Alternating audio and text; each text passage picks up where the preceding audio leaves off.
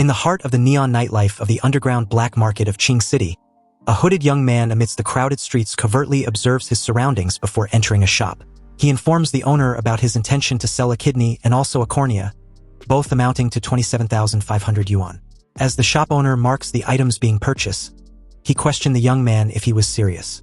Because in the past 6 months, the same person had already sold a kidney, a spleen, a gallbladder, a part of the liver, 1/3 of his liver, and a part of his small and large intestines. If he was to sell another kidney, he won't last for more than 2 days. Lying on the stretcher, the guy calmly stated that it was fine. To save his seriously ill sister, any sacrifice was worth it. The shop owner gave up on trying to advise the poor guy and picked up a huge butcher's knife. He raised it high in the air, and without hesitation, went through the procedure, causing our poor fellow to scream in agony. After that, the supposed deadman walking headed back home with a stick to guide his way. His eyes were covered with bandages. He removed the bandage and checked the people around. He smiled when he found out no one was paying enough attention to him to follow him. He then used a regeneration effect to heal his wounds. He also pulled out a stack of cash he got from selling his cornea and kidney, silently declaring that the money, including the money he'd saved, should be enough for him to pay for the job transfer ritual.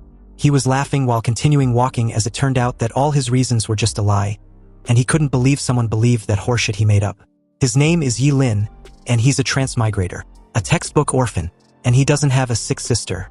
For context, the world he transmigrated into was overflowing with spiritual energy, full of demons and beasts everywhere. There are also countless dungeon realms. As an orphan, surviving in this new world was really tough, until he discovered his unique ability, his body regeneration. No matter how severe his injuries were, his body can fully recover within minutes, and even missing organs or limbs can regenerate. He used his regeneration to sell his own organs to save up 100,000 yuan just to pay for the expensive class change fee. Because only by going through the class transfer ritual and awakening his power can he become stronger. Only then can he stand firm in this perilous world and protect the ones he cares about, if he has any of course. And today was the big day for the class transfer ritual. When he arrived at the location, there was a group of 3 people who approached him, asking him why he had come.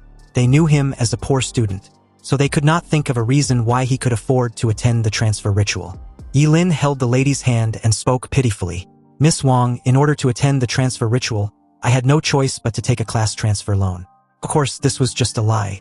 Ye Lin didn't want anyone being suspicious of him. Miss Wang was shocked, and the guys with her were afraid that Ye Lin would be stuck working the rest of his life just to pay back the loan if he ended up with a useless profession. Luckily, Miss Wang permitted him to join and even wished for him to give all his best. She told him to go inside before the class transfer ritual would begin. After a few minutes, all the students who were participating in the class transfer gathered and were called one after another. The first participant was called Gao Diyu from class 5. Some students behind him gossiped that he's also not from a rich family. When Gao Diyu reached the stage, the principal instructed him to place his hand on the golden ball and relax his whole body. After just a minute, the principal declared that he obtained a support type class, which was an A-rank poultry breeder. The students then murmur that Gao Diyu will be a poultry breeder for the rest of his life. Don't get discouraged just because it's a support type class. There are only useless people, not useless classes, the principal stated calmly just to motivate Gao Diyu. The next student called was a lovely girl with an incredibly sexy figure, wearing a tight red dress and leather boots. She was Zhuge Nini, and everyone admired her so much. The moment she reached the stage, the principal then wished her luck. She thanked him and immediately placed her hand on the golden ball. A phoenix then appeared. The principal was surprised as it turned out Zhuge Nini got an SSS rank fire mage. Now, Arching City Academy can finally hold its head high, he added. The other students were also impressed, including Ye Lin. He knew that an SSS level fire mage could rival an entire army. After Zhuge Nini's class transfer, the principal then informed her he would discuss her training plan later with her since her SSS class was a big deal for their school. Zhuge Nini then went downstairs, and Ye Lin's name was called. While walking, Ye Lin heard everyone talking about him for getting a class change loan just for this ritual. Ye Lin slightly looked at Zhuge Nini and assured himself he was not going to be her or anyone's side character.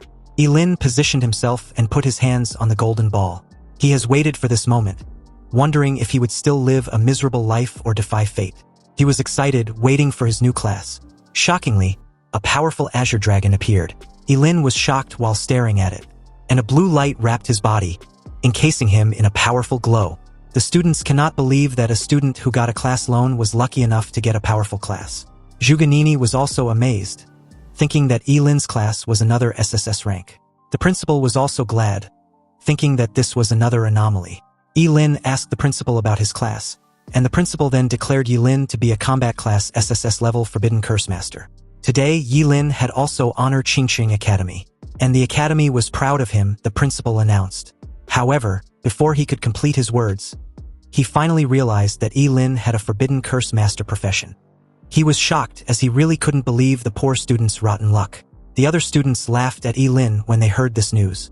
You see, no Forbidden Curse Master, if any, had ever lived past the age of 25. Because the Forbidden Curse Master was the kind of profession that consumes one's own life to use a skill. Due to this, someone who has this profession always die young.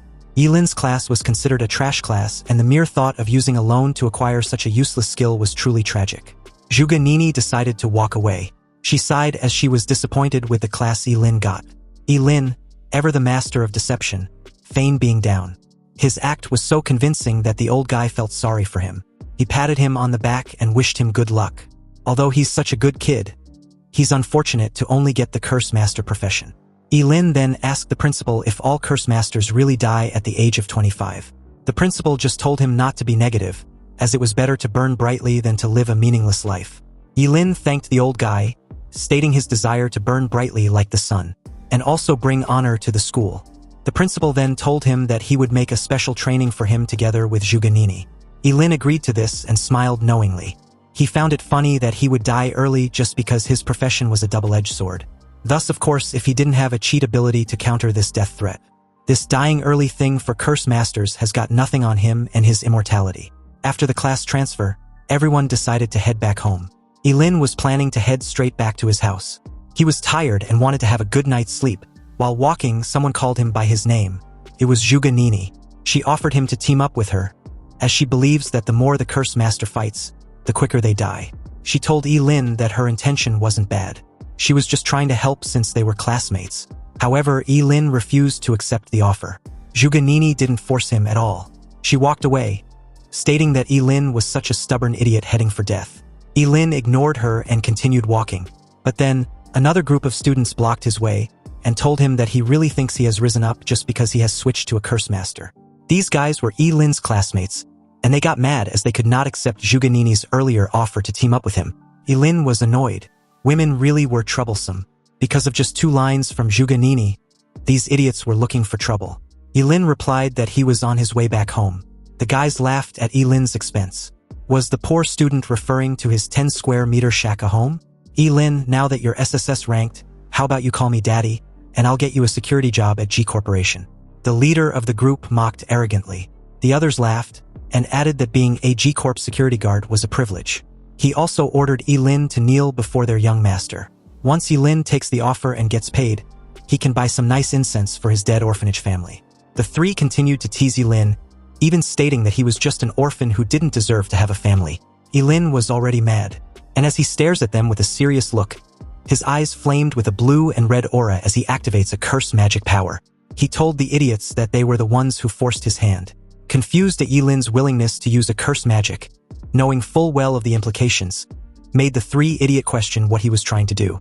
Was he really going to use a curse magic and shorten his lifespan? Why wouldn't I? Ye Lin also questioned with a puzzled look. Didn't you fools speak of my dead family? Conjuring a slight lightning strike, Ye Lin's attack was only to scare them. The guys, now scared shitless of Ye Lin, pleaded about the need for their classmate not to use a forbidden curse on them. But Ye Lin simply stretched his hand and challenged the idiots to come at him if they dare. However, they decided to run away in fear. Ye Lin then deactivated his curse ability and uttered, "What a bunch of trash." They actually ran off with just 1 move. As he continued to walk, he felt like his duodenum was scorched. He wasn't aware that Zhuge Nini witnessed the commotion. She was annoyed that he was getting provoked by a few insults and was ready to throw his life away. She was sure that even if someone acted like Ye Lin, who isn't a curse user, they would definitely not go far. For her, Ye Lin wasn't worthy of standing beside her. The night came, and Ye Lin was already at his home. Ye Lin placed his bag down on the couch and sat while checking his system interface. Apparently, sacrificing a piece of duodenum would summon a regular lightning bolt. But sacrificing a bladder summons thunder from burial waters. Next, sacrificing a heart can summon destruction purple lightning. If that is the case, Ye Lin concludes he would die summoning the most powerful chaos god thunder. He lay down on his couch when he felt his head spinning, but he was aware that it was the side effects of his body recovery. At the same time, Ji Lingyu went to his father and asked to avenge him. He wanted his dad to send someone to take Ye Lin out. However, his father reminded him that killing an SSS-rank curse user was very risky, and there is no benefit in it for them. He's aware that someone who goes all out using forbidden spells, just because of a few insults, is clearly emotionally unstable. He snuffed out his cigarette on the ashtray and told his son not to forget that Ye Lin is from a poor background. He wants his son to learn how to use his greatest advantage to target the enemy's weakest spot. Early the next day, Ye Lin went to the Qingqing Academy. He kept yawning due to a lack of a well-deserved sleep. The students around started murmuring about what he'd done the day before when suddenly, someone tapped Ye Lin on the shoulder with a bottle.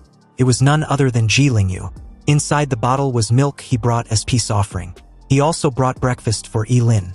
Ye Lin was clueless as to why, but accepts the milk regardless. At first, he thought Ji Lingyu was trying to poison him just because he couldn't beat him. But the poor guy replied that he wouldn't dare. It was just his way of thanking him. "Thank me?" Ye Lin questioned with a skeptical look. "Yeah," Ji Lingyu replied with a forced smile. Ye Lin drank the milk and told Ji Lingyu to just say what he wants. Unexpectedly, Ji Lingyu stated that he was grateful that Ye Lin struck him like a bolt of lightning. Apparently, that lightning strike was Ji Lingyu's wake-up call. He also added that Ye Lin's appearance made him realize that he has been wasting his life in a daze. Ye Lin called Ji Lingyu on his bullshit and again, told the idiot to say what he really wants. Ji Lingyu suddenly kneeled and stated that he wants to call Ye Lin big brother. Ye Lin was shocked and questioned him if he happened to hit him in the head. But Ji Lingyu replied that he was serious, and that the beating he received the day before made him reflect on himself. He deeply reflected and wants to become a better person. But he needs a great role model. Ye Lin agreed to be his role model, but there need to be some tuition payment. Surprising enough, Ji Lingyu didn't refuse and immediately asked for Ye Lin's account number. Ye Lin headed to the field as he gave his account number. He told Ji Lingyu to transfer 2 million as a first-term tuition payment. When Ye Lin asked if it was too expensive, Ji Lingyu reassured him that it was not. He will inform his dad to send it right away.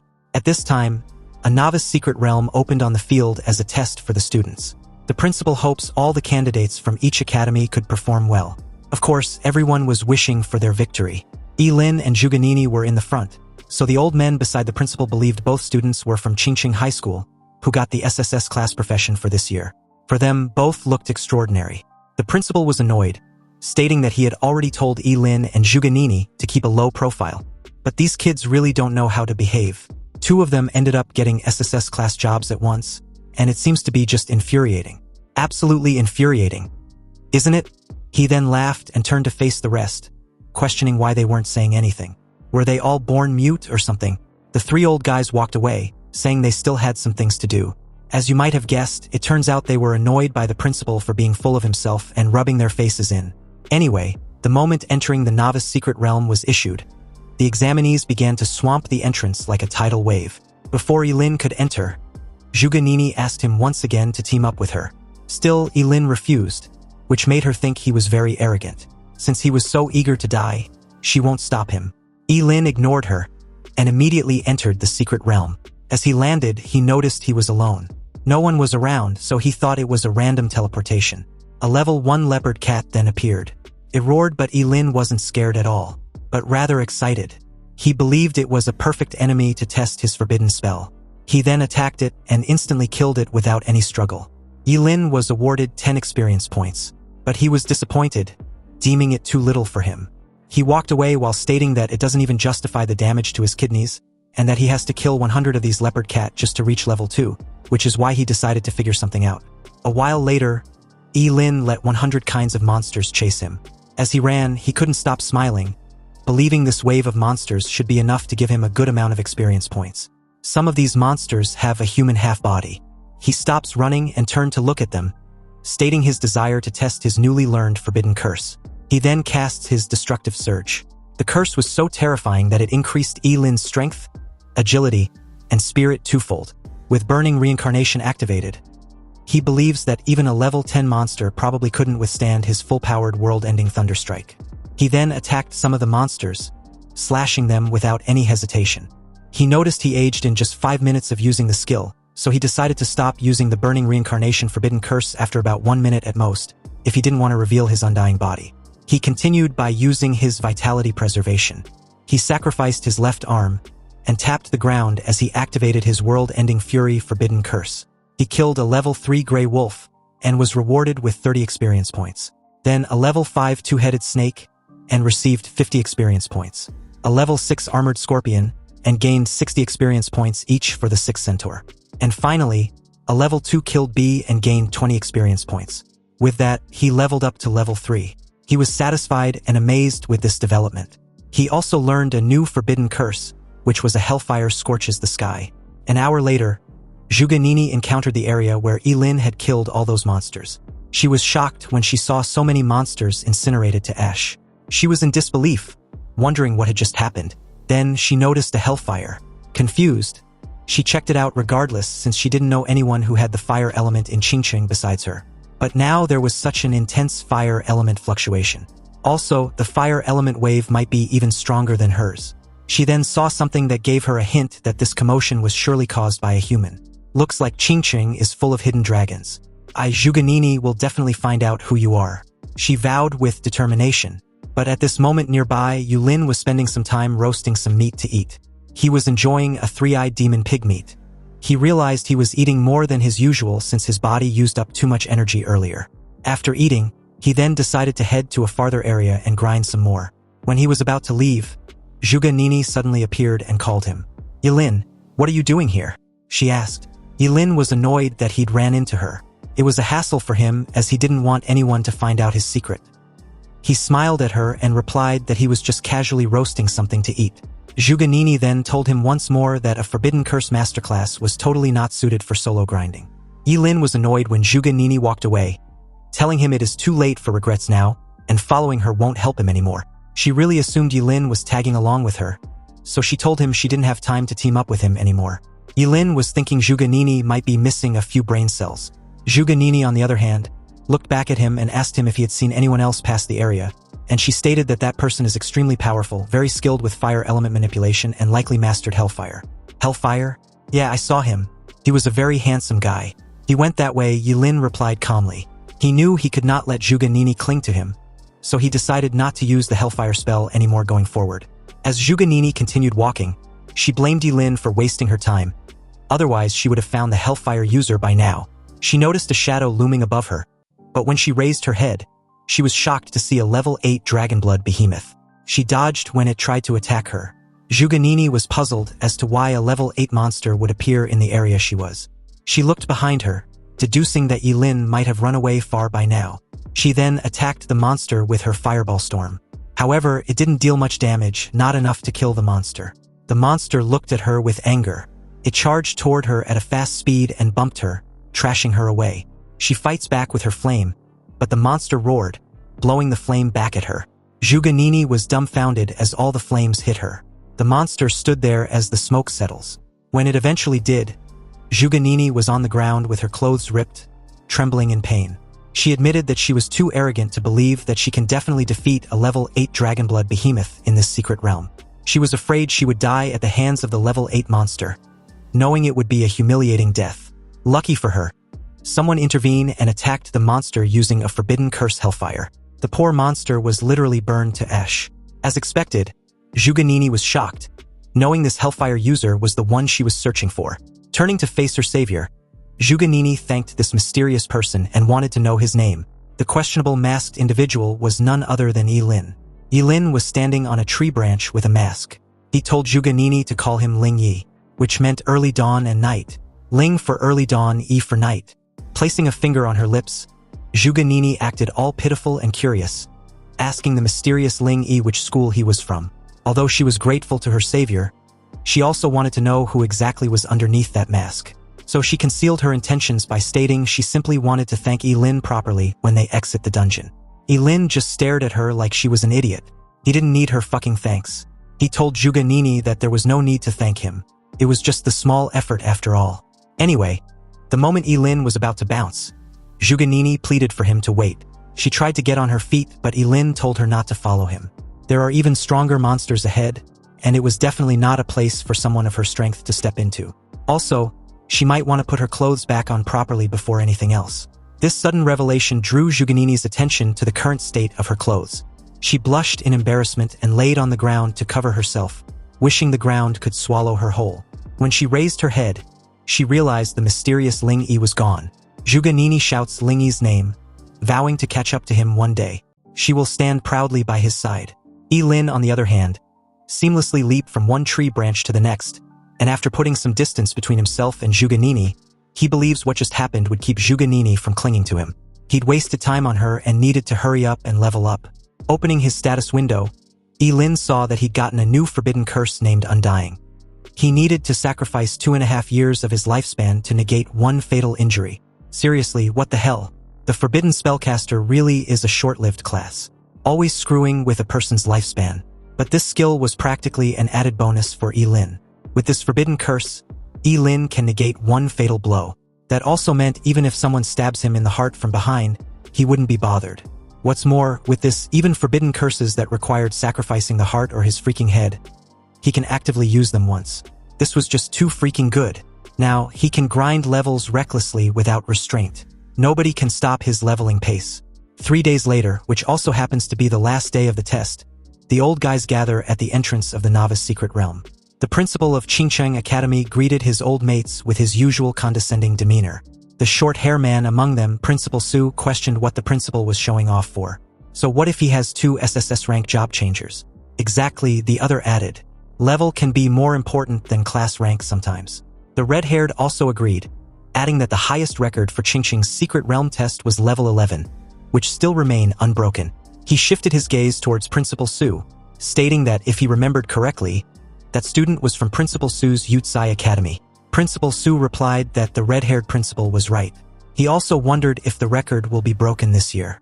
The principal of Qingcheng Academy added that they will see. He believes his student can definitely surprise everyone.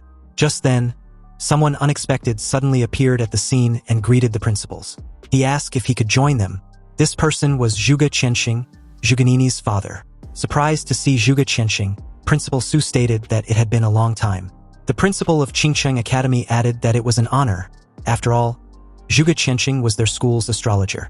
With pleasantries out of the way, Zhuge Qianxing asked about his daughter, wondering if she caused any trouble for the principal. Seeing how Zhuge Qianxing dotes on her daughter, the principal replied calmly, "No, not at all. Zhuganini is the pride of our Qianxing Academy." But just then, they noticed someone coming out of the dungeon. The time for the dungeon wasn't up yet, but someone was already coming out. The principal of Qingcheng Academy deduced that the person must be injured. This person turned out to be none other than Zhuganini, who greeted the principals and was surprised to see her father. Her father wanted to know the reason why she came out early, and her principal wanted to know the level she was at. Zhuganini calmly stated that she was at level 12, which shocked all the principals present. With the record broken just like that, her principal was very proud. His student was worthy of being a fire mage. Zhuge Qianxing approached her daughter and stated that she was too willful. After all, if she had stayed inside the dungeon and grind some more before coming out, she would have definitely shot up to level 13. Zhuganini replied her father that the dungeon just became too boring. It took her ages to find monsters around level 10, and the experience reward was also pitifully small. But in all honesty, the real reason Zhuganini came out early was to find Ling Yi. Being the first to come out meant she could see everyone who comes out afterward. Meanwhile, back inside the secret realm, Ye Lin suddenly sneezed heavily like he already had a cold. He found this behavior strange since the area he currently wasn't cold.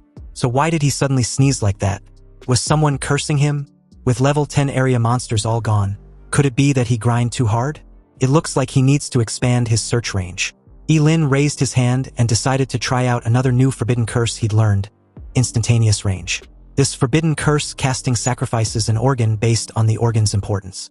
He can also gain agility with its maximum being 10 times extra agility of an hour duration. Ye Lin spared no time activating this forbidden curse of 10-time agility, sacrificing his kidney. The feeling was awesome.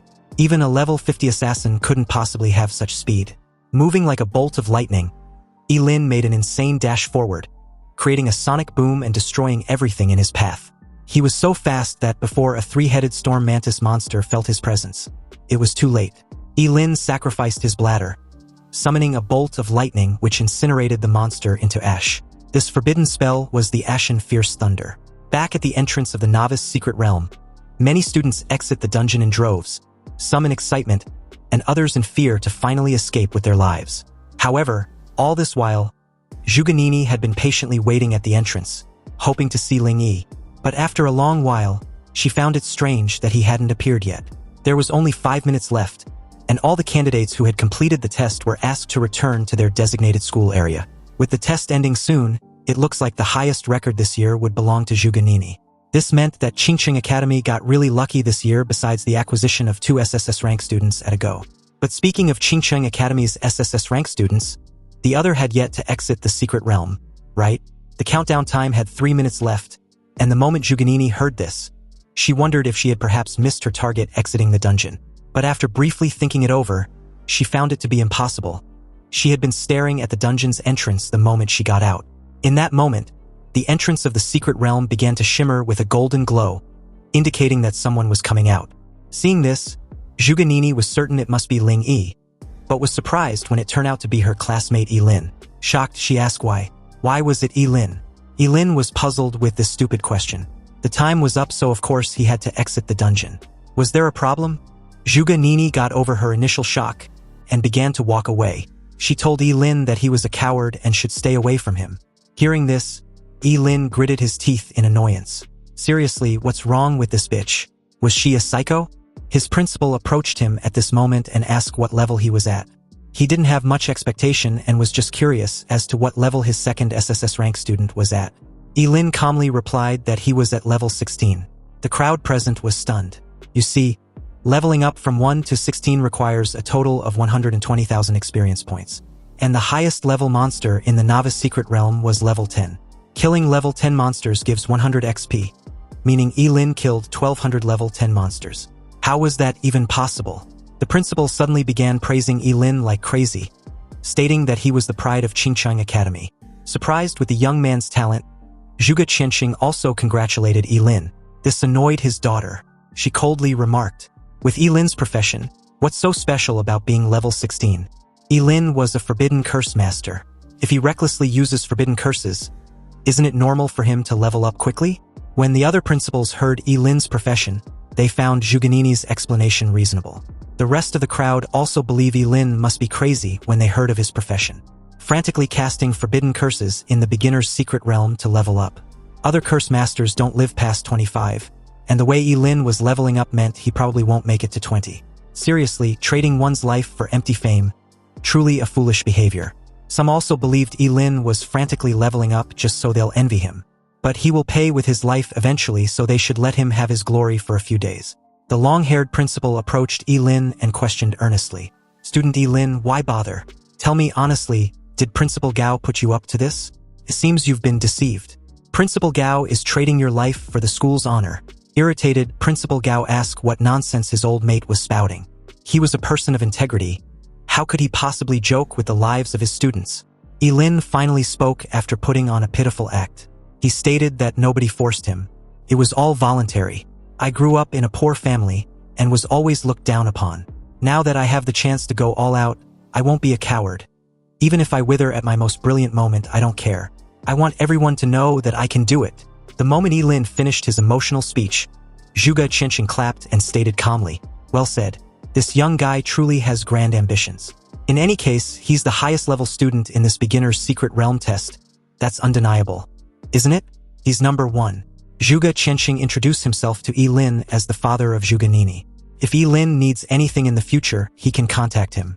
Zhuge was pissed off when she heard this, questioning her father why he believes Ye Lin was number 1. When Ling Yi comes out, his level will definitely not be lower than Ye Lin's. "Oh, is that so?" his father retorted, although his tone was smoothing. "Who is this talented Ling Yi?" Hearing this question, the principals began asking themselves if any of them had a student by that name. However, none of them seemed to have heard of this student. But Zhuge still spoke confidently that Ling Yi was a true heaven's pride, and when he comes out of the dungeon, everything will be proven. Meanwhile, inwardly, Ye Lin was again insulting Zhuge as a stupid bitch. She just couldn't keep her freaking mouth shut. Having enough of this farce, Ye Lin said his goodbye to Principal Gao and Zhuge Qianqing before taking his leave. He wanted to go home and rest well. Shortly after that, the time was up and the novice secret realm test was over. But Zhuganini was puzzled with this outcome. Where was Ling Yi? Could it be that while I was talking to Ye Lin, Ling Yi quietly slipped away? Cursing, Zhuganini started blaming Ye Lin. She believed Ling Yi's escape was Ye Lin's fault. When her father placed a hand on her shoulder, she asked if he believes him. Ling Yi was truly a genius and even saved her life. Zhuge Qianxing figured out that her daughter's early exit from the dungeon was simply to find this mysterious Ling Yi. But this was a bit strange. He asked Zhuganini if it was possible that Ye Lin was the mysterious Ling Yi she had been looking for. Hearing this, Zhuganini vehemently denied this possibility. What was her father thinking? How could that coward be compared to Ling Yi? Ye Lin saw the dragon blood behemoth she faced in the dungeon and ran away in terror like a coward. And Ling Yi's mastery of the fire element was extremely high. How can Ye Lin of all people know about stuff like that? Meanwhile, back inside his apartment, Ye Lin let out another heavy sneeze which jolted him awake. He wondered who was talking behind his back. Seriously, it must be that stupid woman Zhuganini. Just then, a knock on his door drew his attention. Ye Lin asked who the person was, and the moment he opened the door, he questioned the fat business guy in front of him. The fat guy introduced himself as Wang. Mr. Wang, the manager of Qingcheng Brain King Oral Liquid Limited Company. He had been searching for Ye Lin for a while, and now he'd finally found him. The moment Ye Lin led Mr. Wang inside his apartment, he questioned what he was there for. Mr. Wang replied that he's got good news for Ye Lin. He heard Ye Lin successfully changed profession and even broke the highest level record in Qingcheng's beginner's secret realm. So his company was sincerely inviting him to endorse their product.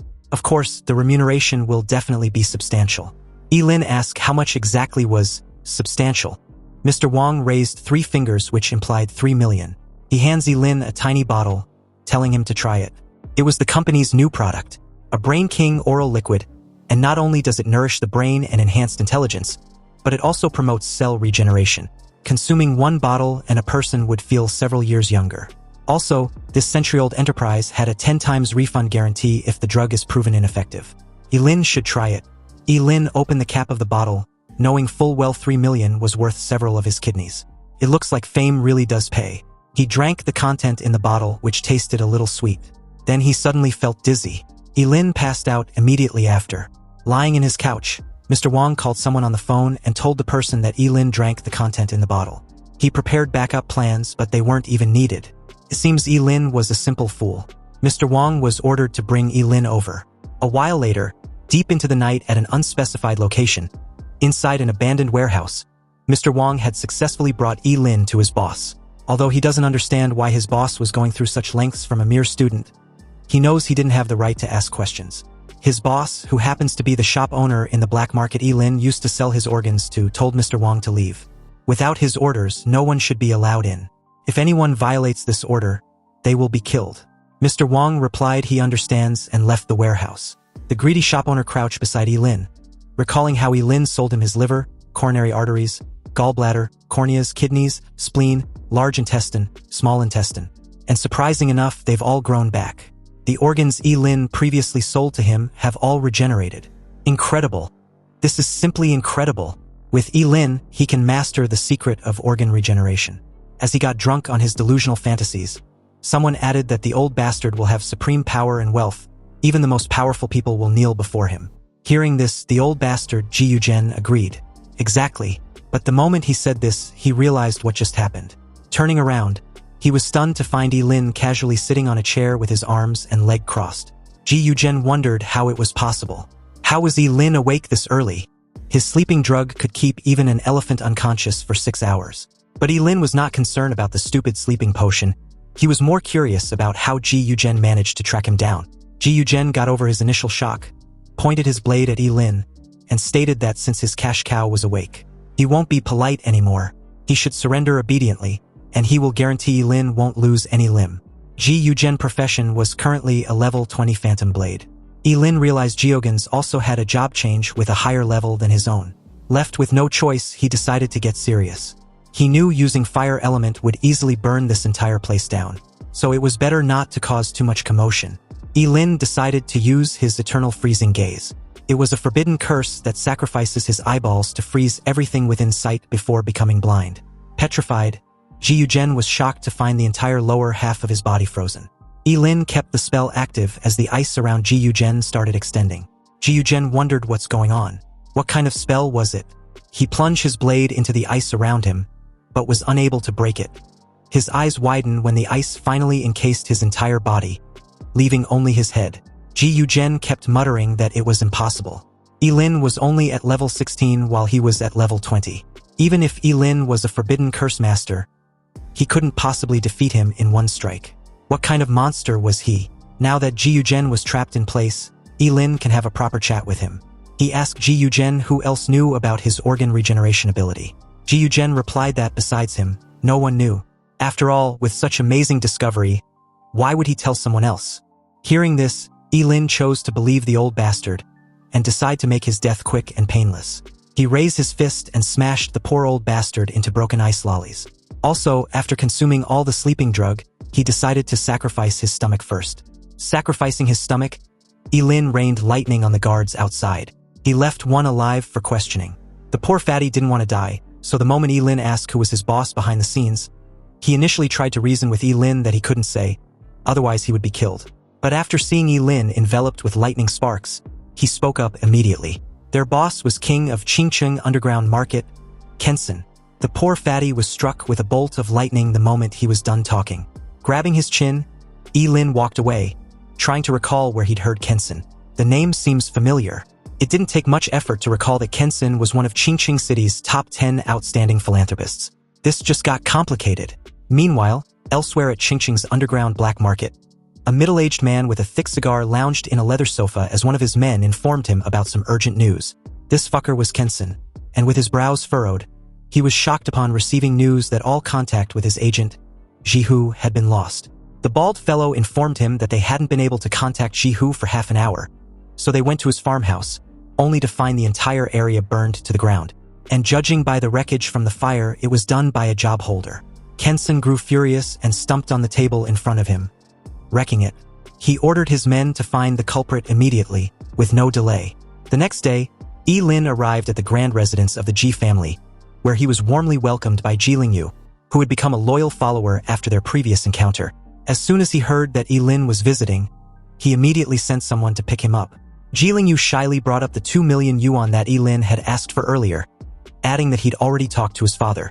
However, Ye Lin interrupted him, questioning if Ji Lingyu was trying to disrespect him talking about money in that moment. Since he'd agreed to accept Ji Lingyu as an underling, money was just a small matter.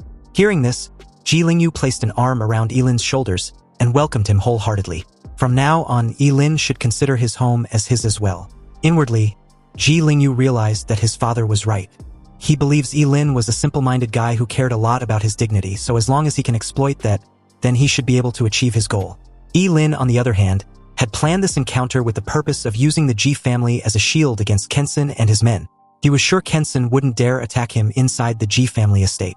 Ye Lin entered the house and was surprised to find a large number of maids lined up, greeting him politely and respectfully, which left him a bit speechless. He looked at the maids and thought to himself how different life was when one had wealth. Ji Lingyu offered to assign one of the maids to be Ye Lin's personal servant, and Ye Lin accepted the offer. But soon after, Ye Lin felt embarrassed and refused, saying he was only joking. However, Ji Lingyu insisted, adding that his boss should also change his clothes for something important. Ye Lin eagerly asked what the important matter was, but Ji Lingyu told him to wait until they arrived at the destination. Eventually, they arrived at the annual Qingcheng auction, and Ji Lingyu informed him that this was the grand venue he had never visited before. Upon arriving at the annual auction in Qingcheng City, Ji Lingyu told Ye Lin that he would later introduce him to some of the city's most important figures, but Ye Lin preferred to start with food, and told Ji Lingyu to go about his own business and not mind him. Internally, Ji Lingyu sarcastically commented on Ye Lin's simplicity and naivety, thinking he still lacked experience due to his poor upbringing. As Ye Lin ate heartily, especially since he had previously sacrificed his stomach and now needed to compensate by eating more, he heard a voice beside him asking why he was here. When he turned around, he saw Zhuganini and her friend Lu Yanwei standing there. Lu Yanwei asked Zhuganini who Ye Lin was. Ye Lin felt annoyed seeing Zhuganini again, wondering to himself why this stupid woman keeps showing up in front of him all the time. Zhuganini responded to her friend with displeasure, stating that Ye Lin was just the coward who ran from the monster in the novice secret realm, expressing her frustration at seeing him again. Zhuganini deems Ye Lin as bad luck. Ye Lin smirked inwardly, wondering what Zhuganini's face would look like if she discovered he was actually Ling Yi, the very person she admires deeply. Ji Lingyu arrived with a group of friends to proudly introduce them to Ye Lin, presenting him as his superior. The group was surprised by this, and in a mocking tone, stated that Ji Lingyu should be the one in charge. However, Ji Lingyu firmly responded that Ye Lin was no ordinary person and that his level was now very high. Everyone was stunned to learn that Ye Lin had reached level 16 in the novice secret realm. Shocked by the huge gap between his level and their own modest ones, Ye Lin calmly advised them not to be too surprised and expressed his willingness to help them level up. If only they could get out of the city, then they could all get good results in the upcoming major exam. Everyone became excited upon hearing that Ye Lin was willing to help them, but Ji Lingyu expressed concern because they were forbidden from leaving the city before the major exam, to prevent students from gaining assistance from stronger individuals. Ye Lin then subtly hinted that the journey to the exam site itself might be a good opportunity for leveling up, though he voiced concern about lacking equipment. Ji Lingyu quickly reassured him that equipment would not be a problem at all and promised to provide anything he needed from the current auction. Ye Lin was surprised by the offer, but Ji Lingyu assured him that his father would financially support them no matter the cost if it would improve his exam performance. The auction began with the appearance of the beautiful hostess, who welcomed the attendees and introduced herself as Qingqing from the auction house. She wished everyone success in obtaining what they desire, and a warm applause ensued seconds after. Without delay, Qingqing presented the first item, an epic fire-type skill scroll for mages, starting the bid at 500,000 yuan. The bids rose quickly until they suddenly reached 3 million yuan, and the bidder behind this massive offer was none other than Zhuge Qianqing, Zhuganini's father. Ye Lin watched the scene calmly with a smile, realizing that Zhuge Qianqing was spending generously to buy skills for his daughter, but deep down he felt satisfied with himself. After all, as a master of forbidden curses, he didn't need such scrolls at all because his skills were all-powerful curses. Ye Lin turned to Ji Lingyu and whispered, "Your profession is an A-rank shadow blade, right? If something pops up that suits your class, don't hesitate. Bid right away. The right skill might save your life later." The auctioneer smiled, her voice crisp and clear. Next up, an item of rare quality. The Royal Dragon Wish Ring. It increases spirit by 30% and grants the passive skill, Dragon's Aura. The starting bid was 2 million and the minimum raise 100,000. Ladies and gentlemen, place your bids. The crowd erupted and the first bid was 2.5 million, then raised to 3 million, then 3.1. Bids began to pour in rapid succession. Ye Lin's eyes sparkled. A 30% spirit boost? That's huge. For any awakened fighter, that's a game changer. He edged Lingyu to bid for the ring. Ji Lingyu leaned toward his father and told him that he wanted that ring. His father didn't even hesitate. 8 million. He believes that spending 8 million to help his son ace the national exam and enter into a prestigious university is worth the money. And about Ye Lin, he was a forbidden caster and won't live long anyway. So after a few years, he will be dead and every equipment purchased for him will eventually end up returning to the Ji family. The auctioneer raised her voice, wanting to know if anyone was willing to offer a higher bid. In that moment, it seemed that no one wanted to bid more than 8 million, when suddenly, a bid of 10 million was announced from behind. The room fell silent as Kenson's tall and imposing figure stepped into view. He called out President Ji and asked how he was doing. It's no surprise that the two know each other very well, and the moment the Underground King was noticed, gasps echoed across the room. Everyone was curious as to why he was there since this wasn't his usual crowd. On the other hand, Ye Lin instinctively stepped back into the crowd after finally meeting Kenson, even if it's in passing. He can't be discovered. President Ji was curious to know what exactly his G group has done to offend Kenson. Kenson chuckled darkly and narrowed his eyes as he points a finger at President Ji. Kenson stated that President Ji had his men killed, and now he wants him to be polite about it. President Ji stayed calm and replied that he doesn't know what Kenson was talking about, but if he was looking for a fight, then his G group was not easy to bully. He then bids 12 million. Kenson's face twisted into a smile. He'd received the message loud and clear. They'll see who lasts until the very end. On his way out, he muttered to his assistant if he'd verified the car from the warehouse. The guy nodded and replied that there was no doubt that it was from G Group. They followed it straight back to G family's villa that evening. Kenson's face darkens upon this confirmation. He coldly stated that President Ji shouldn't blame him for what he's about to do. Moments later, the Royal Dragon Wish Ring was sold for 12 million. President Ji offered Ye Lin the ring and asked if he likes it. Ye Lin replied that he does and thanked him. Ji Lingyu leaned over and asked his father who Kenson was. His father replied that Kenson was the underworld king who's been trying to go legit. But now he'd suddenly set his eyes on their family's empire. Kenson didn't look like the type of guy to make idle threats. So Ye Lin warns President Ji that although the Ji group was powerful and often attracts unwanted attention, it wouldn't hurt to stay alert and being careful. Hearing this, President Ji agreed. The Emperor Dragon Rui ring increases spiritual attribute by 30%.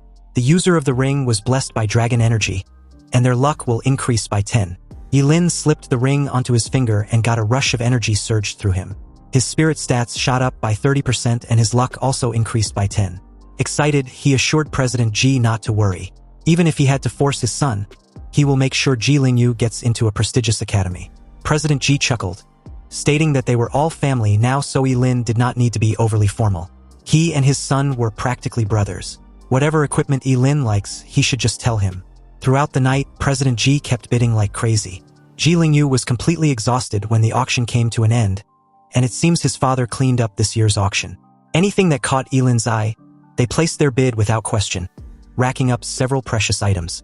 Items like the Azure Thunder Ring boosts spirit by 15% and increases the power of all lightning-based skills by 20%. The Molten Moon necklace had 200 spirit bonus for mental-based casters. The Twin Yin-Yang bracelet gives 40 spiritual attributes, and wearing it unlocks both Cycle of Duality and a passive healing factor that rapidly heals injuries over time.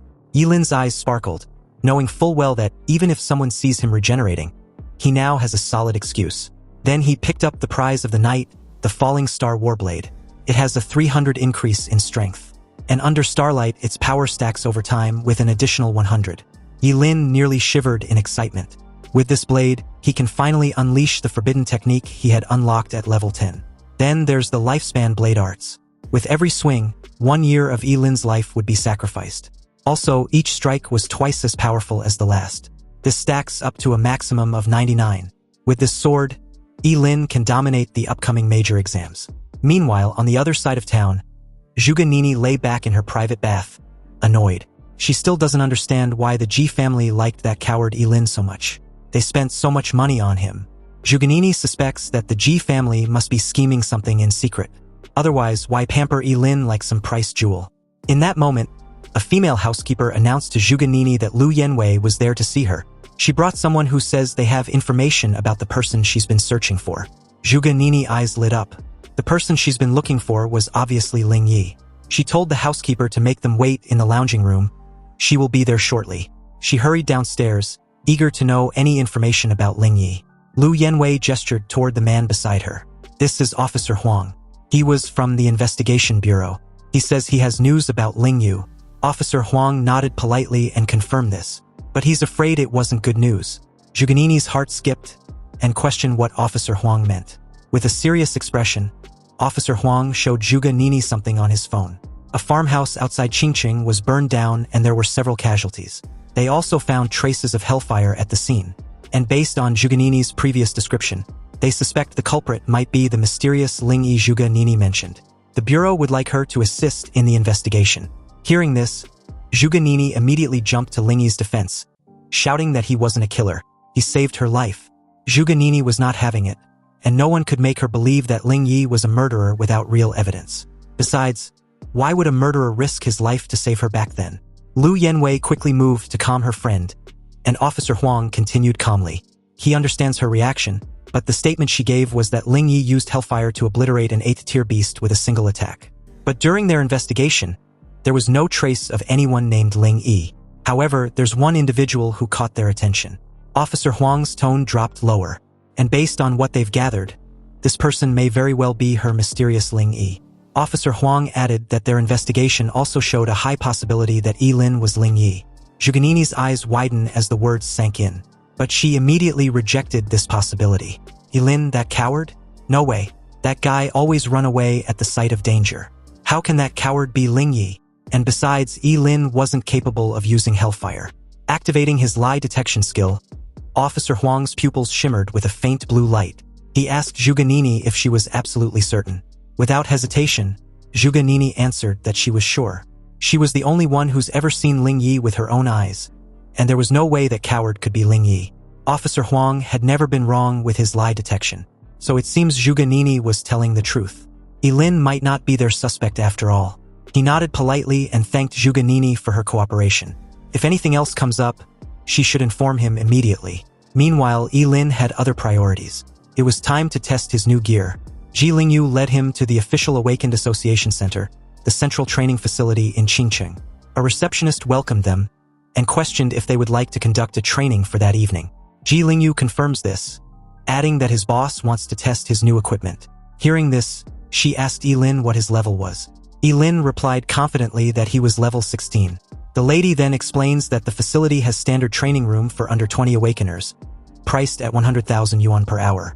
It also includes basic force analysis and mana calibration. Ye Lin told her he wanted a training room for level 40 or below. The receptionist was stunned for a moment, then nodded in understanding. Ye Lin waited outside as the receptionist led Ye Lin into the training room. The training room was very spacious, as big as a basketball court, with a row of dummies in the middle. According to the lady, the training room was made of special materials and was built by an SS-level builder. It can withstand the full force attack of job changers below level 40. This also applies to the dummies. It's extremely difficult for job changers below level 40 to leave marks on the dummies. The moment the door was locked, Ye Lin walked around and carefully checked the training room, and after confirming that there were no surveillance cameras, he visibly relaxed, then drew out his falling star warblade. Ye Lin made a dash forward, deciding to try Yangshuo's sword technique, which consumes a year of his life with every strike. Ye Lin leaped high in the air, grasped the falling star warblade tightly, and instantly entered a mysterious state. The moment he swung the sword, his eyes became firm and deep. The first strike of the sword was followed by a deafening bang in the training room, as if something was completely torn apart. A bright light flashed on the blade of the falling star warblade, which was Ye Lin's burning life. After the first slash was made, the second slash that followed was even sharper and more powerful, and the air in the training room seemed like it's been slashed, forming an invisible sword energy. The third slash followed, then fourth and the fifth. Ye Lin's sword swinging speed was getting faster and faster, and each strike was more powerful than the last. When Ye Lin swung the sword for the 99th time, the entire training room seemed to be shaking, and strong energy fluctuations filled the air. At that moment, it was earth-shattering, and an unprecedented light burst out from the blade of the falling star warblade, illuminating the entire training room. An invisible blade energy gushed out from the blade and instantly slashed towards the dummies in front, tearing them apart. After stacking 99 layers of Yangshuo sword technique, each of his sword slash was extremely terrifying. At this moment, Ye Lin was like a god of war, after he'd slashed hundreds of times in succession. With a clang, the dummies that was said to be able to block the full force attack of job changers below level 40 laid broken on the floor. As Ye Lin carried on, testing the rest of the equipment together with his forbidden spells, a slight tremor could be felt outside. Ye Lin explained to the lady that there was a major exams approaching, so Ye Lin likes to get a little bit crazy when he starts training. The two were interrupted the moment Ye Lin walked out of the training room with satisfaction. With his two forbidden spells of Burning Reincarnation and Longevity Sword Technique, coupled with the sword and the rest of the equipment, he had a rough estimate of his current strength. Ye Lin was curious as to why Ye Lin came out so soon. Ye Lin replied that he was exhausted and needed to head back and rest. Also, he wanted to know if he doesn't need to pay for breaking things in the training room. The lady initially thought Ye Lin was joking. After all, the training room was suitable for job changers below level 40. And if Ye Lin, a level 16 job changer, can damage the things inside, then it means the quality is not up to standard. How can she ask him to pay for it? Relieved, Ye Lin quickly led Ye Lin out of there as the lady went into the training room to check. When she found out that almost everything in the training room was completely wrecked, she covered her mouth in shock. The dummies were slashed and charred, and not a single dummy was left standing. Meanwhile, back at the Ji family residence, the two guards stationed at the entrance were suddenly attacked by an unknown enemy. The neck of one of the guard was pierced with a thin needle coated in poison. As the guard clutched his neck in pain, the other, seeing this, was alarmed and asked what was wrong. Unbeknownst to him, a pair of hands suddenly emerged from the shadows behind him, and just like that, his neck was snapped horribly from behind. Screams and bloodshed followed shortly after as the scene pans to President Ji, who was currently at his study when he heard all the commotion outside. He wondered what was going on. But just then, the old housekeeper, a bit bloodied and bruised, opened the office door and told his master to run. He was about to explain when suddenly, a knife stabbed into his body along his lower back. He screamed in pain as his vitality quickly slipped away. The person responsible for this massacre finally came to view, and it was obviously none other than Kenson. "We meet again," he said, mocking President Ji. President Ji was furious as he took out his gun. But before he could even fire a shot, A long knife with a cold glow flashed by like lightning and under President Ji's incredulous gaze. His hands had already flown high into the air. Kensen smiled with disdain on his face. He called President Ji a fool for using a gun against a job changer. Seriously, was he having a brain glitch or something? You see, guns were okay in dealing with those who had just successfully changed jobs. But once their strength reached level 30 or above, guns were no different from toys in front of them. Kensen raised his sword and was ready to kill President Ji when suddenly, one of his men rushed over and informed him that the two boys were not at the villa. Although Kensen was annoyed upon hearing this, he decided to let President Ji live a little longer. After all, killing him would be equivalent to cutting off Ye Lin's weak spot. But if he doesn't annihilate everything about the Ji family, they will eventually come back and seek revenge in the future. Kensen plans to use President Ji to lure these two boys out and then eliminate them together. In less than half an hour, all the people in the Ji family villa, except Ye Lin's father, turned into cold corpses. When Ye Lin and Ye Lin returned to the residence of the Ji family, they instantly felt that something was off. The guards stationed outside were missing, the entire villa was eerie quiet, and even the lights were off like there was a power outage. Ye Lin suddenly smelled a strong stench of blood and immediately rushed inside with a sense of dread. He told Ye Lin to prepare himself mentally as he switched on the lights. Ye Lin was stunned, staring at the horrifying scene. The bodies of the job changers and servants hired by the Ji family were everywhere, with broken limbs and arms scattered all over the ground. Many people had fear written all over their faces, as if they had encountered the most terrifying evil spirit before they died. Ye Lin took a few steps back, his face ashen as he tried to deny the reality. They must have entered the wrong place. This wasn't his home. Ye Lin warned him to be careful as he screamed in fear, frantically rushing towards his father's study like a madman.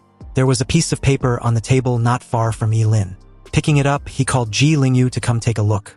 Ye Lin rushed over, seething with rage. The letter informs them that if Ye Lin wants to save his father, he should bring Ye Lin to the underground black market to find him. Also, with every 6 hours, he will cut a piece of flesh from his father. Ye Lin's anger was maxed out at this point. He tore the letter in half, vowing to kill Kensen with his own hands. Ye Lin was about to go find Kensen to fight him to the death when Ye Lin grabbed his shoulder. He stated that everything happened because of him, so he will go save President Ji while Ye Lin finds a place to hide. Ye Lin wasn't having it, so Ye Lin skillfully knocked him out. He apologized and promised to bring his father safely. Ye Lin laid the unconscious Ye Lin on the sofa and left the villa. Ye Lin promised to show Kensen how terrifying a cursed master who doesn't care about his freaking life is. Meanwhile, at the darkest heart of Qingcheng underground black market, Kensen's men were spread all over the place, alert and armed. A black shadow crossed the night sky like a ghost and landed silently without alerting any guard. Ye Lin was wearing black clothes and black shoes, and his face was wrapped in black cloth. Ye Lin completely blended into the night. Although the guards were many, if he could sneak in quietly and catch Kensen off guard, he might actually have a chance to kill him without any fuss. But just when Ye Lin was thinking about this, the next second, one of the guards suddenly turned in his direction, staring directly at him. Shocked, Ye Lin couldn't understand how. He had hidden perfectly, so why was he discovered so easily? The leader pointed his gun arrogantly at Ye Lin and informed him of the hidden camera above his head, also questioning which era Ye Lin was from to be hiding in the shadows like that. Apparently, the entire place had surveillance cameras with infrared night vision. Sure enough, Ye Lin was still a little careless. But it doesn't matter as long as he kills all these people. The guy told him that their boss had been waiting for him. As 3 of the guards approached him, Ye Lin, seeing no point in silently sneaking in, decided to just rush in directly. Since Ling Yi has already taken a lot of blame for his misdeeds, he was not afraid of him taking the blame for the assassination of Kensen as well. But this obviously needed to be under the premise that no one present could escape alive from the underground black market tonight. Otherwise, the secret of his immortality will be exposed. Also, since he's been discovered, he felt no need to disguise himself anymore. Ye Lin removed the mask covering his face and began to perform intricate signs with his left hand leisurely hidden from view. Then, very abruptly, he activated a forbidden spell, the Burning Reincarnation. With the support of 5 pieces of equipment with mental power boost, coupled with his own astonishing 1088 points, Ye Lin's mental power was currently at 2,176 points after activating the burning cycle. At this moment, the group, who had no idea what kind of terrible monster they were facing, saw a line of blazing fire gushed out from Ye Lin's palms. The purple-red flames was so terrifying that it seemed to be able to burn everything in sight. Seeing this, the 3, already aware of Ye Lin's troublesome nature, immediately opened fire. However, the shots fired were dodged by Ye Lin with ease even though the bullet were ineffective against him.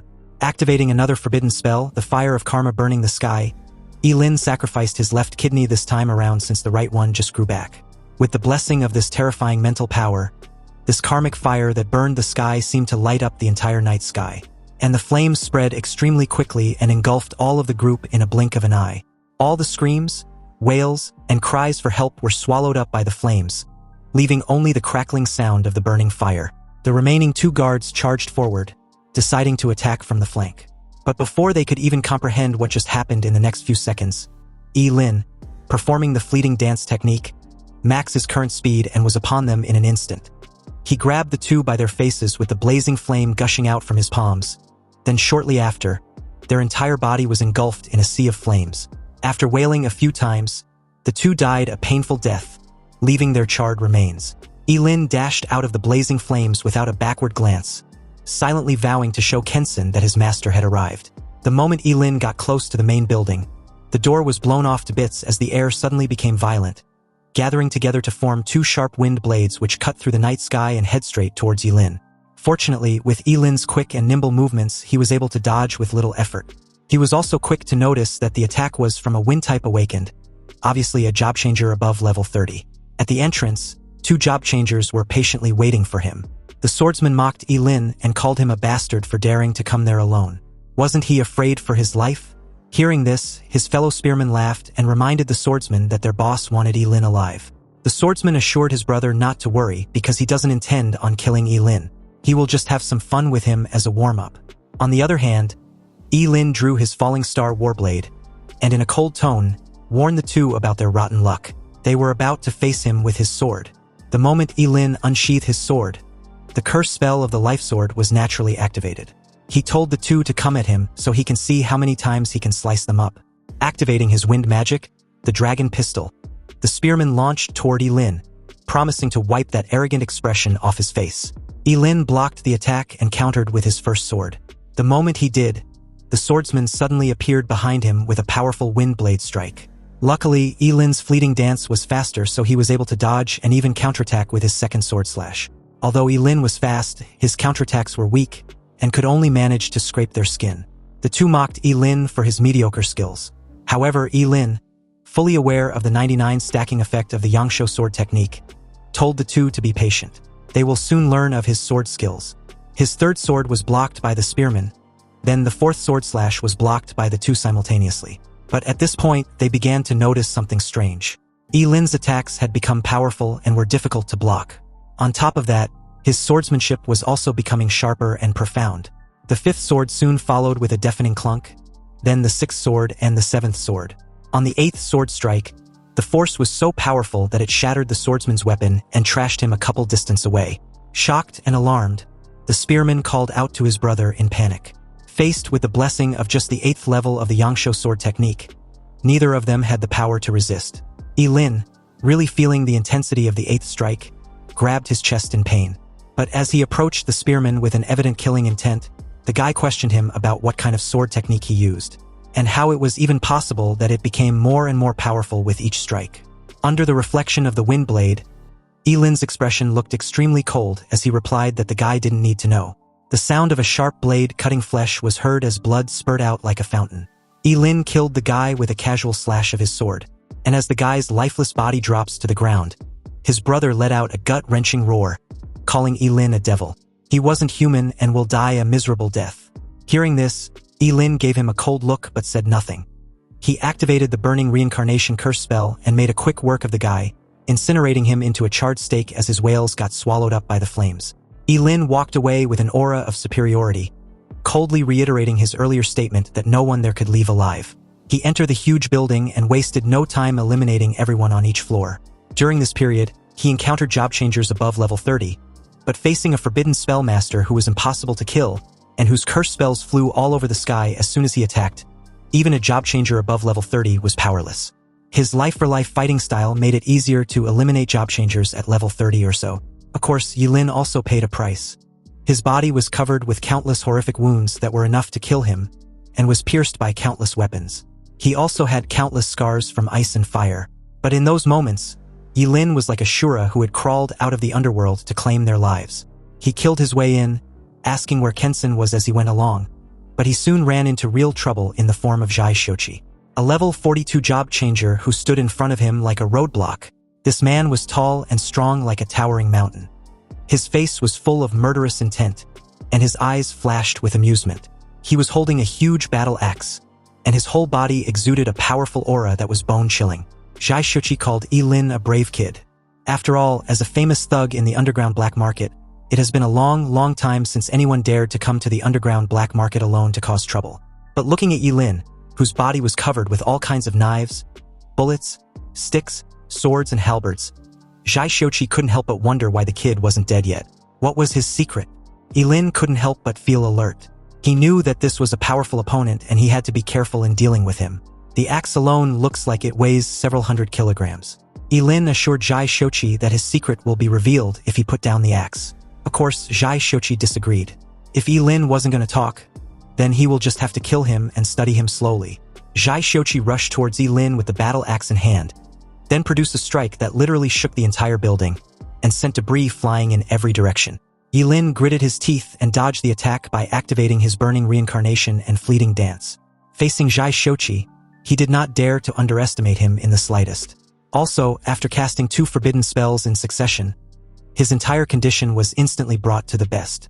Seeing this, Zhai Shochi scoffed and questioned Ye Lin how long he can last by burning his vitality in exchange for combat power. Suddenly, he blitzed towards Ye Lin with his battle axe, smashing down with so much force that Ye Lin was instantly thrown off the moment he raised his sword to block. He even spurted out a mouth full of fresh blood, and before he could get up, Zhai Shochi was upon him with a knee strike, landing squarely on Ye Lin's abdomen. However, Ye Lin still charged forward as if nothing had happened, swinging his sword wildly to stack up his attacks. But the few exchanged didn't have enough power as a force even more terrifying than before burst out from Zhai Shochi's battle axe and swung at Ye Lin, who was attacking him. Zhai Shochi's battle axe continued to hammer down, disarming the falling star warblade in Ye Lin's hand. Ye Lin's face was extremely solemn at this point. As expected, a level 42 job changer was indeed extraordinary. Even with the 99 layers of Yangsho sword technique combined with his burning reincarnation and fleeting dance, he was no match for Zhai Shochi. However, Ye Lin's advantage was his burning immortality. Zhai Shochi used his previous momentum to smash hard on Ye Lin's shoulder, producing a teeth-grinding sound of bones cracking. The sound of Ye Lin's shoulder bone and clavicle breaking under the attack made him spat out a mouthful of blood, and his whole body was trashed across the room like a cannonball, hitting the wall not far away heavily. Zhai Shochi approached Ye Lin's brutally battered figure, a bit disappointed. He was just warming up, but Ye Lin was already down for the count. Ye Lin agrees with this assessment. When fighting a close combat expert, his sword skills were severely lacking. Nonetheless, he still had his trump card, and Zhai Shochi should remember that he was the one who forced his hand. As Ye Lin slowly got up, the shoulder injury quickly recovered, along with any other internal injuries inflicted upon him. Because what happened next was so jaw-dropping that it even seemed excessive. Ye Lin did not hold back at all and attacked with all his might, sacrificing everything he could, and I mean everything. Liver, left lung, stomach, right kidney, gallbladder, duodenum, pancreas, spleen, large and small intestines, you name it, it's probably in there, just to summon the legendary world-destroying thunder. You see, forbidden spells were not omnipotent, so no matter how powerful a forbidden spell was, the person who casts it must be strong enough. Ye Lin's actual level was only 16, so naturally, if it was an ordinary thunder, it would definitely be difficult to cause too much damage to Zhai Shochi. However, this sacrifice made to summon the world-destroying thunder was expensive and enormous, so its power was obviously unfathomable. When the familiar chaos thunder came crashing down, Zhai Shochi's eyes widened with an overwhelming fear, and it didn't take a genius to know he was fucked in every way possible. Although he had his divine physique which could still resist a portion of the attack from the chaos thunder, it was definitely not even close to enough. The world-destroying thunder crushed into Zhai Shochi's body, wreaking havoc. It took less than a second for it to vaporize the upper half of his body to dust, leaving a hand on his battle axe and his lower half, which soon followed. Ye Lin's swordsmanship may not be good enough, but his chaos thunder summoning was a whole different matter. Now, if there was anything Zhai Shochi wanted to know, he can go ask the King of Hell. Groaning in pain, Ye Lin proceeded to the next floor, feeling a little lightheaded. Sacrificing too many organs at once really did a number on him. Meanwhile, in the presidential suite under the same building, Kensen, clearly unbothered, was leisurely having a fun time with one of his many women even though he'd been informed that there's been an intruder. He believes Zhai Shochi, being a mini-boss, was more than enough to deal with whichever nutcase dares to come to his domain, after the intruder happens to defeat all the men in the building, of course. Anyway, the important matter at hand was whether his little plaything wants to have a taste of something delicious he's got for her. The woman, Miss Chen, caught on what Kensen was implying and was fully on board.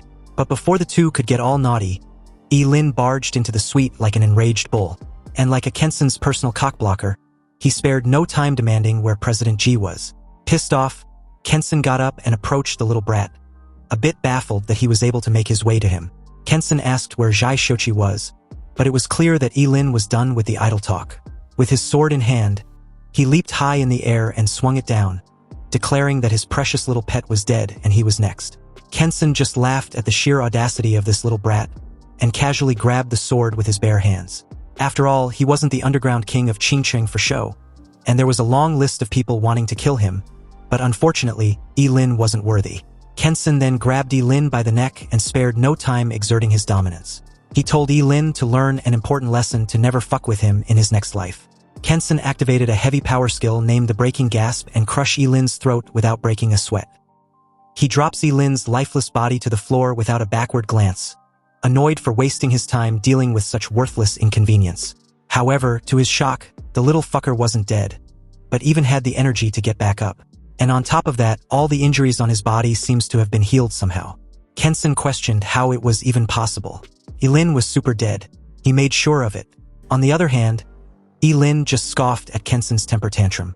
Why would he be dead when he hadn't even had any fun yet? Ye Lin sacrificed his left eye and activated the curse spell, the Eyes of External Freeze. He froze Kensen's legs within an ice prison, and this freaked the hell out of the so-called underground king of Qingcheng. He questioned what kind of curse spell Ye Lin used and why he couldn't move at all. Obviously, Ye Lin ignored the question and asked one of his own. He wanted to know where President Ji was. Kensen refused to reveal where he was keeping President Ji as a hostage, and Ye Lin made him pay dearly for it.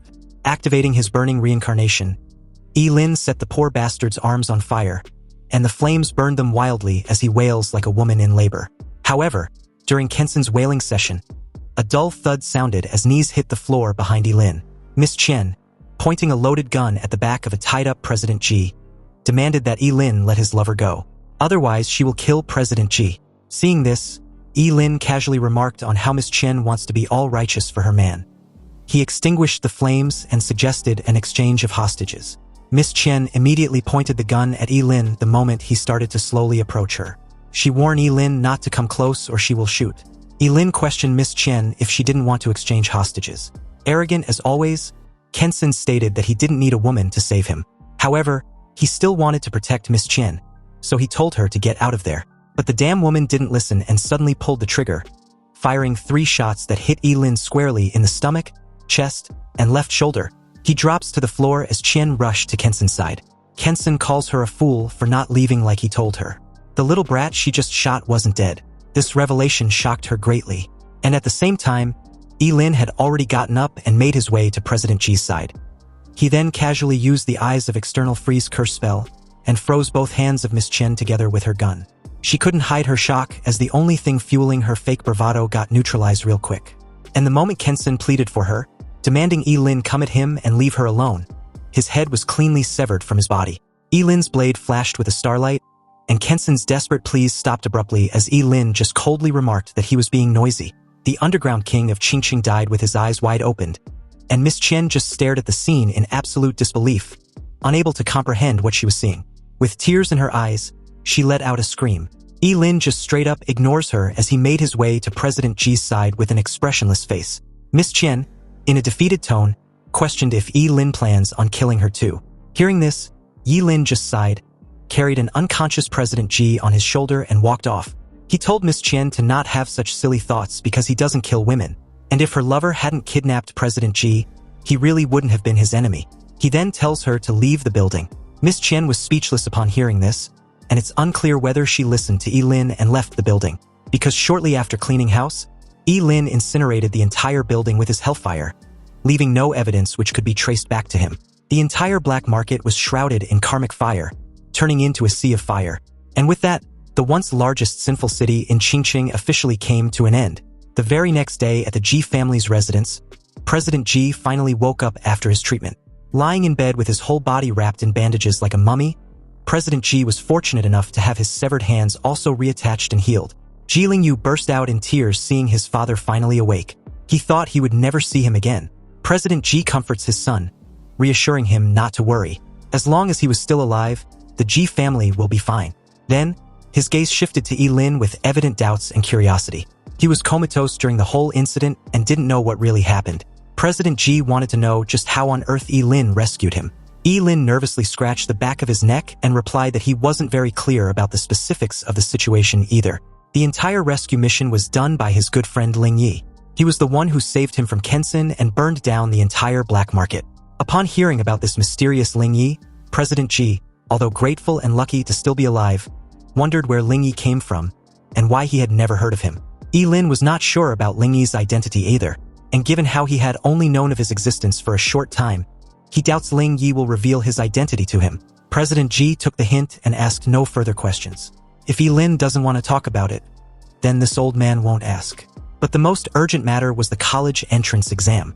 Ye Lin and his son should not delay. The two reassured President Ji not to worry.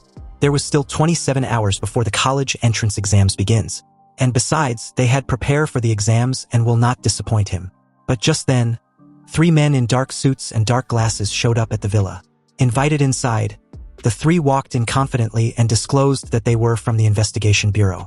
Officer Huang took out an arrest warrant and presented it to Ye Lin, adding that he was suspected in the involvement of a major murder case in the city. They needed him to come with them to assist in the investigation.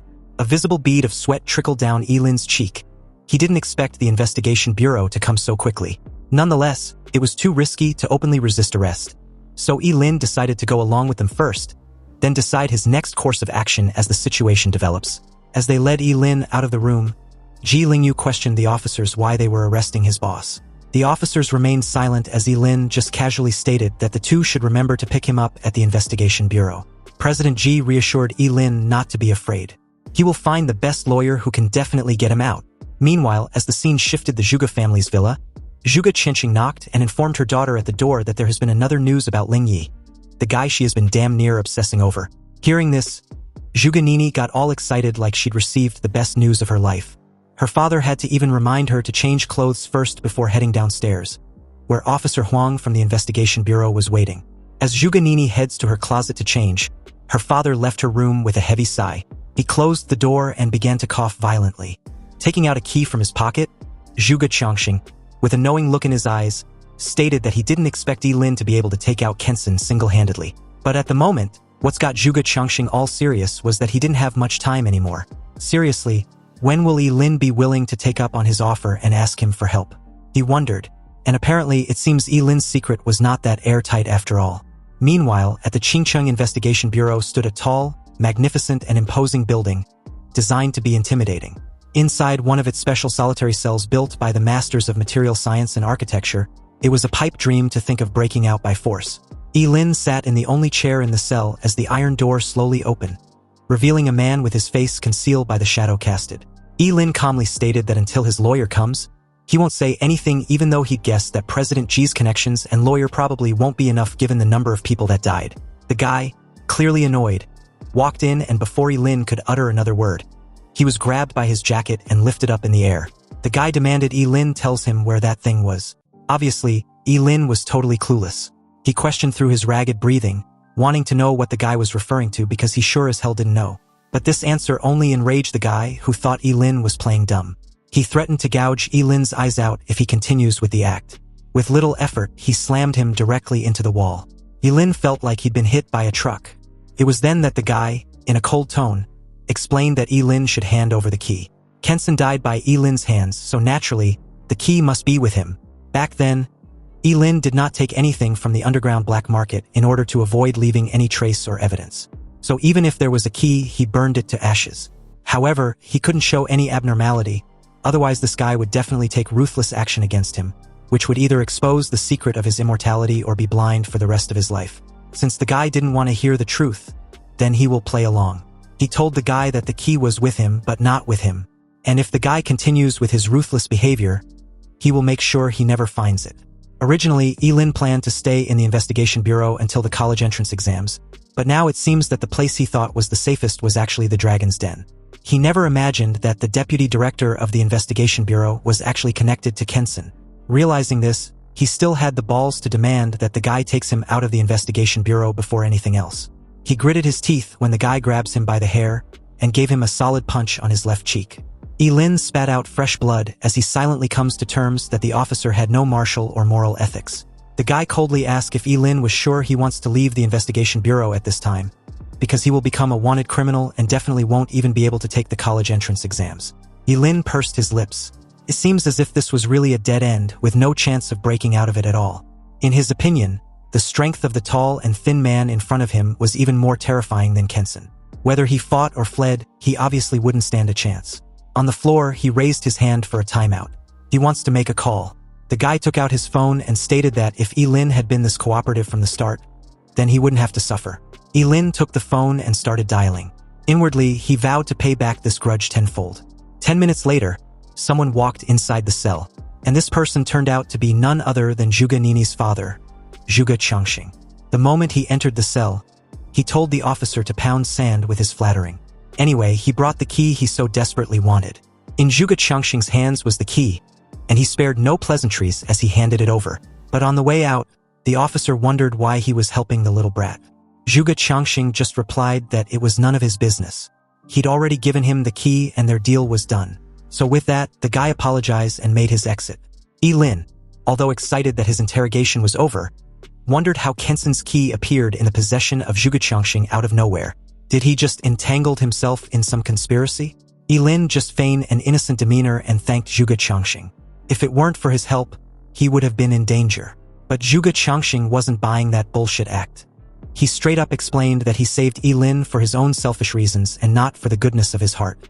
Besides, if the secret of his immortality was made public, all the powerful people in the entire daxia, and probably overseas, will come to kill him. This revelation was like a sledgehammer hitting Ye Lin in his freaking face. Zhuge Changxing actually knew about his immortality. What should he do? Should he kill him? After all, he'd never told anyone because he knew very well that an innocent man was guilty of possessing a treasure. At such a close distance, if he was to take advantage of Zhuge Changxing's unpreparedness and summon the Chaos Thunder with its strongest power, he should be able to severely injure or even kill him. But then what? What should he do after killing Zhuge Changxing? Feigning confusion, Ye Lin tried to play dumb, but Zhuge Changxing wasn't buying it. Just now, there was a flash of killing intent in Ye Lin's eyes. Was it directed at him? It seems that he guessed right. Ye Lin was indeed immortal. Just when Ye Lin was considering whether to take action, Zhuge Changxing continued confidently. As expected, if you eliminate all the impossible, whatever remains, no matter how unbelievable it is the truth. Ye Lin had an immortal body, yet he was so weak. It seems that the legends were true. Ye Lin asked what Zhuge Changxing wanted from him. And upon hearing this, Zhuge Changxing replied with a question of his own, wanting to know if Ye Lin was willing to be his disciple. Hearing this, Ye Lin was truly puzzled.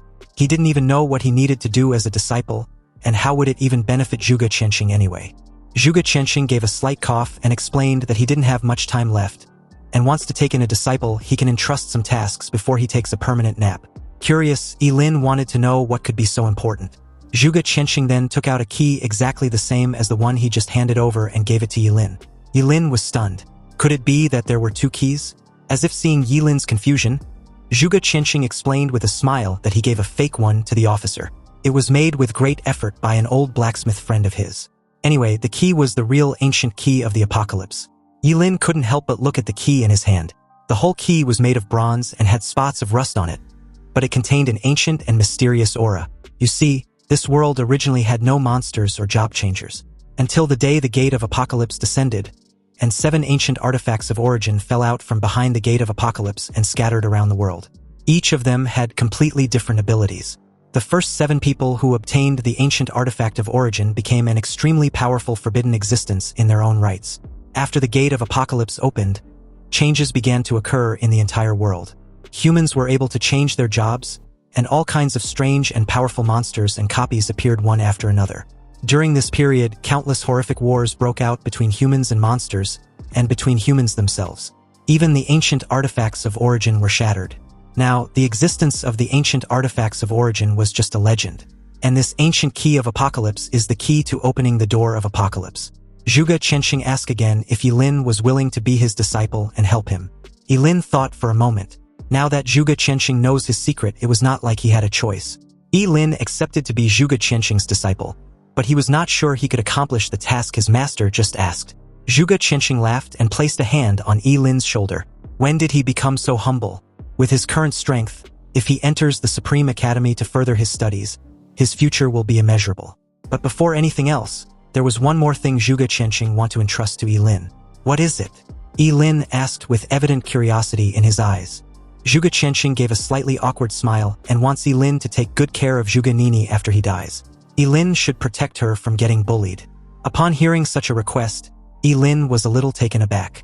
He even wondered if there was anyone who could actually bully that female Tyrannosaurus-like daughter of this cunning middle-aged man. He scratched the back of his head nervously and tried to reassure his new mentor that he will definitely live long, possibly passing a 100-year-old mark. Zhuge Qianxing just laughed at this words of encouragement as he left the solitary cell, with Ye Lin following in tow. Ye Lin might not be aware, but he's quite older than he looks, which has many advantages if he was being honest. Anyway, Ye Lin was still young and his strength can be cultivated slowly, so there was no rush. What matters at present was the college entrance exams. He needed to get good results, and apparently so does her daughter. A while later, as the scene shifted to the Zhuge family's villa, Zhuge Nini was stunned to see the person she hated the most in her home. And to make the matter even worse, she just found out that her father had taken Ye Lin as his disciple. To her, this was impossible and only made her furious. How could her father accept a coward like Ye Lin as his apprentice? It seems that her classmate was not only a coward, but also full of lies. She insisted Ye Lin leaves her family's home, but obviously, her words doesn't carry that much weight. Ye Lin just casually folded his arms and was too lazy to explain anything to this spoiled princess. He would gladly leave if her father wants him to. After all, it wasn't like he wanted this arrangement anyway. If Zhuge Nini had any problem with him being there, she can go ask her father. Wondering why her little princess was throwing a fit the moment she got home, Zhuge Qianxing came downstairs. But the moment Zhuge Nini saw her father, she gave him a helpless look and asked anxiously why Ye Lin of all her classmates was doing inside their home. He was a coward and full of lies. He should hurry up and kick him out because there was no way he was his disciple, right? Zhuge Qianxing replied her daughter that he did indeed accept Ye Lin as his disciple. So her classmate was telling her the truth. But before Zhuge Qianxing could explain the reason for his decision, Zhuge Nini, incredulous, cut her father off and asked if he was crazy. Was he getting old and confused? How can he want such a person as his apprentice? And even if Ye Lin's character was put aside, what of his talent? Ye Lin was a forbidden spellmaster who cannot live past the age of 25. So what could her father possibly teach him within this limited time? He was going to die very soon anyway. As smart as Zhuge Qianxing was, he didn't know what to say without revealing any of Ye Lin's secrets. He told her daughter to pipe down with such harsh words. But it wasn't like Ye Lin cared anyway. And besides, he added that Ye Lin was actually powerful and was the Ling Yi she had been looking for. Hadn't she figured it out that Ye Lin and Ling Yi were the same person all along? Zhuge Qianxing thought that her daughter would change his opinion of Ye Lin after hearing this. But unexpectedly, Zhuge Nini just sneered and glanced at Ye Lin with cold eyes. She never thought that her classmate was not only cowardly and full of lies, but also a fraud. He can even fool her father. But she knows damn well what she saw on that day. Ye Lin ran away like a coward he was when she needed help. And if it wasn't for Ling Yi showing up and saving her, she would probably be dead. How could these two people be the same person? They look and behave nothing alike. You see, for people like Zhuge Nini, once they determine something and becomes obsessed over it, it's almost impossible to get them to realize otherwise even when it smacked them in the face. As Zhuge Nini walked away, she promised to find the real Ling Yi and expose Ye Lin's hypocritical mask. Ye Lin walked over and asked Zhuge Qianxing whether he should follow her daughter and protect her from a distance. Zhuge Qianxing smiled bitterly and shook his head. There was no need. No one would dare to touch her in Qingqing. Also, Ye Lin shouldn't take her daughter's words to heart. She was not bad by nature, but a little paranoid. Zhuge Qianxing apologized on Zhuge Nini's behalf. This was also his fault for usually doting on her too much. Anyway, with the college entrance exams a few hours away, Zhuge Qianxing took out a wooden box and handed it to Ye Lin. Ye Lin opened the wooden box and found a mask as thin as a cicada's wing. Looking at the mask in the wooden box, Ye Lin felt his scalp tingling. This was not a mask at all, it was clearly a human face, a lifelike face, as if it had just been peeled off. Zhuge Qianxing called the mask the illusion face, a little item made by his old forger friend. As long as Ye Lin puts on the illusion face, he can become another person entirely, with both his voice and aura also becoming completely different.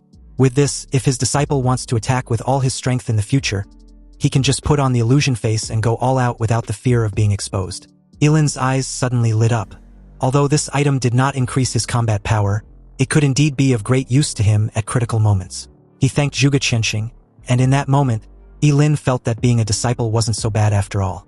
The very next morning, which happens to be the day of the college entrance exams, Ye Lin walked into Qingqing Academy and came to the waiting area, an open field where all the candidates had gathered to be taken to the exit of the city gate by the school leaders. As soon as Ji Lingyu saw Ye Lin, he rushed over excitedly, relieved that his boss made it. Ever since Ye Lin saved his father, Ji Lingyu had fully and openly accepted Ye Lin as his boss and true friend. He also heard from his father that Ye Lin had become Zhuge Qianxing's disciple. To the public, Zhuge Qianxing had taken the blame for Kenson's demise and the destruction of his underground black market. When Zhuge Nini heard this a few distance away, she snorted coldly and glared at Ye Lin. She truly believed that her father was deceived by her classmate. Without a doubt, Ye Lin was just a fraud and a despicable guy. As soon as Zhuge Nini said this, the faces of the crowd changed, and the looks they gave Ye Lin became strange. Originally, they were envious of him for being a disciple of Zhuge Qianxing, who was a powerful astrologer and a famous figure in Daxia Kingdom. But now, based on what his daughter just implied, it seems that there was more to what they previously knew. Ji Lingyu frowned and pointed an accusatory finger at Zhuge Nini, questioning if she had any evidence to back up what she just said. She was not allowed to slander his boss without any proof. Also, how can she even openly disrespect her own father for choosing an apprentice? Was she more insightful than her father? For the first time, Zhuge Nini was put on the spot, but she still didn't back down. She may not have any evidence at present, but that doesn't mean Ye Lin wasn't a fraud who stole Ling Yi's name and was actually pretending to be him. Ye Lin should just wait, his fraudulent days are numbered. Once she finds Ling Yi during the exams, she will expose his true identity to the public and everything will be revealed. Just then, the transportation vehicles arrived. More than a dozen buses were neatly lined up in a row and parked in front of the gate of Qingqing Academy. These buses would take them to the city gate. The moment Principal Gao alighted, he welcomed and congratulated everyone for becoming a powerful job changer. Whether they can enter a good university will determine their future prospects. The rules of the college entrance exams were the same as in previous years. And although this exams was important, it was not worth their lives, which should always be their top priority. With that said, Principal Gao hopes each student gets good results. And the crowd immediately cheered and promised to do their best. They got inside the bus and arrived at the city gate half an hour later. A huge city wall with a massive gate dozens of meters high and wide enough for several buses to pass through simultaneously. It was majestic and solemn, with intricate lines and patterns carved on it. Every stroke looked deep and mysterious. Under the sunlight, the outline of the city wall was clearly visible in the sky, which made most of the students do a double take when they saw it for the first time. This was the Great Wall that separates Qingcheng from the wilderness, keeping all those powerful and terrifying monsters outside the city gate. Buses from several other high schools also arrived one after another. 10 minutes later, all the graduating students from the various high schools in Qingqing alighted from their respective buses and gathered at the city gate.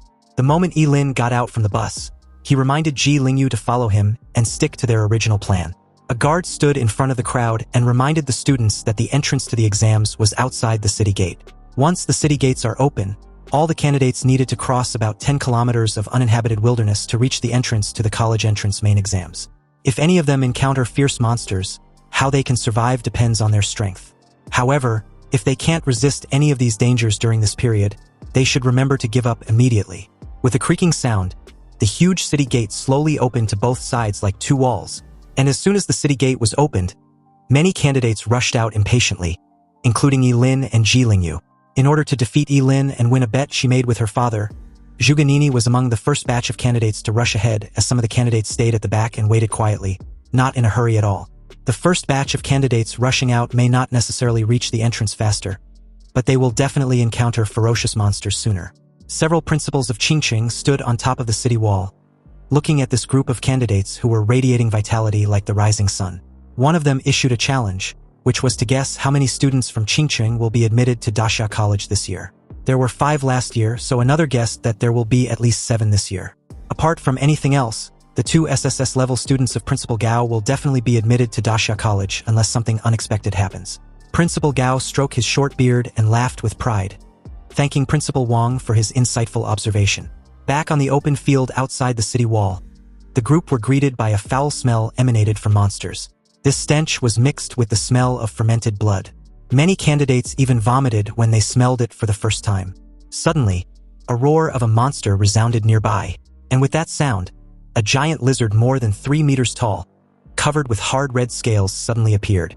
It had bloodthirsty eyes, and its long tongue constantly moved in and out of its mouth. This was a level 11 bloodthirsty demon lizard. Most of the candidates were immediately frightened and panicked, running around in all directions, trying to avoid the monster. The bloodthirsty demon lizard was incredibly fast, so it could cover a distance of several meters with one leap. It caught up with several fleeing candidates in the blink of an eye. Its claws were as sharp as steel knives, and as it tore through the fearful crowd, blood splattered everywhere with just a single swing of its claws. Sharp screams echoed throughout the field. The principals on top of the city wall seemed extremely calm, staring at the candidates running away or being scared silly. They were a bit disappointed that their students were scared of just a level 11 bloodthirsty demon lizard, and started comparing them to subsequent years. With so many people, if everyone were to use a skill, the bloodthirsty demon lizard could be bombarded to death with an overwhelming attack. Anyway, it was in this moment that Ye Lin rushed towards the bloodthirsty demon lizard with the falling star warblade in his hand. He activated the Yangshuo sword technique, and 4 bright sword slash flashed in succession. The bloodthirsty demon lizard that had scared everyone and made them flee everywhere had its limbs cut off, turning it into a wriggling flesh worm. The principals were stunned upon seeing such a terrifying sword, which was at least a rare level equipment, and was even more amazed to see Ye Lin, the Forbidden Spellmaster, at just level 16 with a rare piece of equipment. He easily dealt with a level 11 bloodthirsty demon lizard. However, they were also curious as to why Ye Lin didn't kill the monster. Just when everyone was confused, Ye Lin calmly called Ji Lingyu over. Ji Lingyu rushed over excitedly with a sword in hand. Obviously, the bloodthirsty demon lizard had no ability to resist at all, and was killed by Ji Lingyu without any trouble. The two were rewarded with 40 experience points each for their combined effort to kill the 11th level bloodthirsty demon lizard. Everyone was stunned at the outrageous scene before them. They now understood why Ye Lin only cut off the limbs of the monster but did not kill it. Ye Lin had become Ji Lingyu's tool for leveling up. In that moment, most of the candidates had an impulse to rush up and hug Ye Lin's thighs tightly, and beg him if he needs another lackey. Under the envious gazes of the crowd, Ye Lin and Ji Lingyu did not rush into the college entrance examination training hall, but swept all the way to the right. Meanwhile, Zhuge Nini watched the two nearby with a calculative look. Since the experience points will be shared if a candidates choose to form a team, she was sure she could surpass Ye Lin this time around. In her opinion, the reason why she was crushed by Ye Lin in the novice secret realm was purely because she was not serious enough. But she would not give Ye Lin a second chance.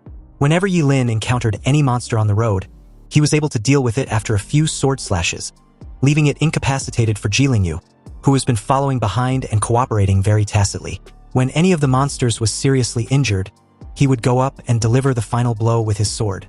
So far, the two had teamed up and kill a 12th level chimera with 50 experience points, an 11th level seahorse warrior with 40 experience points, and a level 13 skeleton archer with 60 experience points.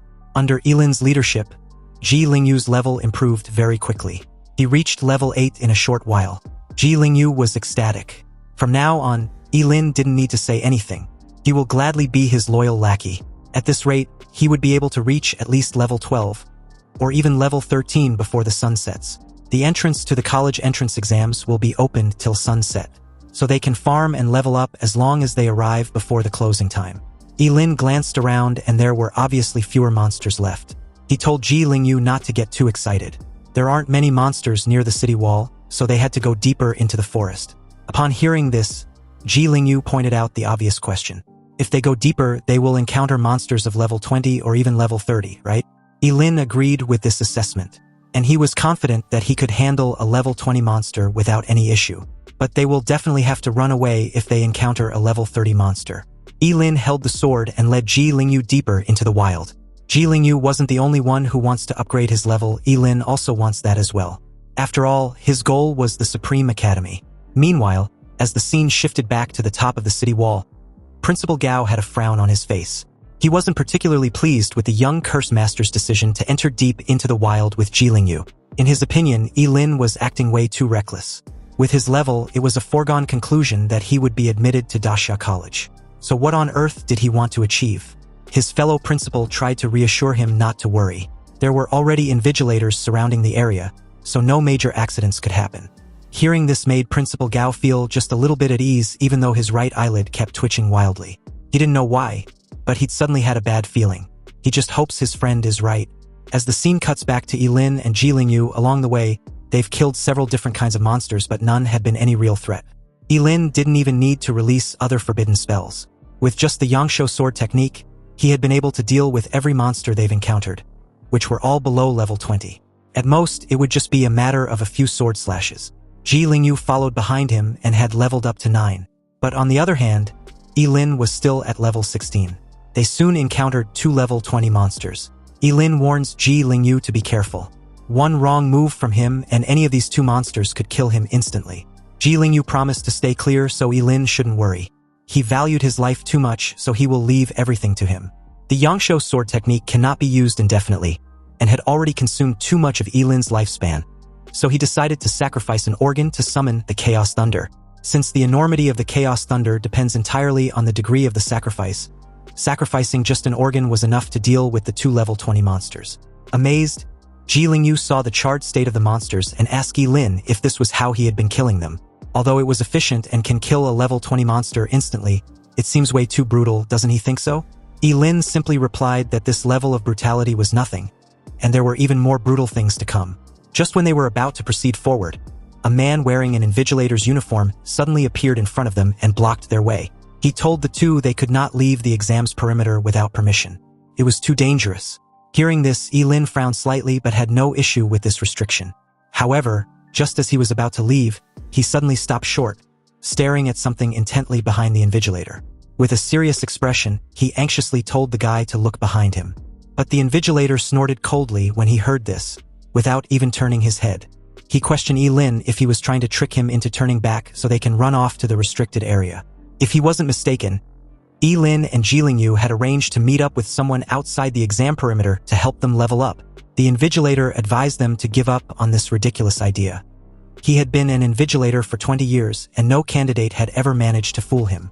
Now, the 2 should hurry up and leave, or he will consider them for violating the rules and cancel their exam. Ye Lin still insisted that the guy should turn around as a huge shadow was cast on the 3. And before the invigilator could get any more words out, a low growl suddenly sounded from behind him. The invigilator's face changed the moment he finally turned around and saw a huge monster which was a level 33 goblin warrior, who had suddenly appeared behind the guy at some point. The goblin warrior was 4 meters tall, covered in hard armor, and holding a huge mace. It swung its massive mace on the poor guy, who narrowly managed to react in time to avoid the attack. However, he was trashed more than 10 meters away like a cannonball. Ye Lin and Ye Lin, on the other hand, evaded the attack without any difficulty. Ye Lin was so frightened that his face turned pale, and the moment Ye Lin suggested he run while he leads the monster away, Ye Lin replied that it won't work. A level 33 monster, unless it reveals its immortality and attacks with all its strength, Ye Lin cannot defeat it. They should rather run away and leave the injured invigilator to handle the monster. Ye Lin was already very upset. He had told the invigilator several times to turn back, but this guy just wouldn't listen. And now, Ye Lin, out of concern, didn't want to listen to his instructions either. He's even faster than him, so what will he do if the goblin warrior decides to come after them instead? Ye Lin kicked Ye Lin on the butt, which sent him flying. And in that moment, the invigilator reappeared. Just as he was thinking of how difficult it was going to be to deal with the goblin warrior without being exposed, the huge mace loomed a few inches away from turning him into a meat paste. Ye Lin only sacrificed his appendix and a piece of large intestine in exchange for 3 times the agility, and effortlessly evaded the huge mace with his fleeting dance. The invigilator struggled to stand properly, and with a pale face, he instructed Ye Lin to leave the goblin warrior to him. He had already sent out a distress signal, and he doesn't plan on letting any student get hurt under his watch. Before the guy could insist on his earlier demand for the 2 to leave that place, the huge and heavy mace was upon him in an instant. Ye Lin had to save this blockhead for the 2nd time, and at this point he'd passed out. The invigilator had already been seriously injured by the goblin warrior's sneak attack, so the fact that he was still alive was a sign of his strong will. Fortunately, the distress signal had been received, and in that moment, 2 other invigilators suddenly appeared and rushed over to subdue the monster. Ye Lin observed everything under a calculative gaze. They instructed him to stay away to avoid any accidental injury, and he obediently obliged. He also told the 2 that their colleague had been injured, so he would carry him away from there. The 2 invigilators immediately started to deal with the goblin warrior. Under the siege of the 2, the goblin warrior had no ability to resist and was completely suppressed. At a safe distance and under the cover of the smoke and dust created, Ye Lin took out the illusion face from the wooden box and placed it on his face. The thin mask fit his face shape perfectly, and after putting it on, he perfectly turned into the middle-aged invigilator who was out cold beside him. He even had an identical injury the guy had on his face. Then, he stripped the guy of his uniform and quickly put them on. At this time, the goblin warrior was struggling to break free from his restraints. Although the 2 invigilators were barely suppressing that monster, it was also obvious that they've managed to seriously injure it. The lady told her colleague to kill the evil creature already. Its death should suffice for daring to disrupt the college entrance exams. Just when he was about to act, Ye Lin, now disguised as an invigilator, offered his assistance. The monster owes him its life anyway. Facing the level 33 goblin warrior, Ye Lin did not hold back at all. He activated the forbidden spell, the eternal stem element.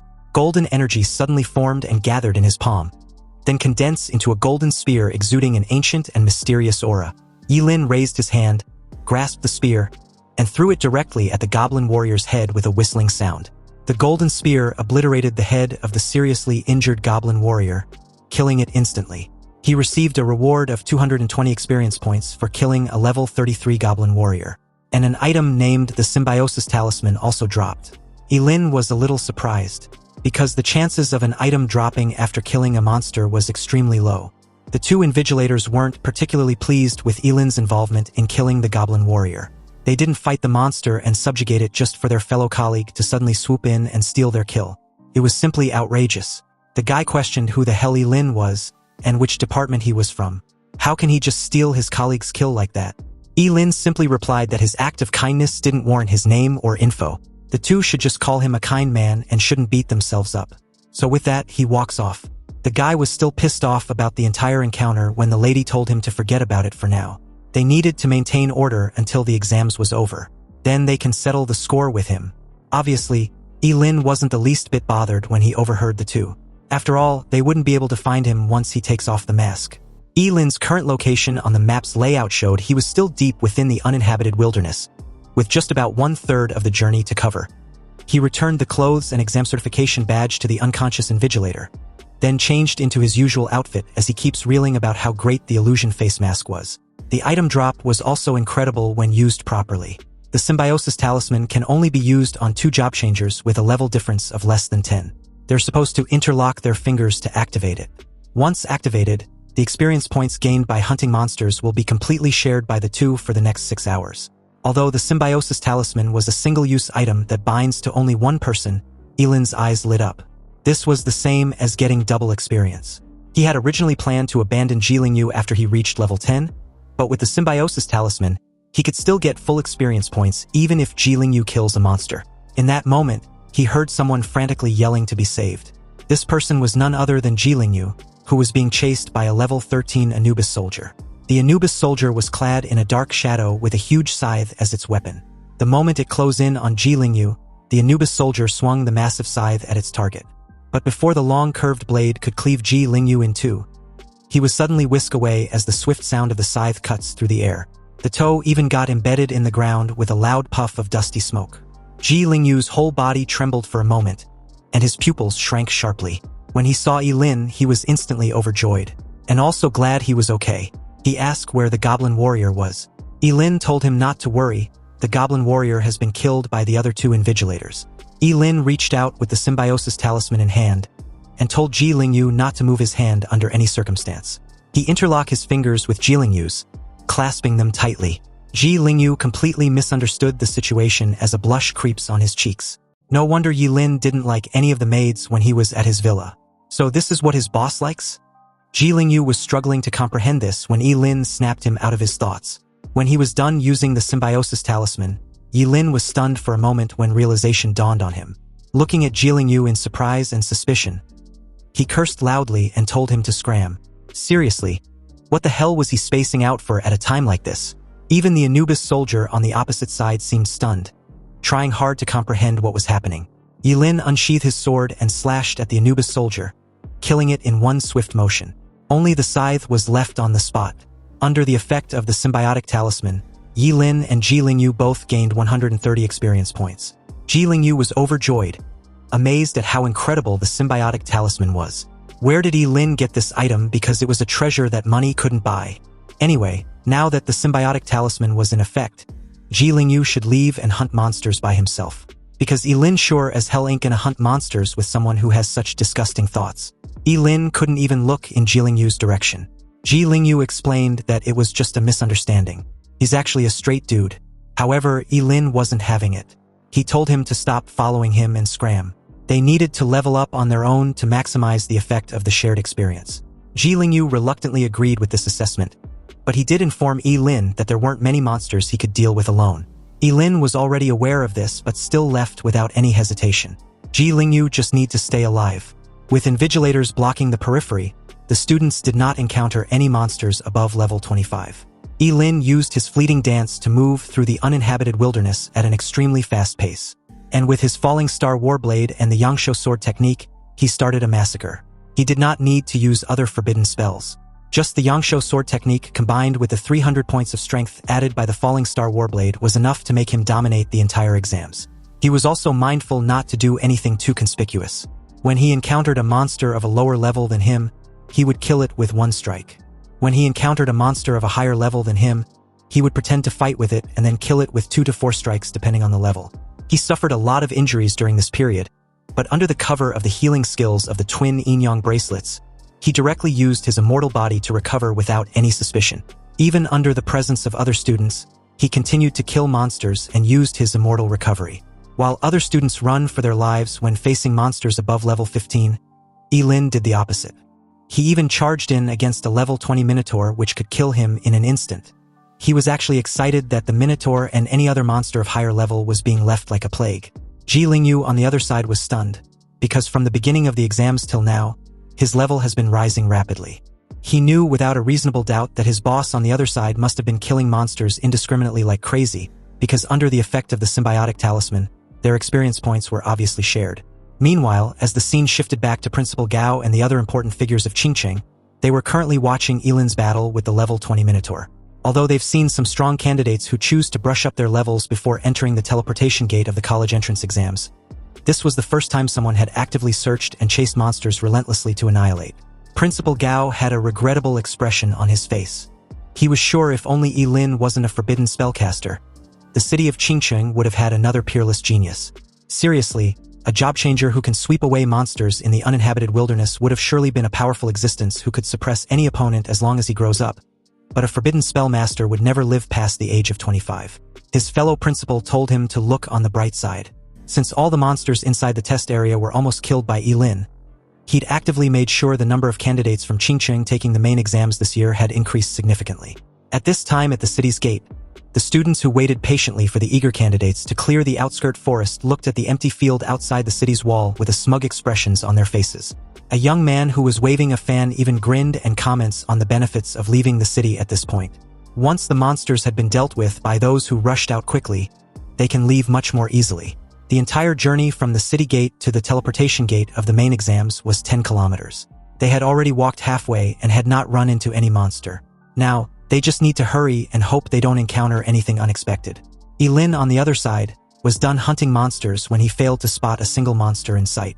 He decided to head inside the teleportation gate. Although his level was now at 18, he was a bit disappointed he couldn't get to level 20 before the main exams. Anyway, the portal for the college entrance examination was like a huge gate of light, quietly suspended in the sky, emitting a soft light. As he approached the portal, he could feel a mysterious force fluctuating. It was the fluctuation of space magic, which could instantly teleport anyone to another place. Ye Lin stepped in, and the scene in front of him disintegrated. When everything came back into view, he had appeared in a huge blue stone square. 10 towering stone pillars stand around the blue stone square, each of which is engraved with ancient runes, revealing a sense of vicissitudes and mystery. In the center of the square, there was a huge stone tablet with the words, College Entrance Examination Training Ground, largely engraved on it. The handwriting was simple and ancient. Ye Lin looked around and saw that the square was crowded with so many people. When Ji Lingyu saw Ye Lin, he rushed over, all excited, and even tried to hug him. Ye Lin immediately pushed him away with disgust. But Ji Lingyu didn't care. He was so excited that he was incoherent. His current level was 15. Ye Lin would always be his one and only dear boss. He was just so awesome. If nothing unexpected happens with his current level, it was almost certain that he will be admitted to Daxia College. A while later, Zhuge Nini appeared there with a gloomy expression. Her current level was 14, so she thought she was only 2 levels short when compared with Ye Lin. Anyway, it wasn't a big deal because she could make up for it with her skills and abilities. As time passed, the sun cast its last rays of light, and the teleportation gate was closed completely. At the same time, hundreds of invigilators appeared in every corner of the square, monitoring the movements of all candidates in there. As a middle-aged man appeared silently in front of the stone tablet in the center of the bluestone square, he ordered everyone to pipe down. He then warmly welcomed all the candidates to the 886th college entrance examination. He was the chief examiner, Lin Yuan. His tone wasn't loud, but everyone in the bluestone square could hear him clearly, and his words seemed to directly resonate with the candidates. He confirmed what the examinees already knew, that the outskirt forest was just an entrance pass to the final exams, and only those who survived the journey and made their way there were allowed to take the final test. Anyway, the college entrance exams was divided into 2 parts, the comprehensive ability assessment and the ring battle, which will be carried out within the day. The comprehensive ability assessment has a total of 10 stages, and the maximum points for each stage was 10. Also, each candidate will be assigned different assessment content according to their profession. They can quit early or complete all of them. The examiner will give scores based on their performance in each level. Only candidates who have passed with a score of 85 points or above are eligible to participate in the ring battle. A victory in the ring battle will earn the candidate 10 extra points, with a maximum of 150 points. The competition will determine the top scorer in this year's college entrance examination.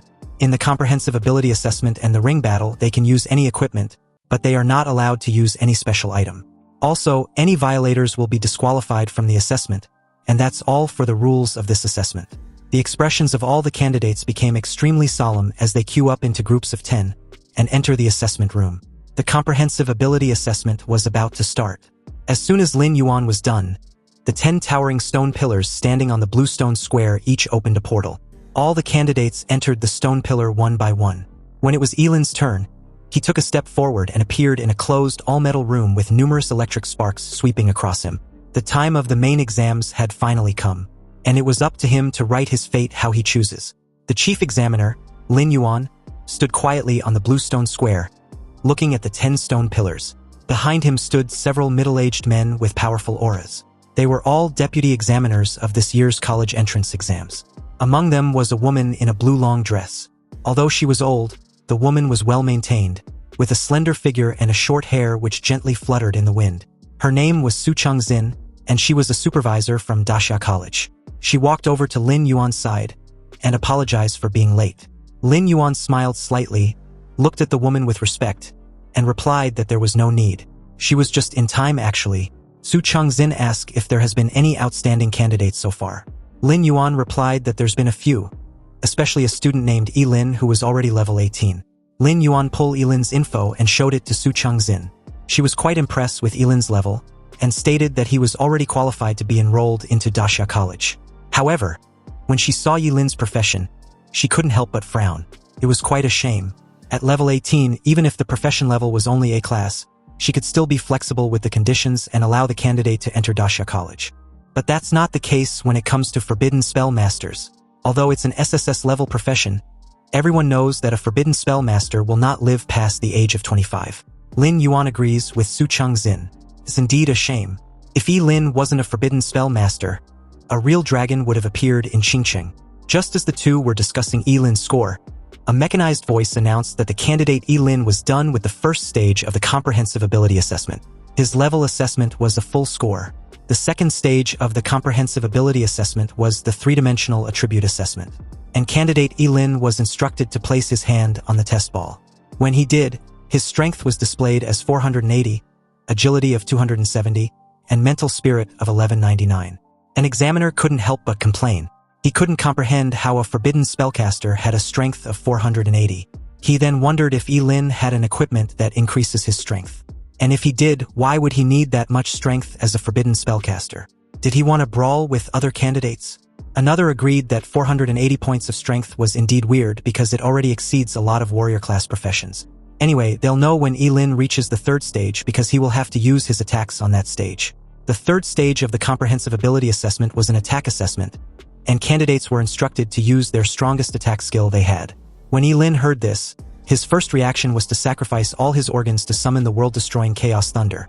But he knew that that godly performance was too shocking and would definitely expose himself. Besides, it was just a high-level exam, so it shouldn't be so exaggerated. But the power shouldn't be too small either, because he wanted to be enrolled into Dasha College with full marks in every stage. After thinking about it, Ye Lin made a decision and sacrificed his tonsils to summon the most ordinary thunder. A bolt of lightning struck, and the dummies were blown into pieces. This was already his least powerful forbidden spell, yet the dummies had been destroyed. He wondered if they were just too fragile. Meanwhile, back at the Bluestone Square, all the examiners were genuinely stunned to see the wrecked dummies which were capable of withstanding any attack from job changers below level 25. Ye Lin was just level 18, yet the dummies exploded from one hit just like that. It's obvious at this point that Ye Lin used a forbidden spell, and since forbidden spells were known to be powerful, it made sense that the dummies would be wrecked. Lin Yuan couldn't help widening his eyes. He believed Ye Lin was being too reckless with his life just to cast a forbidden spell in his final exams. Nonetheless, his performance deserves the full points. After he passed the third stage, the next 4 stages were assessments on agility, explosive power, sustained damage output, and escapability. But none of these stages could stop Ye Lin at all. Under the astonished gazes of the examiners, Ye Lin quickly passed all the stages with full marks. Lin Yuan continued to watch Ye Lin's performance with a regrettable expression. He was truly baffled that Ye Lin was still using forbidden spells like they were nothing. At this point, it will be a miracle if he even lives up to 20 years old. An examiner asked him if he wants to raise the difficulty level of the final stage for Ye Lin. Lin Yuan wanted Su Changxin's opinion on whether Dasha College will accept Ye Lin if he could get all full marks after increasing the difficulty. If Su Changxin agrees, then there will be no problem increasing the difficulty. Lin Yuan was even curious to see where Ye Lin's limit was, because he seems to be able to handle the exams with ease so far. However, Su Changxin was very cutthroat. She apologized to Lin Yuan, but she's not on board with that assessment when it comes to Ye Lin. From her perspective, Luo Jun, Wang Zhengguang, Zhu Ganini, and Ji Lingyu were more qualified to enter Dasha College. Her reason was simple: a forbidden spellcaster's strength is gained in exchange for his life, so Dasha College will just be wasting resources on him. Lin Yuan sighed in agreement. It was truly a shame. After passing the last level, Ye Lin came out from the comprehensive ability assessment chamber to find other candidates doing the same. The Bluestone Square was bustling with students who were so excited that they shared their test results with their friends. Ji Lingyu, excited to have score 96 points, couldn't wait to share the news when he spotted Ye Lin. According to this results, as long as he win 3 more matches in the ring, he was sure to enter Dasha College. Ye Lin, on the other hand, wasn't impressed. He asked why Ji Lingyu didn't get full marks. After all, he was already level 15, so the difficulty shouldn't be a problem. Ji Lingyu nervously scratched the back of his head and explained that he lost points in the actual combat assessment. His level had increased too quickly and he couldn't adapt for a while. As everyone was chatting among themselves, Lin Yuan announced the results of the comprehensive ability assessment. The first place was Ye Lin with 100 points. The second place was Zhu Ganini, also with 100 points. The third place was Luo Jun with 98 points. The fourth place was Ji Lingyu with 96 points. And the fifth place was Wang Zhengguang with 95 points. After announcing the test results for the top 5, Lin Yuan told the candidates with scores below 85 to leave the examination room in an orderly manner under the guidance of the invigilators. Candidates with scores of 85 and above can also choose to leave, but leaving the examination room will be regarded as giving up on the ring competition. As soon as Lin Yuan was done, Zhu Ganini, with a look of defiance, asked why she was ranked behind Ye Lin when they both got full marks.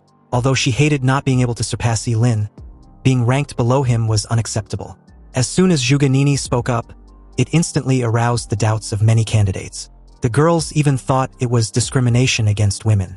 It was unfair and a clear oppression against women.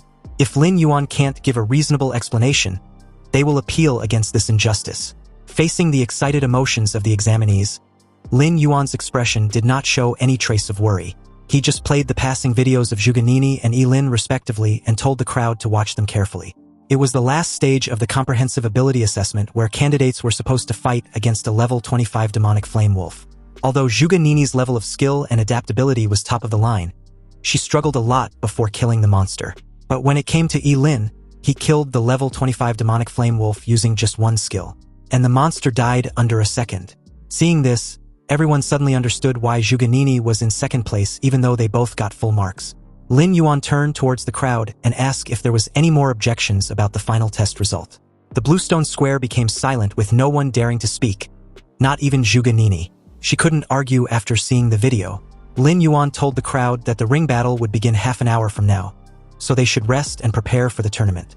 The results of the comprehensive ability assessment were soon announced to the outside world. And the moment Principal Gao and his fellow principals saw the results, they were surprised that Ye Lin and Zhuge Nini got full marks. The other principals began to congratulate Principal Gao. His Qingcheng Academy was striking it big this year. What's even more shocking was Ji Lingyu, who scored 96 points and got 4th place. He was certainly a dark horse. At this point, Principal Gao couldn't contain his excitement and laughed in sheer delight. With 3 students being in the top 5, Qingcheng Academy would surely become a popular school for admission next year. Anyway, just as Principal Gao was basking in all the praise, Principal Su from Yutsai Academy reminded him not to get too excited this early in the exams. After all, the ring tournament, which was the real highlight of the exams, would start in half an hour. Principal Gao wasn't the least bit concerned when he heard this. His students had been the best since the exam started, so securing first place in the ring tournament wasn't a stretch. Or did Principal Su seriously believe that Luo Jun could deal with a level 18 Forbidden Spellcaster? Principal Su simply replied that since nothing was certain, anything was possible. Back at the Bluestone Square, Ye Lin unexpectedly ran into Zhuge Nini. The encounter was extremely brief, but before Zhuge Nini walked away, she informed Ye Lin that she won't lose to him in the ring tournament. Ye Lin said nothing, but inwardly, he wondered what was wrong with her now. Half an hour passed, and all the qualified candidates gathered at the Bluestone Square. Lin Yuan explained the rules of the tournament, which was pretty simple. It will be held based on a lottery format, and winning a match earns a candidate 10 points. Then he or she would be promoted to the next round. Before the lottery starts, there are a total of 104 candidates. So the sum between 2 candidates' serial numbers, which tallies to 104, will be fighting against each other. By some coincidence, Ye Lin drew the number 18 and was matched up against a female candidate named Bei Bei Bei, who was number 86. Ji Lingyu was relieved to know he wouldn't face Ye Lin anytime soon. He was number 24, and as long as he doesn't run into Zhuge Nini or Luo Jun in the early stages, his level would be enough for him to secure a good result. Soon, it was Ye Lin's turn to face his opponent. Ji Lingyu wished him the best of luck as he walks off. As the two face off in the arena, their profession and levels were displayed for each to see. Bei Bei Bei was a level 10 water mage, and Ye Lin was a level 18 forbidden curse master. Before Lin Yuan announced the beginning of the battle, Ye Lin advised Bei Bei Bei to surrender. But of course, she didn't listen. She told Ye Lin that she won't surrender. Even though he was stronger than her, she won't be looked down upon. Bei Bei Bei's expression was very stubborn, and her palm-sized face was full of determination. Ye Lin just smiled and commended her for her bravery. After all, it's not easy for anyone to get a score of more than 85 in the comprehensive ability assessment. However, this was a fight she cannot win. Ye Lin sacrificed his wisdom tooth and summoned the chaos thunder. His body got lifted in the air the moment he raised his hand in the sky. Suddenly, several surge of thunderclouds gathered together, and countless dazzling silver-white lightning arcs shuttled through the clouds like spirit snakes. With a loud boom, a violent thunder dragon as thick as a large python swooped in from the clouds and hovered over Ye Lin like a protective guardian. At this moment, Ye Lin was like a god who controlled thunder. This horrifying scene not only caused the rest of the candidates watching to break out in a cold sweat, but left them dumbfounded. After all, casting forbidden spells in the final exams arena was outrageous and unheard of. Seeing that Ye Lin had no intention of stopping, the invigilator overseeing the match intervened. In horror, he warned Ye Lin that killing anyone inside the tournament was strictly prohibited. If he still goes through with it, he would be disqualified from the final exams. Ye Lin didn't wish to kill Bei Bei Bei, but only wished to make her surrender. And about the issue with him casting forbidden spells, it's because he really didn't know any other spells except forbidden ones. Under this terrifying pressure, Bei Bei Bei was so scared that her legs went weak, and she slammed to the floor with a thump. The next second, she burst into tears, crying like a child. The other candidates, especially the guys, were outraged. They can't believe Ye Lin would go as far as make such a beautiful lady cry out of fear like that. He was simply an animal. Ye Lin ignored them and asked a sobbing Bei if she'd surrendered. In the end, she surrendered and was helped off the stage by an invigilator. The competition ended with Ye Lin as the victor. He made his way to the ground and was awarded 10 points for winning the first round. Ye Lin gave a helpless look. He also didn't expect Bei to have such a poor psychological endurance that she would be scared to tears. It seems he just have to be mindful in the upcoming rounds. Soon, the battle in the ring competition was in full swing. A thick book appeared in Juganini's hand, which was obviously some extremely powerful equipment. As the pages kept flipping, terrifyingly hot flames roared up and forced her opponent to retreat. Each of her skills was released with extreme precision, leaving no room for her opponent to operate. Soon Juganini defeated her opponent and won the first round. Luo Jun from Yutsai Academy held a black spear with a lifelike shadow dragon wrapped around the spear. Every time the spear was swung, the sound of a dragon's roar echoed throughout the arena. With dark, ominous eyes, he kept teasing his opponent before winning the matchup. Ji Lingyu was wielding a long sword, and with his current level facing a level 8 opponent, he felt no pressure at all. So after a few sword strikes, he made the opponent surrender on the spot. With an SSS level Rainbow Blade profession, Wang Zhengguang from Experimental Academy was as fast as a ghost and could easily defeat his opponent in a flash. After a 10-minute break, the second round of the competition officially began. In this round, Ye Lin's opponent was a sword cultivator with several long swords on his back. The guy, Chen Chengqin, had sharp eyebrows and bright eyes, a slender figure, and a weird temperament. But the moment he saw Ye Lin as his opponent, his expression changed slightly. He then narrowed his eyes and spoke softly as if muttering to himself. Chen Chengqin believed it might be a little tricky facing Ye Lin, but he was confident he could win. The moment he drew out a long sword from his back, Ye Lin's expression suddenly became serious. He didn't want to underestimate his opponent because the professions of job changers were all kinds of strange, and so was their skills. Their apparent level also do not represent their true combat prowess. Anyway, the way Chen Chengqin looked so confident, he must have extraordinary means. The moment the invigilator began the match, Chen Chengqin announced that he'd surrendered. He turned around, coolly put the sword back into his scabbard, and then walked off the stage. Ye Lin was stunned for a moment before asking Chen Chengqin about what he said just moments ago. Didn't he say he was confident that he could win? Yes, he did say that. However, Ye Lin misunderstood him when he said that. He's confident he will win against him, but not today and definitely not now. The invigilator had a strange look on his face when he announced Ye Lin's victory for the second time. This was the first time he'd encountered the easiest job as an invigilator. While his colleagues had to stay alert and pay attention to the candidate's combat situation at all times to prevent their lives from being in danger, he basically had nothing to do except reciting the rules. The crowd was stunned to see Ye Lin win again without fighting. Although the way Ye Lin's opponents surrendered might seem a bit too much, it was understandable. Like who would risk their own life just to defeat a short-lived Forbidden Spellcaster? Soon it was time for the third round. In light of the lessons learned from the previous two predecessors, it seems the next candidate had already made up his mind the moment he drew Ye Lin. Since he had no desire to fight against such a monster, he immediately surrendered. Recalling the scene in the first round, the guy knew it would be better for him to give up. At this point, Ye Lin was frustrated for not being able to do a damn thing. He had advanced to the fourth round without lifting a finger, and his score had also reached an astonishing 130 points. The dumbfounded crowd began to lose interest and decided to watch other test takers. Ye Lin's matchups were a total rip-off. He just used a forbidden spell in the first round, yet he had won 3 rounds in a row. Some even believed Ye Lin's final test was too easy, and wondered if he would get a perfect score without doing anything. The scene shifted to the match between Luo Jun and Wang Zhengguang, both of SSS level profession. Luo Jun had a level 14 Shadow Dragon Spear, and Wang Zhengguang had a level 13 Rainbow Blade. The moment the fight began, Wang Zhengguang, wielding 2 daggers, disappeared on the stage like a ghost. His speed and movements were that of an assassin, but Luo Jun's sharp eyes were able to easily keep up with his movements. He waved the black spear in his hand, which clashed with Wang Zhengguang's daggers with a reverberating clang. Then what soon followed was Wang Zhengguang's fast movements, the occasional dazzling sparks of their weapons, and the clanging sound of metal clashing repeatedly. Wang Zhengguang warned Luo Jun to prepare himself. He was going to be added to the list in the loser bracket, but Luo Jun scoffed at the absurdity. To him, Wang Zhengguang didn't have the strength to defeat him. The crowd gathered were terrified seeing the way the 2 SSS-level professionals were fighting each other. Luo Jun had no issue keeping up with Wang Zhengguang's movements, but the crowd couldn't see anything. It was obvious that none of them would have been able to last a second if they were facing either of them. Although they were both job changers, they can clearly see that those two were on a completely different level. Among the examiners captivated by this duel were the chief examiner and the supervisor of Daxia College. Lin Yuan asked Su Chengxin who she believes would win the duel. Without hesitation, Su Chengxin chose Luo Jun.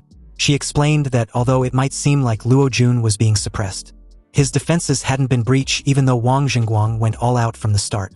Once Wang Zhengguang's stamina decreases, Luo Jun would obviously launch a counterattack. Sure enough, shortly after Su Chengxin expressed her judgment, the situation in the arena began to change. Maintaining high-speed movement for a long time was a considerable drain on Wang Zhengguang's stamina, and he couldn't help but slow down a little. And just as his speed slowed down, Luo Jun suddenly pounced on him like a long dormant tiger. Clenching his black spear tightly, Luo Jun leaped high in the air and swung directly down towards Wang Zhengguang. Wang Zhengguang had less than no time to dodge and could only raise his daggers to block. He was knocked down on his back. A loud cracking sound was heard as Luo Jun's black spear slashed Wang Zhengguang's chest after shattering the daggers. The match ended with a shrill scream from Wang Zhengguang. Meanwhile, Ye Lin's opponent in the 5th round also surrendered, leaving him quite bored with the whole tournament. At this point, it seems that only Zhuge Nini or Luo Jun would be willing to face him. But it was in this moment that Ye Lin saw something that immediately piqued his interest. It was a matchup between Zhuge Nini and Ji Lingyu. On the stage, Zhuge Nini was in the air, and as she stared at Ji Lingyu with a cold look, she wanted to know just what Ye Lin had given him to make him obey him so blindly. Zhuge Nini truly couldn't understand it. Ji Lingyu simply warned Zhuge Nini that she would regret it when she finally realized who Ye Lin really was. Zhuge Nini couldn't hide the obvious disdain of Ji Lingyu's admiration for Ye Lin. In her opinion, Ji Lingyu was just a fool who had been deceived by Ye Lin. She directly released her phoenix exploding flames the moment the Invigilator announced the start of the match. The book in her hand lit up as countless fireballs were hurled towards Ji Lingyu. Beads of sweat appeared on Ji Lingyu's face when he realized Zhuge Nini's elemental spells were instant casts. Ji Lingyu's figure flashed like a phantom as he leaped high in the air to dodge the fireballs.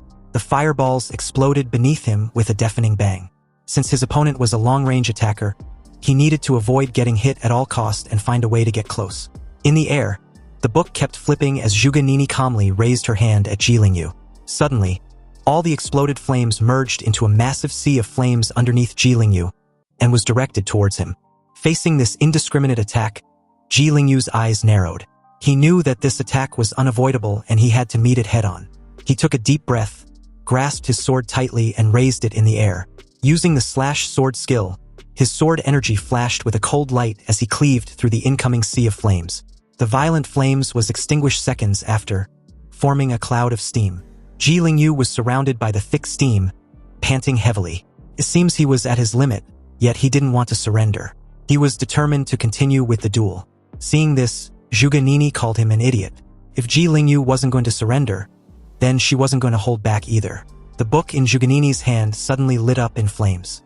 And the moment she cast her next elemental spell, the red surging flame, an insurmountable wall of flames was summoned. The air in the arena suddenly became scorching hot. Ji Lingyu felt a horrible heat wave rushing towards him, almost suffocating him. Every time he took a breath, his nose felt like it was being burned. Ji Lingyu looked up and saw that Zhuge Nini was surrounded by flames. She then asked Ji Lingyu if he wants to surrender, but the fool still didn't want to. He even gave a subtle threat to which Zhuge Nini just brushed off as Ji Lingyu being overconfident. Ji Lingyu was clearly no match for Zhuge Nini, and everyone knows it at this point except him apparently. Su Chengxin calmly comments that Ji Lingyu was going to lose, but Lin Yuan was more concerned about his well-being. He instructed the medics to intervene when he saw that Ji Lingyu had no intention of backing down. Ji Lingyu's figure seemed extremely small as the massive flames engulfed him. The moment the flame touched his skin, he felt a sharp pain spread throughout his body, as if countless flaming blades were cutting his flesh. His clothes were ignited in an instant and turned into ashes, revealing his skin that was scorched by the flames. Yet he did not retreat. A charred figure rushed out from the massive flames, and in front of Zhuge Nini's astonished gaze, he stabbed at her with a sword. Zhuge Nini never expected that Ji Lingyu would continue to attack her despite his condition. However, she reacted quickly and dodged the attack. But Ji Lingyu's sword still nicked her left arm. Seeing Zhuge Nini's injury, Ji Lingyu sneered. At this time, he had been burned into a charred figure by the flames, but his left eye was still bright. He warned Zhuge Nini not to provoke him, because his boss was someone he respected the most besides his dad. If she dares to talk shit about his boss again, she shouldn't blame him for being ruthless. Ye Lin's injuries were severe, and he fainted the moment he was done with his threat. Ye Lin rushed onto the stage without hesitation and used the healing ability of the Yin-Yang twin bracelet to treat Ye Lin. Lin Yuan instructed the medics to hurry before it's too late. Looking at Ye Lin's gloomy face, Zhuge Nini, a bit shaken by the scene, told him that she didn't know Ye Lin would go this far. Ye Lin replied coldly that it wasn't her fault. The medics came with a stretcher and carried Ye Lin away. Before leaving, Ye Lin praised him for doing well in the tournament. Lin Yuan announced to everyone that Ye Lin was not in any life-threatening danger, but there are massive burns on his body that requires immediate treatment at the hospital. Anyway, the tournament was now in the semifinals. Zhuge Nini was matched up against Lin Linglin, while Ye Lin was matched up against Luo Jun. Lin Yuan was quick to add that this year's top scorer will be one of these 4 candidates. Back outside, a fellow principal questioned Principal Su whether he believes Luo Jun would win against Ye Lin. Principal Su replied that Luo Jun was a genius from Yutsai Academy, so he had full confidence in him to win. Another added that Yutsai Academy might get another top scorer this year. Principal Gao disagreed. He believes there's no way Luo Jun can win against Ye Lin, a level 18 Forbidden Spellcaster. But Principal Su simply pointed out that since it was just a tournament, Ye Lin won't really use forbidden spells continuously without disregarding his own life. Hearing this, Principal Gao pointed out that 2 of the 4 finalists were from Qingchang Academy, so Principal Su shouldn't get ahead of himself. And besides, a single spell would be enough to deal with Luo Jun. Principal Su wasn't the least bit concerned when he heard this. They will soon see who gets the last laugh. The 2 finally stopped arguing when someone announced that the match was starting. In the arena, Ye Lin and Luo Jun were about to face off. Luo Jun's dark eyes were full of surging fighting spirit, and the black spear in his hands shimmered with a faint dark aura, as if a real dragon was lurking around it. He pointed his black spear directly at Ye Lin, and a faint sound of a dragon's roar could be heard. Luo Jun, who apparently had been wanting to fight Ye Lin ever since the results of the comprehensive ability assessment was announced, finally had the opportunity. Of all the candidates, Ye Lin was the only one he considers as his rival. So as long as he defeats him, the top scorer in this college entrance exams would definitely be him. Of course, this was an insult to the other 2 remaining candidates, but Luo Jun didn't give a shit. Ye Lin just silently unsheathed his sword and readied himself. Luo Jun's figure suddenly dashed forward with an incredible speed, intending on landing a critical hit before Ye Lin could cast any forbidden spell. Unexpectedly, Ye Lin, who had decided not to use any forbidden spells but rather evaluate his sword proficiency, countered with a sword slash, his blade drawing a half-moon in the air. With his current level, it was not impossible to match Luo Jun's speed. Luo Jun, shell-shocked, was caught totally off guard by this. He had only seen Ye Lin use his Chaos Thunder, and was expecting something similar or another forbidden spell. Instead, Ye Lin was using a sword, and not only that, he happens to be skilled in close combat as well. This unexpected development certainly was absurd as a forbidden spellcaster. Anyway, after the 2 exchanged a few strikes, Luo Jun grew uneasy. Although the Yangshuo's swordsmanship may seem simple, each of the sword strikes contains immense power, and this terrifying power was constantly accumulating. Ye Lin's warblade kept colliding with Luo Jun's black spear, creating a series of crisp metallic clang and sparks. Luo Jun's black spear had an absolute advantage in the beginning, but as Ye Lin swung his sword over and over, he felt more and more powerless as a cold sweat began to seep out of his forehead. The audience around the arena were stunned. The duel clearly didn't look like a forbidden spellcaster fighting against a warrior, but a warrior fighting against another warrior. One of them questioned if all forbidden spellcasters fight like Ye Lin, and another replied that they don't. Although Ye Lin was indeed not using any spells unlike what a forbidden spellcaster should, it was still unclear whether he planned on winning against Luo Jun with this strategy. They all expected Ye Lin to be casting forbidden spells like crazy, but the situation they were witnessing was so confusing that no one had an answer. Nonetheless, their curiosity was piqued. As the scene cuts back to the principals watching the live broadcast, they were also dumbfounded as the battle seemed to be different from what they had imagined. However, they also noticed something peculiar and wondered if Ye Lin's sword skill was a forbidden spell. Principal Gao informed the rest that Ye Lin's long knife was a lifespan sword. Basically, it consumes lifespan to make each strike stronger than the previous one. Shocked upon hearing this, Principal Su's expression was extremely ugly. He never thought Ye Lin would actually go as far as risking his already shortened lifespan. He asked Principal Gao how many times Ye Lin planned on swinging his sword, and whether winning the match was worth sacrificing his lifespan. Principal Gao calmly replied Principal Su, reminding him how he confidently stated that Luo Jun wouldn't lose. But judging from the current situation, it seems he was bound to. Principal Gao's arrogant tone made Principal Su advised his friend not to get too excited just yet. His tone carried a subtle threat to which Principal Gao brushed off. Back inside the arena, Ye Lin's Yangshuo swordsmanship has been superimposed to the 15th level, and each sword strike carried a terrifying force. Luo Jun began to feel an unprecedented pressure that even made his knuckles cracked and bled. The power of each sword slash had increased exponentially as if it was endless. A trace of panic flashed in Luo Jun's eyes because he was going to lose if the situation didn't change. So with the use of the skill, the Shadow Heavy Break, Luo Jun gripped the end of his black spear tightly and lashed it towards Ye Lin like a giant pillar. Ye Lin held his blade horizontally to block the strike with great effort, but was still pushed back repeatedly. Seeing that his attack was successful, a fierce look flashed in Luo Jun's eyes. He questioned Ye Lin if he believes he was the only one who knew forbidden spells. It was in this moment that Ye Lin spotted Luo Jun activating a forbidden spell talisman, the Dark Dragon Fall. The dark talisman condensed at the tip of Luo Jun's spear as the entire arena seemed to tremble, and the air was filled with a murderous aura. The moment the black spear thrust out, a deafening roar erupted, and Ye Lin felt a huge force aimed towards his chest. He tried to block the attack with his sword as his body retreated several steps uncontrollably. The collision created an explosive fog which covered the entire arena. When it cleared out, Ye Lin had dropped his sword and was on his knees. In his chest, Luo Jun's black spear had created a bloody hole and dyed his clothes red with blood. Ye Lin looked down and saw that the tip of the black spear had pierced his heart and his entire body. Luo Jun approached Ye Lin with eyes full of pride and ridicule, informing him that since he won't live much longer, he should just be quick with it. At this moment, the entire Bluestone Square felt silent and still, like time had stopped. This sudden scene utterly shocked everyone present. No one could have imagined that Luo Jun would directly cast the forbidden spell, and even less could they have imagined that his black spear could pierce Ye Lin straight through the chest. An examiner couldn't help but comment on how Principal Su actually allowed Luo Jun to use a forbidden spell talisman just to become the top scorer. Lin Yuan agreed that it was indeed a shame, but only by winning would guarantee a candidate's bright future from a regular one. He then called for the medics to go treat Ye Lin. Furious, Principal Gao called his friend an old bastard. He was truly shameless to actually allow his student to use a forbidden spell talisman just to win. Did he not have a conscience anymore?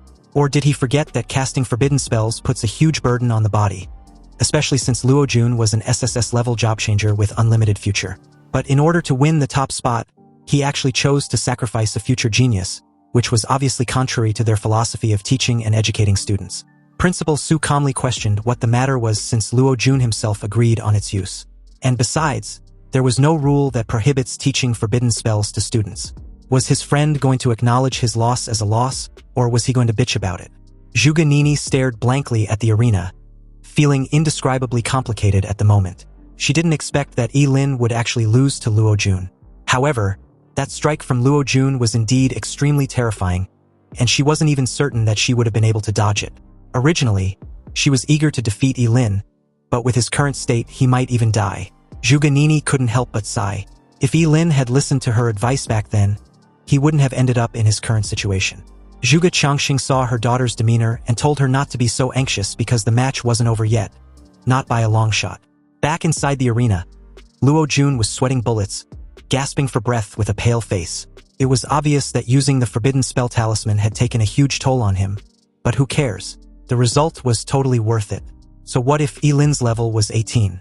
He still lost to him. It was in this moment that Ye Lin raised his head and calmly asked the proud idiot what made him believe he had won. Seeing that fierce look in Ye Lin's eyes, Luo Jun was unable to comprehend what he just heard. Ye Lin's heart had been pierced, yet he was still acting tough. Pissed off, Ye Lin pulled the black spear from his freaking chest like it was nothing. It seems like a forbidden spellcaster hadn't appeared in so long that the world has forgotten how terrifying they really were. No one can kill them, and they can only die by their own forbidden spells. A mysterious power burst forth as Ye Lin cast a forbidden spell, Undying, and at the same time, the yin and yang bracelet on his wrist lit up, and a powerful energy started to rapidly restore his body.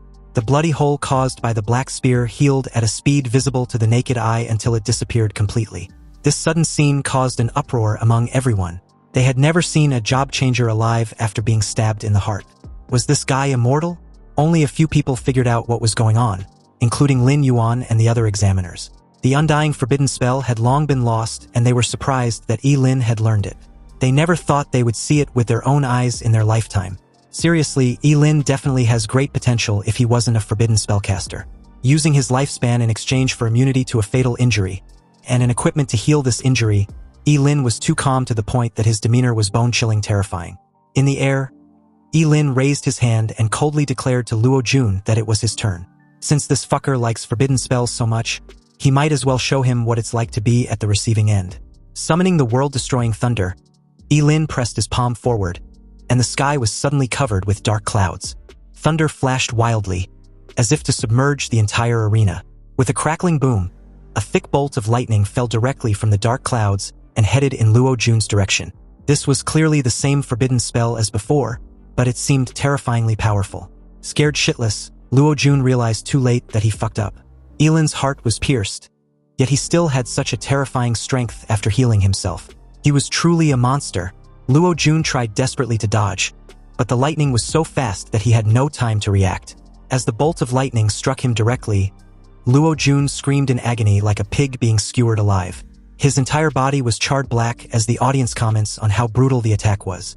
Staring at his miserable appearance, the sudden reversal felt unreal and left everyone at a loss as to how to react. Luo Jun was winning just moments ago. Then the very next second, he'd lost after being charred into charcoal. The invigilator officiating the match rushed over and called for the medics as Luo Jun's body slams to the floor. Ye Lin stood calmly in the arena. Then, as if he suddenly thought of something, he coughed up blood and fell to the ground, his face extremely pale. If he wants to put on an act, then he has to act convincingly to the very end. This scheming fucker had just released a powerful forbidden spell. If he acts like nothing happened, wouldn't that arouse suspicion? Back to the principals watching the live broadcast, except for Principal Su, the rest immediately got alarmed seeing Ye Lin's forbidden spell backfired. They believed his internal organs might have been damaged due to how powerful the spell was. Principal Su, who could not accept Luo Jun's defeat despite using a forbidden spell talisman, raised his hand and wanted to make a report. According to him, Ye Lin of Qingcheng Academy, who was a level 18 job changer, deliberately used a powerful forbidden spell against a level 14 job changer, intending on killing him. Principal Su wanted Ye Lin to be disqualified with all his scores cancelled because Ye Lin's forbidden spell directly falls under attempted murder. Principal Gao called his friend out for having no dignity. And besides, Luo Jun was the first to initiate the use of forbidden spells in the duel. If it was a different scenario, Luo Jun's miserable dying state would have definitely persuaded the crowd and the examiners. But when they thought about how ruthlessly he had just pierced Ye Lin's heart, no one was buying Principal Su's BS report. If anything, Luo Jun's case was the real attempted murder. Ye Lin would be crippled or probably dead if he wasn't a forbidden spellcaster. Principal Su gritted his teeth, then turned and left, unwilling to continue watching. Principal Gao stared at him as if he were a clown when he declared his intention to report the incident to the Ministry of Education. Anyway, back in the arena, Luo Jun's charred state was being carried away by the medical staff. The battle ended with Ye Lin's victory, and his score reached 140 points. Ye Lin was already bored with the whole exams and wanted it to be done already. According to him, it was more tiring than killing the underground king of Qingcheng. And to make matters even worse, he had to duel that annoying bitch in the final. Yup, you heard that right. Zhuge Nini won her match with ease and was up against Ye Lin in the final. Prideful as always, Zhuge Nini approached Ye Lin and offered him a moment of respite before their duel. Zhuge Nini didn't mind waiting until Ye Lin recovered. She didn't want to take advantage of his situation. Ye Lin reassured her that there was no need. The prideful bitch didn't know that Ye Lin's current predicament wasn't about his physical condition, but a way to defeat her without hurting her.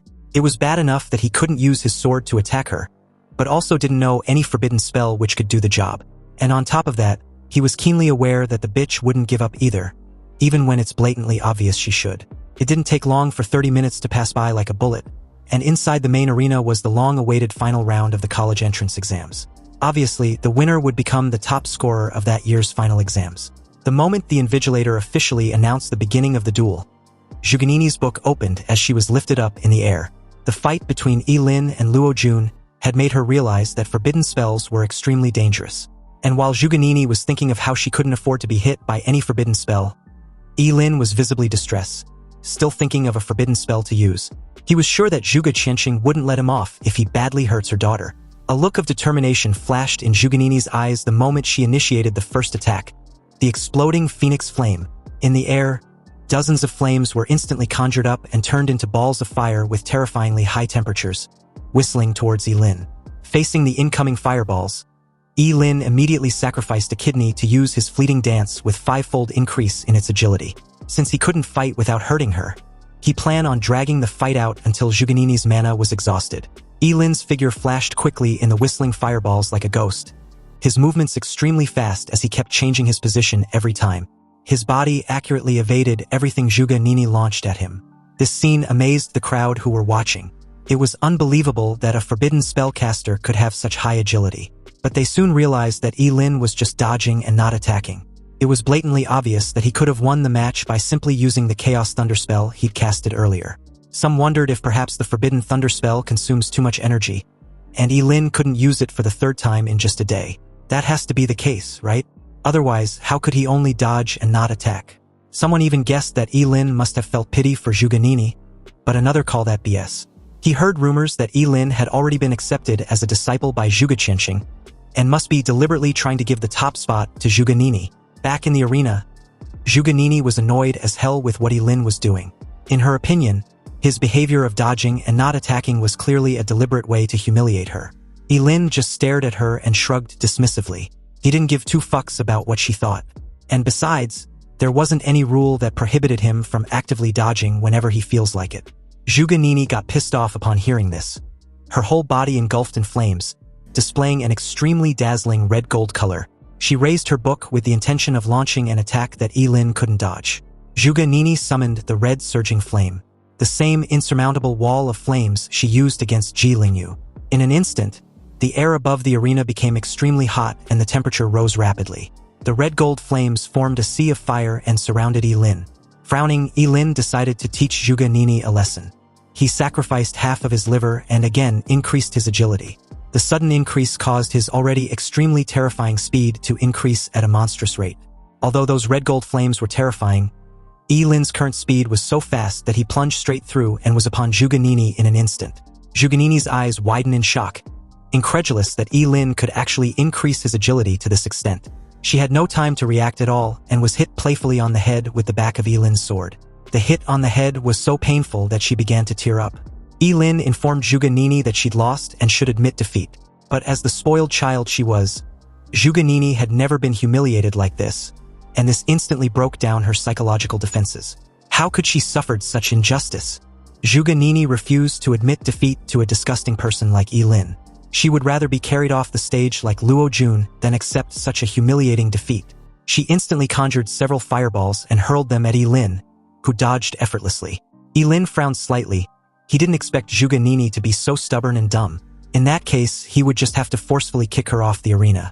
Looking at Ye Lin, who was dodging every fireball as slippery as a loach, Zhuganini's aura surged rapidly, and her flame ability reached its peak. She let out a delicate cry and quickly formed a seal with her hands. An even more powerful mana burst out from her body, and all the pages of the book in front of her suddenly got torn out and surrounded her. Above the arena, the air seemed to be distorted by a force as the crimson writings on the pages glowed ominously. Everyone, including Ye Lin, watched the scene in stunned silence, noticing the strong pressure created from just the spell activation. There was a surging anger in Zhuganini's tone the moment she cast the curse spell, the Fire Tornado. Zhuganini pushed her jade hands forward, and the pages instantly gathered into several huge fire tornadoes which rushed towards Ye Lin. These fire tornadoes were different from the previous flames summoned. They seemed to have a mind of their own as they danced wildly in the air. Every rotation released a terrifying high temperature, as if it wanted to burn everything to ashes. No matter how Ye Lin dodged, the fire tornadoes followed him closely like a thorn in his flesh. He realized that the spell had the ability to lock onto and follow a target. Zhuganini made her way to the ground with her face slightly pale and her dress already soaked with sweat. It was obvious that using this skill had exhausted her extremely. Her book had been destroyed, but as long as it can guarantee her win, it was all worth it. She firmly believed Ye Lin had nowhere to hide from the attack and should admit defeat. Upon hearing this, Ye Lin was baffled. Was this bitch really dumb as rocks? You see, Ye Lin had already thought of a solution the moment he realized the spell had a homing skill. With his incredible agility, he appeared behind Zhuganini in an instant. Zhuganini should have realized this simple truth when she casted her spell. Thus, releasing a spell with a homing skill without teammates to protect her when facing off against a fast opponent was tantamount to suicide as a mage.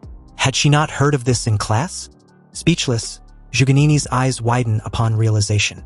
And at this moment, the fire tornadoes were like raging storms, rushing towards them at a high speed. Ye Lin calmly instructed her to end the skill and admit defeat. But this bitch, with tears in her eyes, replied that she would do no such thing. She won't lose to Ye Lin, even if it means dying together. Instead of canceling the release of the curse spell, Zhuganini increased the output to the max, making the fire tornadoes even more violent. She truly intended on dying together with Ye Lin rather than being humiliated again. The moment the crowd realized what Zhuganini had just done, her father shouted desperately, pleading for her not to do something so stupid. At the same time, the invigilators and the medics rushed towards the arena with urgency. Ye Lin stretched out his hand and pulled Zhuganini to his side, then raised his hand as a terrifying force burst out from his palm. The arena under his feet trembled instantly with a deafening roar, and a stone wall suddenly rose from the ground between the two and the incoming torrent of flames. The stone wall, being one of the forbidden spells Ye Lin just unlocked after upgrading, had an ancient and ominous aura with complex mystery, as if it was not made of solid material. The effect of this skill was as straightforward as its name, the Wailing Wall. It can be summoned from the deepest depths of hell by sacrificing a lifespan. The Wailing Wall can nullify any attack if the attacker isn't 20 levels above the spellcaster. Anyway, like a gate of the abyss, the Wailing Wall opened up and swallowed the overwhelming torrent of raging tornadoes of flames without making any sound. Some of the audience recognized the Wailing Wall and was shocked that an examinee was actually able to cast such a forbidden spell. The Wailing Wall dissipated shortly after as Ye Lin thanked the heavens for being lucky to have unlocked this defensive curse spell. Otherwise, he really wouldn't have known what else to do. In an affectionate manner, Ye Lin brushed Zhuganini's messed up hair in place and gave her a reassuring smile which snapped her out of her daze.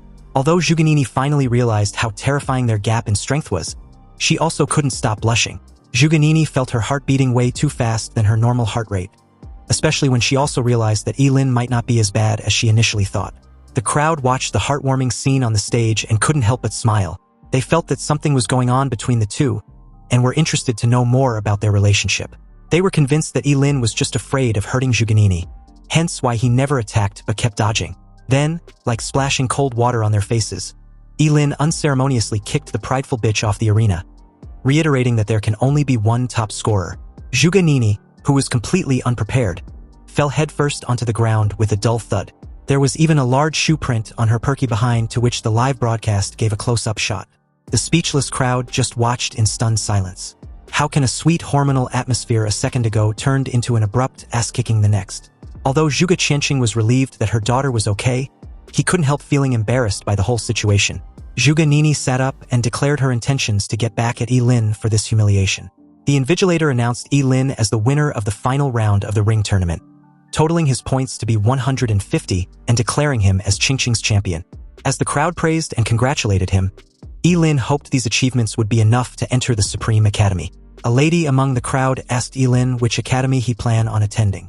Ye Lin's answer was obviously the Supreme Academy, and the crowd shared his excitement and enthusiasm. But as the supervisor of the Supreme Academy made her way inside the arena with Principal Gao and Lin Yuan, she apologized and informed Ye Lin that he'd been rejected. Principal Gao and Lin Yuan, already aware of Su Chengxin's decision, remained silent with a gloomy expression. Although Ye Lin had a fair idea of the reason, he couldn't help asking why. The reason was his profession as a forbidden spellcaster. Since the appearance of job changers, there has been 11 forbidden spellcasters, and their average lifespan was 22 years. The longest-lived forbidden spellcaster died at the age of 24.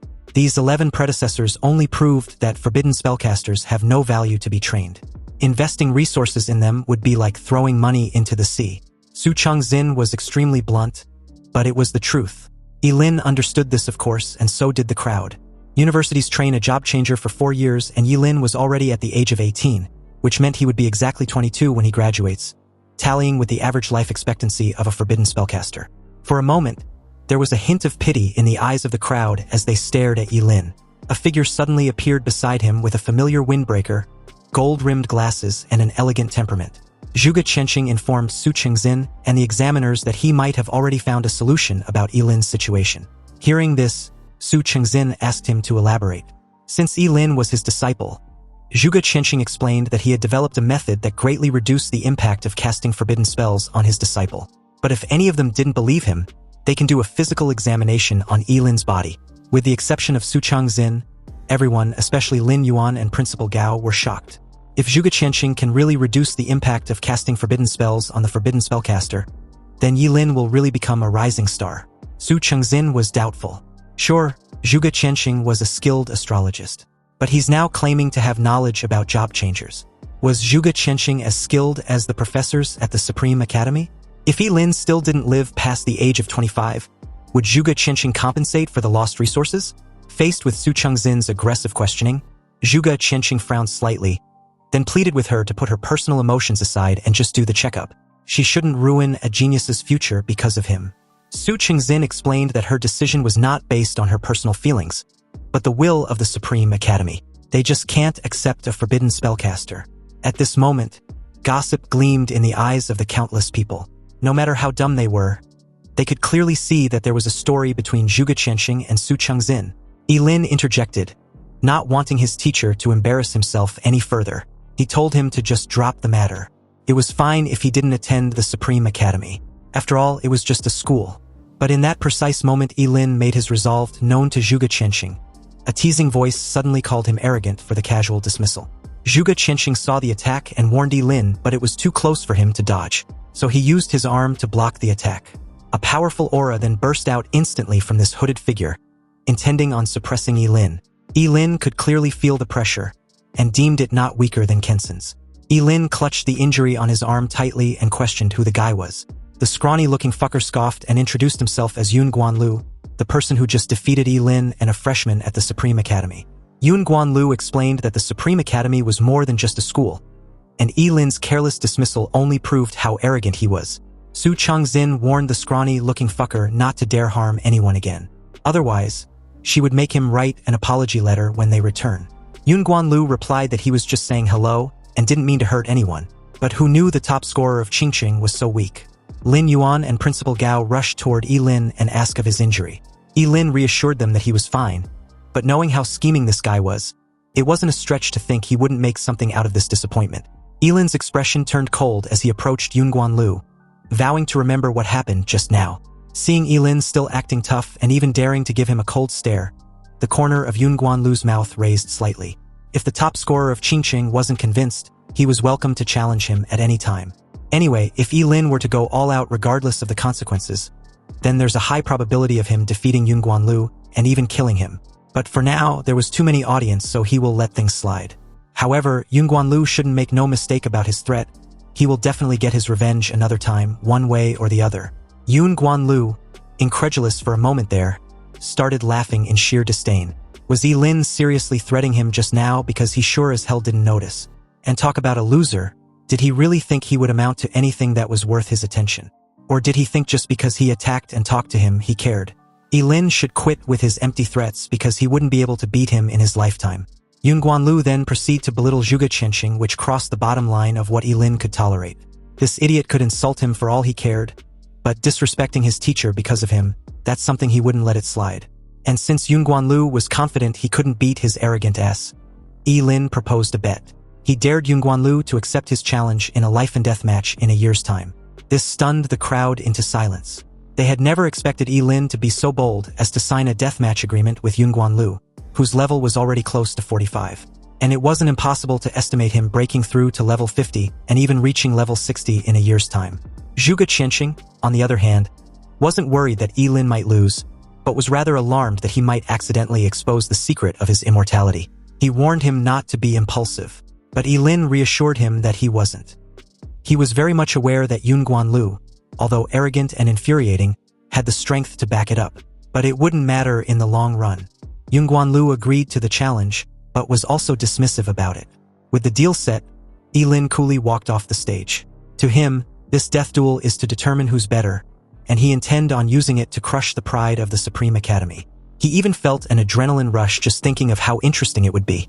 As the principal of Qingqing Academy, Gao Jinyu personally congratulated Ye Lin for becoming the top scorer, and in front of the cheering crowd, he thanked his student for finally elevating his school to new heights. Anyway, as the scene shifted to Zhuge family's villa that very afternoon, Ye Lin expressed his concern about Zhuge Nini, wanting to know if she was alright. Zhuge Qianxing replied that she was. Her daughter was just feeling down because she lost to him, but she'll bounce back in no time. Ye Lin then moved to the next obvious and a bit intrusive question. He was curious about the relationship between Zhuge Qianxing and Su Qingxin. Zhuge Qianxing was already expecting this question, so he wasn't exactly caught off guard with this open secret. He explained that Su Qingxin was his first love. Coincidentally, Zhuge Nini was on her way downstairs when she heard her father's disclosure. She was genuinely stunned by this news, and not only her, but Ye Lin as well. The fact that the two had been in a romantic relationship was just surprisingly odd. Zhuge Qianxing sighed and explained that it was a long story. Back when he was just a young guy who had just entered the academy, he fell in love with Su Qingxin and they started dating shortly after. But after a while, they broke up due to their differences in personalities. Apparently, Su Qingxin likes to play mind games type shit in relationships. And what's even worse, she believes she's always in the right and her actions are completely justified. Anyway, 5 years after their breakup, Su Qingxin suddenly came back, saying she couldn't forget about Zhuge Qianxing and wanted to reconcile. The two, especially Zhuge Nini, wanted to know if they did. Zhuge Qianxing calmly replied that it wasn't even possible for them to do so, because by then he'd already had Zhuge Nini. This immediately shut them up, and Ye Lin, like the rational guy he was, finally came to terms with his situation, though it was a shame on his part. Zhuge Qianxing, a bit regretful, really didn't expect his love life to affect his disciple's future. It seems Ye Lin's next best choice was Daxia Academy. And as for Zhuge Nini, her strength and talent were enough to enter the Supreme Academy, so she shouldn't worry about it too much and just try to do her best there. Ye Lin agreed with this assessment since enrolling in Daxia Academy wasn't a bad alternative, but his next ideal option. With that settled, Zhuge Qianxing told the two to go rest. The various admission officers would probably be waiting for them at school early the next day. Ye Lin and Zhuge Nini did as Zhuge Qianxing suggested and got some needed rest, because the very next morning, the entire Qingqing Academy was abuzz with excitement, and Principal Gao couldn't help showing off the two geniuses of his academy to the press. But the surprising thing was the presence of the City Lord and the Supreme Academy's supervisor. After exchanging pleasantries, Su Qingxin officially invited Zhuge Nini to become a member of the Supreme Academy. Zhuge Nini thanked her, then turned in Ye Lin's direction with a smug look. Inwardly, Zhuge Nini was excited to have finally gotten one over Ye Lin. She didn't give a shit about how ridiculously unfair her win was. Anyway, Principal Gao, still on cloud 9, suddenly clasped Ye Lin's shoulder and guided him towards the City Lord, Huang. It was time for him to receive his 5 million yuan prize. Upon hearing such an amount for a prize, Ye Lin, visibly shocked, rushed over and shook Huang's hand. Huang then praised Ye Lin for his exceptional temperament as a top scorer, and the press were eating all this publicity up like they were having a field day. Anyway, like the money-hungry hyena he was, Ye Lin couldn't help asking when he was supposed to receive his 5 million. And although Huang reassured him that not a penny less would be given to him, Ye Lin still informed the media of how he was scared of still being poor after living in the slums for years. So everyone should bear witness to his reward. But to his amazement, the 5 million was just one of the many rewards. There were also skill scrolls. Hu Wang, as a representative of Qingqing, not only prepared 5 million but also an epic grade self-selection skill scroll for Ye Lin. And on top of that, a precious admission qualification for the top scorer realm, which was the secret realm only the top scorer from each city could enter. At this point, Ye Lin couldn't believe his luck. Although the epic grade skill scroll was useless to him as a forbidden spellcaster, the admission to participate in the top scorer realm was like hitting the jackpot. You see, this secret realm was special because it grants anyone immunity to all damages when entered, meaning the participants can ignore everything else and focus on killing monsters. Not that it's any huge advantage for Ye Lin, but the idea of challenging any monster regardless of the level was an edge he might need to raise his level to 99 before leaving. Upon hearing this, Principal Gao informed Ye Lin that even though the top scorer realm is not that exaggerated, the monsters inside were limited. But immunity to all damages were indeed suitable for him. The City Lord then mentions how they have high hopes for him. Apparently, the top scorer realm was also a test for Ye Lin to excel. Scoring first place would grant him the title of the national top scorer. Ye Lin, who initially had no idea such a title exists, was assured by his principal that there's indeed such a title, meaning the champion of Xia Nation. If he obtains the highest level from the top scorer realm, then he would be the nation's top scorer.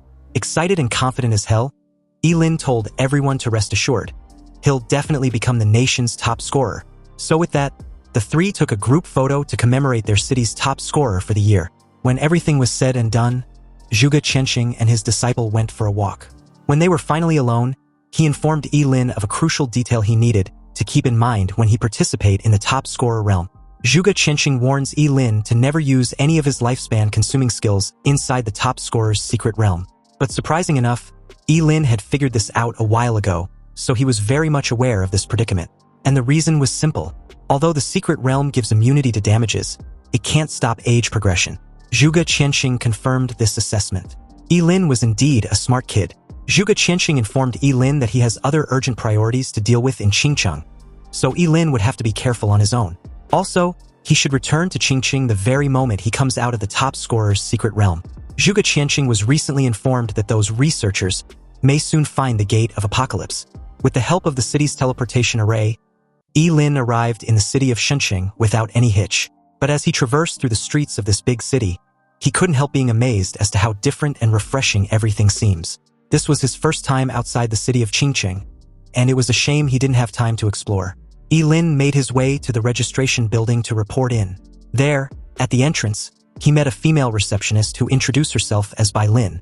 After confirming Ye Lin's identity, Bai Lin instructed him to follow her. Hu Wang had already made preparations. On the way, Ye Lin was informed that the top scorer realm hadn't been opened yet, so he had time to rest. Also, if he encounters any problems during his stay, he can contact her at any time. Bai Lin brought Ye Lin to a high-rise building where he completed his registration and check-in procedures at the front desk. Shortly after, he found his room and flopped onto his bed with his skill scroll in hand. Since the top scorer realm hadn't been opened yet, he might as well go and explore this city he had never been to before. But in that very moment, a sudden noise and muffled voices at the door reached his ears. This person, whoever it was, kept whining on the other side about how strange it was that the room's keycard wasn't working. Ye Lin made his way to the door, wondering who was trying to barge into his room. Or perhaps the rooms were meant to be shared. He didn't even get a word out before the door was forcefully pushed open with a bang, destroying the locks and startling him. Then an innocent-looking petite girl wearing a blue dress appeared at the door. She carried a teddy bear backpack, and her blonde hair was tied with 2 cute bows. She blinked her big eyes and stared at Ye Lin with confusion, questioning who he was. And why was he in her room? Ye Lin was left dumbfounded. Shouldn't he be the one asking her these questions? But upon seeing Ye Lin's shocked expression, this petite girl suddenly misjudged him as a pervert. She'd even convinced herself on the spot that Ye Lin was hiding in her room after targeting her as an easy mark. Suddenly, with bulging veins, her arms instantly swelled up as she threw a punch in Ye Lin's direction. Ye Lin reacted quickly with his fleeting dance, sidestepping to the side and narrowly dodging this terrifying punch. Just the whistling wind from the release was enough to rattle the windows. Ye Lin, shell-shocked, was a bit incredulous that this little loli actually had such powerful strength. He hurriedly explained that he wasn't a pervert. But the little loli refuses to believe him. She claims that a pervert wouldn't actively admit to being a pervert, so Ye Lin was spouting lies. At this point, Ye Lin realized that he's left with no choice but to take action. He sacrificed his appendix and summoned the realm of woods. In the small room, countless woody vines emerged very abruptly and wrapped around the girl's fist like tentacles. She tried to break free with brute force, but the vines were so resilient that all her struggles were for naught. You see, the Descent of the Wood Realm was a forbidden spell that mainly restrained forceful movements, so it took a while for the girl, Manhwa, to finally relent. Ye Lin then took out his room card and showed it to her. But upon seeing the matching number 6099, Manhwa couldn't help exclaiming that it was impossible. Her room card was also 6099. Ye Lin released her from the spell and demanded she show her room card. Manhwa, although puzzled, confidently took out her room card from her bag and showed it to Ye Lin. But to her dismay, the card number turned out to be 6609. At this point, it was obvious that she turned the card upside down and got the number wrong. So with the misunderstanding out of the way, Manhwa started apologizing profusely for acting the way she did. But Ye Lin was more concerned about reminding her not to forget about informing the staff to fix the door on her way out. Manhwa nodded in understanding, but still insisted of treating Ye Lin to a meal as a form of compensation. Ye Lin replied that there was no need. However, since she's still insistent, how about she accompany him for a walk down the streets? So as the two explore the streets outside, Ye Lin learned Manhwa's name and her profession. She was an SSS-Class berserker, which explains her sudden explosive strength. Manhwa was the top scorer of Haiqing. Ye Lin then informed her of being from Qingcheng, and of course he was also a top scorer. Since Ye Lin was able to subdue her with a terrifying skill, Mi Shui believed Ye Lin must have been admitted into the Supreme Academy. Hearing of the Supreme Academy, Ye Lin calmly explained that that's where he initially planned on attending, but unfortunately, the Academy rejected him. Mi Shui's excitement turned into confusion. She couldn't comprehend why. With the strength Ye Lin had just shown, getting in should be easy. But Ye Lin shrugged dismissively and stated that his fate was decided elsewhere.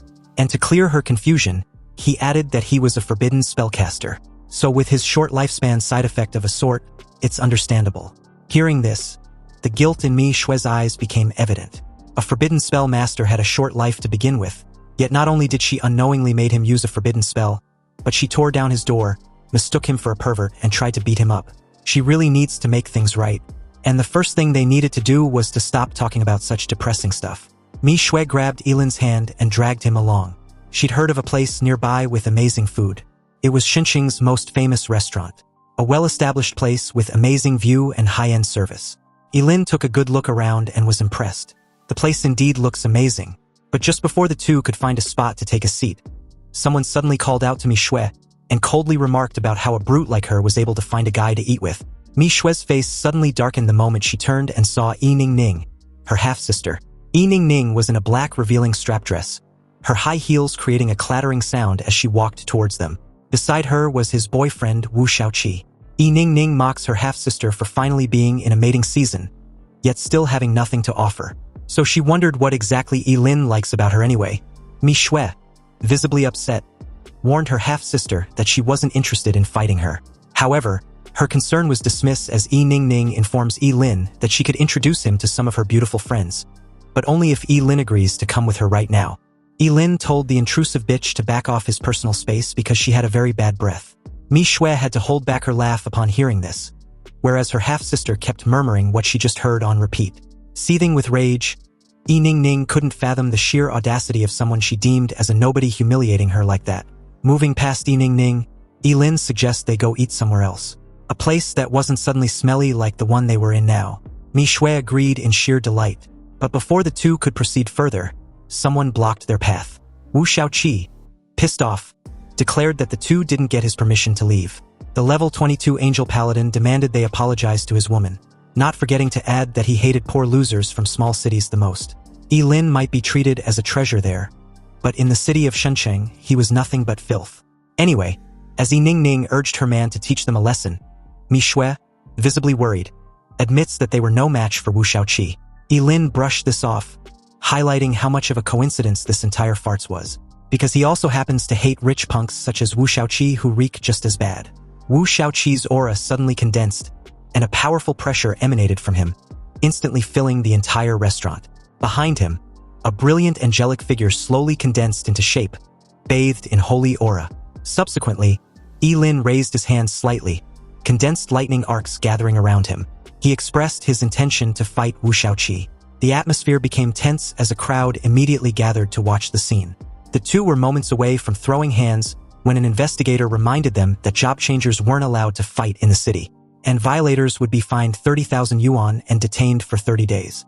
With the top scorer realm just hours away from its grand opening, Mi Shui reasoned with Ye Lin that fighting with Wu Xiaoqi wasn't worth it. Ye Lin agreed, and so did Wu Xiaoqi, who warns Ye Lin as he walks off. Ye Lin better not cross path with him inside the top scorer realm. Although he may not be able to kill him in there, he sure as hell can make him suffer a fate worse than death.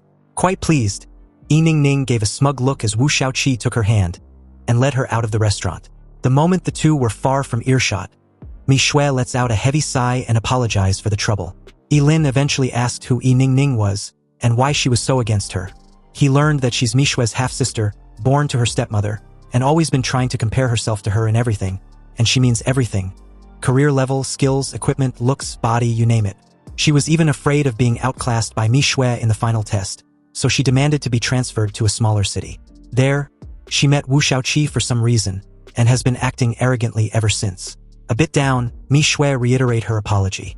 She just wanted to repay Ye Lin by treating him to a meal, but she'd inadvertently gotten him into trouble instead. Ye Lin reassured her that it was fine. He even feels a bit hungry all of a sudden, so they should just find a spot to eat. Mi Shui was a bit surprised that they were still going to eat there after what just happened. But Ye Lin reminded the little loli that she was the one who recommended the place, so why let those two idiots ruin their appetite? Early the next day, all the top scorers in the entire province gathered at a massive square near the outskirt of Shenxing City.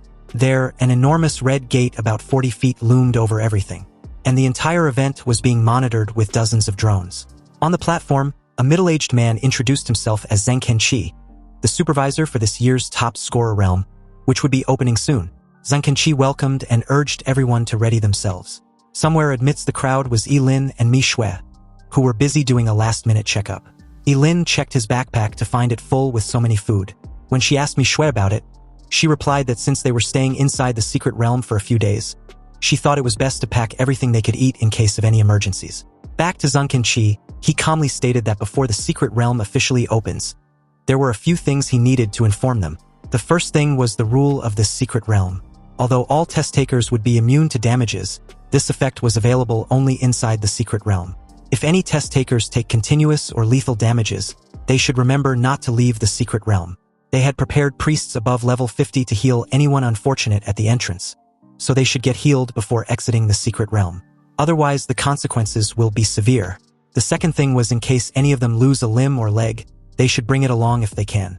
Then find a priest to reattach it before exiting. This was far better and less difficult than finding the means to regrow a new limb or leg. The third thing was to remember not to get eaten by a demonic monster, because having their torso get digested was not a pleasant feeling to have. Just the imagination was unpleasant, and the very idea of it was very terrifyingly painful to think about. However, from this intel, Ye Lin deduced that their body would just be immune to all damage taken inside the secret realm, not blocking it. Zhang Kenqi then proceeded to wish all the top scorers to come back safely with good grades. He instructed for the teleportation portal to be opened. Also, everyone had 10 minutes to form a team or find their teammates. But if anyone had the confidence to enter alone, there are no rules against it. Mi Shui proposed forming a team with Ye Lin. Ye Lin agreed to the team up, but she needed to carry his bag. The little lowly had no problem with this arrangement. After all, such light weight was nothing to her as a berserker. A guy nearby saw this scene and accused Ye Lin of being ungentlemanly. How could Ye Lin make such a cute little girl carry a heavy load for him? He then offered to team up with Mi Shui. With him, she definitely won't be doing menial work. Mi Shui suddenly showed him her swelled fist, and questioned the idiot what he's worth was to even propose a team-up. He should scram before she beat him into a pulp. Nearby, Wu Shaoqi proudly showed off his profession and level as Yi Ningning announced that they were accepting job changers above level 20. So anyone who wants to live should join them. They soon spot Ye Lin and Mi Shui and approached with their minions in tow. In earshot, Wu Shaoqi informed Ye Lin that he had had him investigated. And he's got to say, it's quite rare for a job changer to reach level 18 from a small county town like Qingqing. But a redneck will always be a redneck because he won't be able to climb any higher. Wu Shaoqi offered Ye Lin one last chance to kneel down and kowtow to him 3 times. Only then will he forgive him for what happened the day before. Otherwise, when they enter the secret realm, who knows what will happen. Ye Lin just laughed and basically told the idiot to fuck off. Pissed off, Wu Shaoqi was about to throw hands when Zhang Kenqi appeared from nowhere and intervened. He warned Wu Shaoqi that they weren't in the Wu family, so if he dares to cause any trouble, his examination qualification would be revoked immediately. Zhang Kenqi raised his voice and reiterated what he said about breaking the rules to all the test takers. With the secret realm now opened, any violation would immediately get the culprit disqualified. Wu Shaoqi walked off with a murderous look, vowing to settle the score with Ye Lin eventually. Anyway, as countless top scorers rushed inside the red gate in an orderly fashion, Mi Shui warns Yi of Wu Shaoqi's recklessness. And from the looks of it, they would have to be extra careful once they enter the secret realm. Ye Lin assured her not to worry. He's already aware and knows what he's doing. Soon, it was their turn to enter, and the moment they did, Ye Lin and Mi Shui arrived in a completely new world.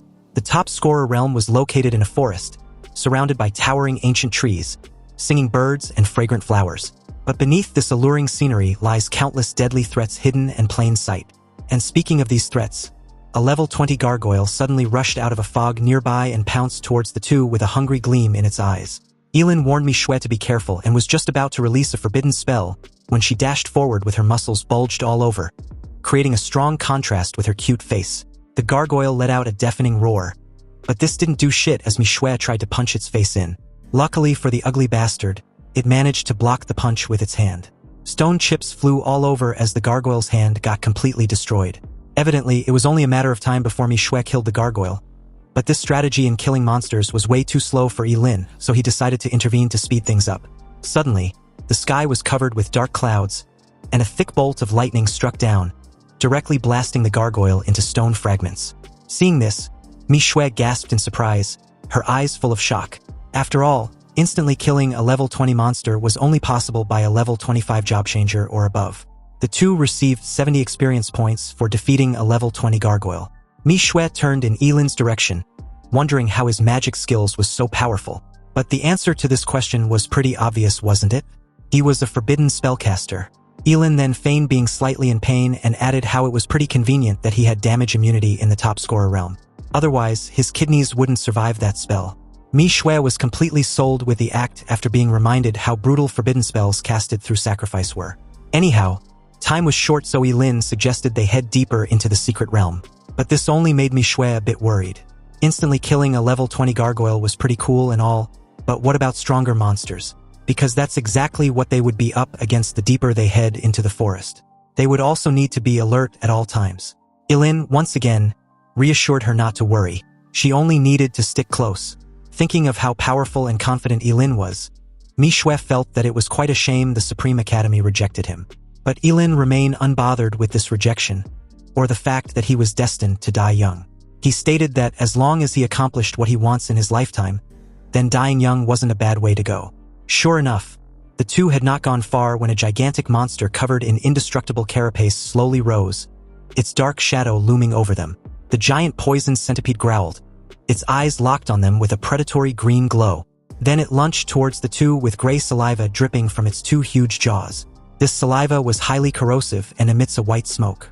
Ye Lin grabbed Mi Shui, used his fleeting dance to quickly evade the corroded surroundings the moment the giant poison centipede came crushing down. But unfortunately, part of his lower abdomen and his left leg and arm was still corroded to the bone when he shielded Mi Shui. At a safe distance, Ye Lin, calm and composed, instructed the little lowly to leave the battle to him since she'll only be a hindrance. He then calmly raised his hand and summoned the world-destroying thunder. The familiar blue thunder dragon appeared and struck down, and the giant venomous centipede, which seemed to be extremely terrifying in Mi Shui's eyes, didn't even have time to put up any resistance before it was burnt into a charred corpse. Mi Shui was in a daze when Ye Lin pulled her along, facing wave after wave of monsters. The first was a level 22 poisonous scorpion, then a level 25 skeleton blade shield swordsman. The two monsters were killed in the same manner after being struck by a bolt of lightning. Mi Shui was left speechless watching Ye Lin instant kill one monster after the next with his lightning attribute without breaking a sweat. Then, out of nowhere, a level 28 Abyss Ratman suddenly grabbed his leg and tried to launch a sneak attack from underground. Ye Lin swiftly freed himself, raised his hand and cast the forbidden spell, the Eternal Thunder Element. Golden energy suddenly formed and gathered in his palm, then condensed into a dazzling golden spear. Ye Lin grasped the spear and threw it directly at the Abyss Ratman, killing it instantly. Ye Lin was ecstatic to have finally leveled up to 20. But after killing the level 28 Abyss Ratman, Mi Shui suddenly realized something and looked surprised, as if she had solved a historical problem. Since Ye Lin was a forbidden spell master, he was immune to any damage inside this secret realm, which was why he could use forbidden spells at full strength. Ye Lin was a bit baffled. Hadn't she known this until now? It seems this girl has well-developed muscles, so her brain doesn't seem to be very useful. Anyway, after reaching level 20, it was time for him to unlock his second talent. Scrolling through his attribute window, he learned that his second talent was the ultimate sublimation. With this talent, he can sublimate all the skills he'd used into forbidden spells. This was a massive upgrade since he previously couldn't use skill scrolls, whether they were common, rare, epic, or legendary. Ye Lin instructed Mi Shui to hand him the dropped fireball spell skill scroll. Although it was just a regular spell, Ye Lin, eager to test out this new feature, learned it without any moment of hesitation. Immediately after doing so, the class talent Ultimate Sublimation was automatically activated, upgrading the regular fireball spell to Flame God's Breath. This new forbidden spell burns Ye Lin's life force to summon the flame of the god's divine fire, capable of incinerating everything in its path. Accompanied by a dazzling golden light, a powerful energy wave spread out instantly. The surrounding air seemed to be ignited by this energy. The temperature rose rapidly, and a huge fireball was formed. The fireball continued to expand, emitting blazing golden light and high temperature the moment Ye Lin injected his own fire into it. He then hurled the massive ball of fire into the air, and with a deafening boom, The sky was lit up with a thunderous explosion so destructive that it felt like an actual sun had exploded. Ye Lin curled his fist excitedly. After all, having more forbidden spells will undoubtedly allow him to have more adaptability and tactics when facing opponents stronger than himself. And now, with this new talent, no matter what type of forbidden spell he wants, he can just find the corresponding type of low-level skill scroll which cost a few thousand yuan. In a good mood, Ye Lin and Mi Shui left that place to continue leveling up. Meanwhile, on a massive tree branch somewhere nearby, Yi Ningning and Wu Shaoqi saw the explosion and were baffled. When Yi Ningning questioned what skill could cause such an explosion, Wu Shaoqi guessed that it might be an invigilator, because there wasn't anyone else among them who had a skill of that magnitude. Elsewhere, Zhengqinqi was also watching the explosion through his monitoring screen, wondering what could have happened to trigger a skill with such destructive strength. It was soon nightfall, and Ye Lin proposed they find a place to settle and eat. Hearing this, Mi Shui had no issue with this suggestion since she was basically the one responsible for everything else besides hunting monsters. Nonetheless, she enjoyed her role since she'd been leveling up like crazy. Anyway, in the meantime, Ye Lin, still fully alert of any possible danger, decided to scout around when he spotted something that made his eyes widen with a hint of excitement and shock. In a whisper, he called Mi Shui over to take a look. Not far away was a clear spring with its water constantly flowing in like a small waterfall. And on a huge black rock beside the spring was a golden toad. Its skin sparkled brightly in the nightlight, as if it was coated with a golden thin layer. This extremely large monster was the treasure toad. It was about 4 or 5 meters tall with a pair of bright vertical pupils. And its specialty was hoarding treasures in its stomach. The higher the level of the toad, the more valuable the treasures it contains. And luckily enough, this treasure toad was level 25, so it would definitely drop good rewards if caught. Ye Lin motioned for Mi Shui to be extremely quiet. They couldn't risk scaring it off. Ye Lin planned to approach it quietly and control its movement to Mi Shui to catch it. It took about half an hour for the two to silently make their way behind the treasure toad. But just as they were about to enact on their plan, a sinister voice suddenly came from behind them, arrogantly declaring how annoying it had been in searching for Ye Lin. Wu Shaoqi and his group's sudden appearance alerted the treasure toad. And by the time Ye Lin tried to restrain it by summoning the realm of woods, it was too late. The treasure toad had already fled away. Ye Lin's face darkened as he cursed through his gritted teeth. The idiot had ruined their plans. And to make matters even worse, he was still running his mouth. Wu Shaoqi informed Ye Lin that it was time for him to settle his debts. He was going to make sure Ye Lin experienced a life worse than death. A crowd nearby heard the exchange and pitted Wu Shaoqi's nest victim. In their eyes, Ye Lin was unfortunate to run into Wu Shaoqi and his minions even though the secret realm was vast. They also blamed him for bringing this misfortune upon himself. However, at this moment, Ye Lin's facial expression was extremely cold with no trace of fear. He was on his last nerve, so he sure as hell wasn't going to let this slide. If a life worse than death was what these fools were expecting, then they should rest assured because that was exactly what he planned on letting them experience. Ye Lin calmly raised his hand and summoned a fireball. But upon seeing this, one of Wu Shaoqi's minions smiled even more disdainfully.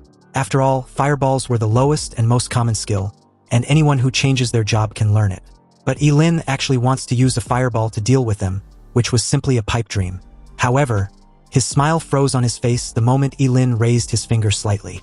The seemingly ordinary fireball suddenly expanded several times, turning into a dark golden sun several meters in size.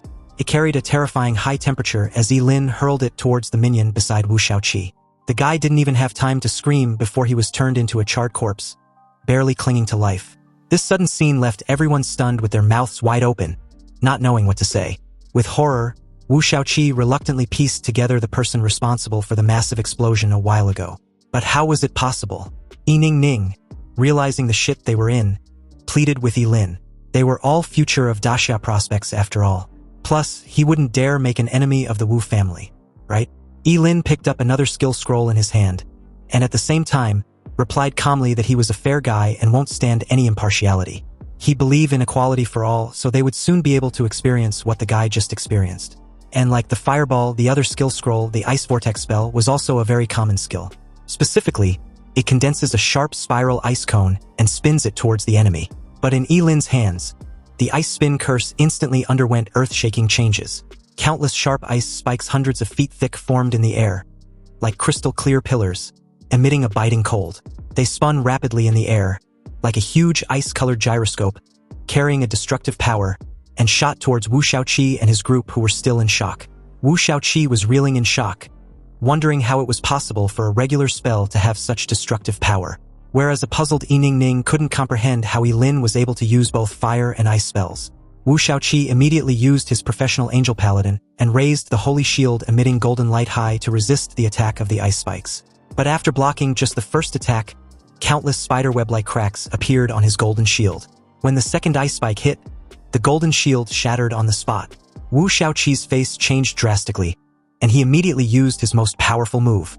A golden sword condensed in his hand and slashed towards the ice spikes in the sky in a cross shape.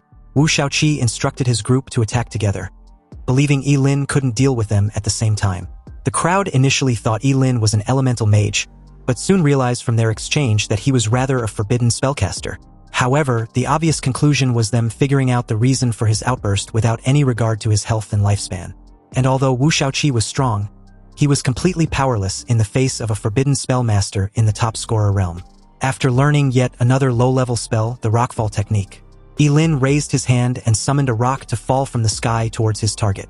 However, what fell from the sky was no longer an ordinary rock, but a massive freaking boulder like a meteor, and smashed straight towards Wu Shaoqi and the others. Everyone seems to recognize the forbidden spell that Ye Lin had just casted, and their face turned pale instantly.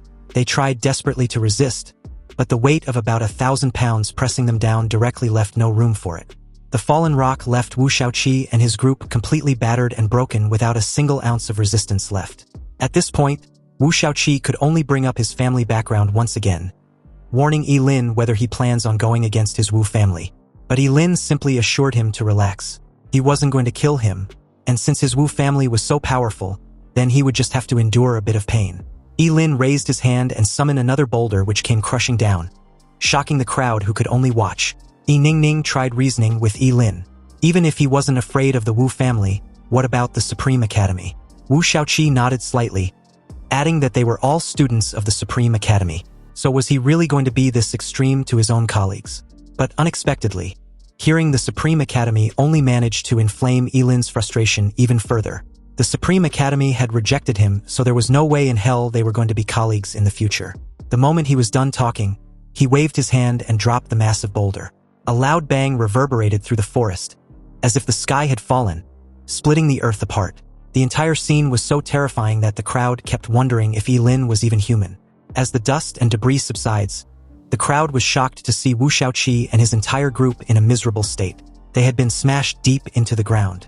But under the influence of the rules of the top scorer realm, they were still alive. At this moment, the whole place was silent, and those who had been watching even begun to regret why they came. They held their breath and dared not even fart, for fear that Ye Lin would target them. Ye Lin called them over, instructing them to send Wu Shaoqi and his group to get healed. They cautiously used their abilities to excavate the bruised bodies beneath the rumble.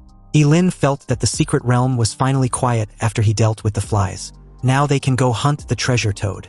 Meanwhile, near the exit of the secret realm, the supervisor of this year's top scorer realm, together with 3 priests and more than a dozen professional medical staff, were patiently waiting on high alert.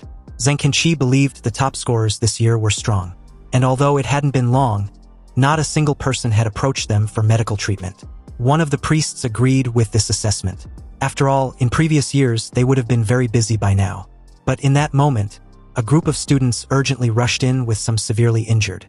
Zheng Kenqi examined the wounds, and after ordering the priest to heal their injuries, he asked what happened. Did they encounter a high-level monster? One of the students replied sheepishly that it was actually an encounter against one of their own. He explained that Wu Shaoqi and his entire group fought against a forbidden spellcaster. Zheng Kenqi couldn't believe what he just heard. How can a single student be responsible for such brutality? Back to Ye Lin and Mi Shui, they have been busy following the direction in which the golden treasure toad fled, but to no avail. If Wu Shaoqi and the others hadn't caused trouble, the multi-treasure golden toad would never have been able to escape from their hands. In resignation, Ye Lin had to give up the idea of continuing to pursue the treasure toad. And besides, it was already nightfall.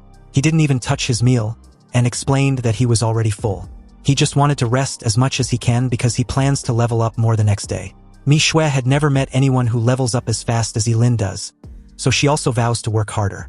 However, when she lifted her head, she was shocked to see 3 pairs of red eyes staring at her from afar. Then a huge dog figure leaped out from the darkness. It was burly and covered with red flames. Its red eyes flashed with a ferocious glow in the dark, and had a foul-smelling and corrosive saliva dripping from its mouth as it exposes its fangs. This beast was none other than a legendary three-headed hellhound Cerberus, a true high-level monster. The level 36 Cerberus spurt out a corrosive green liquid from its mouth. Luckily, Manhwa was quick to act. She grabbed Ye Lin's arm and dragged his sleeping figure out of the way. Ye Lin was a bit stunned to have encountered such a high-level monster for the first time, and didn't expect it to be this terrifying. Ye Lin took the lead and directly used his Flame God's Breath skill. A huge dark golden flame was hurled towards the three-headed dog of hell. But the middle head of the hellhound opened its mouth wide and bit the dark golden sun released by Ye Lin. And with a gulp, it actually swallowed it. Both Ye Lin and Manhwa couldn't help but gasp. The freaking beast swallowed the forbidden spell in one gulp. There was even a hint of mockery in the eyes of the three-headed hellhound as the first head opened its mouth and spewed a thick green foul-smelling liquid towards them. The two managed to dodge to the side as the extremely corrosive fluid destroyed everything it touched. Ye Lin suddenly felt an attack from behind and quickly leaped sideways with his fleeting dance activated. He barely avoided the fatal blow, and while in the air, he raised his hand as bits of golden light gathered in his palm, condensing into a bright and dazzling golden spear. The golden spear was like a meteor streaking across the night sky, stabbing fiercely at the three-headed dog of hell with unstoppable power. The three-headed hellhound growled, then opened its bloody mouth and spew out green foul-smelling liquid, trying to resist the attack. However, the spear penetrated the corrosive fluid and pierced into the bloody mouth of the hellhound, taking one of its head off. A shrill scream was heard, and the hellhound's body trembled violently, as if it was suffering unimaginable pain. Completely enraged, the first head of the now two-headed dog of hell opened its bloody mouth and spewed out yet another extremely thick green foul-smelling liquid. Only this time around it covered a vast range. Ye Lin raised his hand and quickly summoned the Wailing Wall. Since the level difference between the beast and himself was below 20, the Wailing Wall blocked the corrosive flames effortlessly. He then countered with another dazzling spear, hurling it and piercing the first head of the Cerberus. With only a head left, the beast could only let out a painful roar before Ye Lin summoned the world-destroying thunder. With a loud boom, the three-headed hellhound was struck by lightning and left in a charred and a sorry state. However, it wasn't dead, and the moment Manhwa questioned Ye Lin about it, he realized that something was wrong. Alarmed, he instructed Manhwa to make a run for it. Ye Lin had to grab her hand and bolt for cover because apparently, the Cerberus was about to self-destruct. And if they're caught within the explosion of its corrosive fluids, the damage might be unimaginable. It didn't take long for the explosion to cover a vast range of the forest. But fortunately, the two were fast enough to escape the blast range. Anyway, the reward for killing a level 36 high-grade Cerberus was 720 experience points. And unexpectedly, it seems they weren't the only one within that vicinity that escaped. Apparently, the infamous treasure toad they've been chasing all day just happens to cross path with them. And unlike last time, they have no intention of letting this treasure trove escape for the second time.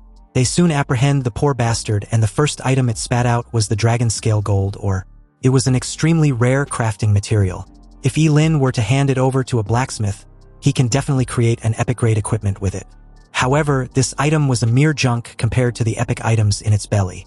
The treasure toad was heavily restrained, and even under the countless threats, this golden fucker dared to spit out an ordinary stone as its next item. Obviously, this only managed to piss Ye Lin off, who struck the head of the treasure toad with the hilt of his sword. Back at the medical center near the Secret Realm's exit, Zhang Kanqi was patiently waiting when the three priests came out of the tent and announced delightedly that the surgery was a success. Wu Shaoqi and the others were almost fully recovered. Expressing his gratitude, Zhang Kanqi assured them not to worry. He would report their deeds to the higher-ups for a hefty compensation. Wu Shaoqi came out of the tent shortly after, but the moment he did, Zhang Kanqi instructed him to go rest until he was fully recovered. However, Wu Shaoqi wasn't having it.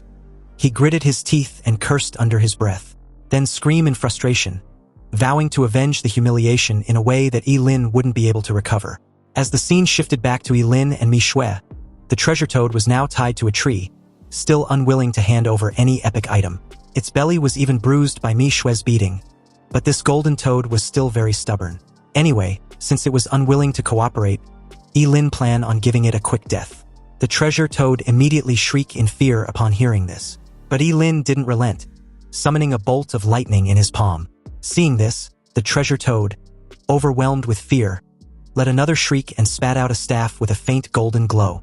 The staff was carved with exquisite patterns, and every detail revealed a mystery. Ye Lin was stunned. He didn't expect the treasure toad to have such an item in its possession. He quickly checked the properties of the staff, which was an epic-grade magic staff that increases psychic strength by 50% and make fire-type spells less costly and stronger. Ye Lin's attitude did a complete 180 as he praised the treasure toad for its cooperation. If it had done this earlier, it wouldn't have suffered so much.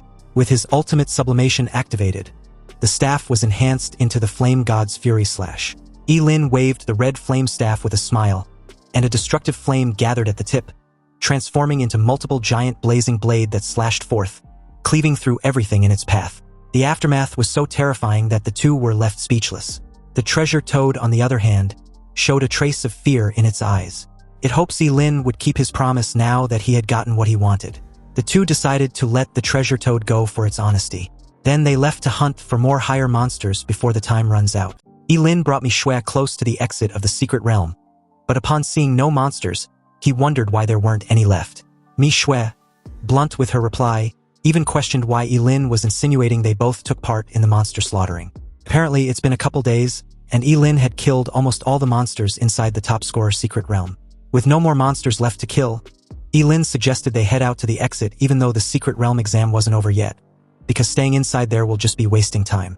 Meanwhile, at the exit of the secret realm exam, countless top scorers had already gathered, each facing the same predicament.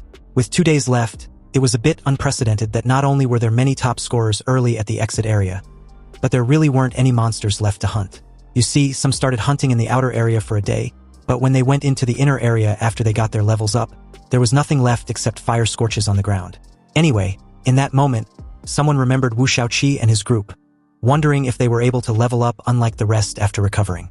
But a sudden commotion caught his attention, and apparently, it was just Ye Lin who was evidently being avoided by everyone after learning what he did to Wu Shaoqi and his group of minions. They were absolutely terrified of the guy. Zhengqianqi approached him, wanting to know if Ye Lin was really sure about leaving the secret realm. After all, the top scorer secret realm would only close in 48 hours, and exiting means that he had officially finished his trial. Ye Lin, without any hesitation, replied that he was sure. However, before exiting, every top scorer had to record their level. The assistant supervisor nearby asked him to show his level so she can record it. Ye Lin proudly displayed his level and profession, but downplayed this achievement as nothing. However, to the crowd and the officials, this was completely mind-boggling. Seriously, leveling up 7 times in just a few days, even Zhengqianqi, the supervisor, had never seen such leveling speed. The crowd was also thinking the same since most of them clearly recall him being level 18 before entering the top scorer realm. At this point, it didn't take a genius to figure out that the person responsible for killing all the monsters in the inner area of the secret realm. Ye Lin paid them no mind and asked the supervisor if he could leave now. But Zhengqianqi unexpectedly replied that he couldn't, and the reason was simply his level. Ye Lin was most likely be the national's top scorer this year, so he must wait until the secret realm officially closes to claim his reward. Obviously, hearing of a reward, Ye Lin's eyes suddenly lit up as he made a prompt decision to stay. He had originally planned to return to Qingqing ASAP in order to keep out of trouble. After all, he had offended Wu Shaoqi, who was the local tyrant in Shenzhen City. And speaking of that fucker, he suddenly appeared, complaining like the rest of the crowd. Wu Shaoqi was also unlucky, and apparently, he had spent so much effort to catch a golden treasure toad, but there was nothing inside its stomach. And on top of that, he saw no monsters despite searching for an entire day. Anyway, like everyone else, his attention was immediately drawn to the commotion nearby. Wu Shaoqi wondered curiously what was going on, only to be informed that all the monsters inside the secret realm were wiped out by Ye Lin. And to make matters even worse, Ye Lin was now level 25. Wu Shaoqi's face instantly morphed with an expression of eating a huge chunk of shit as he cursed loudly. And upon seeing this reaction, Manhwa spared no time rubbing his face in. After all, it was a bit embarrassing that the infamous young master of the Wu family entered the top scorer realm with level 22 and was now exiting with the same level. Wu Shaoqi scoffed and replied sharply, commenting on how disgusting it was that a short-life Forbidden Spellcaster snatched all the monsters. Ye Ning agreed. After all, no one with Ye Lin's class had lived past the age of 25, so what was the point of cultivating? Ye Lin was simply affecting them, the real future of Daxia. Manhwa was furious on Ye Lin's behalf. She believes it was Wu Shaoqi and his group's own incompetence that their skill wasn't enough to kill high-level monsters in time. And yet they have the audacity to mock Ye Lin. Suddenly, the sky over the top scorer realm instantly became gloomy, As if all the light was swallowed up, everyone's heart tightened, and an inexplicable fear spread. At this moment, a deafening roar came from the center of the secret realm, as if something was awakening underground. Immediately afterwards, the entire secret realm began to shake violently, making them dizzy. Their face changed drastically the moment they saw that the exit of the top scorer's secret realm had been closed at some point, and no matter how Zheng Qi tried, he couldn't reopen it. Then a scarlet light shot up from the depths of the secret realm, breaking through the shackles of darkness and illuminating everyone's face. In the light, huge monsters could be vaguely seen.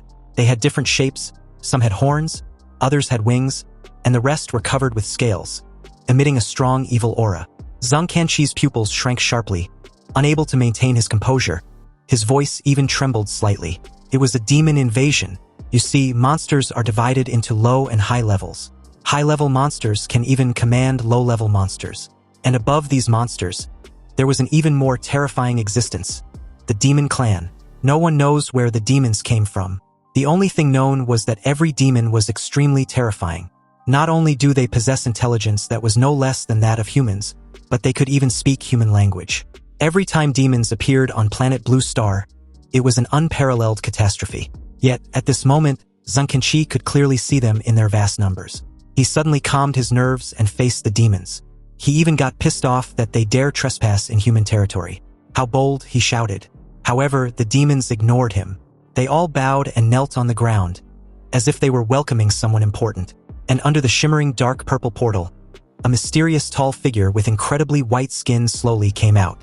The only difference from this figure, this demon leader, and humans was his strangely deep dark and cold colorful pupils. The demon leader stared at the humans below with contempt. After all, humans were just food to them. But not only did humans dare hold his kind as slaves in captivity, but they hunt them as well. They were truly courting death.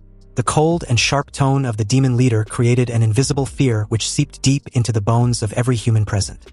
And although Zheng Qi also felt this deep fear in his heart, it was not for himself, but for everyone present. These test takers were all top scorers selected from all over the country through the college entrance exams. So if they all die in this secret realm, it would definitely be a devastating blow for the entire daxia. Zheng Qi instructed them to stay behind him. The abnormality in the secret realm must have already been noticed by Xincheng. They might even be on their way by now. Suddenly, a figure as tall as an iron tower appeared before him very abruptly. Then a devastating punch soon followed as Zheng Qi was forced to block. Zheng Qi, a level 70 job changer, was effortlessly forced back a couple of steps. The demon leader casually dismissed the human and instructed the towering monster, Luta, to deal with Zheng Qi. Luta muffled a response as Zheng Qi desperately threatened the demon leader, wanting to keep his attention on him. But the pale bastard ignored his threats and just made his way in front of the test takers. Then reassured them not to worry. He just wants to play with them. The demon leader showed his level to be 20, and explained he had heard they were the strongest humans selected this year. And according to humans' leveling system, since he was just level 20 at most, he was someone they can deal with, right? The demon leader wants them to fight him, and if they win, he would let them leave the secret realm. In confusion, the test takers stared intently and found that the aura emanating from the demon leader was indeed not far from that of a level 20 monster. They initially thought the demon leader was an invincible and terrifying enemy, but upon realizing his level, they started wondering what was there to be scared of. Suddenly, the top scorer of Chao City, Lin Zian, boldly walked out of the crowd. He was a level 21 divine knight with short hair and clear muscle lines. The very moment Lin Zian closed the distance between himself and the demon leader, the crowd began to cheer him on, believing they had the advantage. But a second later, they were stunned into silence as just a casual flick from the demon leader trashed Lin Zian into the crowd like a cannonball, knocking down several of them like a bowling ball until Ye Lin intervened. He caught the poor guy, but at this time he started coughing out blood and was barely hanging on. If it weren't for the death immunity in the top scorer realm, Li Zian would already be dead the very moment he was struck. The demon leader sneered disdainfully. If Li Zian was really a top scorer, then humans were a joke since they seemed weak as fucking ants. Staring at the stunned and scared crowd, the demon leader reiterated his challenge. However, when no one made a move, he questioned if they were so afraid that no one dares to come up to him. He then mocked how humans were nothing but cowards. Weren't they running their mouths just seconds ago? In that very moment, Wu Shaoqi seemed to suddenly have an idea and turned in Ye Lin's direction. He then called him out, questioning what he was waiting for. This fucker even threw in the "With great power comes with great responsibilities" line for emphasis. And this immediately shifted everyone's attention to the Forbidden Spellcaster. With Wu Shaoqi taking the lead, the crowd also began to morally blackmail Ye Lin. But Mi Shui, almost fuming with anger, pointed at the large crowd and cursed. They were all just mocking Ye Lin just moments ago, and now they're trying to pressure him to risk his life to save them. Aren't they disgusted with themselves? And as for Wu Shaoqi, seriously, how shameless can he possibly be? Wu Shaoqi countered with a rebuttal of his own. He stated that if Ye Lin hadn't injured them and killed all the monsters, preventing them from leveling up, they wouldn't be in this situation where he's the only one capable of facing the demon leader. Ye Lin, cool and composed, walked up to Wu Shaoqi and replied that he was fine facing the demon leader. But his equipment, on the other hand, wasn't on par, so how about Wu Shaoqi and his group hand theirs over? They can give him their high-grade equipment to increase his chances of winning. Wu Shaoqi didn't like this suggestion and replied that Ye Lin was asking for too much. Ye Lin simply asked if risking his life to fight a demon leader wasn't already considered asking too much of him, yet Wu Shaoqi wasn't even willing to give him a high-grade equipment. Cornered, Wu Shaoqi agreed to the request, and even advised Ye Lin not to be too cocky. They were handing their high-grade equipment over, but whether Ye Lin would live to use it was a different matter. After gathering all the high-grade equipment, Ye Lin entrusted them to Mi Shui and made his way to the demon leader, who was patiently waiting for the entire farce to end. He scoffed, a bit baffled at the humans who he sees as nothing but food, were actually having an internal strife even at a moment like this. Well, that's the nature of humans.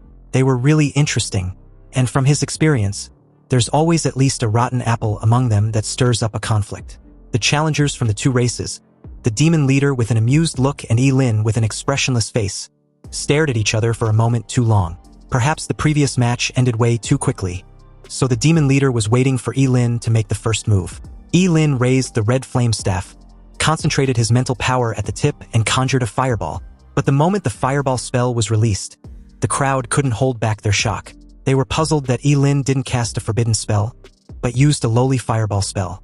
Wasn't he already aware that the demon was incredibly powerful? Even the demon leader couldn't help smirking as the fireball whizzed past him. The damn pathetic spell wasn't even aimed right, and the demon leader just couldn't help himself. He started laughing. Ye Lin was really a whimsical to use a fireball spell against him, and although the demon leader seemed to be caught off guard, he effortlessly blocked Ye Lin's sneak attack with his falling star warblade. However, the smirk on Ye Lin's face made him wonder if he'd missed something. The demon leader turned to his left, only to see the originally small fireball suddenly expand violently into a red-gold sun, hurling towards him. With a deafening boom, the temperature around him rose rapidly as it directly submerged him. The surging heat wave could even be felt by the crowd below. They were stunned and puzzled upon seeing just how different and powerful Ye Lin's fireballs were. Only Wu Shaoqi and his group had gloomy expressions. After all, they had witnessed this horror firsthand just a few days ago. Anyway, after a moment of stunned silence, everyone was pleasantly surprised, believing Ye Lin had won. But just as everyone was immersed in the joy of victory, the blazing flames disappeared without a trace, as if instantly swallowed up by a black hole. The demon leader, slightly irritated, appeared to be slightly burned on his left arm. Then, in just a few breaths, his left arm was restored to its original state. He admits to be interested in Ye Lin after seeing how he was different from the rest, and for that, he would grant him the honor of becoming his dog.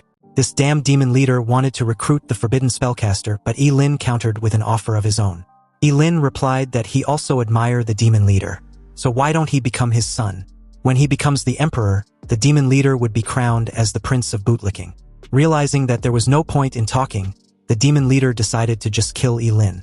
The very moment Ye Lin used the spell, Illumination, the demon leader was upon him in an instant, interrupting him.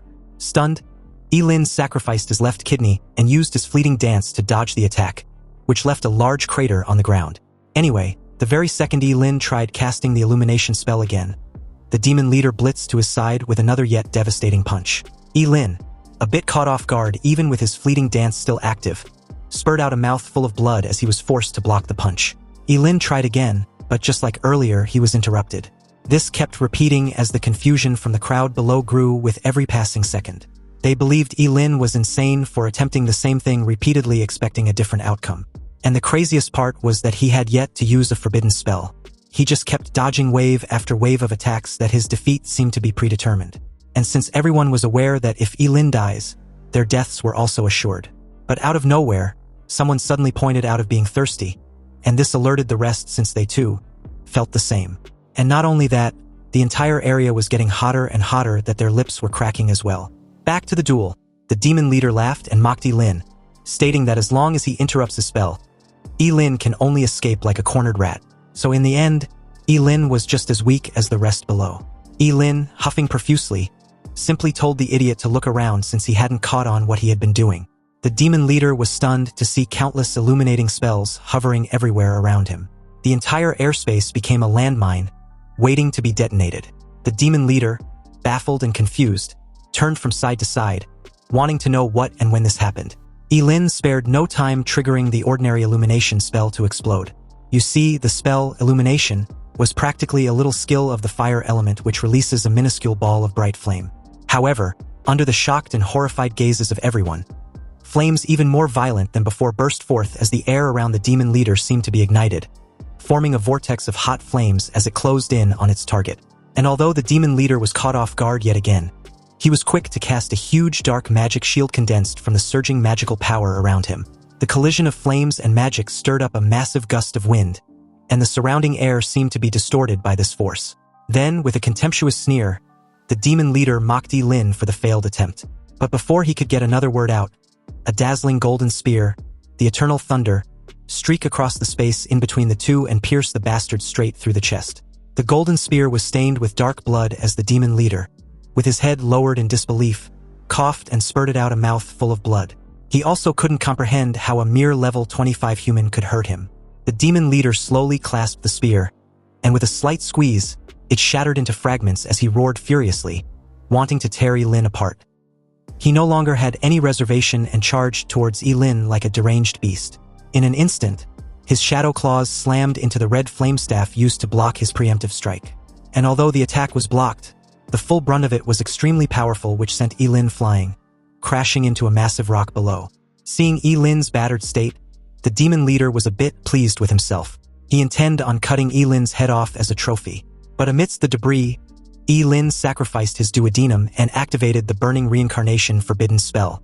With the 50% fire elemental amplification of the red flame staff and the active burning karma status enhancement, Ye Lin held nothing back and went all out, daring the fucking bastard to withstand his next attack like he did previously. He again used an elemental fire spell, the illumination spell, only this time around, countless number of them were summoned at once. Then the very next second, they exploded with an extremely terrifying power. A trace of fear flashed in the eyes of the demon leader as he hurriedly condensed his magic power into an indestructible magic shield for the second time. However, the flames seemed to be beyond his expectation. With the dual bonus of the burning reincarnation and the red flame staff, the power of this forbidden spell was now enough to threaten a level 50 job changer. Cracks appeared on the magic shield one after another as it began to tremble violently under the scorching flames. With another impact, the giant magic shield shattered and the flames directly hit the demon leader like a sledgehammer, slamming him into the earth like a crashing meteor. For a moment there, the crowd was stunned into silence, their shock and fear clearly evident, simply because the attack they just witnessed was extremely horrifying and brutal. But more importantly, it seemed that Ye Lin had truly won this time around because the arrogant bastard couldn't even muster the strength to get up. It didn't take long for the smoke and debris to subside, leaving a massive crater similar to a meteor crash. And at the center of this crater was a charred figure trembling in defeat. It seemed that although the demon's recovery ability was strong, it also had its limits. Barely conscious, the demon leader knew he'd lost even though he didn't want to accept it. Evidently, he still couldn't fathom how a mere human possessed such formidable combat power at level 25. Meanwhile, Luta, upon seeing the current state his lord was in, cursed furiously and charged towards Ye Lin, dismissing his fight with Zhang Qinqi, who was huffing profusely in exhaustion. He warned Ye Lin to watch out, but at this point it was unwarranted because everyone, including Ye Lin, could clearly see the frigging brute charging in like a freaking train with no brakes. Ye Lin suspects Luta to be above level 100, and was certain he couldn't defeat such a monster with his current level. Fortunately, something unexpected intervened, cleaving through Luta midair and instantly splitting his sorry ass into two halves. The crowd, especially Zhang Qinqi, was relieved and delighted upon seeing the attacker, He Yunfeng, the city lord of Shunqing. This meant that they were saved. After all, as the lord of a top city, He Yunfeng's strength was among the best in the entire Daxia. And since the demons dared to sneak into human territory and cause trouble, it seems they've already purchased a one-way ticket to hell. He Yunfeng calmly raised his hand as a bright golden beam shot out from his fingertips like laser cannons, raining down on the group of monsters below like a meteor shower. Obviously, this overwhelming showcasing of power further dazzled the crowd, whom were astonished just witnessing how strong the city lord of Xincheng really was. Anyway, as the scene cuts back to the demon leader, the contemptuous fucker no longer had the arrogant demeanor he flaunted earlier, and as a subordinate of his helped him to his feet, he was urgently informed about the need to leave because they were clearly outmatched against He Yunfeng. The demon leader, already aware of Ye Lin's name, finally introduced himself as Gallagher. He promised to remember Ye Lin, declaring that one day, he would avenge his humiliation by cutting off Ye Lin's head as a reward. And with that, he fled towards the shimmering rift connecting to the demon realm. Ye Lin just watched his departing figure without engaging. But luckily, He Yunfeng spotted this and was even more annoyed that Gallagher was now fleeing like a sewerage rat. He shot out a massive golden beam which streaked across the night sky like a bullet. Gallagher was warned to watch out as the golden beam closes in. His eyes widened in horror as he realized that there was no time to dodge. So he summoned a gigantic demonic hand from the depths of the earth to intercept. With the collision imminent, he tells the city lord not to get too cocky. And just like that, a loud bang reverberated upon impact, creating a massive cloud of smoke. It took a moment for the smoke to subside, and this created the perfect opportunity for Gallagher to slip into the rift. But before entering, he challenged He Yunfeng to come to the demon realm if he dare. He Yunfeng calmly retorts that there will come a day when Daxia's warriors would enter the demon realm and slaughter the entire demon clan.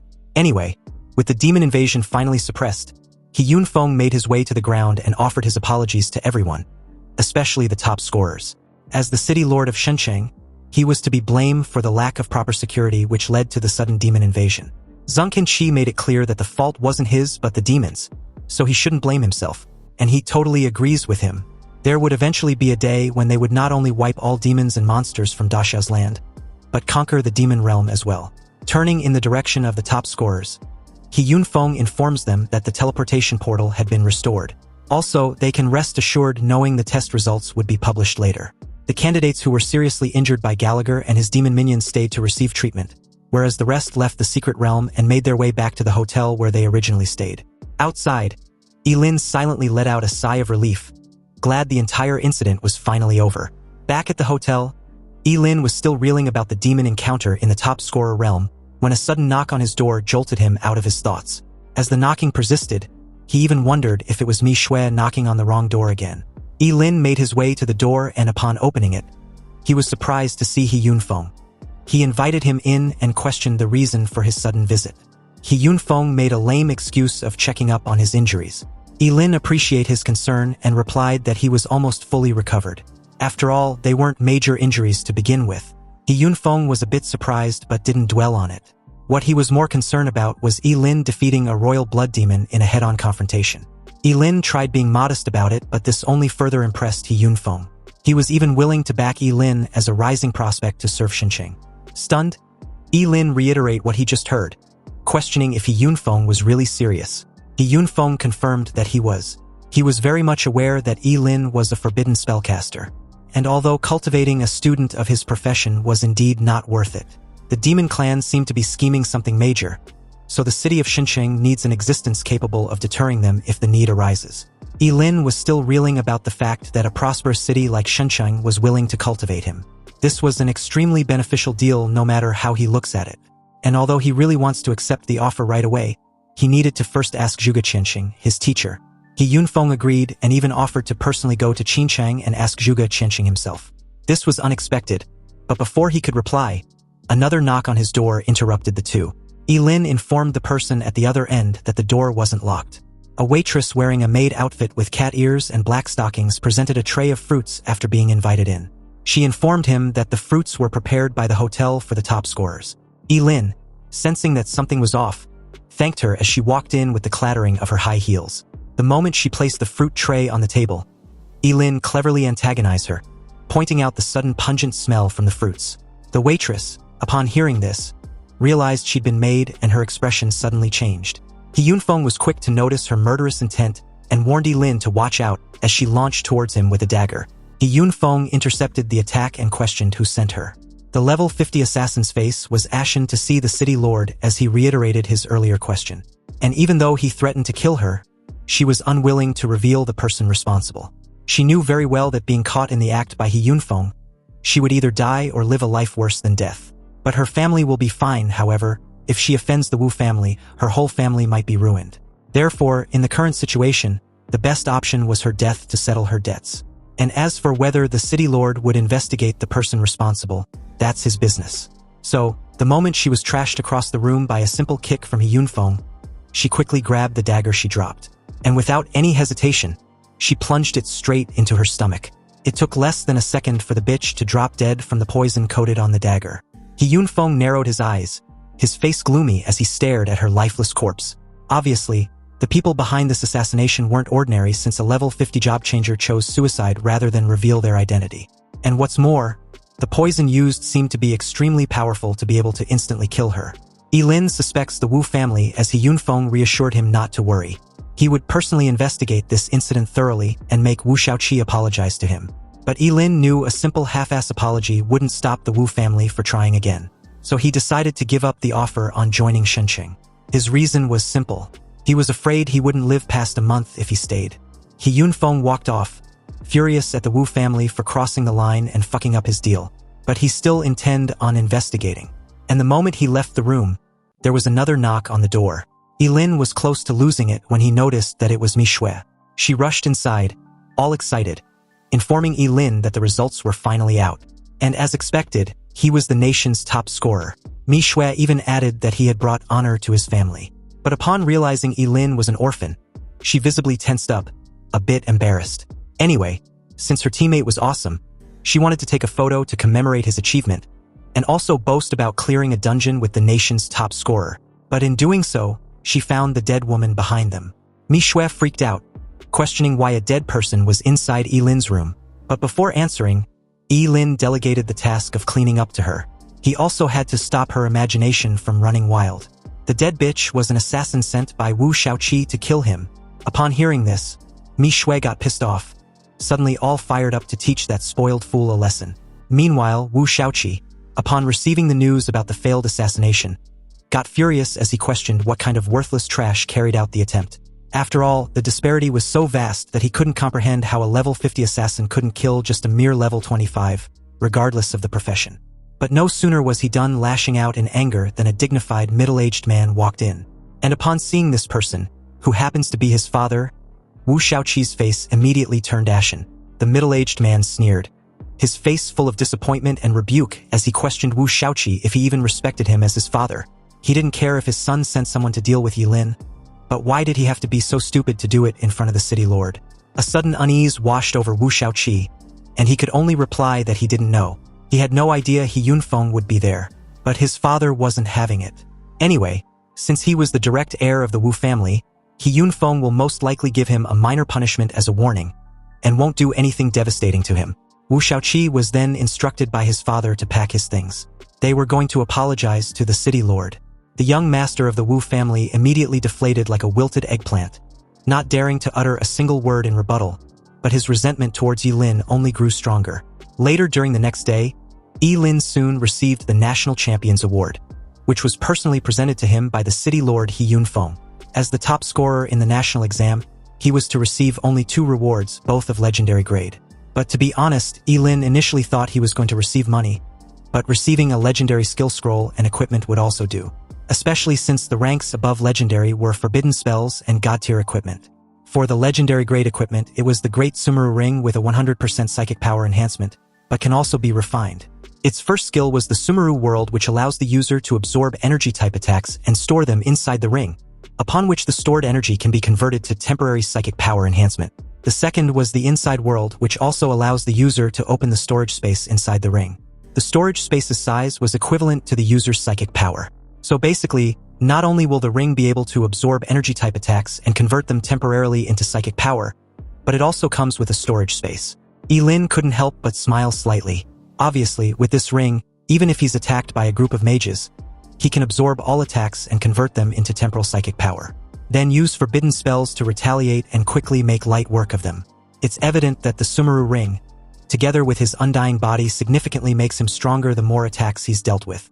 He thanked the city lord and promised to continue to work hard and improve. Pleased with this reply, He Yunfeng was also quick to add the matter concerning his earlier offer. He wants to discuss it in more details later. But for now, Ye Lin would be sent back to Qingqing using a teleportation array. It didn't take long for the scene to cut back to the city of Qingqing, specifically the teleportation square. The very moment Ye Lin stepped out of the portal, a series of high-pitched sounds filled the air, and for a moment there, these chorus of cheers and praise startled him. Principal Gao and Hu Wang, both beaming with joy, rushed over to congratulate him. The city of Qingqing now had a national top scorer. Ye Lin replied modestly that it was nothing, and before he could get another word out, the frenzied crowd also rushed over and nearly swamped him. Principal Gao and Hu Wang tried to curb the situation, but that quickly proved to be a challenge. Clearly, the crowd didn't relent. Some wanted to take a photograph with him, others wanted his signature, a hug, and all kinds of weird shit. Ye Lin felt a chill run down his spine and subconsciously took a step back. This kind of crowd were overly enthusiastic for his liking, especially the group of middle-aged women who claimed to want just a hug. Fortunately, before things could escalate any further, Principal Gao grabbed his arm and flew him out of there. In the air, Ye Lin informed him that he was tired and wanted to go home to rest. But seeing Principal Gao heading in the wrong direction, the old guy explained that Zhuge Qianxing wants to meet him first. He led Ye Lin through a couple winding alleys and soon entered Zhuge Qianxing's courtyard. Zhuge Qianxing, who was making tea, couldn't help but smile when she saw Ye Lin's disheveled state. Pouring himself a cup, he remarked that it seems being the top scorer in the nation wasn't easy. Ye Lin sighed and agreed, replying that it wasn't. However, the rewards were still quite generous. It was clearly evident that Ye Lin looked exhausted, so Zhuge Qianxing suggested he go rest. There were more important things waiting for him when he's fully invigorated. Curious, Ye Lin wanted to know what his teacher was hinting at. Zhuge Qianxing calmly replied that the Gate of Apocalypse has appeared. Recalling the bits and fragments intel he had on the topic, especially the fact that that realm once had the 7 great ancient origin artifacts, Ye Lin reached for the key. He asked Zhuge Qianxing if he wants him to venture into the Gate of Apocalypse. However, to be precise, Zhuge Qianxing divulged his intention to go with his student. Ye Lin, slightly caught off guard, got up and left the courtyard. He planned to head to the Job Changer Guild to have some equipment handled. You see, Ye Lin had never understood why Zhuge Qianxing wanted to take him as a disciple and always harbored a degree of wariness towards him, since his profession was that of an extremely mysterious fortune teller. He knew there was no free lunch in this world, and even suspected that Kensen and the agents from the Investigation Bureau were all part of a scheme set up by Zhuge Qianxing. And of course, the purpose was to put him in a desperate situation where he would legitimately owe Zhuge Qianxing a huge favor. If the truth is indeed as he suspects, then it means that Zhuge Qianxing has grand ambitions, and the only thing he possessed that someone like his teacher would covet was his immortality.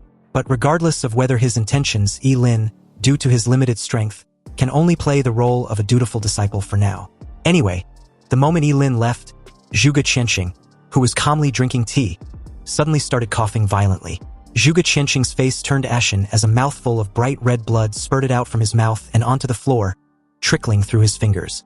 Zhuge Qianxing was fully aware Ye Lin fully didn't trust him, but he really didn't have much time and can only give it a try. Meanwhile, at the Guild of Job Changers, to avoid causing trouble, Ye Lin entered the place with his appearance altered by the illusion mask. He walked up to the receptionist, and after a brief exchange, he announced that he was there to trade skill scrolls and equipment. In a respectful tone, the lady informed him to follow her. But before leaving the trading section, Ye Lin spotted a familiar figure in a tight leather outfit that accentuated her perfect curves. Her long hair cascaded down her back, and her features were exquisite, drawing the attention of any passing job seekers.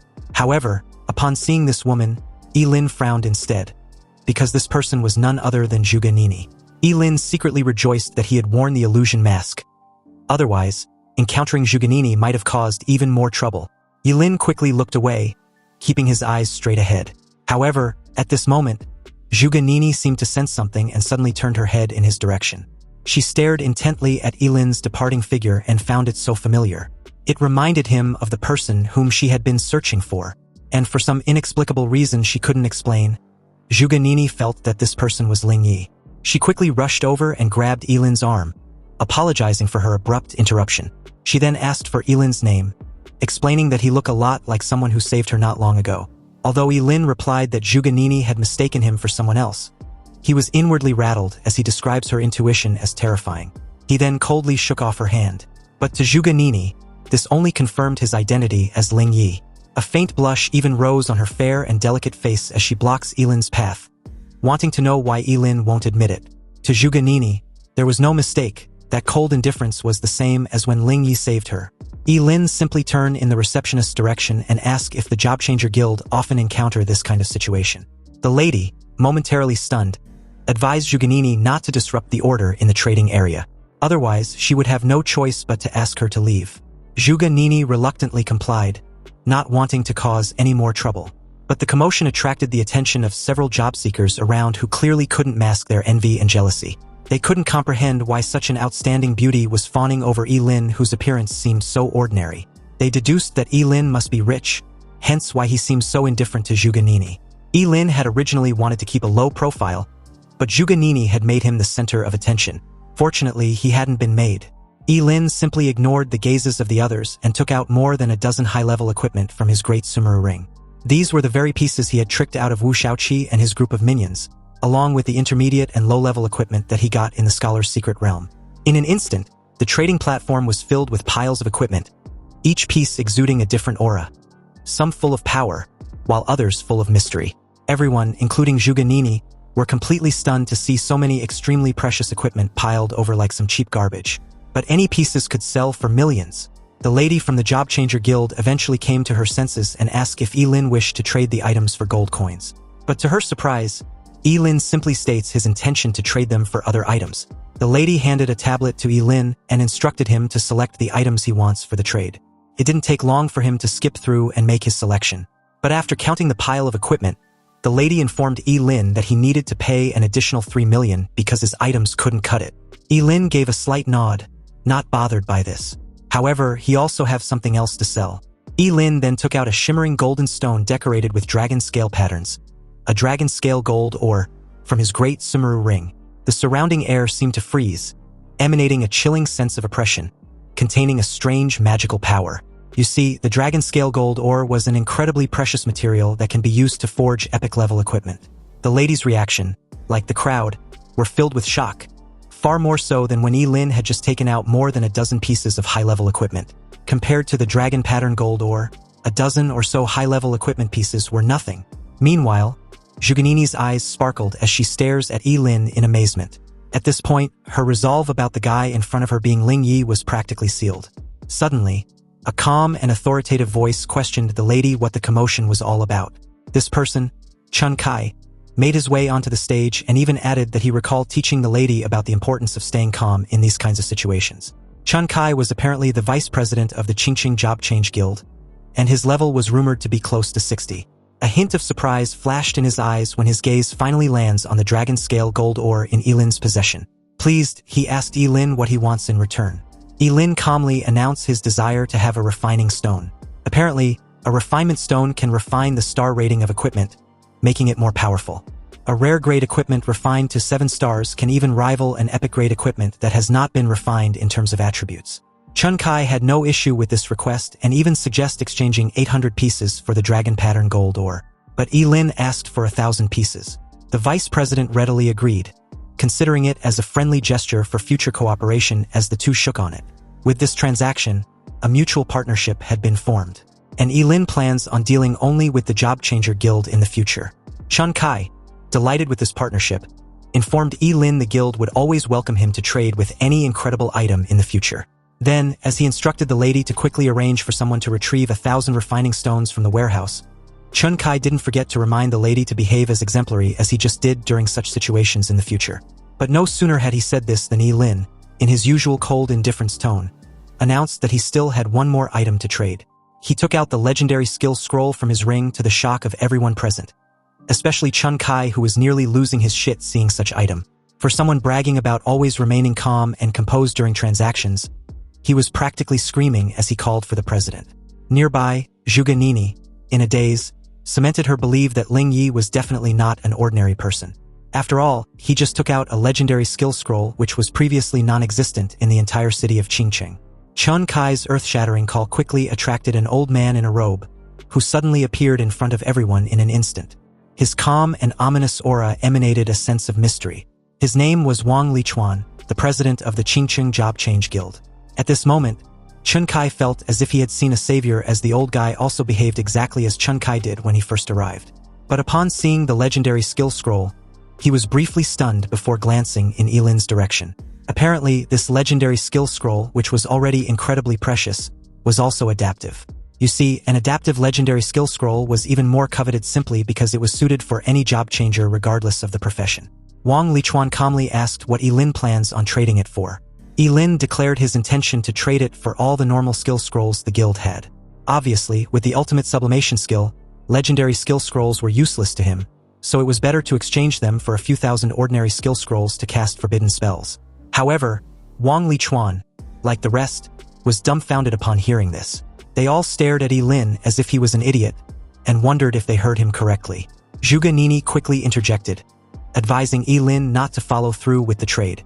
He was making a terrible mistake with this deal, and besides, ordinary skill scrolls can be bought with money, costing between 8 and 20,000 each, but legendary skill scrolls were priceless. Zhuge Nini even offered Ye Lin the needed fund if he was short on money. And although Zhuge Nini was sincere and resolved with her offer, Ye Lin directly refused without hesitation. Wang Lichuan asked if Ye Lin was sure about the trade, and the moment he replied that he was, the old man quickly ordered the staff to retrieve all the ordinary skill scrolls they had, and not a single one should be left behind. Soon, the transaction was complete and Ye Lin was offered the highest level membership card from the guild. With this card, he can enjoy a 30% discount when shopping in the Qingqing Job Changer Guild.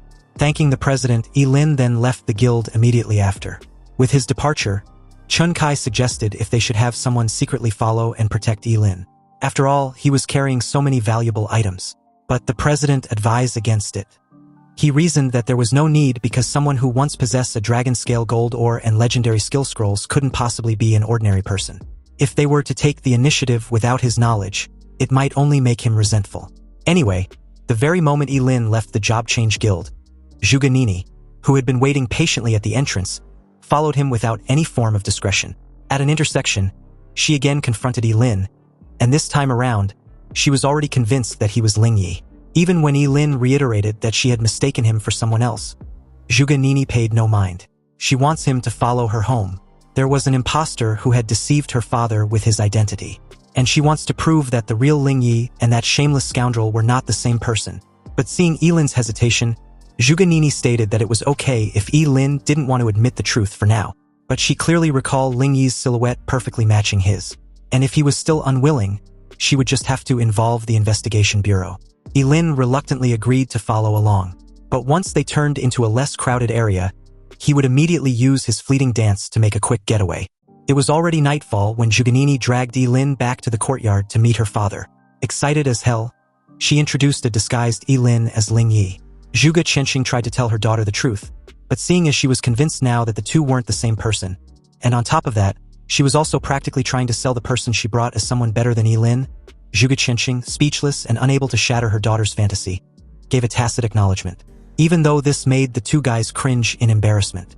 And to make matters even worse, this annoying redhead wants her father to choose Ling Yi as apprentice and discard Ye Lin.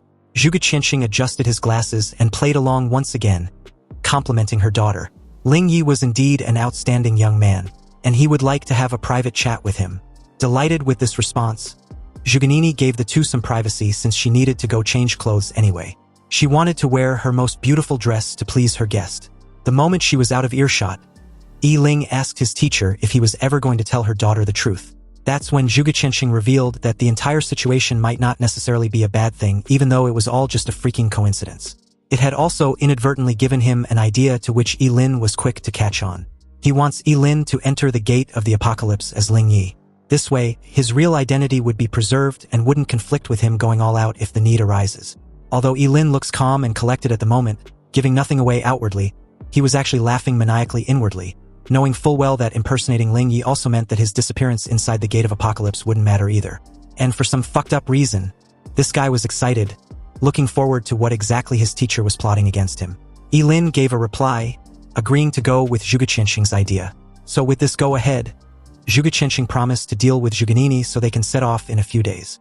Back inside his room in the Zhuge family's villa, Ye Lin made thorough preparations for the Apocalypse Gate exploration by first refining his equipment. After all, he must always be wary of others regardless of how powerful he becomes. Unexpectedly, on his first try in refining his Sumeru ring, it was successful with its current refinement level at 1 star, and the mental amplification at 120%. Ye Lin was amazed. With just 1 star, the mental power bonus had increased by 20%, pushing it into the tier of wearing an advanced piece of equipment. And just like that, Ye Lin, enticed by this stroke of luck, continued the refining process repeatedly and failed at every turn. Yet, this addicted idiot refused to believe all the 1,000 refinement stones will fail, so he continued, wanting to end his unlucky streak with the numerous refinement stones left. But as the number grew higher and higher, Ye Lin felt like he was losing his mind. Seriously, out of almost 1,000 refinement stones, he only managed to get 1-star refinement. How could he be so unlucky to not catch a freaking break? Ye Lin was about to cut his losses when the Sumeru ring suddenly glowed with a successful refinement process, reaching 3 stars with its current refinement level. The mental power amplification rose to an astonishing 160%, further dazzling the broke national top scorer. Early the next day, Ye Lin decided to pay Ji Lingyu a visit to see how he was faring. It's been quite some time, but the moment he descended downstairs, a delighted Zhuganini, believing he was Ling Yi, stated what a coincidence their encounter was because her crush was also going out for some fresh air too. But upon realizing it was rather Ye Lin, Zhuganini's delightful smile fell so fast that one might think they imagined it. She was immediately irritated seeing her scoundrel classmate whom she believed deceived the world. And hadn't her father already made it clear to him that she had found the real Ling Yi? So what was he still doing in her house? Ye Lin was not in the mood for her bitchy attitude, and simply replied that he was just leaving after packing up his stuff. But of course, this bitch wouldn't be called Zhuganini if she didn't have the last word. She rudely brushed off Ye Lin's departure as something he should have done long ago, so she wouldn't be seeing him off. Ye Lin also shouldn't leave anything behind just to have an excuse to return. Ye Lin left without another word, knowing full well engaging in a verbal spat with this bitch was absolutely pointless. He made his way to the Ji family's villa an hour later, and the new butler led him into the villa's courtyard. It didn't take long for Ji Lingyu to spot him and quickly rushed over. Excited, he expressed how much he'd missed him, and also wondered why he wasn't informed about his visit in advance. If he had known, he would have sent a car to pick him up. After the two exchanged a quick pleasantries, Ye Lin asked about his friend's injuries. Ji Lingyu replied he was doing great. His dad found him the best priest in Qingqing to treat his injuries. Ye Lin then asked for a favor. He came to see Ji Lingyu about something important. Ji Lingyu just wants his boss to tell him what the matter was, and even though it was undisclosed, Ye Lin basically wants Ji Lingyu to spread some information for him. Ji Lingyu, a bit puzzled, wanted to know if that was all, and Ye Lin just simply gave a nod. He then assured Ye Lin not to worry, this issue was no problem at all. Shortly after, at the center of the most crowded streets in Qingqing, the news of the student who just won the nation's top scorer title, Ye Lin, was frequently seen visiting high-end entertainment venues. Most of the crowd, wanting to know exactly what was going on and why the national top scorer had become so depraved, speculated that Ye Lin was probably really going to die soon from overexerting his body and snatching the title. This was why he had fallen so low. Then, gradually, they lost interest in him. After all, everything was about interests in the adult world. And a top scorer who indulges in wine and women and willingly degenerates can't provide them with much value. Some laments that it was a shame. If Ye Lin wasn't a forbidden spellcaster, the city of Qingqing would have really produced a true dragon. Amidst the crowd, Zhuganini watched the news and comments on how hopeless her scoundrel classmate was. Anyway, after the days of build-up, Ye Lin was certain the attention on him as the national top scorer had died down significantly. Disguised as Ling Yi, it was already nightfall when he returned to the Zhuge family's villa. And upon seeing his return, Zhuge Qianqing asked if he was ready. After receiving an affirmative reply, the two were about to set off when someone suddenly called out to Ling Yi. Obviously, it was none other than the redhead bitch, Zhuganini, who was blushing profusely as she invites her crush to go watch a movie when he returns. Ye Lin curtly replied that they would talk once he's back, and Zhuganini could only dutifully agree, hoping he be careful. Her father bid her farewell, and soon the two took off in a black set of wheels. On the way, Ye Lin asked if they were heading to the teleportation portal. Zhuge Qianqing replied that there was no need because the Gate of Apocalypse was right in the wilderness of Qingqing. Also, Ye Lin shouldn't call him teacher, otherwise it could expose his identity. He can simply call him Mr. Zhuge Qianqing instead. The ride was brief, so they arrived in less than no time. They got out of the car and made their way to the Apocalypse Gate where it seems other people were already waiting. Ye Lin was stunned with the gate's enormous size, and Zhuge Qianqing comments on how he too was surprised when he saw it for the first time. As the two approached, they met a familiar face who seemed a bit gassed that Zhuge Qianqing made it. If he hadn't arrived anytime soon, someone would have been sent to find him. As the two exchange a firm handshake and a forced pleasantries, Tan Qingjiang was officially introduced as the Deputy Director of Qingcheng Investigation Bureau. Tan Qingjiang handed the key in his possession back to Zhuge Qianqing, wanting him to do the honors by opening the Gate of Apocalypse. After all, time was tight. Zhuge Qianqing took the key, assured Tan Qingjiang, then approached the gate with Ye Lin. Ye Lin whispered to Zhuge Qianqing that he suddenly feels a chill down his back. And Zhuge Qianqing assured him that the feeling was mutual because he had tricked Tan Qingjiang with a fake key. So he would kill them if he finds out. This made Ye Lin ask if he should take out the real key. Zhuge Qianqing tells him that there was no need. He just need to get close to the gate. Zhuge Qianqing then pretended to fiddle with the fake key close to the stone gate. And at the same time, Ye Lin, who apparently had the real one inside his stomach, seemed to suddenly feel some kind of connection with the ancient stone door in front of him. He placed his hand on the stone door the moment Zhuge Qianqing instructed him to open the gate. Upon contact, the Gate of the Apocalypse seemed to sense the real heavenly revelation key and began to react. There were no earth-shattering phenomena or dazzling lights, just a deep and long mechanical sound. Then the stone door slowly opened just like an ordinary door, revealing a pitch-black passage that seemed to have no bottom. And an ancient and mysterious aura wafted from the passage, inspiring awe in all who beheld it. Tan Qingjiang's eyes lit up instantly with a hint of surprise and greed. After all, this was the place where 7 ancient artifacts of origin once fell out. He immediately requested for the key to be returned to him. Zhuge Qianqing obliged, adding that the ancient key of the apocalypse originally belonged to the deputy director anyway. This was when an uninvited guest suddenly announced his presence, commenting on how the Gate of Apocalypse was actually right in their city of Qingcheng all along. This person was none other than Wang Lichuan, the guild president of the Qingcheng Job Change Guild. Tan Qingjiang's face immediately darkened. It was one thing for Zhuge Qianqing to follow along, but the guys from the Job Change Guild, that wouldn't do. Tan Qingjiang questioned Zhuge Qianqing if he was the one responsible for calling them. Zhuge Qianqing, who seems to be at loss, replied that he wouldn't do something this foolish, but he quickly deduced Ye Lin to be the most likely culprit to have called the Job Change Guild. After all, if he wanted to take action against him, the more muddied the water was, the more advantageous it would be for him. Wang Lichuan feigned being surprised about their coincidental encounter, and asked if they could tag along for the treasure hunt. Tan Qingjiang didn't like this idea. After all, the old geezer hadn't done any work but want to have a share of the loot right from the start. Wasn't that inappropriate? Wang Lichuan proposed the Job Change Guild takes the lead, scouts ahead, and even become cannon fodder if necessary. Tan Qingjiang took a moment to think of the proposal and find it appealing. Since the Job Change Guild was already there, they sure as hell won't leave empty-handed. And given how dangerous the Gate of Apocalypse was, it wasn't a bad idea to have them scout ahead. Tan Qingjiang agreed to the arrangement, and upon hearing this, Wang Lichuan and his men took the lead after thanking the deputy director. As he passed by Ye Lin, he glanced in his direction with a smile, surprised to find the young lad there as well.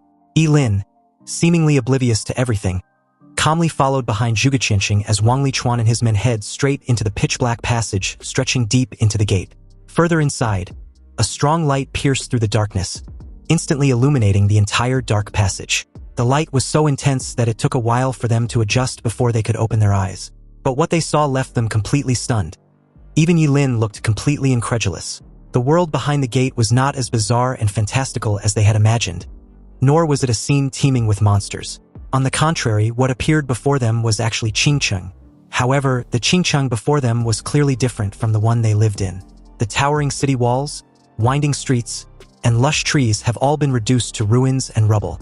Cold rubble lay scattered, and dust flew everywhere, as if a devastating disaster had occurred. A gust of wind blew by, bringing with it an indescribable sense of desolation. The expression on everyone's face was still filled with shock and confusion, wondering if they were in some sort of an illusion.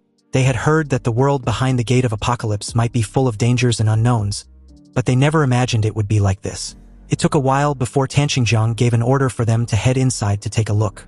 So, suppressing their shock, the members of the Job Change Guild scouted ahead, with Zhuge Qianqing and the members of the Investigation Bureau following behind. Upon entering this ruined version of Qingcheng, they discovered that there were traces of battles everywhere, as if a terrible war had destroyed everything. Broken and shattered equipment fragments were scattered everywhere on the ground. But strangely, not only were there no living creatures, but they also didn't see a single corpse along the way, whether human or demonic. A faint unease settled over everyone. After all, the unknown was always the most frightening thing. Zhuge Qianqing crouched down, reached out and picked up a delicate metal fragment. Its edges were sharp, and it was covered with ancient runes. Tanqingjiang asked if he had discovered anything, and he simply answered that the metal was a fragment of a divine artifact, but unfortunately, it has lost all its value over the years. This was some sort of a positive start for the group, but after searching for hours, Wang Lichuan, visibly frustrated, expressed his displeasure of not finding anything. No danger, no opportunity, absolutely nothing but concrete ruins. If there was really nothing of value inside the gate of the apocalypse, then it means this entire exploration was a complete waste of time. Zhuge Qianxing suggests they split up and search thoroughly. Maybe then they would find something of value. And if anyone encounters any danger, they can just shout out loud. The entire place was deathly quiet anyway, so any distress call would be carried far enough for the rest to hear. Tanqingjiang agreed to this and instructed the group to disperse and search separately. The three groups immediately spread out, each searching in a different direction. Suddenly, Ye Lin not only had the opportunity to act alone, but he was also assigned to head towards the slums. And coincidentally, the apocalyptic key inside his stomach had already been restless, trying its best to rush in that direction he knew all too well. However, since he didn't trust anyone nor intend on telling a soul, whether it was Zhuge Qianxing whom he had reason to believe had begun to doubt him, or Wang Lichuan whom he had summoned, he didn't rush to the slums following the guidance of the key, but instead searched along the way, going into any building he encountered to see if he could find anything. Then, out of any prying eyes, he took out a scroll containing the underground escape technique. It was a technique that allows a mage to manipulate the surrounding earth elements with their own mental power, allowing them to move freely underground within a distance not exceeding 50 meters. But upon using his ultimate sublimation talent, the technique was fully upgraded to Spatial Leap. And a Spatial Leap was now a forbidden spell that allows a Forbidden Spellcaster to sacrifice their own organs to achieve short-distance cross-space movement, during which they are immune to any physical attacks and most energy attacks. In an instant, the space around Ye Lin was torn apart, revealing a deep, wavy, boundless void that swallowed him whole and made him disappear from the spot.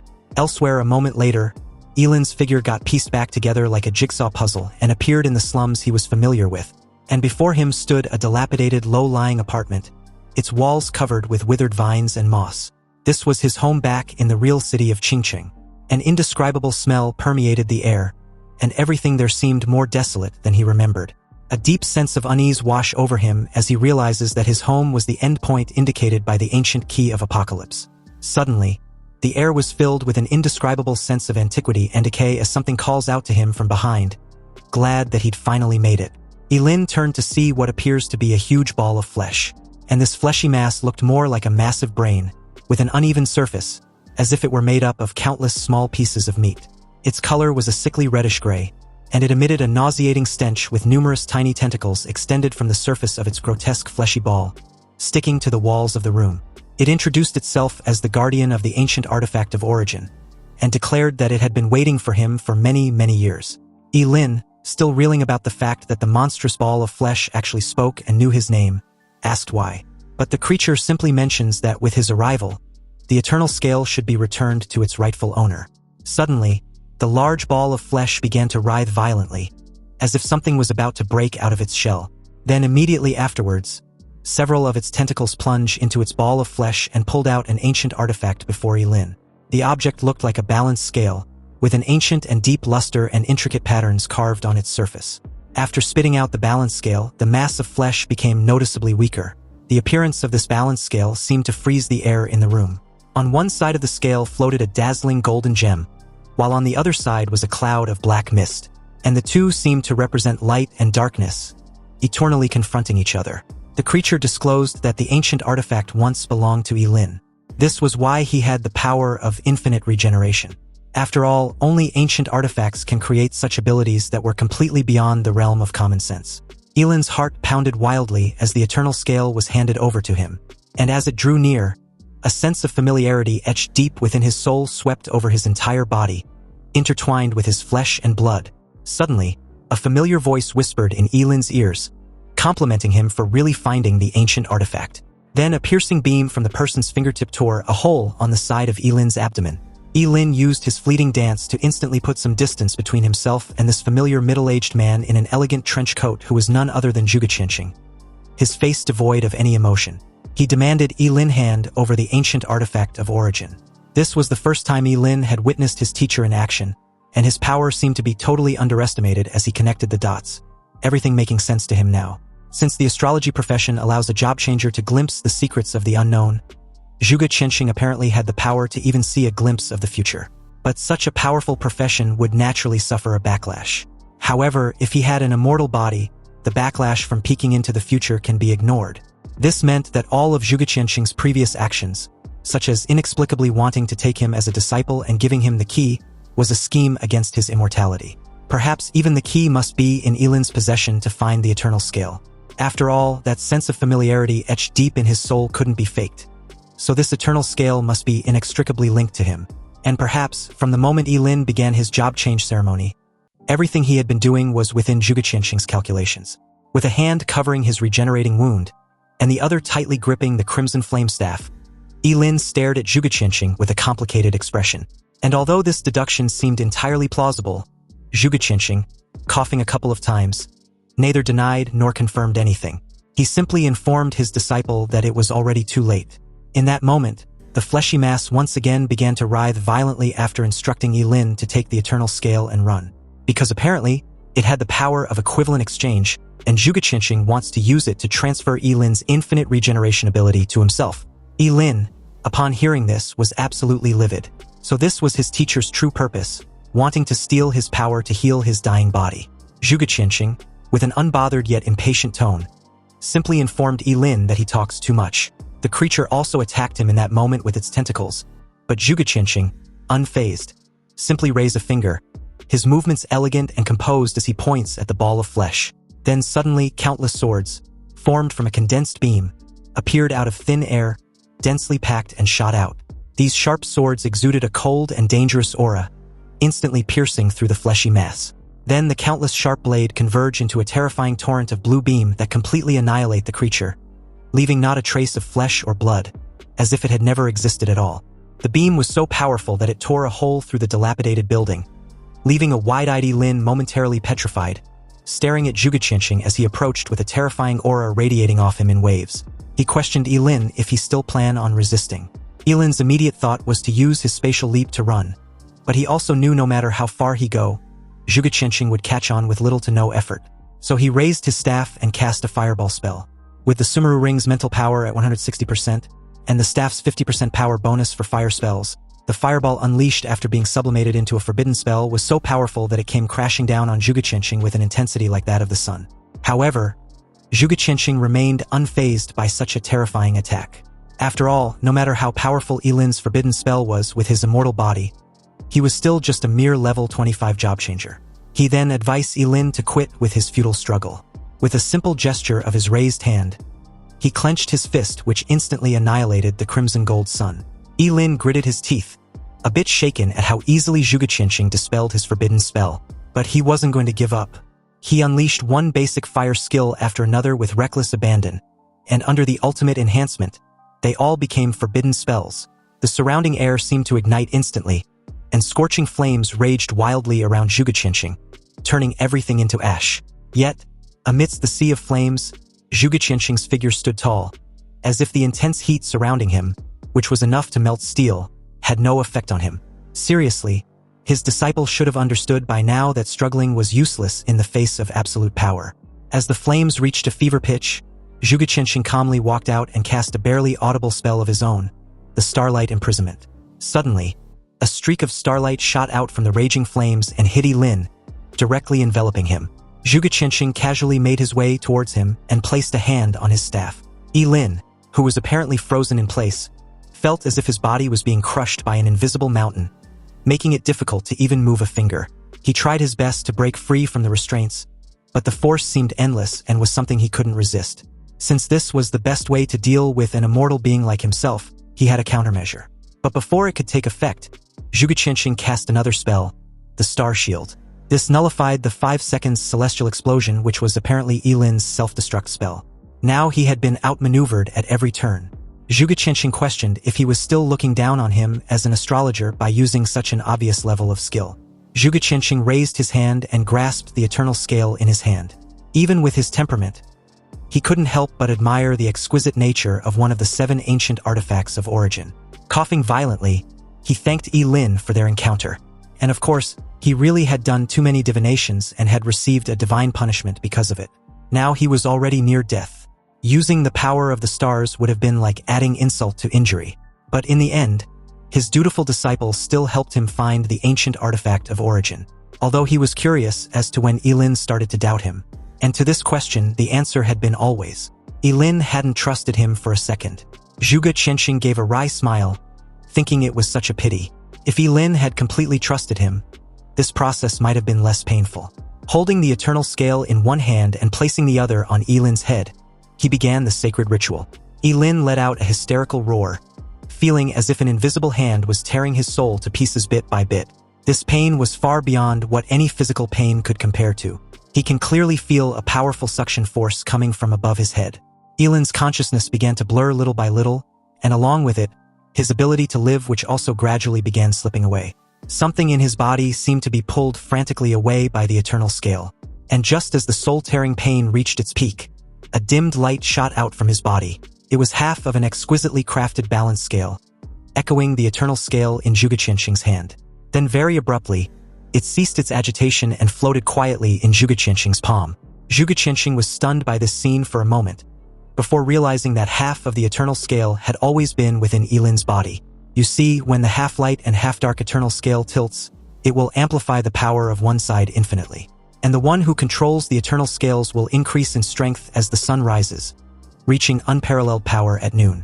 As the sun sets, the controller's strength will gradually weaken, but their physical recovery ability will increase significantly until night falls completely. At the moment of dawn, they will then possess the power of immortality. Possessing the dual abilities of immortality and invincibility, the eternal scale was hailed as the strongest ancient artifact of origin. Unfortunately, there was no longer an eternal scale in this world. This thing was destroyed by repeated wars thousands of years ago. Furthermore, the complete eternal scale possesses an extremely powerful ability for equivalent exchange. As long as both parties are willing, they can exchange things of equal value, such as level, profession, lifespan, or even gender. So when the eternal scale still exists, the Forbidden Spellcaster was the strongest SSS level class without exception, because as long as a level 90 job changer and a Forbidden Spellcaster are exchanged for each other, a level 90 Forbidden Spellcaster can be created instantly. Ye Lin wanted to know why Zhuge Qianxing was telling him all this. Zhuge Qianxing didn't reply and just continued, his face extremely pale as he began coughing once more. As he guided the flow of his fingers, the half-dark of the eternal scale began to emit a faint mysterious glow with a vibrant life force, as if being repaired. Soon, the fine cracks on the half-dark balance scale actually got repaired, and the moment it did, a dazzling light shined from Ye Lin's forehead with an excruciating pain. He also felt he'd lost his immortality, meaning Zhuge Qianxing had succeeded. The aura of death grew stronger, and Ye Lin could clearly feel it looming over him.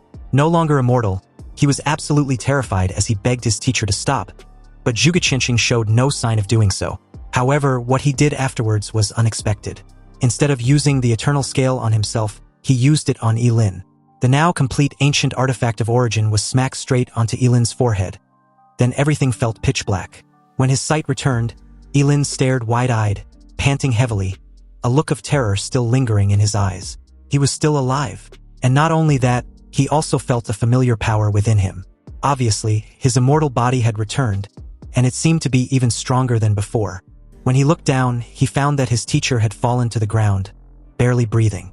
Zhuge Qianxing gave a self-deprecating smile, and from the looks of it, this seems to be his end goal all along. Ye Lin, utterly confused, stared at him with complicated emotions. Clearly, he could have taken his immortality for himself, so why had he returned it?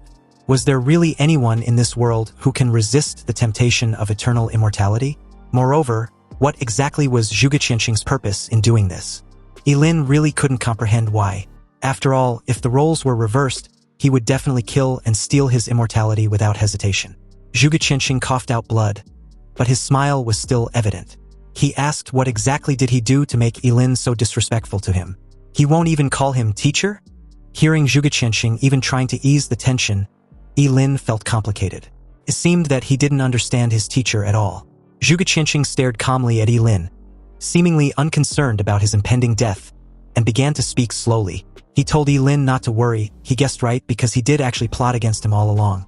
However, his scheme was not for his immortality, but for the future of humanity. For several years, he had used his talent to observe the stars, and had seen countless possible endings of her daughter's future.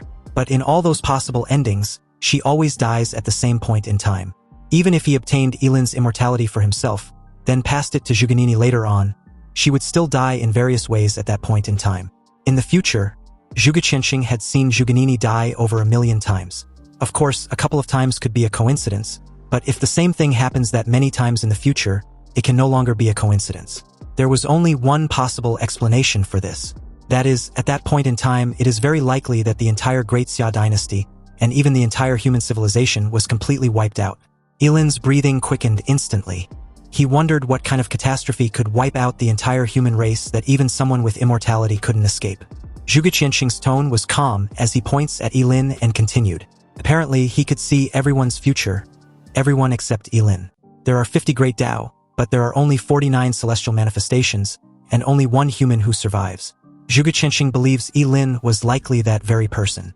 Ye Lin crouched beside him and stated that he didn't understand, but basically there are a total of 50 laws governing the operation and development of all things in the universe.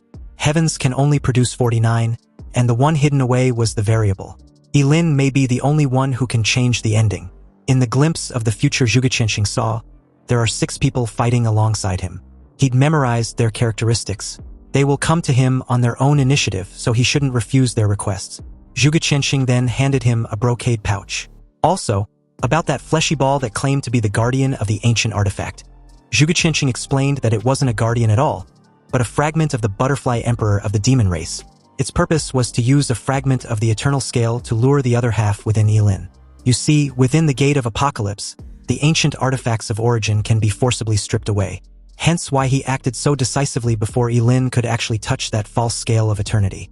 And fortunately enough, he was also able to use it to repair the broken external scale in Ye Lin's body. Then, with a hint of sadness in his eyes, Zhuge Qianxing asked Ye Lin for a favor, which was to take good care of her daughter.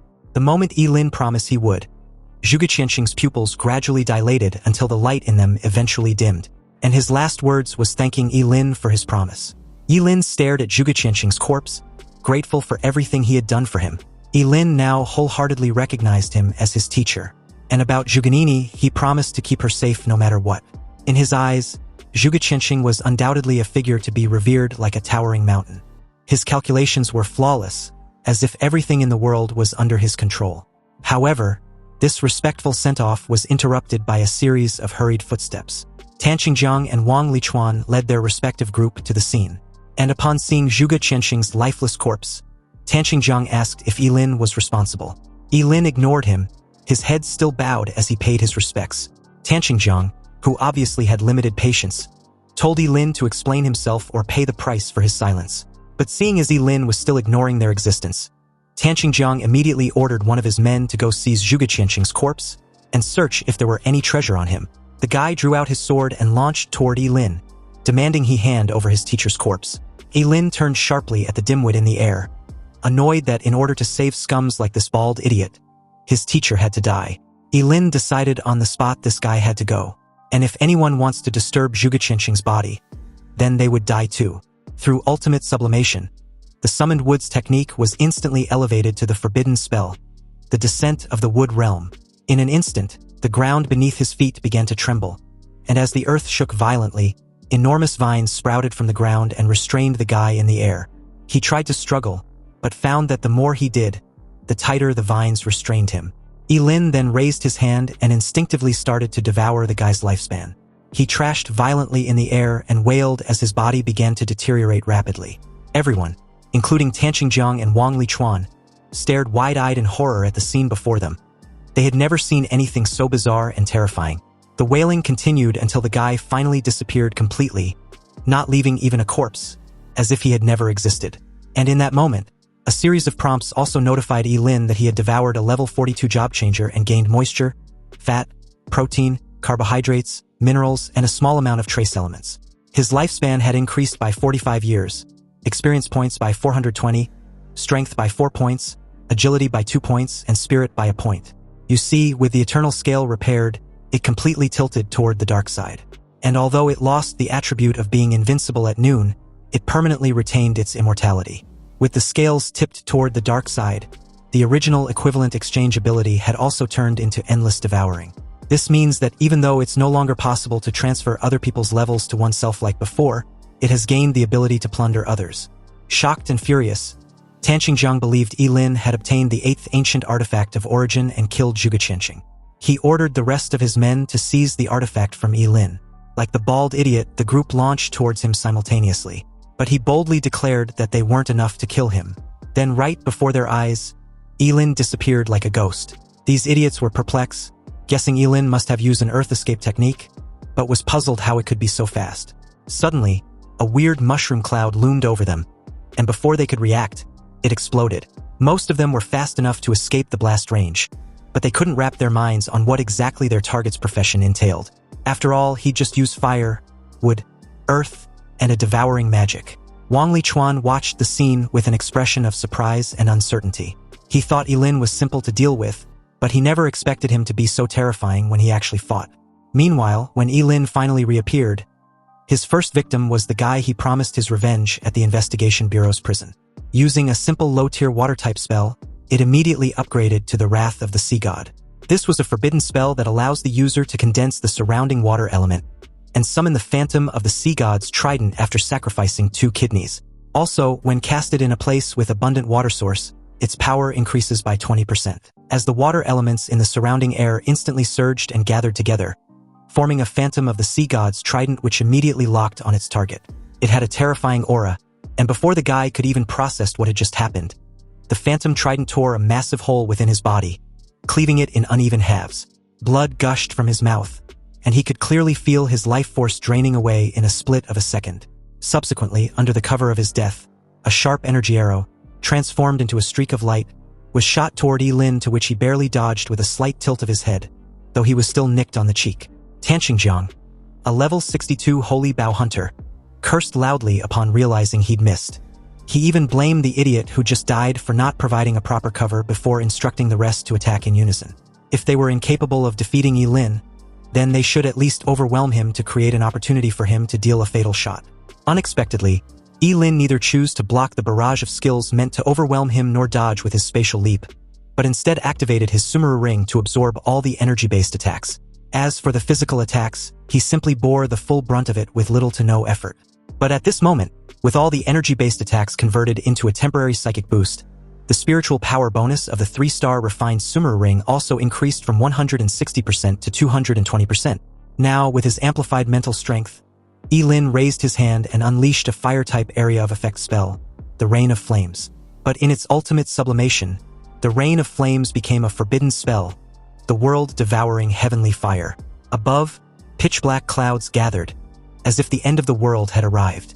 Countless crimson-gold flames condensed from the dark clouds, then poured down on Tanqingjiang and the others with an earth-shattering power. Apart from Tanqingjiang, the rest could only let out shrill screams as the flames engulfed their bodies. When it eventually subsided, leaving a thick cloud of white smoke, Tanqingjiang was the only one left alive, encased in an energy barrier. His expression was that of annoyance as he claimed to be surrounded by a bunch of useless people. Anyway, seeing how effortlessly Ye Lin wiped the floor with their asses, Tanqingjiang realized he couldn't defeat Ye Lin in a head-on confrontation. So he aimed and shot an arrow at Zhuge Qianqing's corpse. Rather than aiming at a target that could teleport, it would be simpler to aim at a dead person. And since Zhuge Qianqing seemed to be extremely important to Ye Lin, Tanqingjiang gambled that he will try to block the arrow, giving him a chance he'd desperately been hoping for. The arrow was unleashed with no restraint, its ferocious aura sweeping out. With Tanqingjiang's level, this arrow was enough to obliterate Zhuge Qianqing's remains.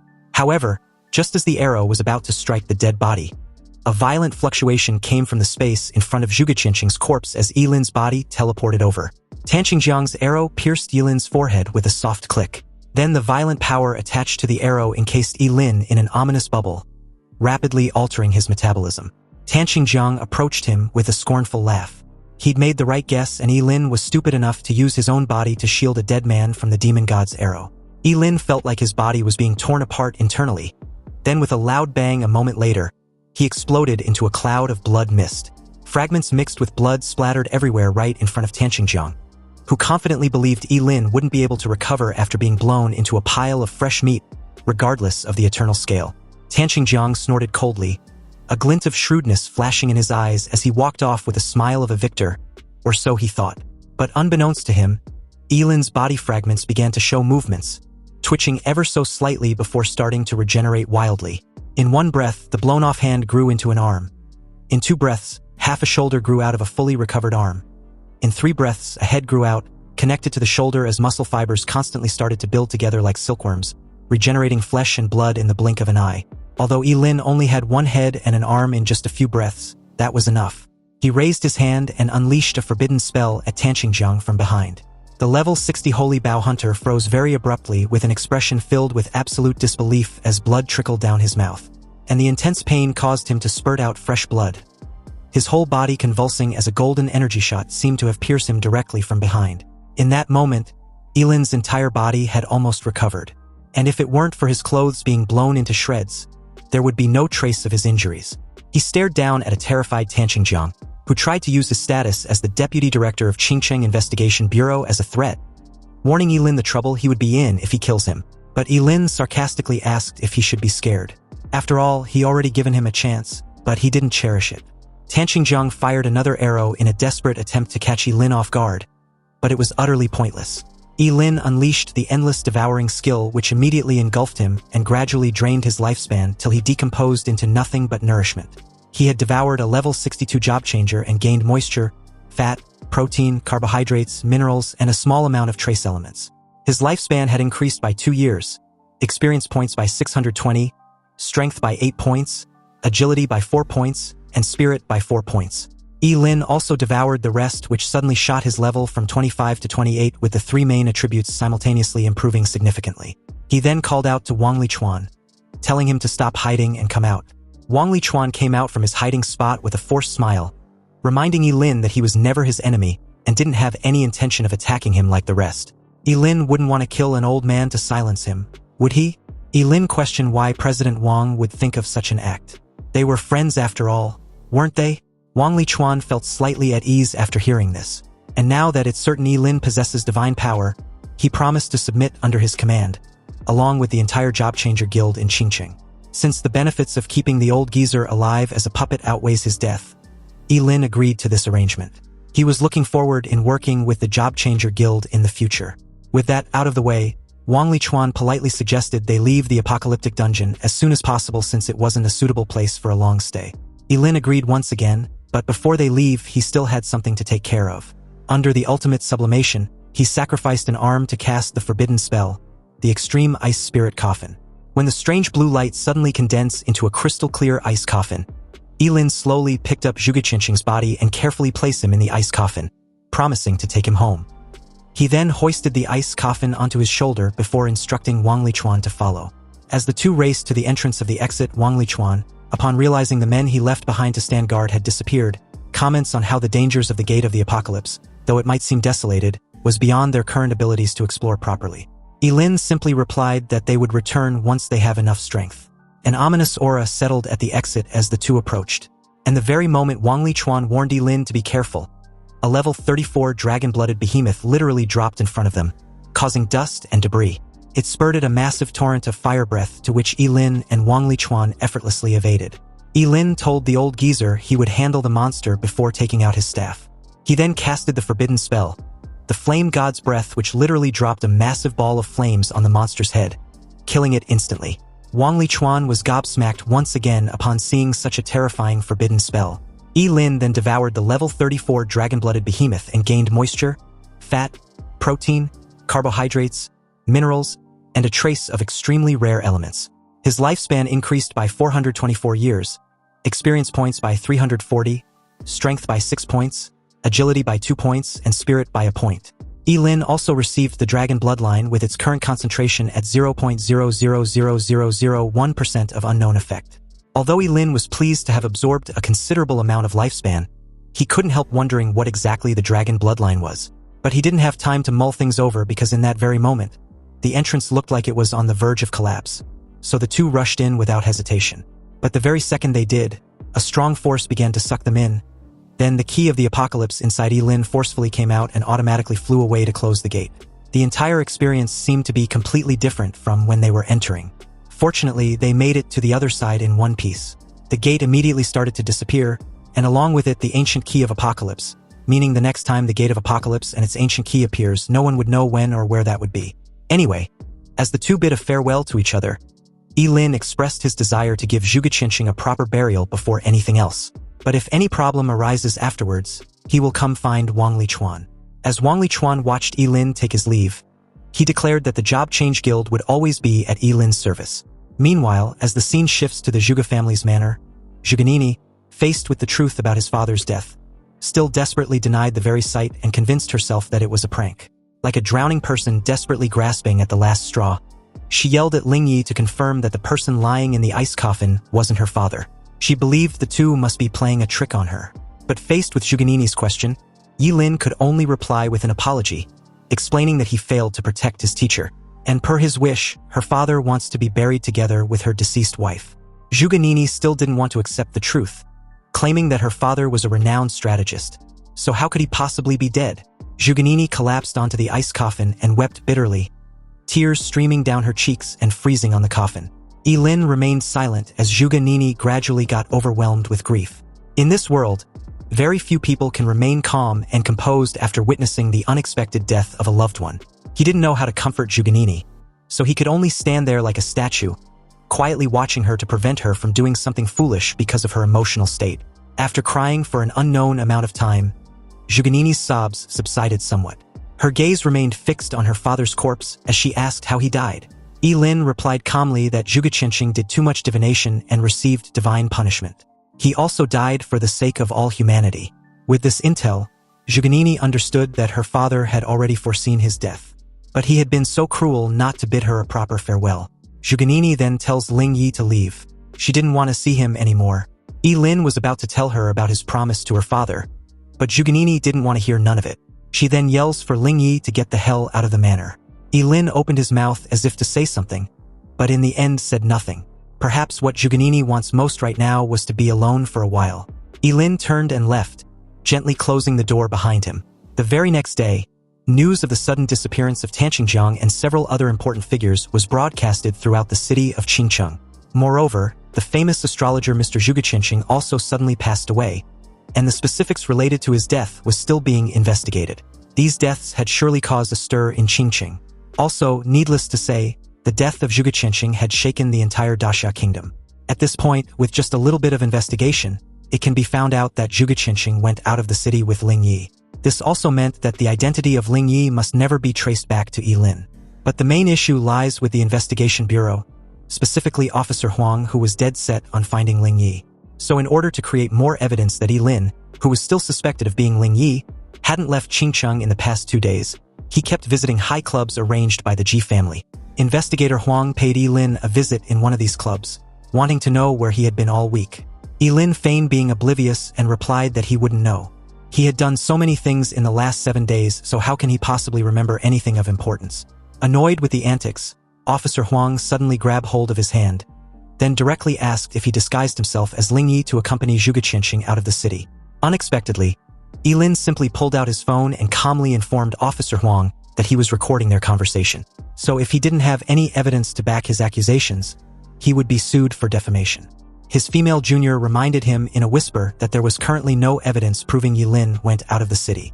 For the past few days, he had been seen appearing in high-end entertainment venues. So with reluctance, Officer Huang let go of his hand, but still expressed his desire to find the evidence to prove his claim. Ye Lin then gave him a piece of intel that made the uptight officer do a double take. And since he had eyes that can see the falsehood of any statement, he was completely shocked to find out that Ling Yi got blown into pieces just a few days ago. Ye Lin claimed to have seen the entire thing with his own eyes, which was technically true since he did get blown up. Upon realizing that Ye Lin wasn't lying, Officer Huang started wondering how it was even possible. And although he hadn't had any conclusive evidence yet, he had been so sure about his investigation. Anyway, as his junior questioned if something was the matter, Ye Lin walked off after inviting them for a drink sometime. On a massive downpour the very next day, which also happens to be the day of Zhuge Qinsheng's funeral, the entire Zhuge family's courtyard was enveloped in a somber atmosphere, filled with people, their faces etched with reluctance and grief. Some wept silently, while others bowed their heads in prayer. Inside, a shrine with a portrait of Zhuge Qinsheng, his face still bearing a faint smile, and enwreathed with white chrysanthemums densely packed together was set up. Many important figures, some shrouded in vague mystery and clearly not from or rarely seen in a small place like Qingqing, had gathered there at this moment, paying their respects one after the other. But the faint whispers of Zhuganini shouldering this heavy loss alone with no one to take care of her was the topic of discussion. Though they also recall that the deceased astrologer had taken in a very capable disciple not long ago, and his absence at such an important day not only seemed disrespectful, but unforgivable. Anyway, speaking of the capable disciple in question, Ye Lin walked straight in at this precise moment to pay his respects, but everyone's expression changed slightly, finding his sudden late appearance outrageous. They were pretty much aware about the news of Ye Lin's frequent indulgence in debauchery after Zhuge Qianxing's death. Ye Lin's eyes were filled with complex emotions as he ignored the bombastic side eyes and insults whispered his way. He also asked for forgiveness for arriving late. But a moment later, he was cut short by Zhuganini, who questioned if he was done paying his respects. If he was, then he should leave because he wasn't welcome. Ye Lin reiterated that he had no other intentions and just wants to see his teacher off on his last journey. But Zhuganini wasn't having it. She claimed Ye Lin shouldn't pretend to be her father's disciple anymore. He had long since cut ties with him, the fraudster who keeps deceiving everyone. Zhuganini's words caused an uproar as Ye Lin became the target of everyone's scorn. They wondered what kind of unorthodox thing he had done to make Zhuge Qianxing severed his master-disciple relationship with him. Ye Lin tried to reason with her, but she was too emotional and only wanted him to get lost. Didn't he understand human language? The two were suddenly interrupted by a flash of lightning in the dark clouds outside, and along with it, several men dressed in black robes, their faces hidden behind masks as an ominous aura radiate off them in waves. The leader of the group calmly offered his condolences. And the moment Zhuganini asked who they were, the guy told her to rest assured. They mean no harm. He explained that they were there to examine Zhuge Qianxing's body to find out the cause of death, which seems suspicious. Zhuganini immediately asserts her displeasure. They were not allowed to mess with her father's corpse. But the masked leader wasn't asking for permission. He instructed his men not to dilly-dally and advance. They were to secure their target at all cost. But Zhuganini didn't give a flying fuck about their suspicion. She warned them not to cause trouble at her father's funeral, so they needed to get the hell out before she's forced to torch their asses. The gathered crowd were also enraged on her behalf, agreeing to stand with her. They won't tolerate their rude misbehavior at such an important funeral. With the exception of the leader, the rest were equipped with swords, and with a sharp click, their swords were unsheathed, followed with the splattering of blood as they began killing anyone who dared oppose them. This sudden scene startled the crowd so much that they froze for a moment, never imagining that these masked men would dare to kill people indiscriminately in full view of everyone. They were so frightened that they scattered and fled.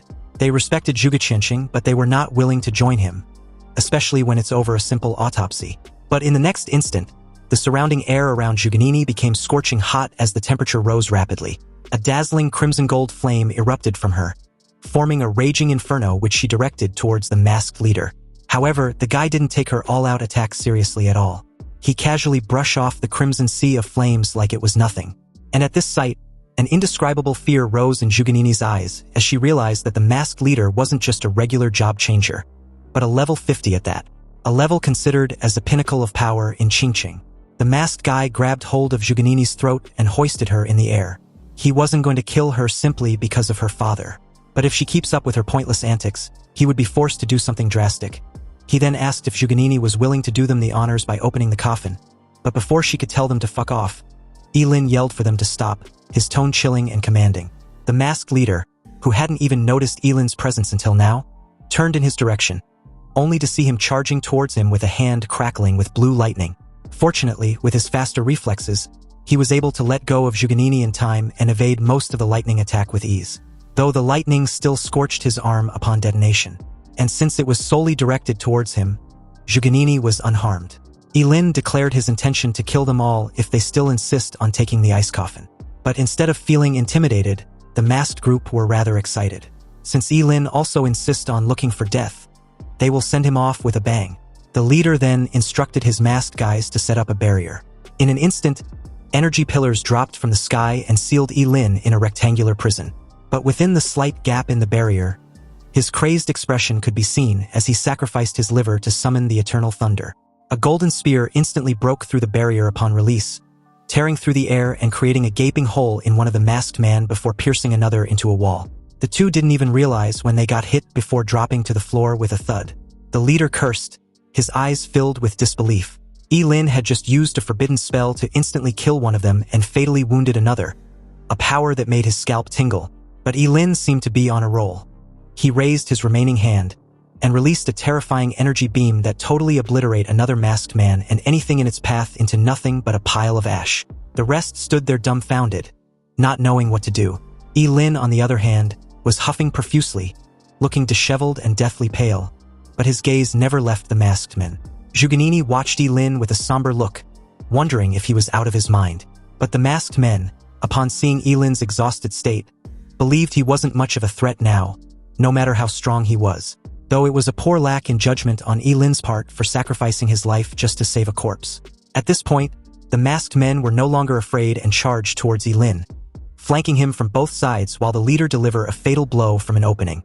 So the very moment Ye Lin got close and fell into the trap, the masked leader suddenly appeared behind him and delivered a shot that tore through his throat. Zhuganini tried to warn him, but it was too late. A gaping hole was pierced through Ye Lin's throat, and bright red blood gushed out from his artery. Such injuries clearly indicate certain death. The masked group secretly breathed a sigh of relief, realizing how truly terrifying it was when forbidden spellcasters fought with their life on the line. Meanwhile, Zhuganini was left clutching her chest with a look of horror. Although she never particularly liked Ye Lin, she felt remorseful seeing him get killed. The masked leader instructed his men to go retrieve Zhuge Qianxing's body. But when they suddenly heard the voice of the person they believed was dead, they turned with a look of fear in their eyes. Meanwhile, despite his horrific state, Ye Lin was pretty much alive. He reiterated his earlier threat about sending them off to hell if they insist on taking his teacher's corpse. Ye Lin then cast the undying forbidden spell, and immediately upon doing so, the blood hole in his throat repaired and regenerated at an incredible speed, and so did his arm. This sight stunned the three remaining masked men speechless. Ye Lin should be super dead at this point, so how is it even possible? Was he the devil? Zhuganini was also left wondering the same thing. The entire scene was beyond anyone's comprehension. Ye Lin's eyes shriveled, and 2 lines of bloody tears flowed from the empty eye sockets as he cast the forbidden spell. The eyes of eternal freeze. The expressions beneath the smiling masked men changed drastically as a chilling aura instantly spread out, and their bodies were bound by an irresistible force. They wanted to escape, but found that they could not move. Everything around them began to slowly freeze, even the air seemed to be frozen solid. And as Ye Lin's figure gradually blurred in their vision, a pair of eyes shimmering with a ghostly blue light appeared in their view. The coldness and deathly stillness in those eyes amplified the fear in their hearts. As the smiling masked men let out a defiant roar, their voice filled with despair, they were frozen into crystal-clear ice sculptures, completely losing all chance of survival. A couple audience who still stuck around were gobsmacked upon seeing this terrifying showcase of power. After all, it wasn't every day you see a level 27 Forbidden Spellcaster kill 4 level 50 job changers. This record was enough to make anyone's scalp tingle. Even though Ye Lin was now blind and emaciated, he calmly walked over to the ice coffin and hoisted it onto his shoulder. Initially, Zhuganini tried to say something but stopped short, and Ye Lin didn't even spare her a glance as he confidently walked off. It was then that Zhuganini, finding Ye Lin's silhouette weirdly familiar, asked where he was taking her father. He simply stated his intention to bury Zhuge Qianxing himself, exactly per his wishes. Meanwhile, as the scene shifted to a high-rise building not far away, a middle-aged man dressed in an elegant dark suit stood in front of a floor-to-ceiling window, calmly watching the city below. His gaze was deep, exuding an air of authority, clearly the kind of charisma cultivated from years of holding a high position. As a black-robed man in a brown trench coat and wearing a rat face mask walked up to the middle-aged man, he casually asked if Tiger and the rabbit had returned. The rat face masked man replied respectfully that they had. He also reported that inside a valley 79 kilometers east of Qingqing, there were traces that showed that the Gate of Apocalypse did indeed appear. The middle-aged man gave a slight remark about how he just knew. Otherwise, how could the esteemed Zhuge Qianxing have died so inexplicably? Though he also wondered what exactly he did inside the gate to have even lost his life so suddenly. The rat-faced masked man then asked if they should continue to send men to retrieve Zhuge Qianxing's corpse. But the middle-aged man simply raised a hand to gesture that there was no need. They've already made too much noise. But some men should be sent out to spy on Ye Lin and Zhuganini. Also, he needs him to find someone. When the rat-faced masked man asked who, the target was revealed to be the president of the Jobchanger Guild, Wang Lichuan. Meanwhile, as the last handful of yellow earth was gently scattered, Zhuge Qianxing's funeral came to a solemn and successful conclusion. The afterglow of the setting sun was cut into mottled golden fragments by the leaves, which were scattered on the freshly turned soil, giving the final resting place of the famous astrologer a faint glow. As time passed and the sun gradually began to set, Zhuganini thanked Ye Lin for what he did earlier. She then took out a card and offered it as compensation. Zhuganini declared that the money inside the card was enough to cure Ye Lin's eyes if the need be, and also ensure he had enough to eat and wear for the rest of his life. As of now, she doesn't want the Zhuge family to owe him anything. Ye Lin rejected the offer and walked off.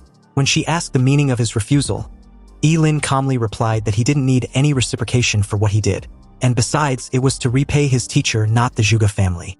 But Zhuganini's problem was that she was too opinionated and arrogant. If her father wasn't Mr. Zhuge, she would have been a useless person. Ye Lin's words stunned Zhuganini, her face turning pale, a truly fascinating sight. She desperately wanted to refute or argue her case, but remained silent. Though it might be harsh, every single word was true. She had always lived under the protection of her father until his death. And when she realized how weak she was to not even have the power to protect his dead body, her proud self-esteem was completely shattered. Zhuganini, as if she had lost her soul, slumped down in front of her father's grave, gently stroking the tombstone and questioning if she was indeed really useless. Ye Lin left the cemetery and made his way to the Ji family's villa, where he was warmly welcomed by Ji Lingyu. But upon seeing Ye Lin's bandaged eye, Ji Lingyu asked out of concern. Ye Lin replied that he was fine. President Ji appeared right after, asking what Ye Lin's next plan was. He then suggested Ye Lin stay with them at the villa, and even added that he could work for him given how arduous and life-threatening his job-changer profession was. Ye Lin thanked President Ji for his kindness, but still expressed his desire to go to university. And besides, he didn't have much time left, so he might as well leave with no regrets. President Ji was silent for a moment before agreeing to Ye Lin's decision, and also promising to support him. No matter where Ye Lin goes, the Ji family will always be behind him. Ye Lin thanked President Ji once again before taking his leave to go rest in his room. As he drops onto his bed, he murmured with a sigh that he was really exhausted. But in that very moment, the brocade pouch Zhuge gave him suddenly fell out of his sumaru ring, startling him. He initially thought a message was left for him. 2 scrolls then came out from the brocade pouch, making him wonder if Zhuge had predicted his second profession before his death. The scrolls were the Phantom Technique and the Turtle Breathe Technique. The Phantom Technique allows the user to create a phantom shadow in front of them to confuse the enemy, and the Turtle Breath Technique allows the user to slow down their breathing rhythm until it completely stops, entering a state of apparent death. Ye Lin quickly used the scrolls on himself, and under his ultimate sublimation, the Turtle Breath Technique was enhanced to the Great Void Technique, and the Phantom Technique was enhanced to 1 Qi transforming into 3 purities. Anyway, the Great Void Technique allows the Forbidden Spellcaster to sacrifice a bone of their own body every minute to enter a void state, achieving complete invisibility. When attacking or being attacked, this forbidden spell will be nullified. And for the 1 Qi transforming into 3 purities, the Forbidden Spellcaster loses half of their lifespan to create a clone identical to the current self. Up to 3 clones can exist simultaneously. And there was also a note informing Ye Lin that when a clone dies, the original is unaffected, but when the original dies, the clones disappear. Ye Lin couldn't help being amazed, because even in death, his teacher still acted with purpose. With these 2 scrolls, Ye Lin would be able to ditch the surveillance on him. He immediately used the 1 Qi transforming into 3 purities forbidden spell, and was delighted to see an exact clone of himself. Ye Lin then places the eye patch on his clone's eye, excited with this foolproof plan of being able to stay with the Ji family, and at the same time, do whatever he wanted without the fear of being watched. His instruction for the clone was to stay in the Ji family's villa while he investigate just who exactly was monitoring him. He activated the Great Void Technique forbidden spell, then leaped off his room window. Ye Lin moved like a phantom, and on his way out, he saw the job changers ordered to monitor his movements from the shadows, silently perching on the trees nearby. Ye Lin, with his stealth already activated, thanked his teacher once again. He was truly the #1 astrologer capable of predicting everything. Ye Lin made his way to a teleportation gate that leads to a monster hunting ground outside the city, once again with a different appearance and a completely new identity. He approached the 2 guards, and when asked if he was heading outside the city, Ye Lin gave a slight nod and replied that he was. The guards then warned him that monsters had recently been appearing frequently outside the city, so he should be careful. Ye Lin thanked them and entered the gate. Outside, he leaped from one tree branch to the next, pleased that he can now freely kill monsters and do whatever he wanted without being under constant surveillance. As of now, he can start his journey of leveling up. A canine monster heard a rustling sound from behind and immediately bare its sharp fangs when it saw Ye Lin. Its dark eyes flashing with ferocity as it growled wildly, saliva dripping out of its mouth with a foul stench. Ye Lin, in a great mood, decided to only use ice-type skills to ensure his identity was easily hidden. Curling his lips, he taunts the beast and flicked his fingers, instantly releasing a chilling aura. Activating the Ice Blade technique, it instantly elevated to the forbidden spell, the Frost Morn. Then a massive blade of pure ice crystals condensed in the air, incomparably clear and emitting a faint blue glow. The moment Ye Lin flicked his finger, the ice sword, carrying a chilling aura, directly shot out at the hideous canine beast. The ice sword slashed down without any resistance, splitting the monster's body in two, and the ice crystals shattered, turning into a frosty expanse and reducing the corpse into two ice sculptures. Ye Lin then launched his endless devouring, consuming a level 32 normal monster and gaining water, fat, protein, carbohydrates, and minerals. His lifespan increased by 125 years, experience points by 320, increased strength attribute by 5 points, agility and spirit attribute by a point each. He also killed and devoured a level 36 normal monster and gained the same kind of nutrients. Increased his lifespan by 360 years, experience points 360, increased strength attribute by 7 points, agility attribute by 2 points, and spirit attribute by a point. Then a level 37 normal monster gained nutrients, increased his lifespan by 245 years, experience points 370, increased strength attribute by 5 points, agility attribute by a point, spirit attribute by 3 points. In spite of all this leveling, Ye Lin was still not satisfied. He needed to level up even faster. 3 days later, he finally exited the gate and was now level 30. The speed at which he had been killing monsters these past 3 days showed that he'd already reached his limit, but it was still not enough. He wondered if he should ask someone else for help. That's when it hit him he could use the Job Change Guild. Meanwhile, at the Job Change Guild, Ye Lin was a bit surprised to find it busy and bustling with people, and from the looks of it, Wang Lichuan's disappearance seems to not have affected the business at all. He approached a female receptionist and expressed his desire to post a mission. The lady led him to a male helper in charge of handling such task. And when the guy asked the kind of mission he wanted to be posted, Ye Lin replied with recycling monster corpses. The guy then asked for the price he was prepared to pay for the recycling, but Ye Lin asked for the normal market price. Apparently, it depended on the level and type of monster. Normally, a level 10 monster corpse is worth 300,000 each. Special monsters like the Golden Armored Demon Rhino requires extra payment, about 450,000. The prices were decent, so Ye Lin requested for him to just follow the market price. For monsters below level 20, he would take them all. The guy, clearly taken aback for a moment, judged Ye Lin as a newly changed enchanter based on his appearance, so he might not know of the handling fee when a client wants to post a task. And since Ye Lin seemed to be collecting so many at once, a verification of funds was required first. Ye Lin pulled out his top-tier lifetime VIP card and asked if it would do. The guy, stunned upon seeing the card, immediately started the procedures. And in just 3 days after, job changers had been rushing in the guild with different types of monster corpses non-stop. Just the submission of this task had created a long queue which no one could ignore. They wondered who this mysterious spendthrift was, and why he needed so many monster corpses. Forgers and alchemists were even finding it difficult to buy monster materials because Ye Lin had apparently been hoarding all the monsters. His prices were too high, and no one could comprehend why anyone in their right mind would recycle monster corpses at such a price. Evidently, it's a big loss. The guy responsible for recycling monster corpses guided Ye Lin to the recent batch they've gathered. And after inspection, he paid the required amount and instructed the guy to leave. The very moment he closed the door on his way out, Ye Lin activated his devouring skill. He comments on how with money, everything had been made easy and much more efficient than killing monsters by himself. Notifications started pouring in the moment he consumed all the monster corpses, gaining a massive boost in nutrients, lifespan, experience points, strength attribute, agility attribute, and spirit attribute. About half an hour later, all the monster corpses in the entire warehouse got devoured, and Ye Lin's level was also successfully raised to 32. Keep in mind that he was only level 25 when he entered the Gate of Apocalypse just over half a month ago. Anyway, the very moment he left the warehouse, he immediately got tailed. The hidden mercenaries nearby, upon seeing Ye Lin's description, his short dark hair and his gray hoodie with a black combat suit underneath, got them totally convinced about his identity as their target. They quietly followed Ye Lin into a shady alley, which led to a secluded underground parking lot. And after ensuring no one was around, Ye Lin clipped his tongue, annoyed that he was being followed even after changing his face. It didn't make any lick of sense. So, with a contemptuous tone, he turned and questioned the job changers tailing him if they weren't tired, because they did a really shitty job following him.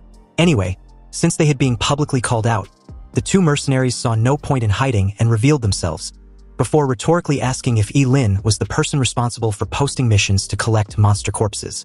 Well, someone was paying top dollar for his life. As the two charged in simultaneously, the swordsman aimed for Ye Lin's legs as the other slashed a cold glint towards his throat. Evidently, the blonde was an assassin, and his level was not low, probably around level 30. Sighing helplessly, Ye Lin grasped the assassin's arm, before effortlessly evading the swordsman as he tried a counteroffer. He told the two that he would double the price if they stopped trying to kill him, but they refused decisively. The assassin immediately freed himself, then suddenly reappeared behind Ye Lin, his dagger aiming once more at his throat. He was even incredulous that Ye Lin was still haggling when he was about to die, and besides, wouldn't his money become theirs after they eliminate him? The swordsman, after instructing his partner to quit wasting his breath on their target, joined in on the attack, and judging from Ye Lin's aura, his level was about the same as theirs. Also, after dealing with him, they still had to rush to the 79th secret realm of Qingcheng, a new one which opened recently. Anyways, just as the cold glint of the two blades were inches away from Ye Lin, he cast the forbidden spell, the Eyes of Eternal Freeze. In an instant, their entire bodies were frozen into ice sculptures, leaving their heads. Only then did they realize what a terrifying monster of a person they had provoked. Ye Lin casually approached, wanting to have a proper chat with them. Mainly, he was curious as to who sent them. The two chose to remain silent and Ye Lin wasn't having it. So with just a flick of a finger, the left ear of the swordsman was sliced off with blood splattering over. Yet he insisted on not saying shit, then yelled for the assassin to do the same, but the fucker was scared shitless and began to spill everything. The people who hired them were a group of professionals from the Life Skills Job Changer Alliance. They felt that the quest Ye Lin released had disrupted the market. Ye Lin pressed for their names, and was informed that it was the high-level blacksmith Yin Xiang, and the two high-level alchemists Yuning and Zhou Heping. With that out of the way, Ye Lin also noted down what the swordsman said about Qingcheng's 79th secret realm. He wanted to know what that's all about, adding that whoever speaks up first will survive when he noticed their hesitation. This startled them awake, and the blonde immediately spoke up, saying that the 79th secret realm was a newly spatial rift that suddenly appeared 2 days ago. It was located 30 kilometers north of the city, and that's all they knew. After getting the intel he needed, Ye Lin walked off, and the swordsman begged for them to be freed. They would freeze to death if left like that. But Ye Lin simply bid them farewell, chuckling slightly before even inciting them to survive until the ice melts. As night fell and starlight dotted the sky, Ye Lin arrived at the location which was indeed 30 kilometers north of the city. The entrance to the 79th secret realm resembled a giant black vortex, constantly emitting a dark aura with a powerful force emanating from it. At this moment, many job seekers had already gathered at the entrance, waiting as they speculated what exactly was inside. Apparently, there hadn't been any feedback from the first group of job changers who went in 2 days ago, and this had made them cautious. They now wanted to wait until someone comes out before going in, since there was the possibility of the secret realm being a dead zone, which made it unsuitable for them to enter to level up and improve their strength.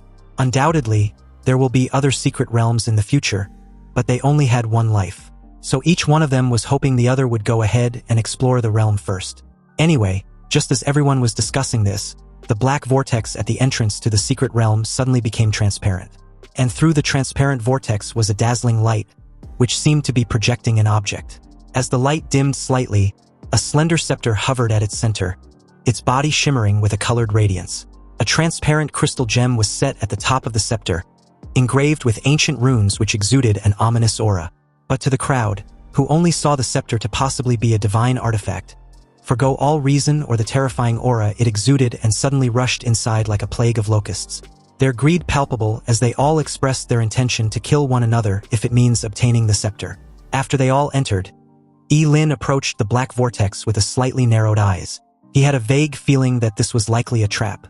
After all, if there really were divine artifacts in the secret realm, real powerhouses would probably have arrived long ago. Just as Ye Lin was hesitating whether to go in or not, a very pleasant voice reached his ears from behind, stating that he must have also noticed it too. Something was seriously off with this secret realm. Upon first glance, Ye Lin noticed that this lady, Xie Xiaoxiao, had disguised herself as a guy. So when he asked why, Xie Xiaoxiao was shocked to have been figured out almost immediately. She began to wonder if her disguise was that clumsy. And indeed it was, because Ye Lin gave his honest critiques, saying that no guy would put on so much lip balm, and with her figure, she should have hidden it a bit more. Xie Xiaoxiao's cheeks flushed slightly, finally realizing why everyone had been looking at her strangely. Ye Lin shook his head helplessly and turned to leave, but she pleaded for him to wait. When Ye Lin asked what else she's got to say, Xie Xiaoxiao explained that if she's not mistaken, this secret realm was very likely set up by demons to lure human job changers. Therefore, she proposed they team up and enter together. Demons were indeed powerful, and if Ye Lin could devour just a few of them with his ability, what would his level be afterwards? Ye Lin was intrigued but feigned being disappointed, pointing out that the risk was way too high. Xie Xiaoxiao, upon seeing Ye Lin's disinterested look, promised to pay him if they team up. But Ye Lin refused the offer, stating that the education he received growing up doesn't support him doing that kind of thing. However, the very moment she proposed paying him with an epic-level piece of equipment, Ye Lin was beside her in a flash. And with a fawning smile, he made a deal with her on the spot before even asking for her name.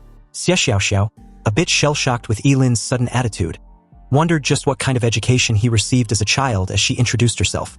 And as for the equipment, she first inquired what profession Ye Lin was in order to know what epic level was suitable. Ye Lin gasped in shock. She can even choose her equipment type? This woman was a real rich lady. He announced that he was an ice-type mage, but wasn't picky about the kind of equipment since he can practically use anything.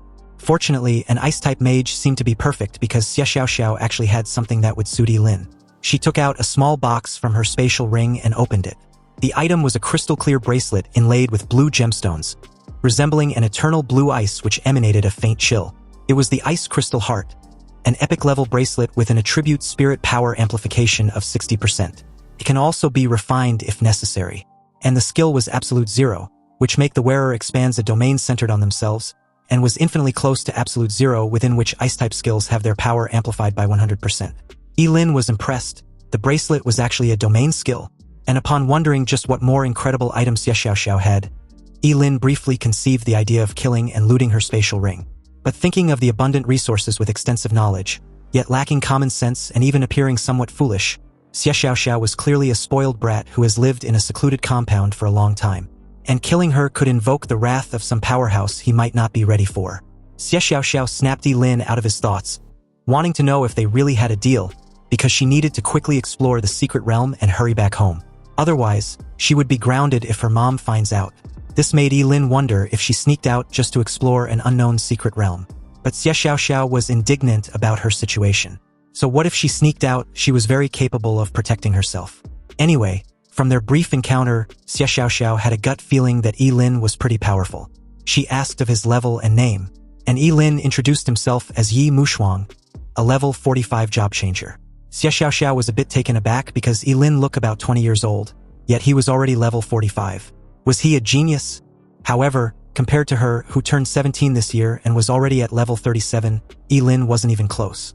Seriously, like who wants to be compared with her? Ye Lin feigned being amazed, and even cheered her on as she basked in the delusion of her greatness. With her level, then she must have been the top scorer in the final exam. Xie Xiaoxiao replied that she wasn't, simply because she didn't take the final exam. Her dad said it was a waste of her time. That's true. After all, even the top scorer in the country is only rewarded with a legendary piece of equipment. And for people with powerful backgrounds, the college entrance exams being a waste of time was perfectly valid. Anyway, since that's the case, Ye Lin agreed to team up with her to enter the secret realm. Xie Xiaoxiao, pleased to hear this, immediately handed over the bracelet before urging that they enter the rift right away. From now on, they were a team. The scene then shifted to a vast expanse of black earth, seemingly an abandoned ancient battlefield inside the secret realm. The ground was covered with dark red soil like dried blood, and in the sky, there were only 2 or 3 stars, twinkling with an eerie light. There were also majestic mountain ranges, each with different shape and size. Every now and then, the roars of monsters can be heard from deep within the mountains. It seems Xie Xiaoxiao was right. There must be real demons inside this secret realm, and the stench within the place also seemed very familiar. Ye Lin wondered if she often deal with demons.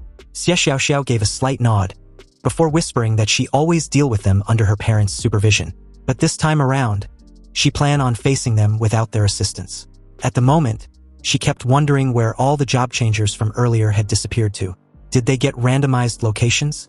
Suddenly, a giant claw loomed over her, and before it could pounce, Ye Lin grabbed her and evaded the crashing paw, which caused a cloud of dust upon impact. After putting some distance between themselves and the beast, Ye Lin cast the Ice Blade spell, which immediately froze the giant demonic monster into an ice sculpture. Xie Xiaoxiao was amazed, questioning why Ye Lin's Ice Blade spell was so powerful. Ye Lin simply reiterated that he was an ice-type mage, so of course his ice spells would be powerful.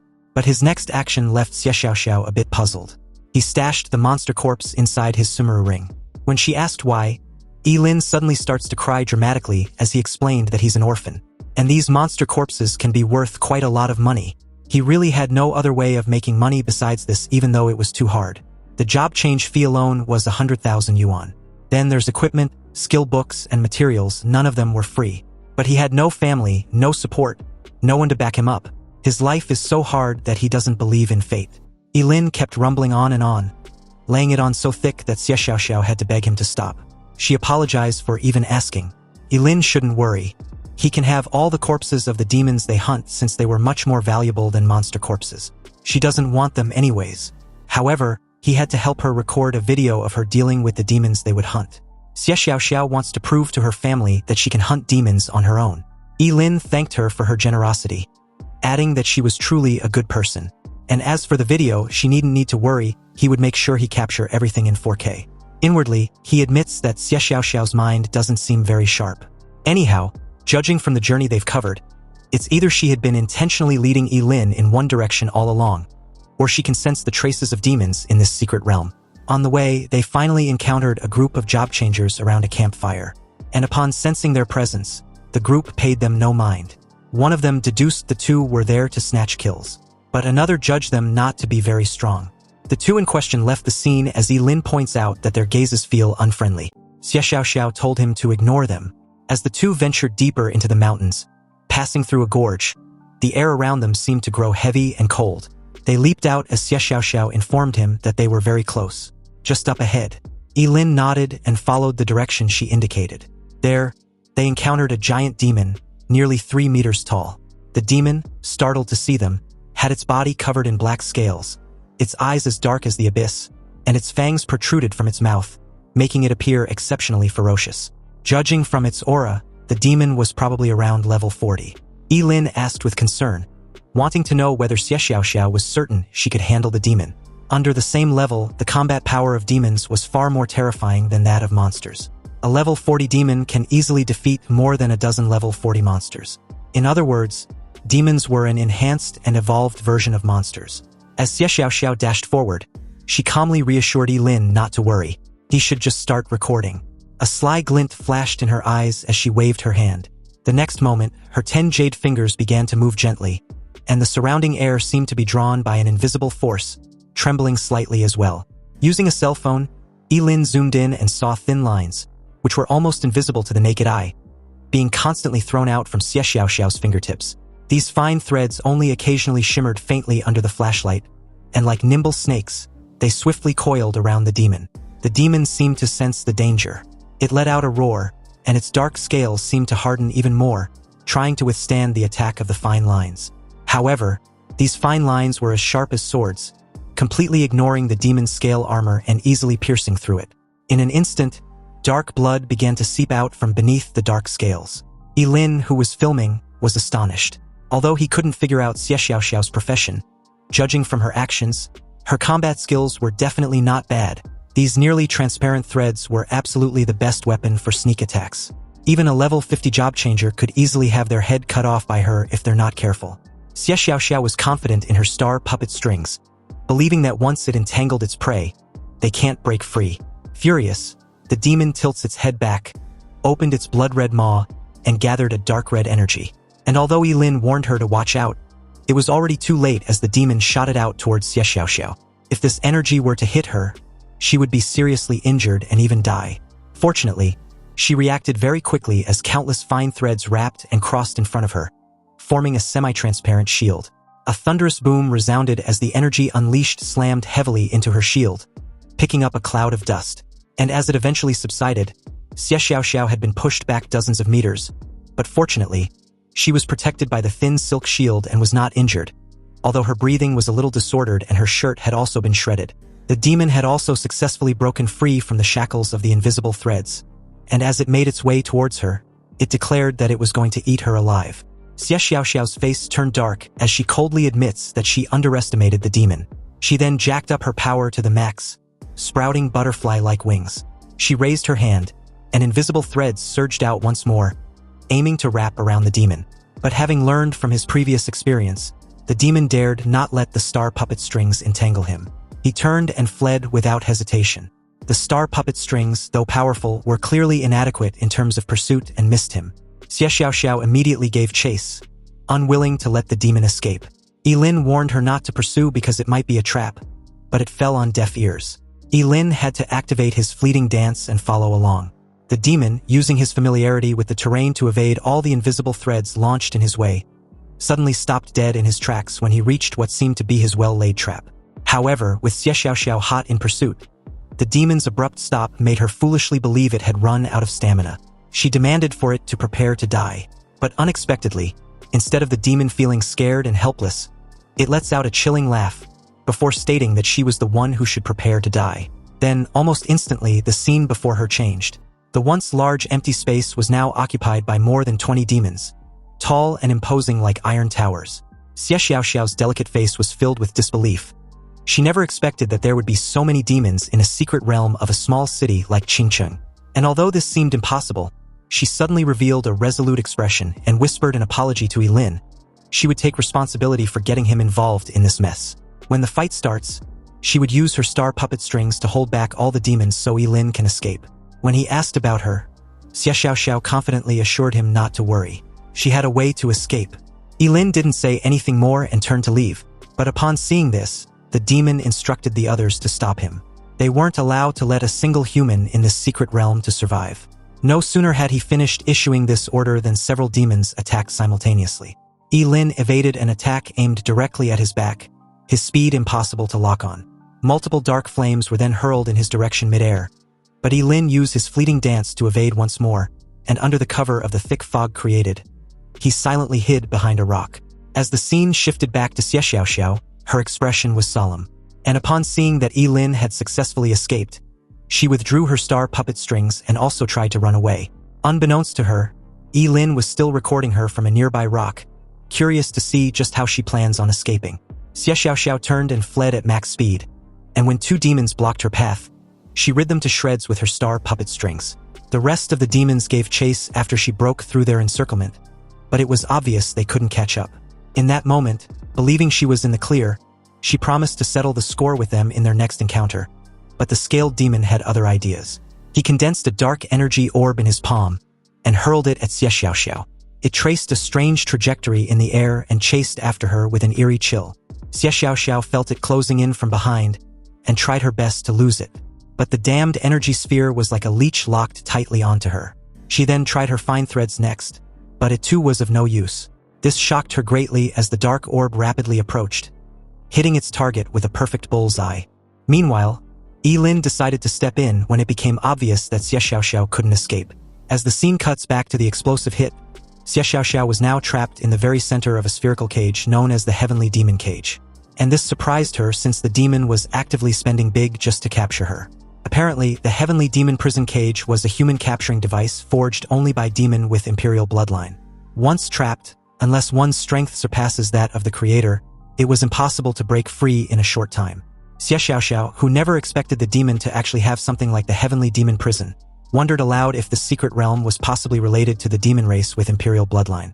The demon deemed Xie Xiaoxiao's status in Xia Kingdom to be quite high, and to think at her age, she can actually use the star puppet strings, a divine artifact.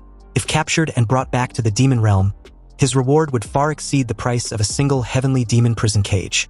Xie Xiaoxiao refuses to be used as a bargaining chip, but she's got no choice in the matter. The demon reached a hand inside the cage and demanded for the star puppet strings. However, his finger claws suddenly got frozen, then his entire arm, which frightened the hell out of him. He demanded for the culprit to show himself. Meanwhile, Xie Xiaoxiao, upon seeing the frozen demonic hand, immediately realized that it was Ye Lin. She turned sharply in his direction and asked why he didn't escape. Ye Lin just casually tossed back her phone and said he'd finished the recording. But he only kept the previous parts. Xie Xiaoxiao was incredulous that Ye Lin didn't run away, but instead kept recording the video from wherever he was hiding. Ye Lin simply replied like it was a matter of fact since he was paid to do so. Xie Xiaoxiao still reiterated that he should have run away. After all, in such conditions, which sane person would still keep filming a video? Nearby, the demon clutched his frozen arm and ordered the rest to kill Ye Lin. With this order, they pounce on him like a pack of hungry wolves. But very abruptly, a powerful chilling aura emanated from Ye Lin, spreading outwards to form an extremely cold domain. Obviously, this was the Ice Crystal Heart skill, Absolute Zero, and within this domain, the power of all ice-type moves was doubled. Then, in an instant, countless enormous ice spikes were released and exploded outward, crashing down on the 20-odd demons. Immediately after that, 2 demons tried to flank him from both sides, but Ye Lin froze them dead in their tracks, creating 2 ice sculptures on the spot. At the same time, another sneaked up and brutally attacked him from behind. Ye Lin conjured an ice blade in his left hand, spun around and sliced the demon in half. Xie Xiaoxiao pleaded with him to stop fighting and run, saying he would die if this continues. Ye Lin sarcastically tells her that if he dies, she should take him out of the secret realm and bury him. He didn't want to get chewed up and swallowed by these monsters, but she still kept pleading for Ye Lin to run already. Ye Lin got pierced through in the chest by an energy bullet. A red vortex attack appears in front of him, and although he conjured an ice wall to block the attack, he was thrown away upon impact. Xie Xiaoxiao yells his name in worry. Ye Lin starts to cough, but apart from looking exhausted, he seemed fine. This made the dark-scaled demon wonder if he was even human. How was he not dead after taking that much damage? Ye Lin got up and clutched his wounded chest with a smile on his face. These demons have had their fun, and now it was his turn.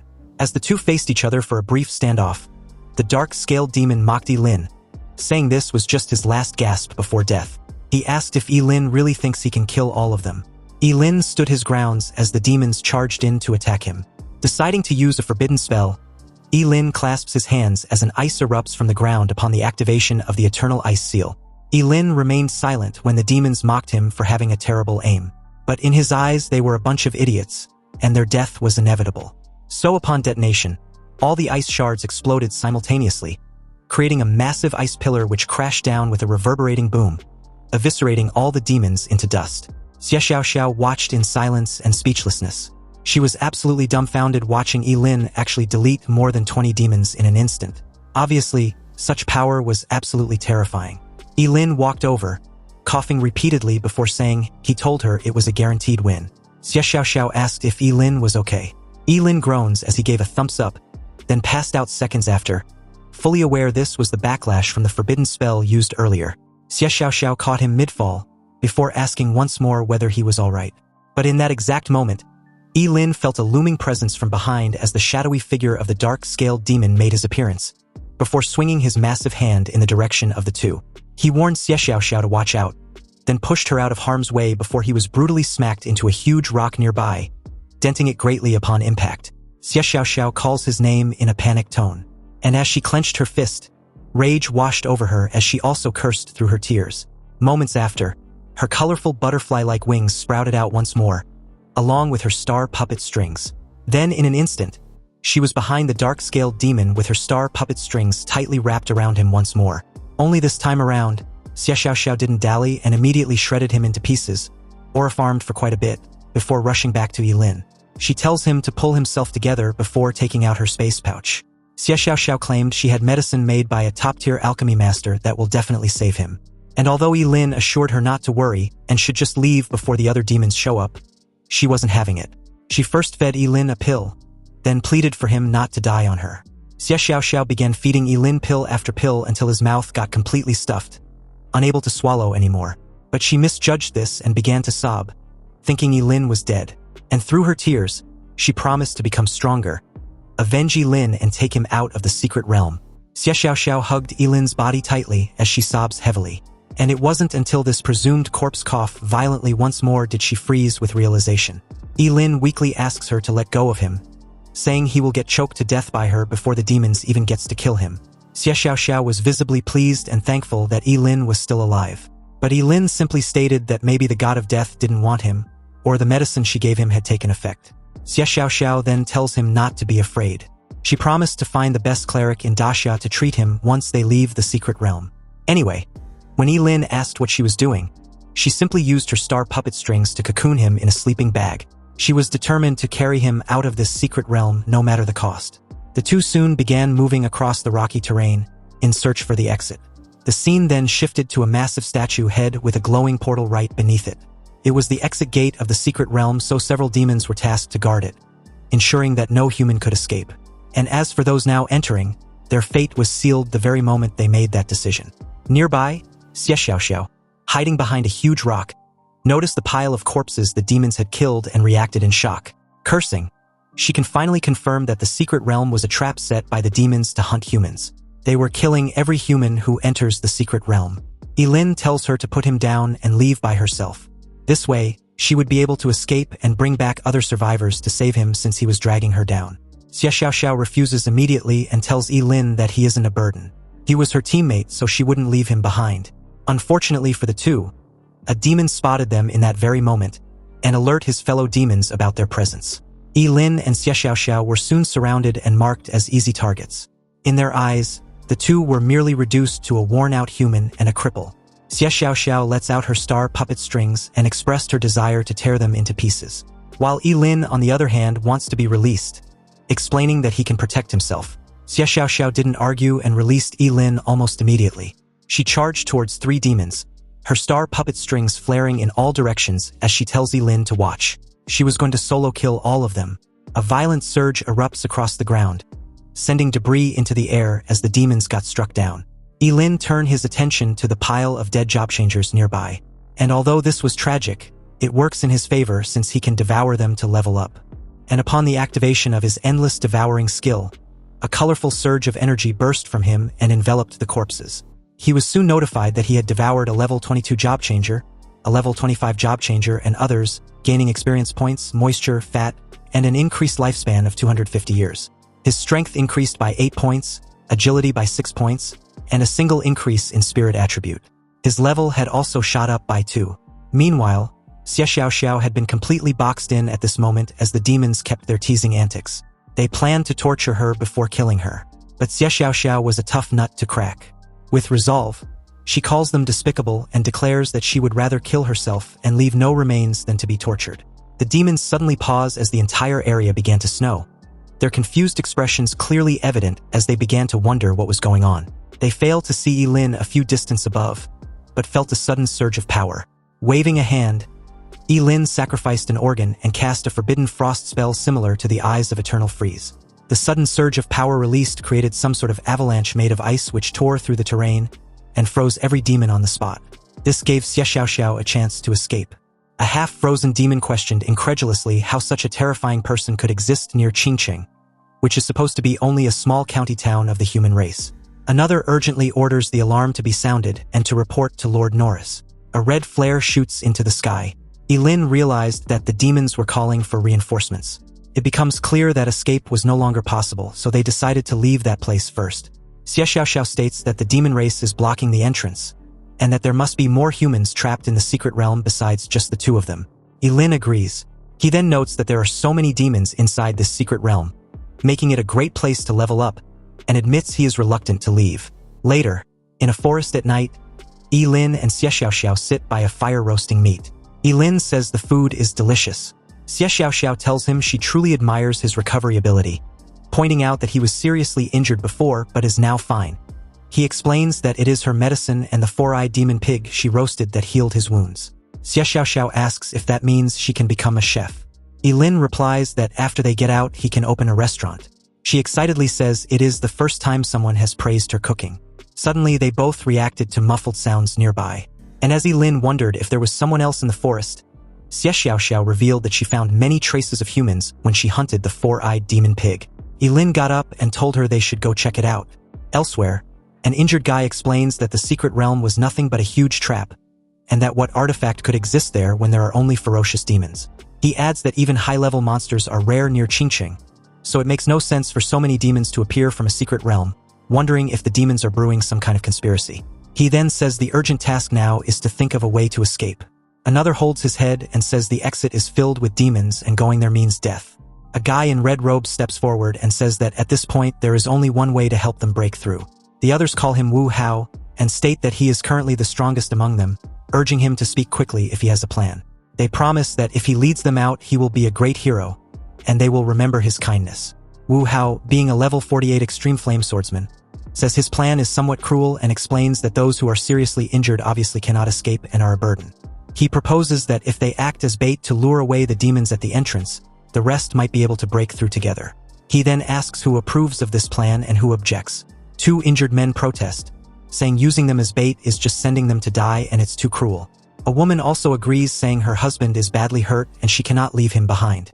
Wu Hao asks if anyone else disagrees with his plan. When no one else answers, a red arc flashes through the air. The 2 injured men are struck down instantly, blood gushing out of their wounds as they collapse in pain. The woman shouts that Wu Hao hurts people for no reason and calls him too cruel. Wu Hao licks the blood on his blade and says that now they have 2 more pieces of bait, asking if anyone else disagrees with his plan. He states that since no one opposes, they will proceed as he said. He adds that they should seal the mouths of the injured first in order to not let them tip off the enemy. Xie Xiaoxiao steps forward in that moment and declares that she objects. She says their enemies are clearly the demon race, and asks how Wu Hao can act so perversely against reason. Ye Lin reiterated what he just heard and questioned if it was meant to be an insult.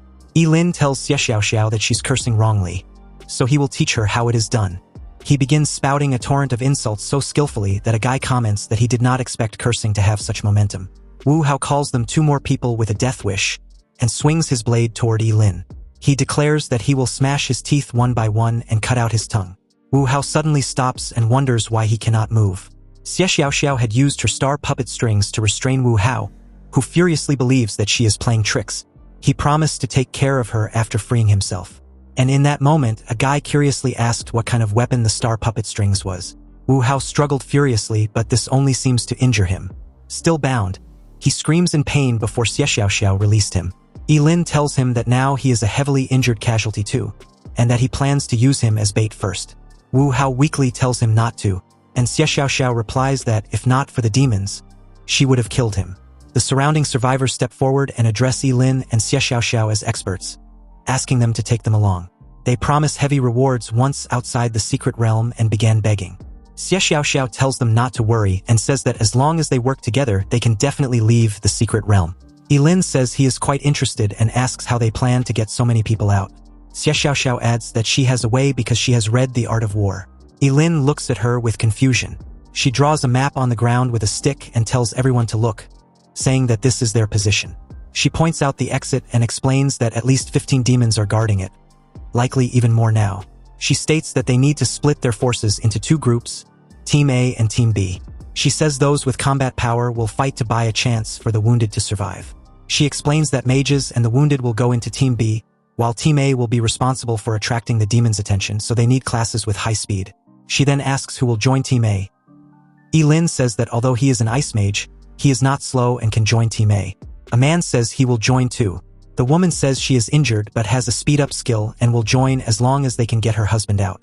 Her husband calls her a fool and says that if they die together, asking how he could allow her to join alone. She calls out to him. Another agrees, saying that if they are getting out, they will get out together and join too. Xie Xiaoxiao responds that this is good. She says that since no one else wants to join Team A, 6 people are enough and they will proceed according to the plan. Everyone agrees. In the distance, Wu Hao thinks that this silly girl still does not understand the sinister nature of the human heart. When the time comes, he will not care whether they live or die, and that they should just wait and watch the show. The scene shifts to a large cave-like area with a dark opening ahead. Ye Lin peers from behind a wall and says that sure enough, there are even more demons. He asks what they should do. Xie Xiaoxiao says that Team B should already be in position, and that they have to give it their all. She adds that in a moment they will rush out together and delay the demons as much as possible. But when she sees Ye Lin stepping out in the open, she asks him what he was doing. Ye Lin simply replies that they might not need 6 people to lure the demons away. He was enough on his own, so they should find a chance to escape through the exit. Ye Lin dashes forward before Xie Xiaoxiao can stop him. She shouts for him to come back and says that if he dies, she would have saved him for nothing. The demons notice the disturbance and turn their attention toward him. The cavern stretches wide, filled with scattered figures and a massive statue looming in the background. Xie Xiaoxiao could only watch from behind as Ye Lin silently assured her not to worry. He will live. Ye Lin unleashed his ice blade art. Sharp icy construct streak downward like falling blades, shattering 2 frozen ice sculpture demons in an instant. The rest of the demons recognize him as the expert who wields ice. They judged Ye Lin's strength to be terrifying that even a dozen of them couldn't stop him before. However, they won't let him escape this time around. Ye Lin launched himself into the air and declares that the demons would be the ones who won't be able to escape. Not him. He activated the forbidden spell, the eternal stem element. Golden energy suddenly formed and gathered in his palm, before condensing into a golden spear. Ye Lin grasped and threw the spear, obliterating 2 demons in an instant. The remaining demons quickly surrounded him. A demon warns the others that Ye Lin wasn't easy to deal with, and notes that he can even cast forbidden spells. From behind a huge rock, Xie Xiaoxiao and the others watch the battle unfold, the clash echoing through the cavern. One of the guys says that now is the time, so they need to kill all those demons. Xie Xiaoxiao suddenly says something feels wrong. In the cavern, Ye Lin stands calmly amid the chaos and says the demons are too weak. A towering demon with a massive axe charges at him and declares that he is nothing but an ant. Ye Lin remains silent for a second there, then his gaze sharpens. He launches upward, ice erupting beneath him as the demon's axe slams into the ground. The rest of the demons quickly react. One orders the rest to continue blocking the exit, while a few chase Ye Lin to deal with him. Ye Lin glances back and urges them to chase him. He sprints deeper into the cavern, drawing several demons away. From the passage, Xie Xiaoxiao and the others realize he has succeeded in distracting a large group of demons. However, there are still a few guarding the exit. Xie Xiaoxiao realizes that they have no choice but to fight and move first. Another suggests waiting for the other team to come up and help, but seeing that they have already made their move, they couldn't wait anymore. As they rush forward, a demon notices and shouts that more humans are coming and orders them not to let anyone escape. Xie Xiaoxiao leaps ahead, accelerated by her colorful butterfly wings as she tore through the first 2 demons. Elsewhere nearby, Wu Hao watches as Ye Lin faces off with several demons. Hiding behind a rock, Wu Hao laughs and says the 2 idiots had really lured all the demons away. He turns to the group and orders everyone to leave the wounded behind and prepare to run. A guy questions him, asking if they were not supposed to bring everyone out together. Wu Hao calls him an idiot and asks if he still wants to live. The guy remains silent as another gave a reply that he wasn't that stupid. The woman among the 4 tells the guy not to think about it and just worry about surviving. Wu Hao tells them to follow if they want to live. They run across the rocky terrain as an explosion erupts nearby.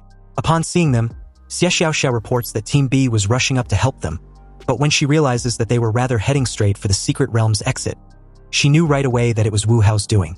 And to make matters even worse, he left the severely injured behind. Xie Xiaoxiao hopes that this troublemaker gets his retribution soon. Wu Hao comments that thanks to those fools, they can leave safely. He even hopes there are more fools like them in the world so that people like him can live long lives. Suddenly, a massive stone pillar drops down and blocks the exit with a heavy crash, making the group react in shock. Wu Hao wonders what is going on. Another questions why the exit is blocked by a stone door and suggests they might have triggered a trap. Wu Hao curses and says this might be the backup plan of those demons, insisting it is just a wall so they can break it down together. They attack the wall, but the impact only sends debris flying without breaking it. Wu Hao questions how so many of them attacking together cannot even break a single wall. Meanwhile, Xie Xiaoxiao observes that they seem to have fallen into the demon's trap and have been stopped. Another agrees and states that it serves them right, calling them a bunch of cowards. Someone suddenly alerts the group about the reinforcements. Xie Xiaoxiao sees about a dozen demons heading their way and warns the others that the demons were coming back. The red-skinned demon charges forward, calling them a bunch of damned humans. He declares that all of them would go to hell. The demons quickly surround the group. Wu Hao states that they are surrounded and that they should fight them. The red-skinned demon leader rushes forward and declares that all of them will die. A blast of red energy tore across the ground. Xie Xiaoxiao comments that the demon leader is too terrifying and suggests retreating first. In a rocky ravine, Ye Lin rests against the cliff as a large slab of stone blocks a path nearby. He notices movement and looks up. Xie Xiaoxiao calls out to Ye Lin and asks why he is there and whether he is hurt. Ye Lin looks at them and wonders why they have not escaped. He asks if the demon had some kind of backup plan. Xie Xiaoxiao explains that the demons set a trap at the entrance and that Team B was wiped out. Another adds that a few of them abandoned the wounded, so it was their own fault. Hearing this, Ye Lin suddenly got fed up and admits it was his mistake. He tells the rest to follow, they were going back. He will show the demons just what they are capable of. Shortly after, Ye Lin made his way back to the secret realm's exit, where several demons had been patiently waiting. Ye Lin originally planned to send the rest out before going on a killing spree, but now he has no choice but to fight head-on. He calls the demon bastards out and tells them to prepare to die. The demon leader smirks and says that since Ye Lin wishes to die, he will grant that wish. A surge of blue ice-like energy crashes down from above. Ye Lin leaps from a high rock as the force splits the ground. He charges toward the demon leader. Ice shards scatter as the two clash mid-air. An explosion erupts, sending shockwaves across the rocky terrain.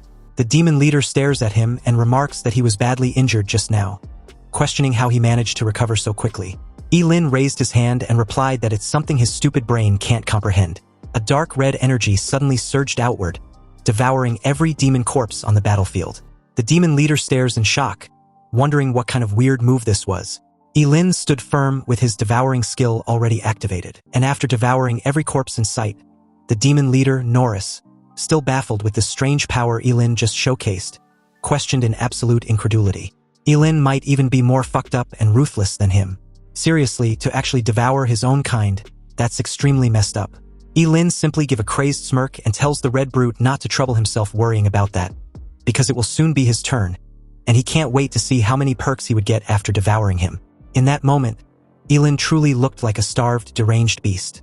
And since he was fully aware he wouldn't get this chance again to feast on so many demons outside the secret realm, he sacrificed an organ to activate his burning reincarnation, and while he was at it, aura farmed before sacrificing some more to summon the world-destroying thunder. Suddenly, a thick dark clouds was formed directly above Norris, whirling violently with lightning bolts thundering from its eye. Norris quickly instructed his demon crew of cannon fodders to help defend against Ye Lin together. And like mindless meat shields, these fools actually surrounded their leader and took the full brunt of the terrifying lightning bolts which rained down from the distant sky, resulting in a massive explosion filled with dust and debris.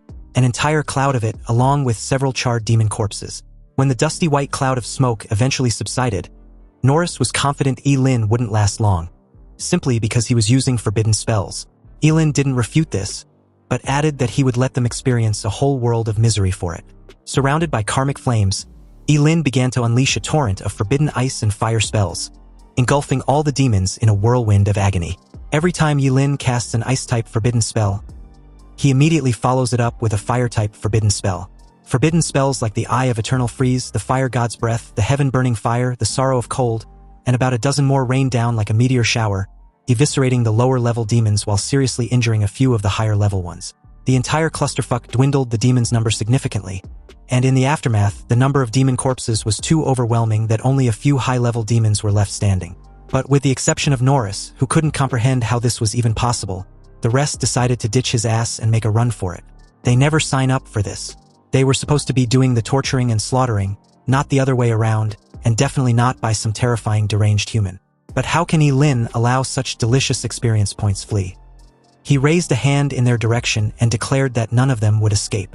Then very abruptly, a surge of crimson flames rose from his body, and as his level increased, the terrifying power of the forbidden spell, the burning reincarnation, began to manifest itself once more. Ignoring all limitations, it directly doubled the three attributes of strength, agility, and spirit. It was like having a cheat code. Ye Lin used this to increase the power of his endless devouring skill. And with similarities comparable to the suction pull of a black hole, every demon in sight with the exception of Norris, being ranked as a low-level demon lord, got devoured by Ye Lin, who hovered at its center. The literal sight was godlike as Norris struggled desperately to resist the pull, his face filled with confusion and helplessness, and his only thought kept circling back to who exactly Ye Lin was. All in all, after leveling up once more, Ye Lin slowly opened his eyes as he was informed that he devoured 185 ordinary monsters, 32 low-level and 4 high-level demons, gaining water, fat, protein, carbohydrates, minerals, and a trace amount of extremely rare dragon blood. His lifespan had shot up by 13,250 years, experience points by 44,280, strength by 485, agility by 338, and spirit by 286. As the only enemy left, Norris charged at Ye Lin with his axe raised, expressing his desire to fight alone, while declaring that his great demon emperor would one day enslave all of humanity. But at this moment, Ye Lin decided to discard all pretenses and show Norris their gap in strength.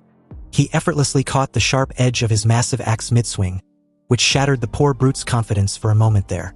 However, like a sudden divine intervention on Nora's part, Xie Xiaoxiao and the rest of her team showed up in that exact moment. Amazed that Ye Lin had killed all the demons and monsters by himself with the exception of Norris, of course. This was the worst possible time for them to show up, and if he didn't pretend, his identity would definitely be exposed. Ye Lin immediately loosened his grip on the axe and bore the full brunt of it, sending him crashing into a rock below. Xie Xiaoxiao, upon seeing this, rushed to his side after instructing the others to charge out. She stood protectively in front of him, ready to face off against Norris. Ye Lin coughed repeatedly and feigned being in pain, before apologizing to Xie Xiaoxiao. He tried his best, but Norris was too strong.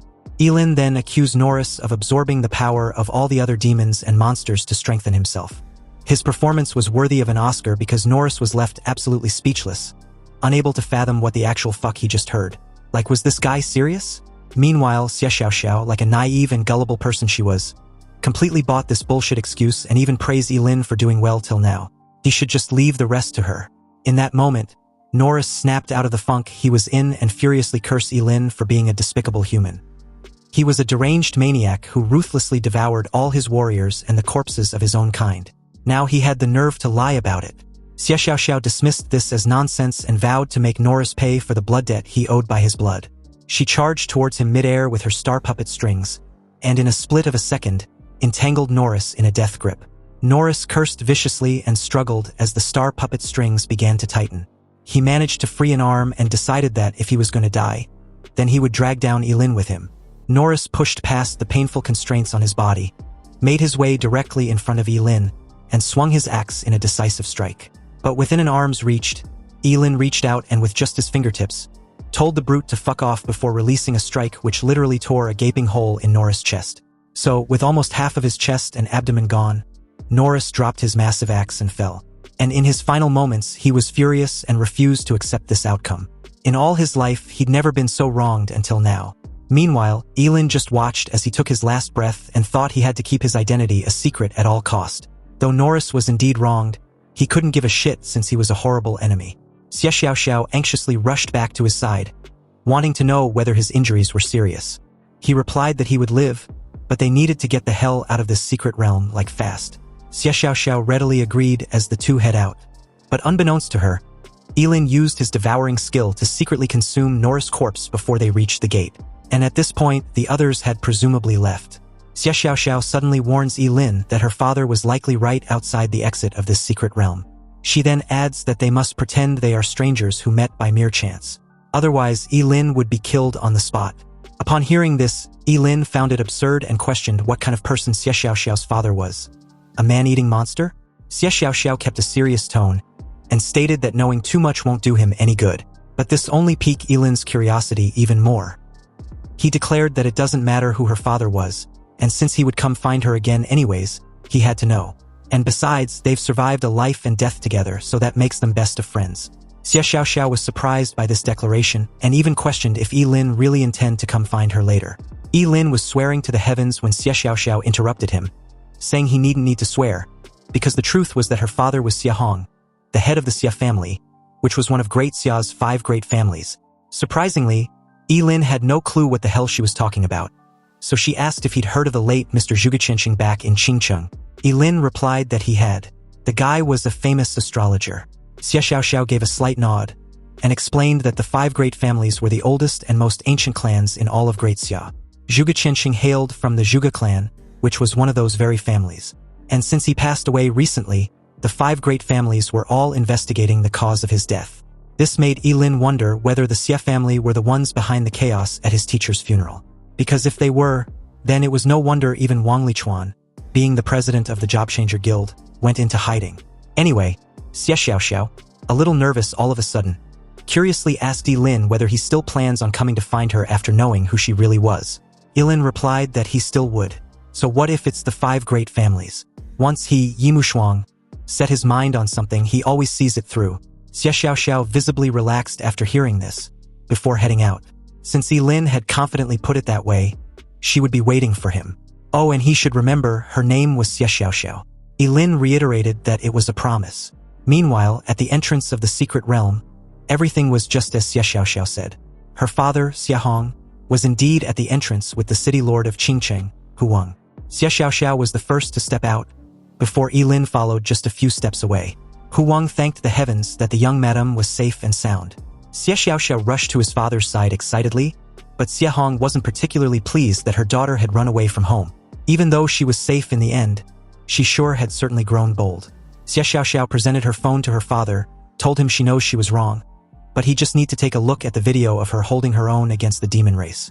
Xie Hong casually crashed the phone to her surprise, and said what she did could only be considered the bare minimum since the family spent an immense energy and resources nurturing her. So if she couldn't do this much, then she would truly be nothing but trash.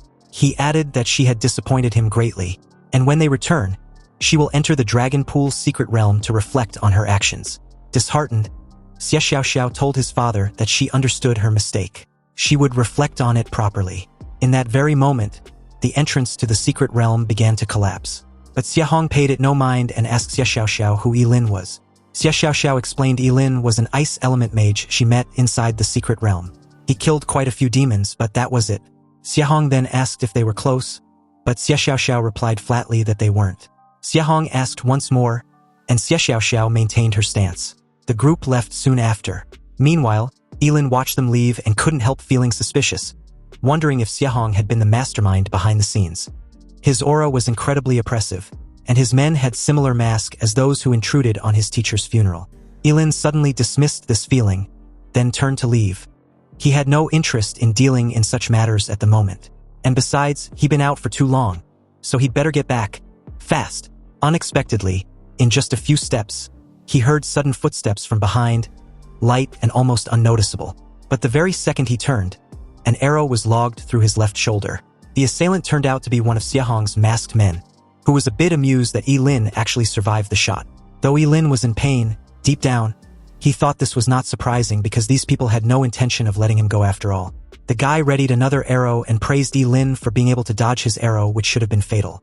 It was a pity since Ye Lin seems to be quite gifted, but he shouldn't have gotten so close to the young madam. Ye Lin removed the arrow after breaking it off, then stared back at the masked guy, thinking of what to do next. He was wearing the illusion mask, so he can't blow his cover. Should he play dead? But if that arrow hits his head, he would be dead for real. As the incoming arrow was inches away from him, Ye Lin condensed an ice blade and stopped the arrow when he cut off the tip.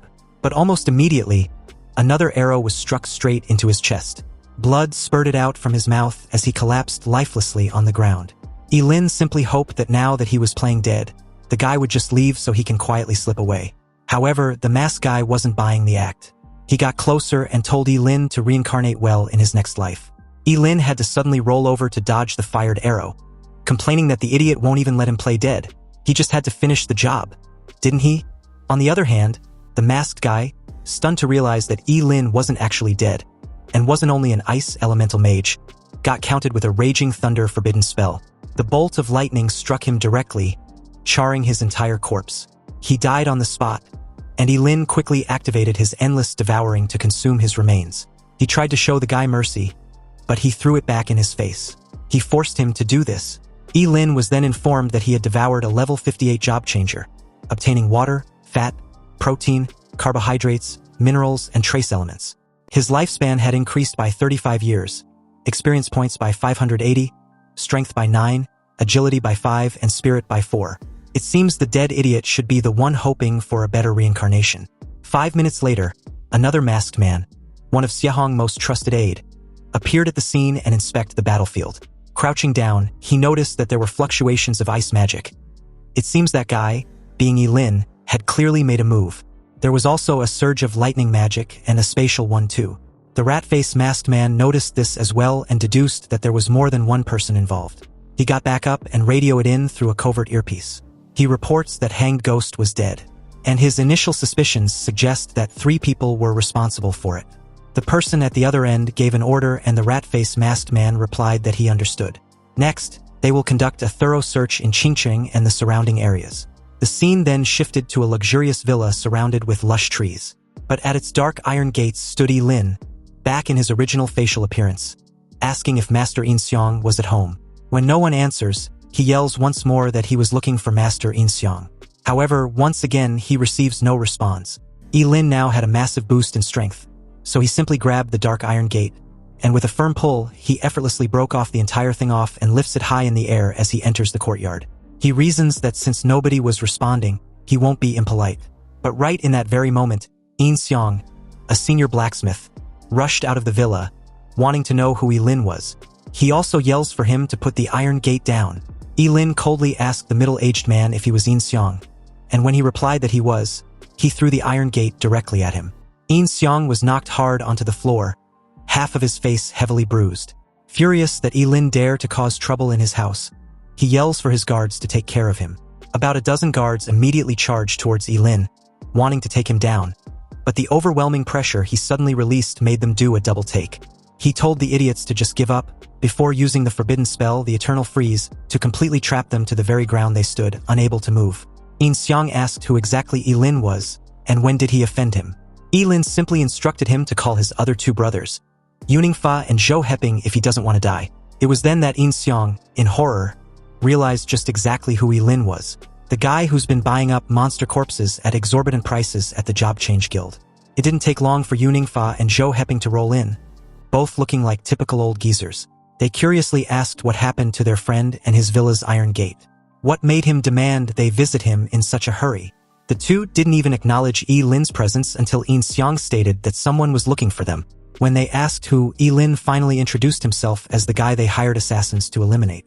The eyes of both Fa and Zhou Heping widen with frightened realization, and they immediately freaked out on In Seong, calling him a bastard. They've treated him like a brother, and he betrayed them. If In Seong had even given them a heads up, they wouldn't have come unprepared. He was a beast. In Seong shot back, wanting to know just what they were pretending to be so important about.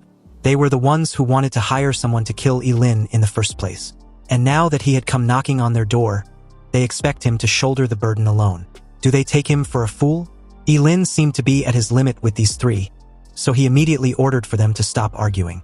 He wasn't there to seek revenge, but actually have business with them. The three old geezers were momentarily puzzled by what they just heard, and under their stunned gazes, Ye Lin took out a rainbow bow of epic level and told them to recast it. The attributes of the rainbow bow were pretty decent too. The strength was 1200, and the skill was vision. Then there's visible sight, which means a person holding a rainbow-piercing bow static vision improves by 100% and his dynamic vision improves by 200%. The three tried to argue that an epic gear were beyond their level. In Seong admits he was just a high-level blacksmith, so even if he wanted to help Ye Lin, he was powerless to do so. Epic-level equipment requires at least a master blacksmith to reforge. And when it comes to crafting an epic-level piece of equipment, even a master blacksmith cannot complete it alone. Ye Lin was aware of this, but weren't the three professionals from the Life Skills Job Changer Alliance. With their wits combined, they can come up with a solution. Ye Lin decided to take his leave, but In Seong reasoned that his two friends were both alchemists, not advanced blacksmiths, so how the hell are they supposed to pull this off? A sudden lightning thundered across the clear sky and directly struck the decorative fish pond in the courtyard as Ye Lin gave them a threatened look, wanting to know if it can be done. The three immediately folded and anxiously replied that it could. Satisfied with the response, Ye Lin took his leave. He told them their lives would be spared if they can successfully reforge it. Otherwise, they can imagine the consequences. He was going to wander around for a bit now, so they need to remember to call him when they were done. The three stared at each other dejectedly because it was clear their lives depends on whether In Seong can recast the rainbow bow. Anyway, as the scene shifted to In Seong's workshop, the three spent a full day and night on this task. The two alchemists could only help the flames as In Seong kept hammering away, tirelessly. And after a couple days of this grueling task, the rainbow bow was finally reforged successfully. They immediately called Ye Lin over and gave him the bow, which was now the Holy Silver Bow, still an epic level. Its strength was 1000 and had room to be refined. The skill, Destroy Delusion, was explained that when the distance between the archer and the target was less than 10 meters, the arrows fired by the 8 Desolate Sacred Silver Bow double in power and ignore the opponent's defensive equipment below the level of divine artifacts. Ye Lin examined the bow and was impressed. With double the power within 10 meters, ignoring defenses, and also can be used in close combat, the Holy Silver Bow now looked like an epic equipment. Zhou Heping asked Ye Lin whether they could leave. Ye Lin kept his word and left them alone. And from then on, he hopes he doesn't see them again. Otherwise, they know the consequences. Ye Lin went to the Ji family's mansion, and after announcing that he was back, Ji Lingyu and his father were a bit puzzled to see Ye Lin outside his room. His friend was certain he had been practicing his skills inside this whole time. So when did he leave the mansion? It was then that Ye Lin remembered the clone he left in his room. He gave a lousy excuse of needing some fresh air, before stirring the conversation towards President Yi. He told him that the situation in Qingqing seemed chaotic right now. There were too many people who wants to kill him, so he wants to hire a bodyguard. President Yi agreed with this idea, and Ji Lingyu replied that it was no problem, Ye Lin should just leave it to him. Ye Lin thanked them and decided to leave the matter in his friend's hands. Ji Lingyu reassures him not to worry. He would have everything arranged the next day. Inwardly, Ye Lin planned to become a bodyguard under a new identity, so he could act independently. And with that, he can then appear simultaneously with the clone, making it much safer. The very next day at Jisha Group, Ji Lingyu gathered the 7 candidates who'd made it to the final selection after several layers of screening. He announced that, at the moment, the Jisha Group needs a top-tier bodyguard, so they should listen attentively. They have all successfully passed through the normal selection rounds. But the target to be protected was a figure who had stirred up a massive trouble in the city of Qingqing. Ye Lin, who had blended into the crowd, thought to himself that the illusionary face was really a great help. But even he didn't know he was a figure who'd stirred up a storm in Qingqing. Ji Lingyu continued, informing them that they will fight each other, and the winner will get the job. Now, if they're ready, they should begin. Just then, Ye Lin stepped out and confidently challenged the rest, stating that he was in a hurry. So how about they all come at him at once? Obviously, the expressions on the faces of the other 6 candidates showed irritation, believing they were being looked down upon. But as Ji Lingyu assessed Ye Mushuang, he found him to be pretty arrogant, exactly like his boss. He even got a bit of his cockiness too. The bald guy among the group warned Ye Lin not to be too full of himself, especially to someone like him. He was a well-known figure in Qingqing. Ignoring the warning, Ye Lin took out the newly forged epic-level rainbow bow, before adding that this was the perfect time to test his new weapon on them. Glasses Guy of the 6-man group immediately informed the rest not to underestimate Ye Lin. He was obviously an archer, so they should close the distance and take him out before he can attack. Glasses Guy then asked if there was any knight or tank in the team. If there was, then they should get out there and block the arrows. In that moment, Ye Lin's hand had already drawn the bow. He aimed straight at Glasses Guy and let loose, claiming that he was the only one who talks too much. Glasses Guy was a bit panicked when he saw how fast the arrow was. But fortunately for him, someone intercepted the attack heading his way. It was the bald guy who'd held up a shield to block the incoming arrow. The sheer force of it was so terrifying that it pushed him far back. Shocked, he told the rest that the force of the arrow was frightening, and he can't block more than a few, so they needed to take action. The crowd united and charged forward, deciding to deal with this arrogant archer first, then face off against each other afterwards. Holding the line, the bald guy led the charge and ordered the rest to follow. Ye Lin, on the other hand, was busy testing the close combat effectiveness of this bow. The arrow shot out like a freaking bullet and pierced the bald guy's shield and his lower abdomen effortlessly. He gritted his teeth in disbelief. To his knowledge, this should be impossible. His shield has top-tier defense, and no weapon should be able to pierce it, let alone an arrow.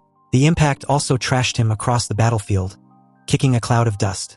The rest leaped out of the way, and although they were briefly shaken by this, they had successfully closed the distance to stop their attack. They foolishly believed this was their chance and decided to strike simultaneously. Ye Lin tightly gripped the rainbow bow, and in just a split of a second with his fleeting dance, he made light work of them all. The entire group spat out a mouth full of fresh blood with looks of astonishment. And as Glasses Guy bowed his head in defeat, he announced that they give up. It was just a bodyguard job application, and their lives were more important. The scene became desolate, and as they kept groaning in pain, they couldn't help whining how much it also hurts. Ji Lingyu approached and praised Ye Mushuang as incredible. He was certain this guy was the one before asking for his name. Ye Mushuang introduced himself as a level 45 job changer with an S-ranked refined hunter. Ye Mushuang's strength was really impressive, and during his employment, any equipment he would need would be provided by the Jisha Group, and his annual salary will be 60 million. With that, Ji Lingyu gestured for Ye Mushuang to follow.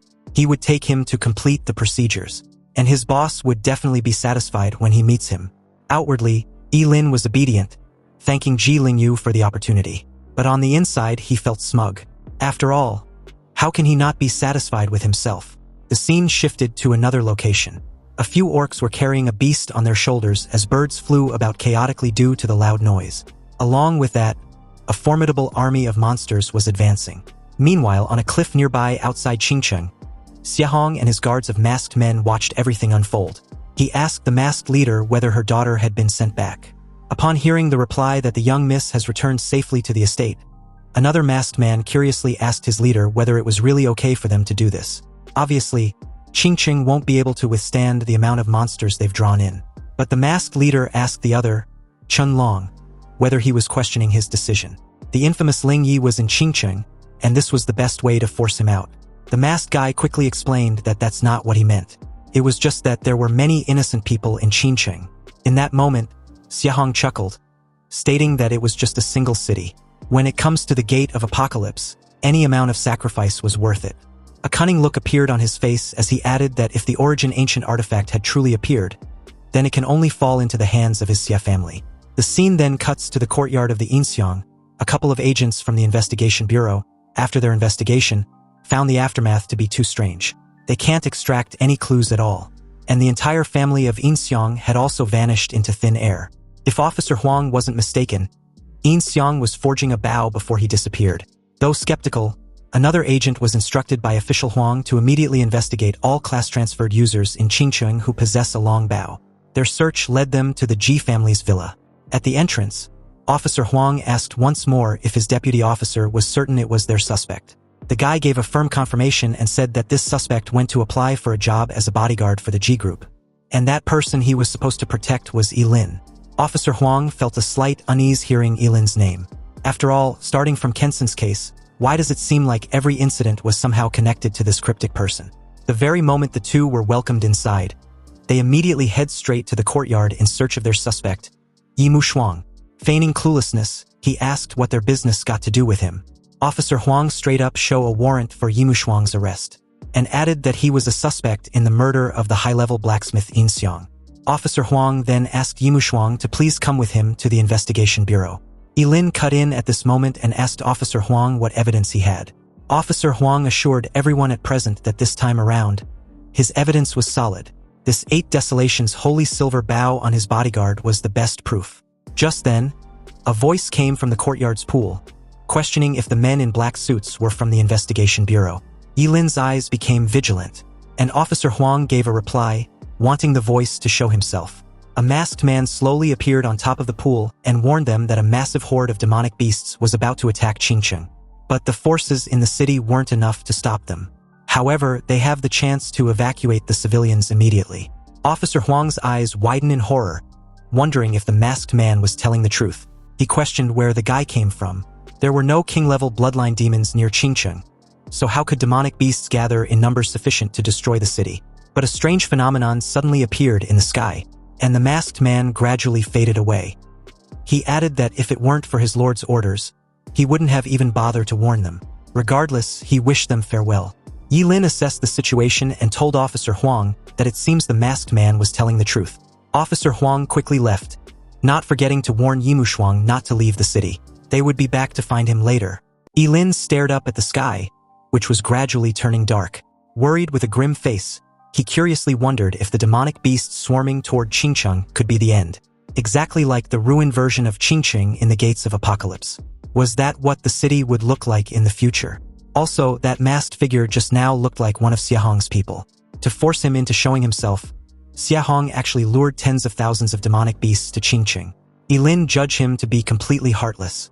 Shortly after, an alert was issued repeatedly in the city, informing everyone that all class-transferred users in Qingqing under the age of 18 who have successfully awakened should please head to the teleportation array to assemble immediately. Class-transferred users aged 18 and above with a level of 10 or higher should head to the city walls to assemble at once. It wasn't a drill. Anyway, a woman, after grabbing hold of her child from Ye Lin, cried and stated as she hurriedly scrambled away that if only Master Zhugeqianxing were still there. Hearing this, Ye Lin's heart sank. He couldn't help wondering if everything that's happening was also within his teacher's predictions. Seriously, what should he do now? Suddenly, Ye Lin remembered the 3 small pouch Zhugeqianxing left him. He judged that it was time to open one. And upon doing so, the letter inside stated that Ye Lin should do as he will. He was to follow his heart. Ye Lin's eyes widened slightly in surprise, truly speechless. His teacher was really profound. He donned on a dark mask and murderously declared that since they were looking forward to seeing Ling Yi, he wouldn't disappoint them.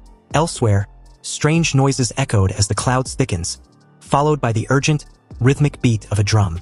Then several commands rang out, instructing a group to go to position number 37 in the east section. They must obey orders absolutely during wartime, and those over 40 or those with brothers, they would be the first to go into battle. They would advance or retreat on command. Also, it's a matter of life and death, and deserters would be executed on the spot. Meanwhile, outside the city walls, a horde of monsters were charging forward. Ye Lin's eyes widened in horror when he saw the sight. He finally understood why humans of this world live behind city walls. Nearby, City Lord Huang asked his subordinate whether that great expert had still not replied to their message. The subordinate replied that he hadn't. Huang then asked about other cities, wanting to know if any of them had replied to their requests for reinforcements. Again, the answer was a no. All messages were like stones sinking into the ocean. Ye Lin was quick to notice the unease of the city lord. As expected, Huang commented bitterly. In the eyes of those powerful figures, human lives were just a number. He made his way in the air, turned to face his men, and loudly inspire them, his fellow countrymen. Qingcheng was their home, and the city walls cannot hold back this many demonic beasts. He spoke with heartfelt words, adding that only they can use their own flesh and blood to create a line of defense, protect their families, and ensure they retreat safely. Huang's expression was extremely resolute as he declared that he would definitely charge at the front lines. If the city stands, they stand. If the city falls, they fall. They would fight to the death and never retreat. The soldiers below chanted in unison, declaring repeatedly that they would fight to the death and never retreat. Their voices echoed far outside. Suddenly, a huge explosion detonated above as Ling Yi made his appearance, aura farming like the wild card he was. A couple of job changers were actually surprised to see the infamous Ling Yi, fully aware of how terrifying his forbidden curses were. Far worse than Ye Lin's. Anyway, from the looks of it, the battle had already been going on for a while, and Ling Yi's appearance made them wonder why he hadn't made an appearance before. They deduced that since Ling Yi was entrusted by Master Zhuge Qianqing, the renowned astrologist was still looking out for Qingcheng even after his death. They might be saved in the end. At the front line, Ling Yi firmly inspired the warriors of Qingcheng to join him and drive out this swarm of demonic beasts together. They needed to defend Qingcheng with everything they got. Ling Yi cast a karmic flame which scorched an entire swamp of demonic beasts in a sea of flames. On the other side, Xiahong and his men watched without offering a hand. The masked leader of the group reported to his lord that Ling Yi had appeared. When Xiahong asked if he was certain, the masked leader gave a firm confirmation. According to the Investigation Bureau's files, Ling Yi was skilled in fire-type magic and can summon karmic flames. Kensen also died by his hands. Xiahong smiled with amusement. This was very good.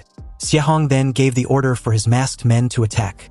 The group immediately move out, rushing through the crowd of dead beasts and job changers. They curiously wonder who these dozen or so masked men were. Were they also a trump card left behind by Master Zhuge Qianqing? These job changers could only guess, but they were certain that the masked men looked frighteningly strong. Seconds after, they realized that the masked men weren't attacking the demonic beasts at all. They're just using their raw power to force their way through the swarm. City Lord Huang couldn't help wondering how so many experts had appeared all of a sudden, and what were they trying to do? Nearby, Yi Mushuang watched as the entire masked team finally shown themselves, clearly coming for his clone, who was now Ling Yi and had been waiting to have some fun with them. Surrounded, the masked leader mocked Ling Yi for being quite good at running and hiding. But now, why wasn't he running or hiding anymore? Ling Yi asked them if they honestly think they can catch him. His plan might have failed, but such is fate. Ling Yi then made a grand declaration of how he had failed Master Zhuge Qianqing. And the masked men was quick to realize that Ling Yi was going to self-destruct. They tried to stop him, but it was too late. A huge explosion occurred a second later, kicking off a massive cloud of smoke and dust. And as the smoke gradually cleared, a large crater had been created. The masked men were a bit incredulous that Ling Yi actually unalive himself.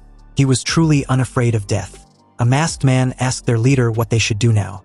Meanwhile, on the city wall, Yi Mushuang's face was grim upon realizing that a level 43 cursed sorcerer's full self-destruct power actually failed to injure any of them. Just how terrifying was the strength of these masked men. However, this self-destruction should be able to cover things up, bringing some sort of a conclusion for Ling Yi. Suddenly, a voice made him alert. Ye Lin recognized it immediately, and it was none other than Zhuganini. She declared to bury all the masked men with Ling Yi. Zhuganini's appearance stunned a couple of job changers, while Ye Lin wondered why she didn't follow the main group to the teleportation array. He really couldn't comprehend what this silly girl was doing there. Then Zhuganini took out a time orb, puzzling Ye Lin even further. She spoke solemnly, stating that inheriting her father's last wish, she shall live or die with Qingcheng. After that, a dazzling beam of light erupted, creating a whirlpool of cloudy wind. And with the power of the heavenly stars, heeding her command, Hu Wang's eyes widened, recognizing it as the great astral array, the eternal star suppression. Anyway, similar to the city lord, everyone stared up as a barrage of stars fell from the night sky, followed by several blinding light and a strange sound. Seconds after, every hostile being, human or demonic beast within a meter radius, suddenly got trapped in a stone prison. The trapped masked men now realized how it was no wonder no one dared to cause trouble in Qingcheng when Zhuge Qianqing was alive. But how can he still be so terrifying even after death? And how did such a monstrous fellow even die? If the masked leader hadn't seen Zhuge Qianqing's corpse with his own eyes, he would have suspected that he faked his death. Cursing, he reiterated how infuriating it was not to be able to move at all. Hu Wang took the opportunity to charge forward, ordering his men to do the same. Hearing the command, every job changer rushed forward, crushing many stone statues that they possibly could. Hu Wang kept leading the charge with much more efficiency, and in that very moment also, Zhuge Nini was coughing up fresh blood. Her body had been pushed to the limit, trembling as blue cracks appeared on her skin, but she still tried to endure. Ye Lin was extremely worried. Unleashing this level of power was far more than her body can possibly handle. Below, as every job changer kept crushing stone statues, they also felt immense regret that a good person like Zhuge Qianqing hadn't lived long. Though they still felt grateful, and now his only daughter was taking up the mantle. Nearby, the masked leader, unwilling to stay trapped waiting for death, quickly issued an order for his men to help him break free from this suppression. Otherwise, they were all gonna die. The masked men, forming 12 zodiac beasts, joined forces to break free together, their bodies suddenly enveloped and linked with a warm, radiant golden glow. A second later, they succeeded, breaking free of their stone confinement. Now, staring up at the meddlesome Zhuge Nini, the masked leader conjured a dark blue arrow and let loose in Zhuge Nini's direction, who was unbothered and even believed she was going to see her father soon. But as the arrow got within a hair's breadth of Zhuge Nini, her body moved out of the way. It was Ye Shuang, offering a hand, and a groggy Zhuge Nini thought her father had come to pick her up. He gently placed an unconscious Zhuge Nini on the ground, noting that no matter how much he disliked her, he can't just stand by and watch her die. Ye Shuang executed a forbidden technique and powered up. He expressed his desire to be the one to end this conspiracy. He readied his rainbow bow and activated the class talent, the ultimate sublimation. Its damage boost arrow got enhanced to God-slaying arrow of heavenly punishment. As the arrow tore through the air, it was described that the forbidden curse, the God-slaying arrow of heavenly punishment, allows the forbidden curse master to sacrifice their lineage and becomes impotent from then on, representing the great Tao to bring down heavenly punishment. They instantly fire an arrow that stacks 10 times their own power. Under one arrow, gods and immortals are slain. It aimed straight at the masked leader who faced the attack head-on. A powerful collision occurred, creating a massive cloud of smoke, and surprising enough, the masked leader remained unharmed. He also believed there was actually a hidden expert on the battlefield. After all, to be able to block his strike of fury was an interesting feat. In that moment, a masked man dashed forward, wanting to deal with the expert solo. The leader instructed him to catch the expert alive, otherwise, he will definitely file a complaint against him before their lord. Meanwhile, with the thick white massive cloud as a cover, Ye Shuang donned on a mask and took the divine artifact. Ye Lin was also amazed, wondering just what kind of existence his teacher was when he was alive. The divine artifact began to crackle upon activation, alerting him of this reaction. He realized that the divine artifact actually has a bloodline restriction. Ye Lin apologized to Zhuge Nini, but for the sake of saving the people of Qingcheng, he would have to borrow a bit of her blood. Ye Lin also hoped to the spirits in heaven that his teacher not blame him. After drawing a drop of Zhuge Nini's blood on the artifact, it activated immediately with a dazzling light, radiating an endless azure starlight. It created a massive dome, covering the entire city of Qingcheng and spreading outward. Apart from the masked man named Qianlong who got blown away, the other masked men and demonic beasts within the vicinity got eviscerated. The remaining masked men, upon witnessing such terrifying power, realized they had no chance of winning and decided to retreat. The azure dome was so dazzling that it could be seen from miles away, and its invisible barrier was even shown within the forest trees. Ye Lin made his way to the ground, impressed with the frightening power the artifact holds. He'd also ensure all the monsters had been wiped out. Hu Wang and his men stared at the scene in a daze, and after realizing all the demonic beasts had been killed, he screamed that they've won. Every warrior on the battlefield joined him, celebrating their victory and praising the late Zhuge Qianqing for saving them once again. Ye Lin returned the artifact back in Zhuganini's hands, planning to make her take the fall for this amazing feat. Ye Lin declared that none of this had anything to do with him. In that moment, a weak cough drew his attention, and as he got up, he saw that Qianlong was still alive. Surprisingly enough, Qianlong thanked Yimushuang for saving so many innocent people in Qingcheng. Ye Lin pointed out how they were the one who attracted all the monsters there, and now he was thanking him. Was he crazy? But Qianlong replied that he had no choice in the matter, so Ye Lin wouldn't understand. With a cold stare, Ye Lin had a bold idea and informed the guy that he can spare his life. But he needed him to do a favor. Pale and quite curious, he asked what favor Ye Lin wanted. As the scene cuts back to Xiahong, a masked man told him that the artifact left behind by Zhuge Qianqing was incredibly powerful, so they had no choice but to retreat. Xiahong replied that there was no need to say anything, he had already seen it all. Just then, Qianlong made his appearance from the forest, and the masked leader announced his return. Qianlong, holding a ragged sack, knelt before his lord before tossing the sack in front of him. He informed Xiahong that the job changer who attacked from below the city had been killed by him. But according to the investigation, he had no connection to this incident. Xiahong gave a slight chuckle, then suddenly raised his hand towards Qianlong. The guy was pulled towards him by some invisible force, his neck grabbed seconds after. He questioned when Qianlong had learned to lie to him, since he was the one he personally raised. In that moment, breathing became difficult, but Qianlong still tried to endure, repeatedly saying that he dare not. The rest of the masked men immediately got on their knees as their leader pleaded for Qianlong to be spared for the time being. He reasoned that now was the time when they need more men. Xiahong mulled over this for a second and released Qianlong from his death grip. He warned the poor guy not to blame him for being ruthless if there was a next time. Qianlong thanked Xiahong. Xiahong instructed them to go back first. This matter needs to be discussed carefully, especially now that the divine organization had also gotten involved.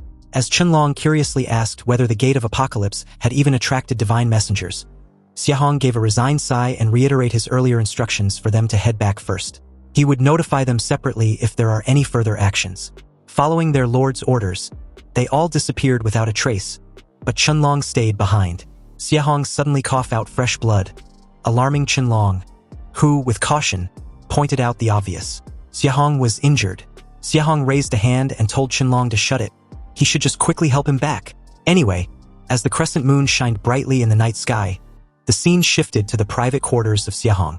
Qianlong pleaded for his lord to rest while he go find the medicine saint right away.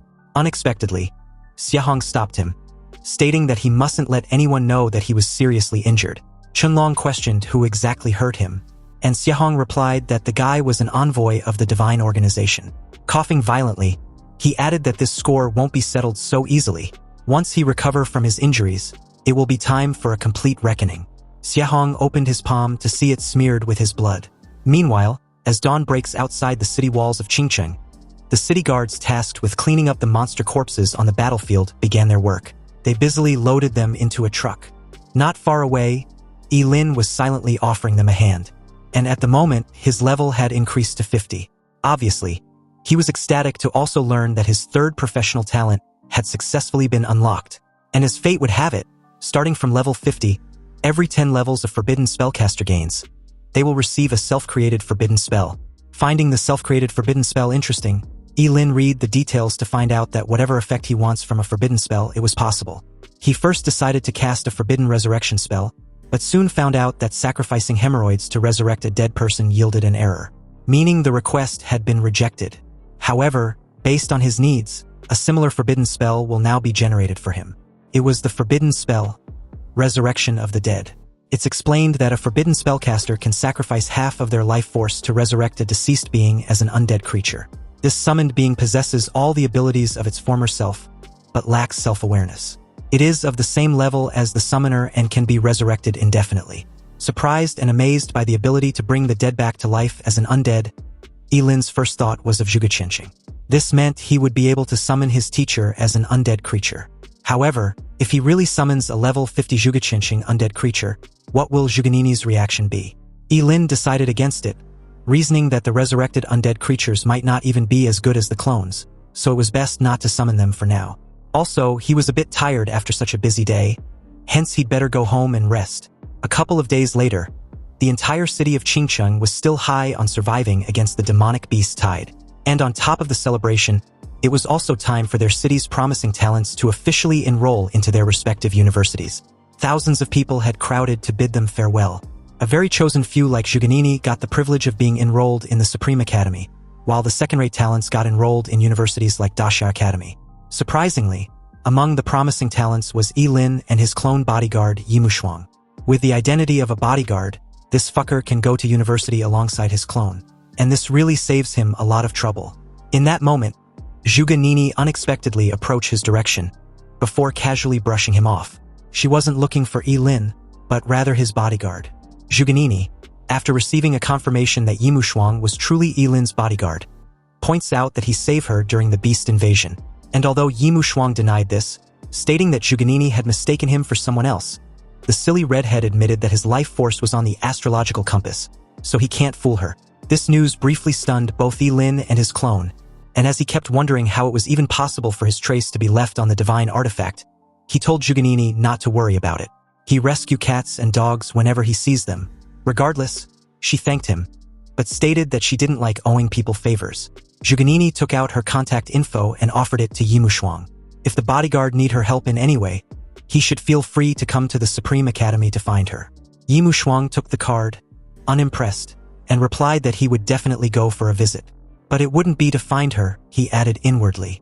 Zhuganini gracefully took her leave, arrogant and proud as always, though Ye Lin could hardly give a shit. Shortly after, the city lord Huang offers a few words of inspiration, stating that the journey of these promising young talents were to the stars and the sea. Their era has begun. And with that, the teleportation array was activated. And all students were informed to use the teleportation array to travel to their respective universities. Zhuganini and 3 other promising talents, being accepted into the Supreme Academy, were given the utmost priority departure, then followed by students heading to Daxia Academy. In that order, the teleportation array was used. Ye Lin closed his eyes as he got teleported. Soon, a bright golden light illuminated the entire space. Then a second later, he and his entire Daxia Academy students had been transported to a place of green mountains and clear sparkling spring. On the wall were carved characters and below there were guides. Intrigued about the Great Xia Academy, Ye Lin was also impressed about their grand entrance.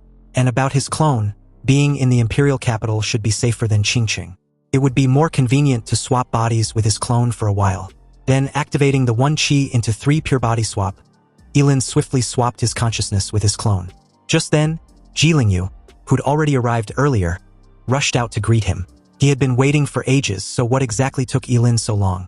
Anyway, now that his boss was there, he feels much better knowing Ye Mushuang was by Ye Lin's side to protect him. Though Ye Lin agreed with this assessment, he also pointed out that Daxia Academy was exponentially safer than living in Qingqing.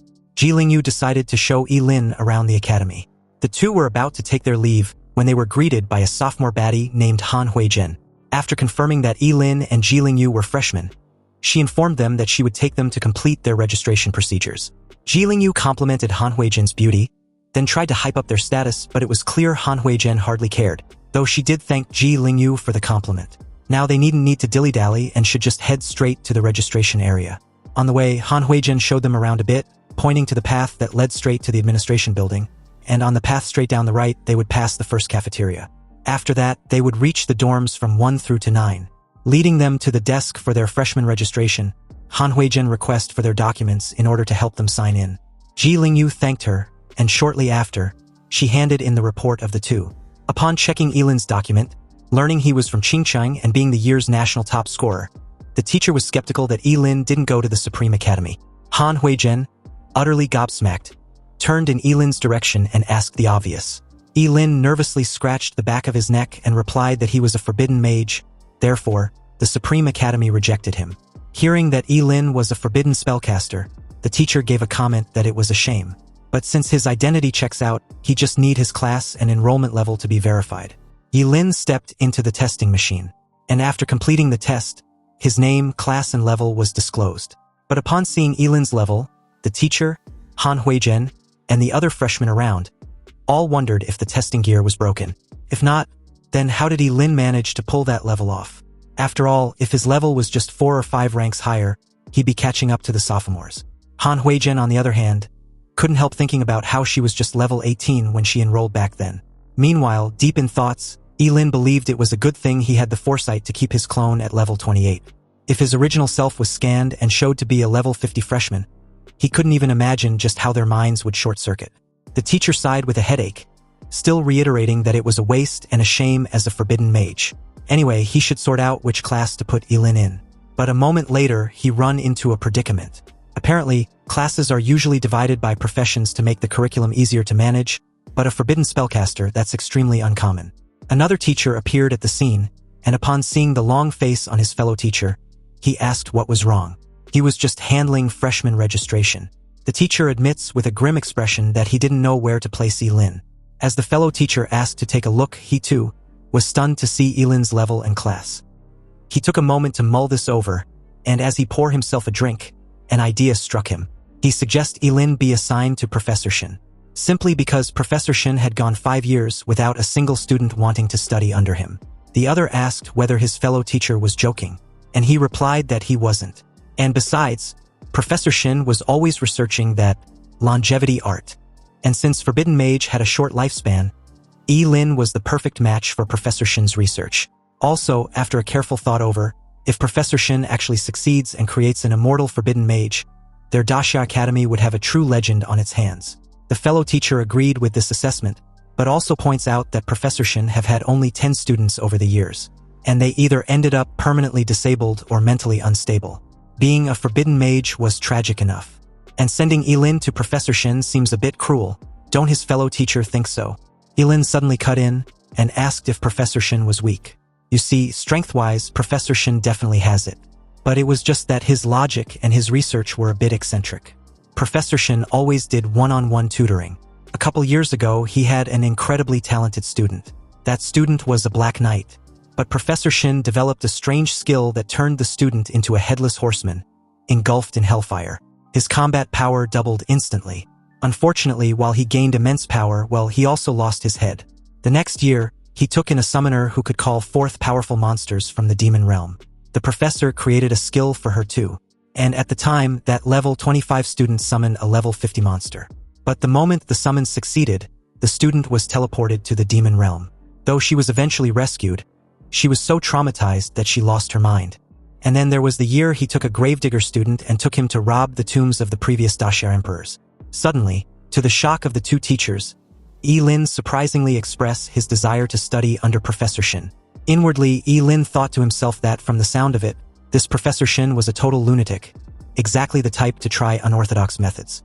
Obviously, the gathered crowd was gobsmacked. After hearing all that, this Forbidden Spellcaster still want to be Professor Shin's student? They wanted to confirm if Ye Lin was absolutely certain. It was fine if he changes his mind, they can put him in a different class. Ye Lin replied that he was sure, and assured them not to worry. He was an orphan, so they needn't need to worry about any family coming to Daxia Academy to give Professor Shin trouble. A while later, after everything was settled, Ye Lin, with his departure, told Ye Lin and his clone that he was heading over to the Sword Cultivator class to report. He would catch up with them later on. Ye Lin and Yimushuang followed Han Huijin, and not from afar, she told Ye Lin to head to the end of their current path where a lab resides. And it's also where Professor Shin usually hangs out. Unfortunately, Han Huijin won't be able to go in with them. Ye Lin thanked her and told Yimushuang to go find a secluded spot to grind some levels. He would summon him if needed. Yimushuang nodded slightly in understanding and left. At the lab entrance, Ye Lin heard Professor Shin's voice, presumably thinking aloud. Apparently, according to the records left by the great immortal of love, if one seeks immortality, they must first cut off all 7 emotions and 6 desires. One must walk the path of ruthlessness. Then Professor Shin deduced that he needed to find a beautiful young woman with a big heart, and then make her cheat on him. In that moment, Ye Lin couldn't help thinking if Professor Shin was actually insane. As soon as he stepped inside the lab, Professor Shin, with a frown, asked whose child Ye Lin was from to come to his lab to settle a grudge. He hadn't taken a student in ages. Ye Lin introduced himself and added that he was his student for this year. This made Professor Shin, who was considered a bit eccentric, yell in complete bewilderment, wondering if Ye Lin was fucked up in the head. Seriously, who in their right mind would willingly want him to be their mentor? And to his horror, Ye Lin actually added that he specifically came there because of the professor's infamous reputation, also claiming that he wasn't crazy. But in that moment, Professor Shin deemed the poor kid as far too gone to reason with. But Ye Lin feigned a sincere expression, one worthy of an Oscar, and informed Professor Shin that he was a forbidden spellcaster. And to be honest, he doesn't have many years left to live. But he heard the professor was researching the art of longevity. And if he really can figure it out, then that would mean he wouldn't have to die in the end. So, he wants to follow Professor Shin, declaring that he had wandered for half his life, only regretting that he never found a true master. If the professor doesn't mind, he wished to call him his mentor. Ye Lin raised his bowed head slightly to see the professor's expression. But never did he expect the old guy to be crying out of sheer joy. He claimed that it had been 50 years, and during that time, his wife thought he had lost his mind and left him, running off with his brother who also thought he was an idiot. Then there's the dean, who also thought his logic was too weird and stuck him in the most remote lab on campus. He then hugged Ye Lin in a tight embrace, claiming he finally found someone who understands him. Ye Lin declared to Professor Shin that from now on, he won't have to fight this battle alone. He would be right there with him. Professor Shin Jingyan officially accepted Ye Lin as his student, then added some weird shit that made Ye Lin cringe inwardly. Apparently, Shin Jingyan murmured something about them not being born on the same day, but he hoped they die on the same day. Anyway, now that that's out of the way, Professor Shin decided to show his new student his latest super god tier skill, the invincible golden body. This piqued Ye Lin's interest as Professor Shin continued. He explained that once activated, it grants immunity to all physical and magical attacks. But it was a shame those people at the academy have no eye for quality. Ye Lin asked why they dislike it. Professor Shin replied that it was because using that skill allows one to completely decompose their body into atoms in a matter of nanoseconds.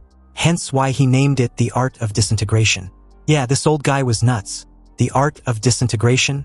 How was that different from self-destructing? Ye Lin murmured aloud.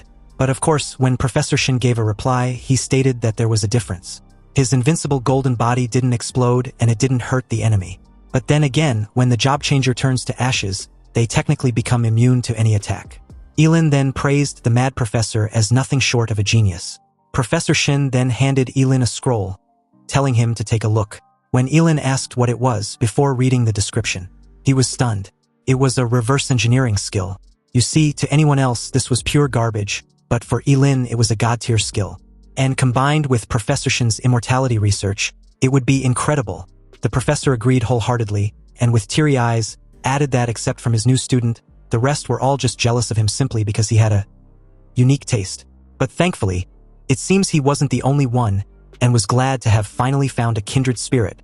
Excited, Ye Lin asked the professor if he had any other skill scrolls. He wanted them taken out so they could study their true potential together. Almost immediately, the old guy started rummaging through his item boxes, claiming they were all his research from over the years. Coincidentally, a skill scroll dropped in front of Ye Lin, and upon picking it up, he was surprised yet again by its description. Professor Shin saw Ye Lin's expression and rushed over, questioning what the skill scroll was to leave him in a daze. Ye Lin just explained that a normal person would die if their body temperature drops to 0 degree, so why not just drop it to -100 to boost brain cell activity even higher?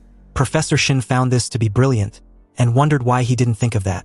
But then again, Ye Lin was smart enough and Shin Jingyan felt like he wasn't worthy enough of being his teacher, so how about they become friends from then on?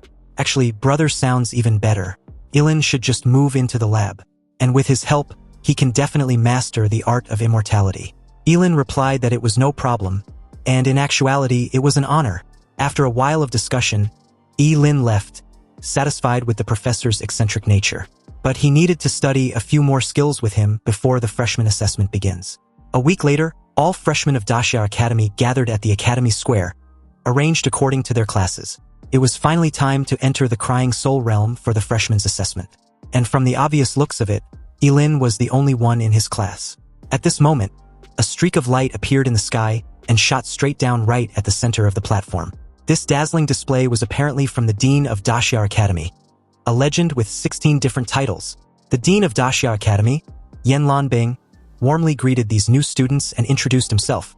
A man who was a professional mage, a golden right hand, a calligrapher, a magician, an ancient scholar, a traveler, an educator, a psychologist, a master hypnotist, an author, a navigator, a pilot, a singer, a dancer, and a midnight poet. 16 titles in total. And since today marks these new students' first assessment upon enrollment, they would earn credits based on their performance. The first place student would receive 10,000 credits. Upon hearing this, the crowd was buzzed, and as two guys close to Ye Lin's earshot discussed about how they've heard that anyone can buy things with academy credits that money can't buy, they couldn't hide their excitement. Also, 10,000 credits could even get them legendary grade gear. Ye Lin didn't realize credits were that useful, but now that he knew, he decided to take the assessment seriously. Yan Lanbing continued, explaining that since the level of the Weeping Soul Realm was quite high, this assessment would be done in groups of 5. Students should feel free to form their own teams. Each group would also be assigned a sophomore safety officer.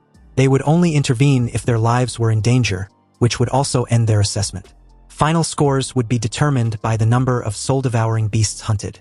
A level 20 beast crystal was worth 20 points, level 21 was worth 21 points, and so on. Chaotic murmured ripple through the crowd as everyone began searching and forming teams. However, Ye Lin, deep in thoughts, was concerned if anyone would team up with him. Evidently, this isolation didn't go unnoticed. They remembered Ye Lin's level being pretty high a week ago at the registration hall. A level 28 forbidden mage at that. But the crowd also found Ye Lin's high level as pointless in the end due to his class.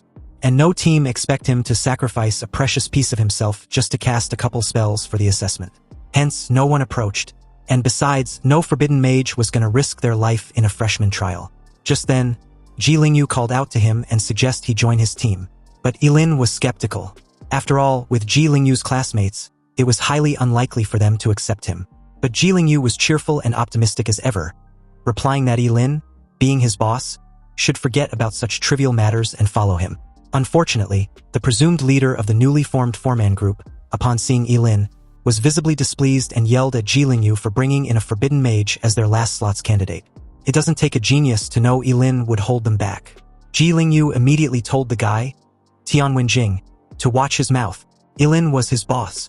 The two guys behind Tian Wenjing agreed with him, stating that they know Ji Lingyu and Ye Lin are close and look out for each other. But Ji Lingyu can't gamble with their future just to do Ye Lin a favor. Ji Lingyu, upon hearing this, was about to go nuclear when Ye Lin stopped him.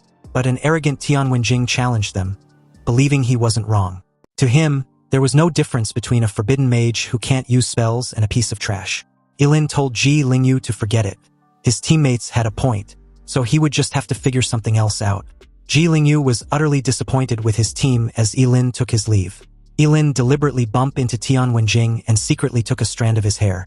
This devious fucker planned to use it to test out his death sacrifice hex. Ji Lingyu yelled at Tian Wenjing, stating that he had gone too far, and if Ye Lin wasn't joining the group, then he wouldn't be staying either. Hearing this, Tian Wenjing gave a mocking laugh and revealed that if it weren't for Ji Lingyu's high level, did he seriously think they'd team up with an A-rank class? He should just hurry up and get lost already. When Ji Lingyu warned the bastard not to dare push it, Ye Lin intervened and told him to let it go. They weren't worth it. As they walked off, Ji Lingyu was not discouraged and mentioned that the worst that could happen now was them finding someone else to team up with. He refuses to believe that, in an academy this big, they can't find 3 other people. Tian Wenjing sneered disdainfully.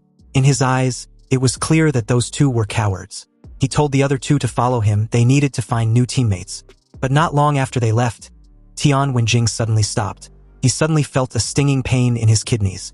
As his eyes widened, his eyelid twitched uncontrollably as he dropped to his knees. A scream tore through his throat as his 2 friends questioned worriedly, wanting to know if he was all right. But to Tian Wenjing's confusion, the stinging pain suddenly disappeared, and soon it was gone. Meanwhile, Ji Lingyu had already found 3 more teammates.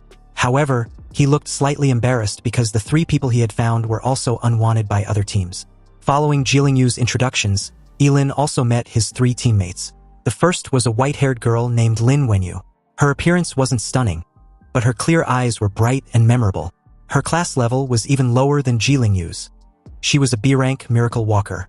It was said that she had worked extremely hard and had a bit of luck, barely making it into the Great Xia Academy. The second was a guy named Suyu. He wasn't as extreme as Lin Wenyu, but he was still only an A-rank ironclad knight. The last teammate, Duan Ling, was different from the first 2. Her class was an SSS-rank poison mage. The poison mage class was extremely rare. Besides using deadly poison to kill and control enemies, they can also inflict berserk status on teammates. After a brief inspection, Ye Lin noticed that the 3 didn't look very strong. But it didn't matter anyway. Ye Lin led the charge and told the rest to follow. At the entrance of the Weeping Soul Secret Realm, the group met up with their assigned sophomore safety officer, who was apparently none other than Han Huizhen. A coincidence for them to run into each other again. Seeing Ye Lin, Han Huizhen couldn't help hiding her shock expression. After all, Ye Lin had followed Professor Shin for a month and was completely unharmed. Though this may seem as nothing worth noting, but on Daxia Academy, this was an amazing feat, and seriously, how on earth do this freshman do it? Ye Lin gave a forced smile and replied that he was just lucky. Han Huizhen didn't press further, and after scanning the group, she introduced herself as their team's safety officer and a level 36 wood-type mage. She also warned them to be cautious and to remember to ask her for help if they encounter any life-threatening trouble. She would take action, so they shouldn't be reckless. Han Huizhen then instructed them to follow as she head straight inside the Weeping Soul secret realm. The scene before them shattered and reformed, accompanied by the sound of dripping water. When they looked around, they were faced with a continuous series of underground caverns. Except for a few mountain of skulls at the entrance, everything else was pitch black. And Ji Lingyu pointed this out immediately. He also questioned aloud where the soul-eating beasts were. Han Huizhen replied that she shouldn't be asked anything other than their personal safety. They need to solve other things by themselves. At this moment, Suyu volunteered, deciding to take the lead, and Ye Lin immediately seconded it, since his defense was high. Also, if they're unfortunate to encounter any danger, he can hold out for a while. A damp, decaying stench permeated the air, making it extremely unpleasant to smell for long. Suyu, initially at the front, was very cautious, but as they walked, he sensed something was wrong. Strangely, it felt like everything around was pretty much the same. And moreover, they still hadn't encountered a single soul-devouring beast after being in the Weeping Soul secret realm for so long. Ye Lin suddenly told everyone to halt, before explaining that they might be trapped in an illusion of a soul-devouring beast, and had been going about in circles. Then added that he'd sensed something was following them. Ji Lingyu exclaimed in surprise, questioning why none of them had noticed anything. Beside him, Suyu was also somewhat incredulous, but realized they would find out soon enough. Han Huizhen couldn't help but glance at Ye Lin upon hearing this. She had only just realized that a soul-devouring beast was targeting them, and Ye Lin's ability to react was truly beyond her expectations. It's no wonder he was a freshman who could survive a month unscathed as Professor Shin's student. Duan Ling, who hadn't spoken until now, suddenly told them she could verify this. Then they would know for sure.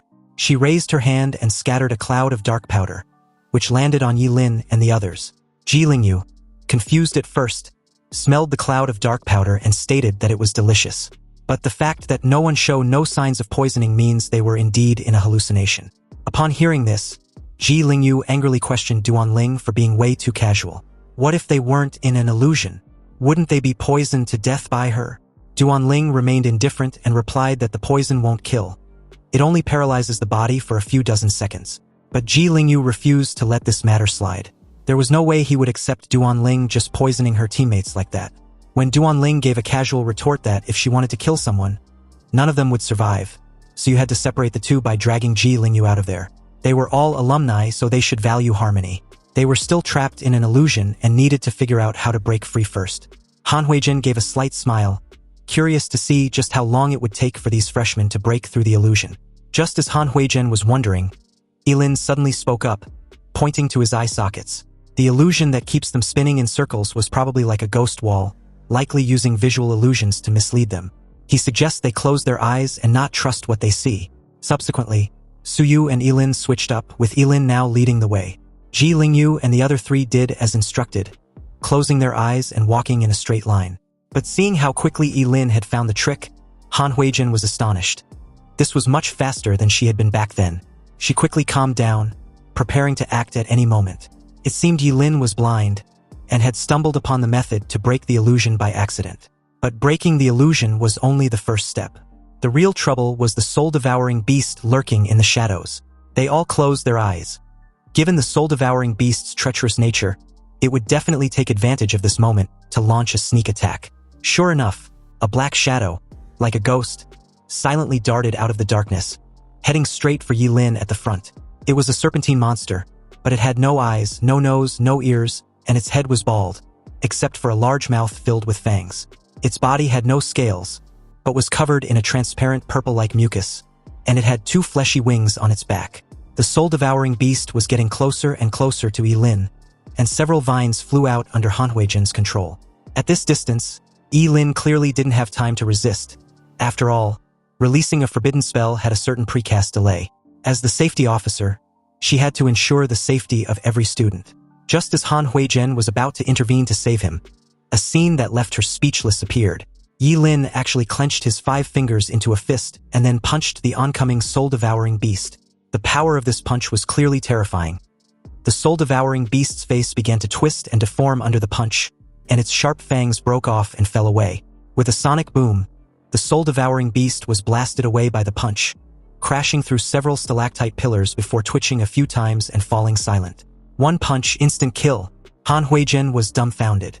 Ye Lin was the one she had taken to register for the academy, and he was a level 28 Forbidden Spellcaster. She couldn't possibly be wrong about that. But was the power of a Forbidden Spellcaster really that terrifying? Han Huizhen saw it clearly.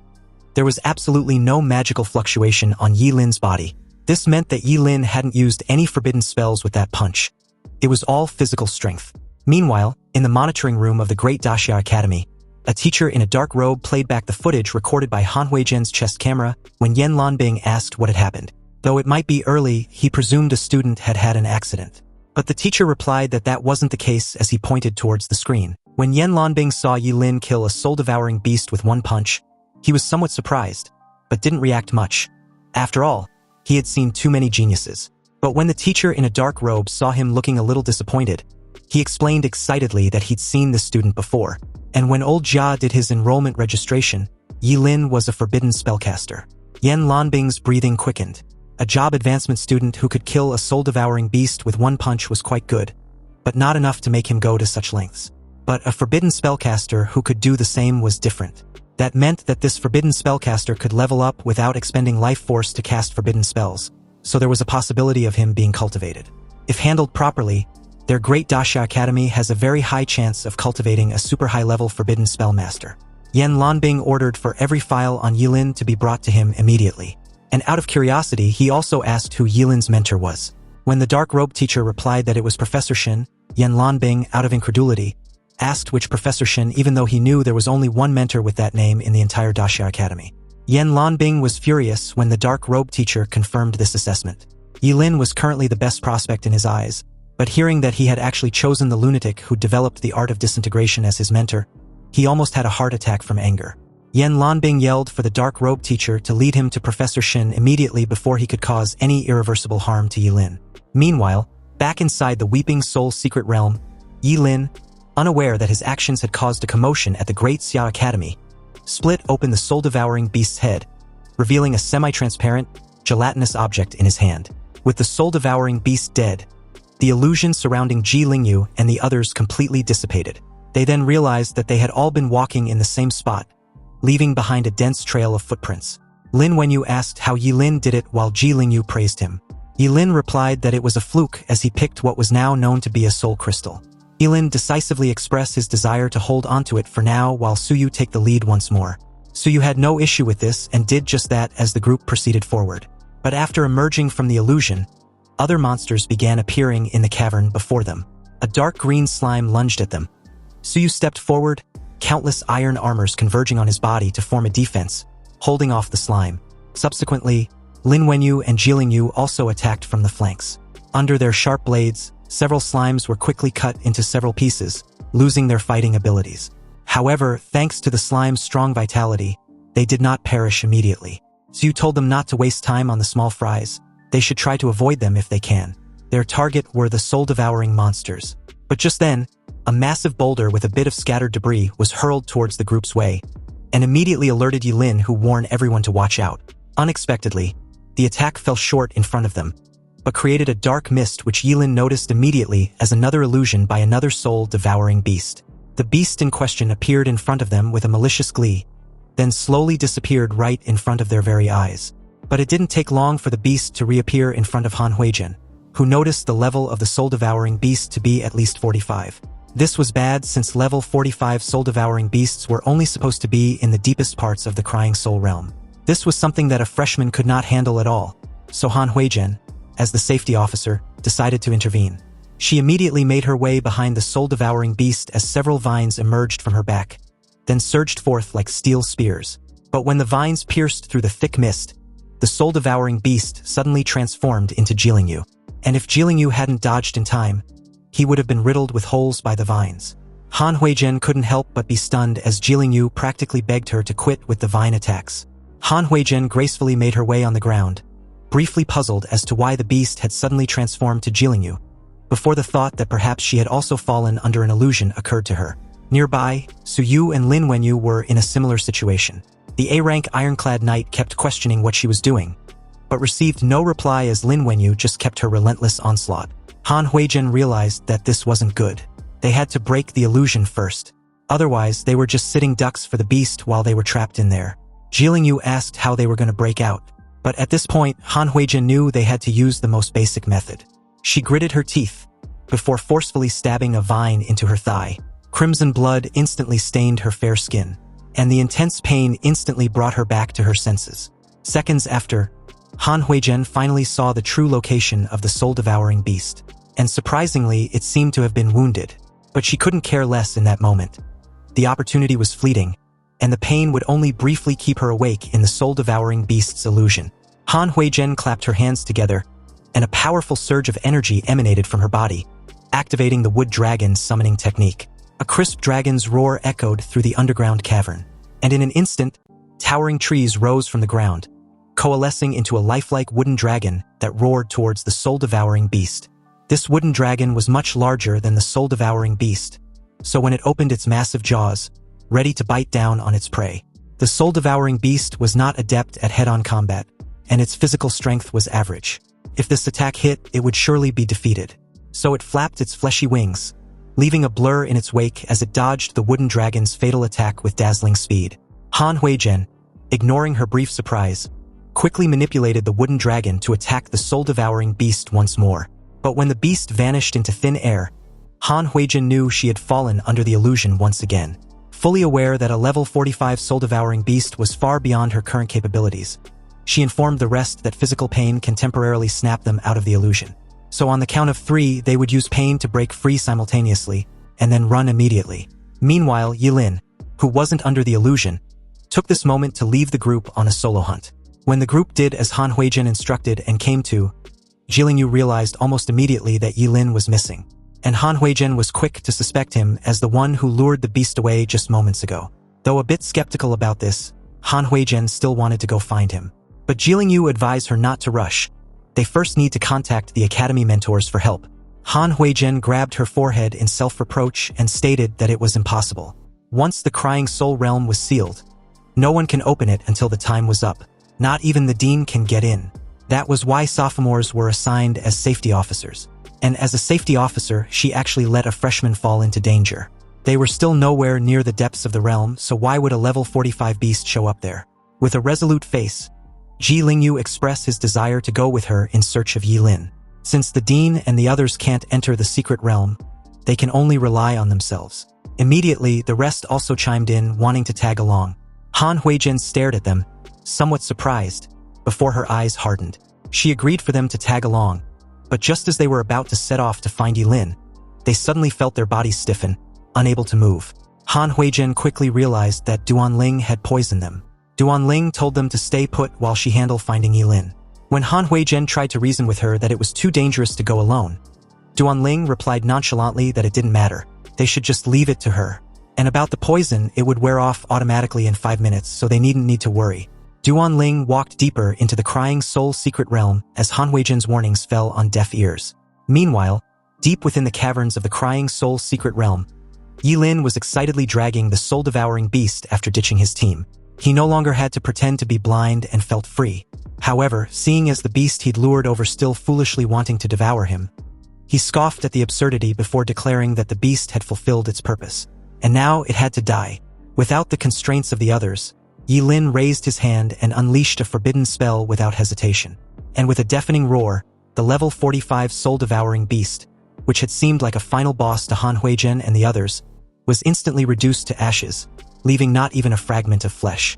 At this point, the Crying Soul secret realm had piqued Ye Lin's curiosity, and not long after he started exploring, a pretty girl in a short sundress suddenly made her appearance known, squatting on the ground nearby with her face buried in her hands, wailing incessantly. The woman raised her teary eyes, looking quite pitiful as Ye Lin asked what the matter was. She replied that her boyfriend broke up with her. Ye Lin, upon hearing this, played along and suggested the woman find another boyfriend. She can even pick him.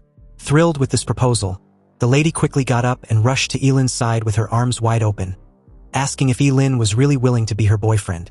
Ye Lin feigned being delighted and reached out, then suddenly grabbed the lady's neck. He hoisted her in the air and called her a disgusting thing. So why would he be willing? Then with a loud crack, the illusion was immediately dispelled, revealing the lady to be a soul-devouring beast. And to think she actually wanted to seduce a grandpa like him. How utterly ridiculous. Ye Lin tossed the corpse aside, deeming it not worthy enough to even get stuck in his teeth. However, in that very moment, a voice demanded he stop right there. Then a team of 5 with their safety officer made their presence known, before claiming they discovered that soul-devouring beast first, so Ye Lin should give it back to them. Ye Lin found this absurd because these idiots think the beast was theirs simply due to the fact that they saw it first. Then does that mean if he happens to spot every soul-devouring beast in the entire secret realm, he can claim them as his? The leader of the group felt insulted, but before he could get into a verbal spat with Ye Lin, his female teammate intervened, telling him not to be impulsive. He should first let her talk to Ye Lin. She calmly confirmed that they had been chasing that particular soul-devouring beast the entire time, and it even had scars on its body as proof. But Ye Lin wasn't having it. They didn't catch up and let the soul-devouring beast get away, so who was to be blamed? He muttered some half-ass apology, took out the soul crystal, and told them to go find a new one because he sure as hell wasn't handing it over. At this point, the leader was beyond furious, planning to make Ye Lin pay the price for his arrogance. The safety officer nearby simply watched with an air of indifference, before reminding them to be mindful of the consequences and not to kill anyone. The team quickly surrounded Ye Lin, their intentions clear as the leader, feeling smug, gave Ye Lin one last chance to hand over the soul crystal obediently, or wait for them to give him a thrashing and snatch it away. Ye Lin was taken aback because he hadn't heard of this rule, which was that a team's soul crystal can actually be snatched by others in the secret realm. The female teammates watched Ye Lin as if he was an idiot. It was far too late to be scared now since he didn't listen to her advice earlier. The leader decided not to waste words and summoned a golden shikigami, which swung its sword at Ye Lin, giving him no chance to react. A thick cloud of dust arose upon impact, and as it eventually subsided, Ye Lin had casually blocked the attack in between his fingers. And no matter how much the guy tried to break free, the sword seemed to have been clamped by iron pincers, unable to advance an inch or pull back. He questioned how it was even possible. There was something strange about Ye Lin, so he instructed the rest to attack together. The fastest to charge was the knight of the team, covered in black armor. He charged towards Ye Lin like a raging bull in armor. Ye Lin raised his other hand and blocked the charging knight, who suddenly couldn't advance an inch further. But this also meant Ye Lin couldn't retreat either, or so they thought. 2 mages seized the opportunity and attacked simultaneously. Immediately, a surge of intense flames shot into the sky, illuminating the surrounding darkness. And at the same time, countless wind blades also swept out, carrying the flames towards Ye Lin. The wind borrowed the power of the fire, and the 2 mages, one wind and one fire, complemented and greatly enhanced the power of their skills. However, seeing the wind and fire tornado rushing towards him, Ye Lin scoffed at such petty tricks and did something that made the 2 close combat job changers tremble with fear. With terrifying strength, he lifted the 2 of them into the air, using them as human shields to block the attack. The 2 screamed as they got swept into the sky by the fiery tornado, crashing into the top of the cavern before falling like broken puppets. Both were covered in burn marks and cuts from sharp wind blades. In that moment, a dark figure, being the last member of the team who hadn't yet made a move, silently appeared behind Ye Lin. And as a high-class assassin, he was elusive and incredibly fast. If he could succeed, they still had a chance to defeat Ye Lin. Meanwhile, when the 2 mages saw this, they immediately attacked once more, unleashing a barrage of wind blades and flame skills which engulfed Ye Lin in a cloud of smoke. But when the thick smoke died down, Ye Lin's figure had vanished, further puzzling and alerting the group. Then the next second, Ye Lin appeared behind the assassin like a ghost. And before the assassin could react, Ye Lin delivered a devastating kick to his lower back. The assassin crashed into the wind mage as their magic crystals scattered into the air. Ye Lin quickly collected 5 magic crystals, totaling nearly 100 points. So with a cold smile, Ye Lin bid his farewell and decided to bounce as the fire mage pleaded for him not to leave them pointless. Meanwhile, back in the monitoring room, Yan Lanbing asked his fellow Daxia Academy teachers what they think about Ye Lin's performance. They deemed it as incredible, though they also couldn't help but wonder why the Supreme Academy rejected Ye Lin back then. Were the recruiters idiots? The Vice Dean, Huang Xiaopa, pointed out that the top priority right now was to temporarily suppress the news. This was to prevent other academies from plotting against Ye Lin. The others agreed, adding that they also needed to transfer him away from Xinjingbin's name. They absolutely cannot let that lunatic ruin such a good seedling. And although Ye Lin was a forbidden curse master, if they nurture him well for a few years, he will definitely make their Daxia Academy's name more prominent. Yanlanbing proposed Ye Lin be transferred to him. He happens to know a bit about forbidden curses, so he can teach him. But Professor Shin unexpectedly showed up and questioned who was trying to steal his student. They should say it to his face. Yanlanbing tried to smooth things over, explaining that he was aware of Professor Shin's grievances in his heart, but he should consider the bigger picture. Unsurprisingly, Professor Shin was having none of this horse shit. To hell with the bigger picture, and whoever dares to eye his student will have to fight him to the death. As the scene shifted back inside the Crying Soul's secret realm, Ye Lin was soon surrounded by another team. He explained to them that he got separated from his teammates, so he hoped they wouldn't want to hurt or rob him. The leader of the team told Ye Lin not to be afraid. As long as he hand over the magic crystals on him, they won't hurt him. However, the archer of the group, impatient, demanded Ye Lin quit with his nonsense, and even proposed they just kill him. He released an arrow to which Ye Lin effortlessly evaded, grabbed hold of it, then dashed towards the archer before plunging it into his chest. Ye Lin followed it up by dispatching 3 other teammates before appearing in front of their leader, who immediately got startled with Ye Lin's speed, and asked how it was even possible. Ye Lin gave the guy a brutal kick which trashed him across the cavern space. He even dropped the team's loot, which was actually a few magic crystals. Ye Lin gathered them and left. When the safety leader came back after having his brief smoking session, he was utterly gobsmacked to see the 5-man team clutching their brutally beaten bodies. He asked what happened.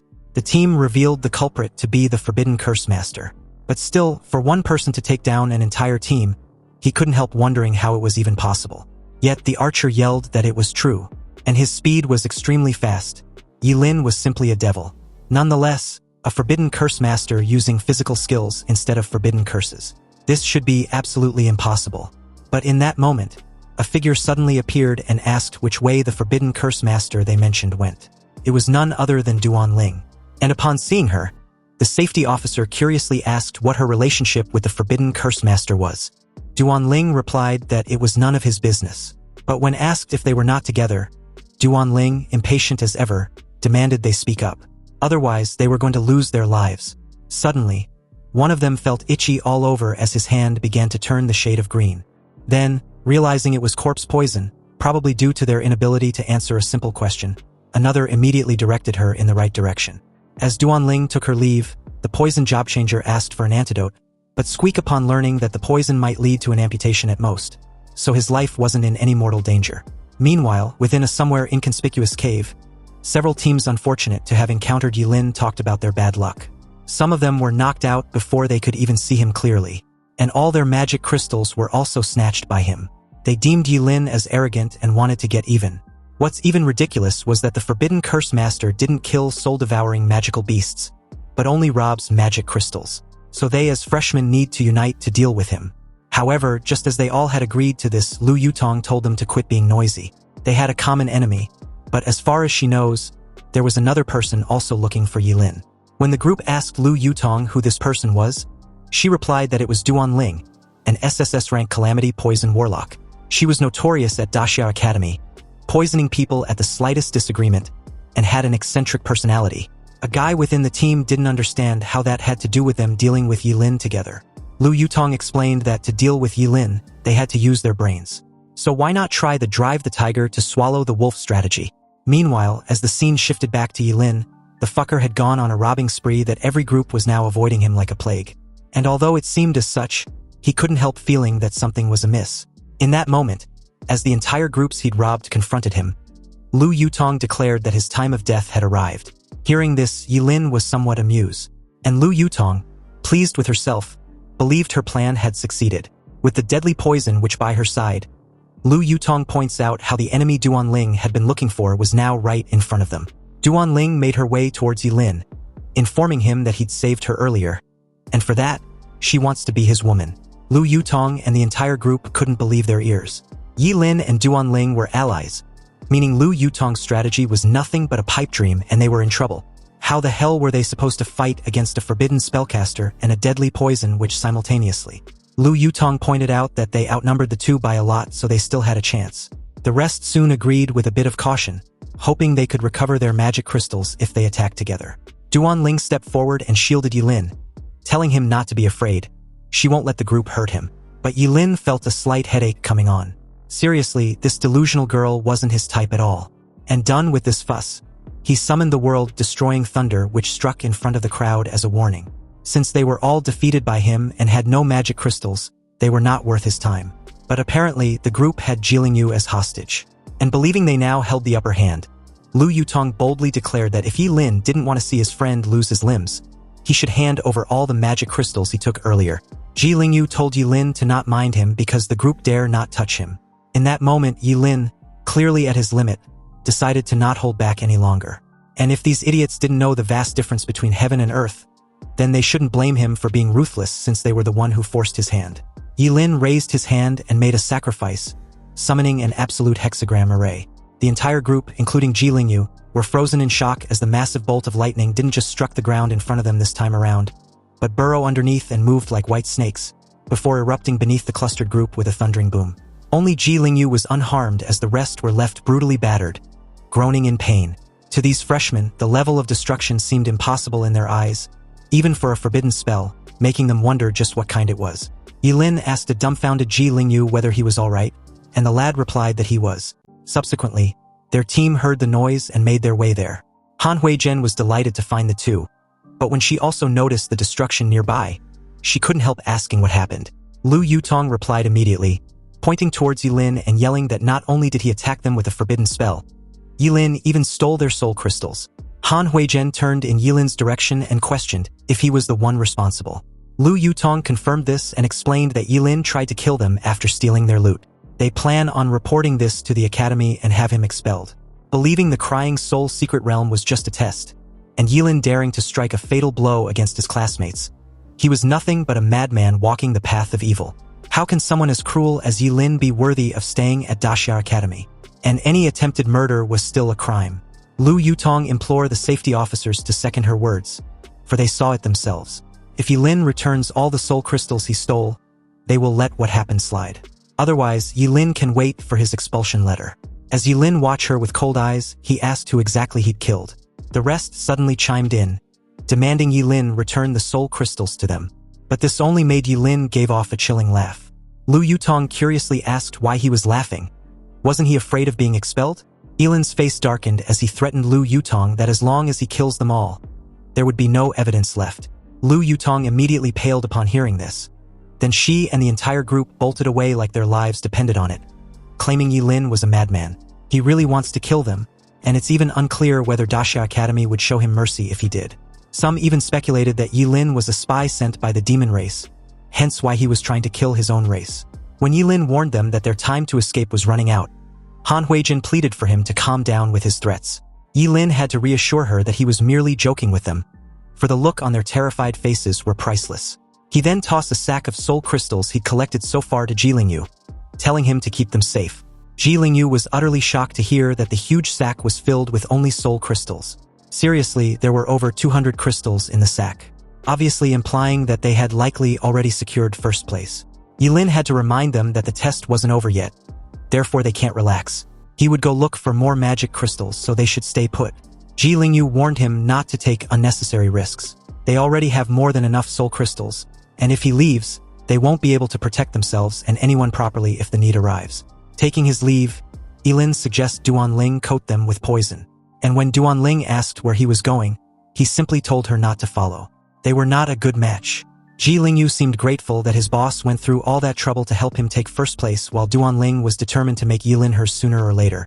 A while later, Ye Lin was seen cleaving through monsters left and right, leaving a trail of corpses in his wake. He was deep within the Crying Soul secret realm, where he believed no freshman should be able to reach. And this meant there was no need to hide his strength anymore. With the aid of his rainbow bow, a single strike was more than enough to obliterate any beast to pieces. But just then, he was startled to hear a loud music echoing nearby, and with his interest peak, he made his way there. Ye Lin was surprised to even see light ahead. He was deep within the secret realm where no one should be, yet when he made a turn around the cavern's corner, he was completely stunned to see an actual freaking city, with everything functioning and what seems like people leaving there. Though shocked about how eerie the city seems, Ye Lin decided to go and take a look. He vaulted over, and with a silent squeak, He quietly blended in with the crowd and assessed with genuine curiosity. After all, there were so many people in the city, yet not a single one was a class user. And everyone's condition seems rather poor. Ye Lin couldn't help wondering why everyone was so lifeless, just like the Walking Dead. As a middle-aged man passed by, he extended a greeting and added that he had severe amnesia, so he would like to know where they were. When the middle-aged man heard that Ye Lin had an illness, his eyes lit up, making Ye Lin confirm this once more. He explained that he'd forgotten where this place was. Surprisingly, the middle-aged man suddenly announced to the crowd that Ye Lin was sick, and since this year's quota hadn't been met yet, they needed to apprehend him. Everyone perked up immediately, turning their head from side to side, wanting to know where this sick person was. Ye Lin was utterly bewildered that sick people were actually in popular need in this city. They all rushed him like starving pack of wolves, but at the last second, he activated his fleeting dance and bolted before they could touch him. And since these people were just ordinary people, it seemed like he disappeared. In an alley not far away, a briefly frightened Ye Lin couldn't figure out what was going on. And about the quota, what the hell did that mean? He had to find a way to figure this out. Nearby, a young ragged kid was seriously scavenging through a large trash container. Ye Lin made his way over, wanting to ask the kid something. When the kid curiously asked what it was, Ye Lin thought the little guy was quite lively, not like those lifeless ones. Ye Lin asked what the deal was with the city. Why wasn't there a single class user? And why hadn't everyone been slaughtered to extinction by monsters? Wondering aloud how such a question could come out of Ye Lin's mouth, the kid figured out that Ye Lin must be from the outside world, meaning he was an outsider, a foreigner. After all, Ye Lin's skin had the complexion that's been touched by the sun, just like his great-grandpa said. It was so beautiful, but Ye Lin still pointed out that he hadn't answered his question. The kid's eyes immediately dimmed as he explained that they were in Bajin City, and the people there were all kept as livestock. Every year, 200 people must be sent to the sacrificial altar to avoid the city from being slaughtered, and sick people are sacrificed first. As for the class user Ye Lin mentioned, the kid didn't know what that was. Hearing that the city was keeping people like livestock and sacrificing 200 every year, Ye Lin was deeply startled. Seriously, wasn't this treating humans like cattle? But then the kid, cheerful, believed that Ye Lin was there to save them and blurted it out. He also added that his great-grandpa said that a person from the outside world would come and save all the people of Bajin City.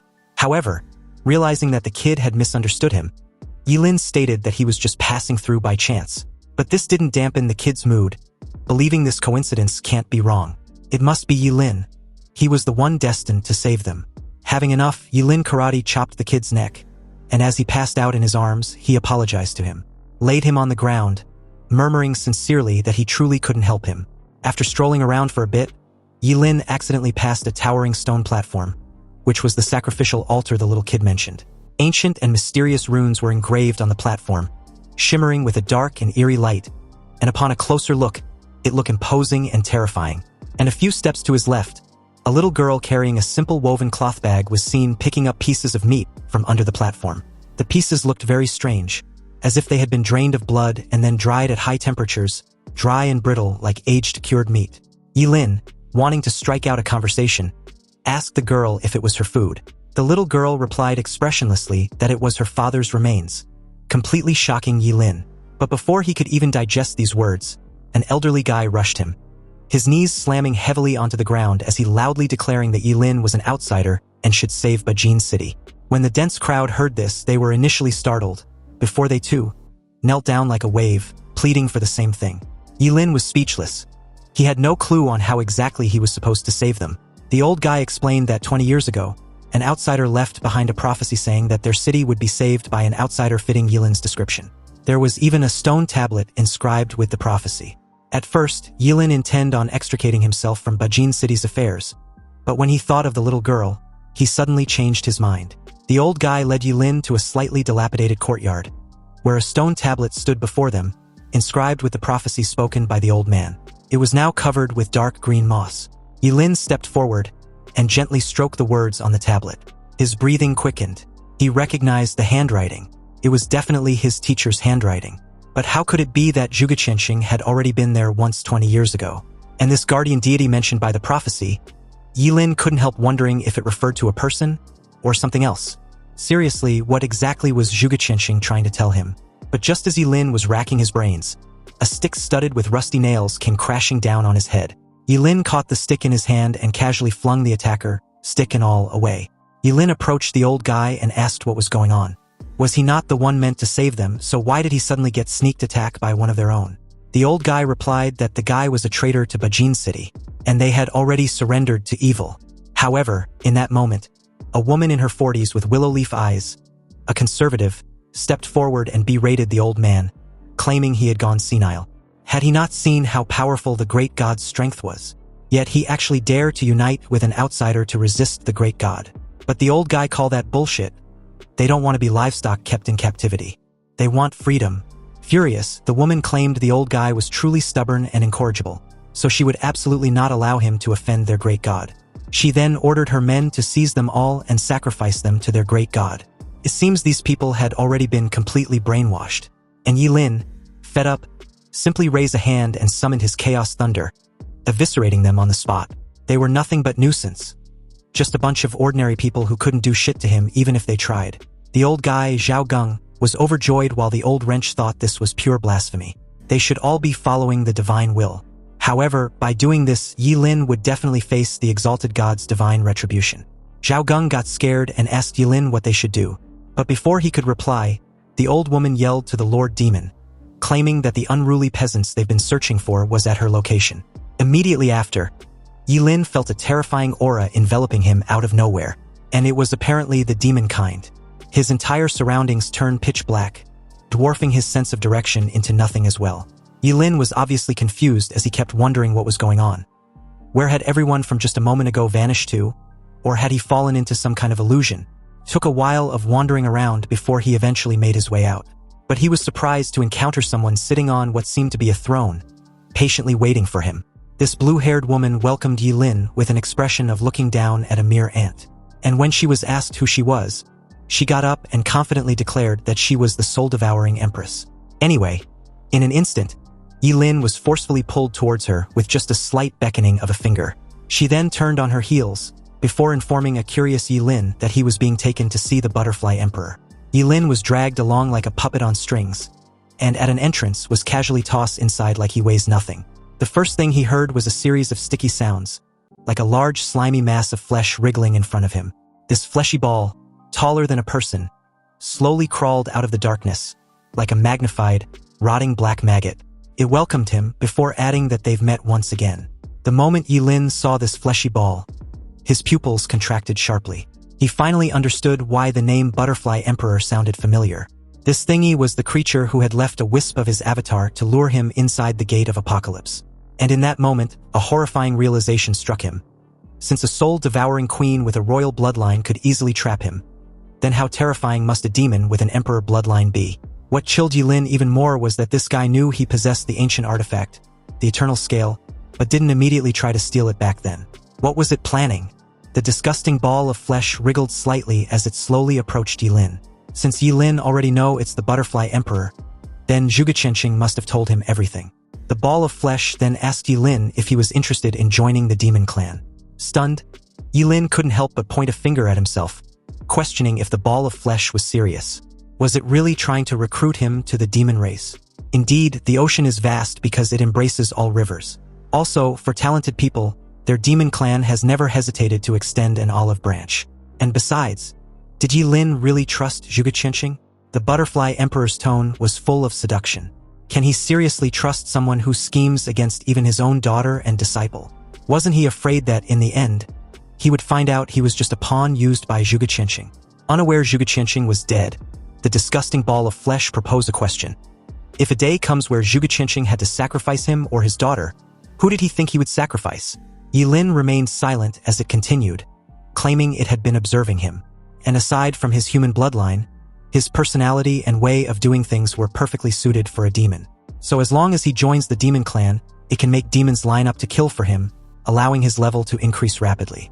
Hearing the Butterfly Emperor's last words, Ye Lin's eyes instantly lit up. He quickly approached the sticky ball of flesh and pledged his allegiance to the demon race, claiming that he now feel restless for not joining earlier, but his bond with them shouldn't be underestimated. Pleased upon hearing this, the fleshy ball writhed violently and pulled out a contract radiating demonic energy squeezed out from the gap in its fleshy ball. It urged Ye Lin to go ahead and sign the demon contract. Ye Lin glanced at it and his face darkened instantly. This thing was even worse than the indenture he was proposed earlier to sign, because that signing only meant working for free, but this one meant he would directly become the Butterfly Emperor's slave. Ye Lin questioned nervously if he really had to sign the contract, and whether the Butterfly Emperor still did not trust him. But this was exactly the point. It was pretty much aware of how cunning humans were. So as it urged Ye Lin once more to sign the contract, the cunning human simply turned on his heels and replied that he can't. When it asked why, since if it wanted him dead, the soul-devouring Empress alone would have been enough to finish him off regardless of his origin ancient artifact. Those things weren't invincible after all. However, this was all the more reason not to sign that damn freaking contract. The Butterfly Emperor did not trust him, and was even slandering him on top of it. The fleshy ball realized that Ye Lin had no intention of signing the contract, meaning there was no need for any further persuasion. It immediately turned hostile and attacked fiercely, releasing a black demonic energy transformed into a long spear that rushed straight towards Ye Lin. Ye Lin, quick on such sneak attacks, cast a forbidden spell, summoning the Wall of Sighs. A wall rose from the ground, blocking Ye Lin's path. However, the once indestructible Wall of Sighs couldn't even last a second against the demonic spear casually swung by the Butterfly Emperor, and was instantly pierced. The demonic energy then pierced Ye Lin's body, pinning him in place. Ye Lin's mind stirred, and his immortal body began to repair itself, but at the same time, the demonic spear continued to destroy his body. A delicate balance formed between destruction and regeneration, resulting in a stalemate. Ye Lin tried to struggle, but several more demonic spears pinned his vital points, rendering him immobile. Before the Butterfly Emperor, he had no power to resist, but fortunately for him, the offer still stands and it wasn't too late for him to regret his earlier decision. Bleeding profusely, Ye Lin cursed his current predicament, for he had not expected this disgusting ball of flesh to be that strong. And on top of that, he was basically a sitting duck, unable to move at all. You see, the Eternal Scales, one of the 7 ancient artifacts of origin, possesses the ability to grant immortality. However, research and practical experience by the Demon Clan have shown that the Eternal Scales immortality was not true immortality. When the wielder is killed more than 103,700 times consecutively, the Eternal Scale will crack due to excessive wear and tear. When the wielder is killed more than 1 billion times consecutively without interruption, the Eternal Balance will collapse due to exhaustion of its source energy, unable to withstand such high-intensity operation. The Butterfly Emperor then declared that he can kill Ye Lin tens of thousands of times in a second. So just how long can his Eternal Scale protect him? Veins bulged on Ye Lin's forehead as demonic energy relentlessly destroyed his body. Hearing the Butterfly Emperor's words, Ye Lin finally understood why that bastard had been trying to recruit him. It turned out that this guy simply didn't have the ability to strip him of his origin artifact. Ultimately, the shadow left by Zhuge Qinxing was too great for Ye Lin. So he had always believed that as long as he encountered a top-tier expert and was captured alive, his origin artifact would be forcibly stripped away. But now that he knows the requirements, he felt at ease with all traces of his earlier fear gone. Also, he was even more convinced that this damned Butterfly Emperor was no match for his teacher. Yet it was being cocky, thinking it's got him beaten. But he refuses on dying on anyone's terms, much less an inferior creature like the one before him. Ye Lin activated the disintegration technique, and in an instant, he completely decomposed into an atomic state and was freed from the Demon Emperor's restraints. This, of course, freaked out the disgusting ball of flesh greatly, for it had no clue what kind of forbidden spell that was. Then immediately afterward, Ye Lin's immortality kicked in as one of his atoms rapidly regenerated into his physical body. And he's got to admit that although Professor Shin was a bit crazy, the skills he developed were indeed top-notch and useful, except for being life-threatening, that is. Anyway, surprisingly, Ye Lin chose not to flee since escaping in this situation was nearly impossible. Only a desperate struggle for survival would work. So he activated the forbidden spell. The one chi transforms into 3 pure ones, instantly creating a clone before stacking each with the burning reincarnation. Each body got covered in blood-red flames, boosting their combat power. Then, with the activation of the forbidden spell, the Eternal Stem Element, 2 golden spears, gleaming with dazzling golden light, were unleashed simultaneously towards the Butterfly Emperor. Yet, the massive mass of flesh remained unfazed and even mocked Ye Lin for overestimating himself. It sneered, instantly obliterating the 2 golden spears. However, Ye Lin didn't stop. He and the clone relentlessly unleashed countless forbidden spells upon the Butterfly Emperor. Even so, they couldn't harm it in the slightest. And on the contrary, every time the Butterfly Emperor attacked, Ye Lin's main body and clone were instantly destroyed. Ye Lin, like a moth drawn to a flame, died again and again at the Butterfly Emperor's hands, his flesh and blood scattered everywhere. But no matter how many times he died, he remained steadfast, resurrecting each time to unleash forbidden spells while charging towards the Butterfly Emperor's face. After obliterating Ye Lin once more, it mocked him for still not comprehending the simplest fact. Thus, he cannot bridge the gap in strength by external objects. And no matter how powerful a forbidden spell was, it still depends on the caster's own strength. Obviously, Ye Lin was very much aware of this fact, but he never intended on using forbidden spells to deal with it in the first place. This made the Butterfly Emperor coldly question what Ye Lin meant by that, because apparently every pointless death until now was a means to get close to the fleshy ball. Ye Lin raised a hand, pointing to a drop of blood that had fallen on the Butterfly Emperor. This was the last drop of blood he had managed to land on the poor bastard after dying hundreds of times, and finally lowering its guard. And upon activation, the drop of blood instantly began to regenerate, creating a clone on top of the ball of flesh. Ignoring the disgusting stench, the clone activated the death sacrifice curse, successfully establishing the curse relationship which caused a current damage feedback ratio of 100%. This meant that every time the disintegration technique was used, it damages his partner's soul. And now that he knew the limit of consecutive deaths to break down and crack the eternal scale, he set his disintegration technique to be triggered a couple hundred times. Ye Lin continuously disintegrated himself completely, then used his immortality to regenerate, only to disintegrate again after regeneration, repeating this process tirelessly. At first, the Butterfly Emperor didn't understand what Ye Lin was doing, but when it saw a massive portion of its body slowly disintegrating, he couldn't sit still any longer. Shocked and furious, it also couldn't comprehend how a mere human could master a causality skill since it was one of the most complex and mysterious powers of fate. In its eyes, fate was paramount and causality reigned supreme. As Ye Lin used the disintegration technique more and more, the Butterfly Emperor's body, like a giant meatball, gradually rotted and disintegrated into a pile of flesh and blood. And as Ye Lin became faster and more proficient with each use and showing no sign of stopping, the disgusting fleshy ball felt it might actually be worn down to death by the cunning human. So it tore open a spatial rift, fleeing into the depths of the boundless void. Seeing this, Ye Lin tried preying on its ego, reminding it that it was the Butterfly Emperor of the demon race, so running would ruin its face. But the fleshy fucker didn't give a shit, it wanted to live. Even Ye Lin was amazed as to how fast it escaped, and since he was too exhausted to even give chase, he simply gave up and sat down to rest. If Professor Shen knew that the disintegration art and the death sacrifice magic curse defeated a demon Butterfly Emperor, he would definitely be overjoyed. He then used his devouring skill to absorb the rotten fragments left by the supposed Butterfly Emperor. He was immediately notified of devouring a fragment of a demon's body with Emperor-level bloodline, gaining water, fat, protein, carbohydrates, minerals, and a trace of pure dragon bloodline. His lifespan increased by 40-50 years, experience points by 30,000, strength attribute by 350, agility attribute by 180, and mental strength by 680. Ye Lin immediately gasped in surprise. A mere fragment of the Butterfly Emperor's body had brought him such a significant boost, instantly raising his level from 52 to 54. And that trace of pure dragon bloodline directly increased his dragon bloodline concentration by 3%. Ye Lin was a little disappointed. If he had killed the Butterfly Emperor earlier and devoured the entire corpse, how much of a boost would that bring him? In that moment, the illusion also collapsed, bringing his ass back to Bajin City. However, at this time, Bajin City had already been transformed into a living hell, and the people were once again reminded of the terror of being dominated by demons. The demons roared terrifyingly in the darkness, and the cries for help, wails, and screams echoed through the city, creating a horrifying symphony in the blood-soaked landscape. You see, 6 days after Ye Lin was captured, countless demons appeared, plunging Bajin City into its darkest hour. Faced with the demon slaughter, the able-bodied men of Bajin City rallied together, united, ready to fight the demons to the death. But they soon discovered that their efforts were utterly futile.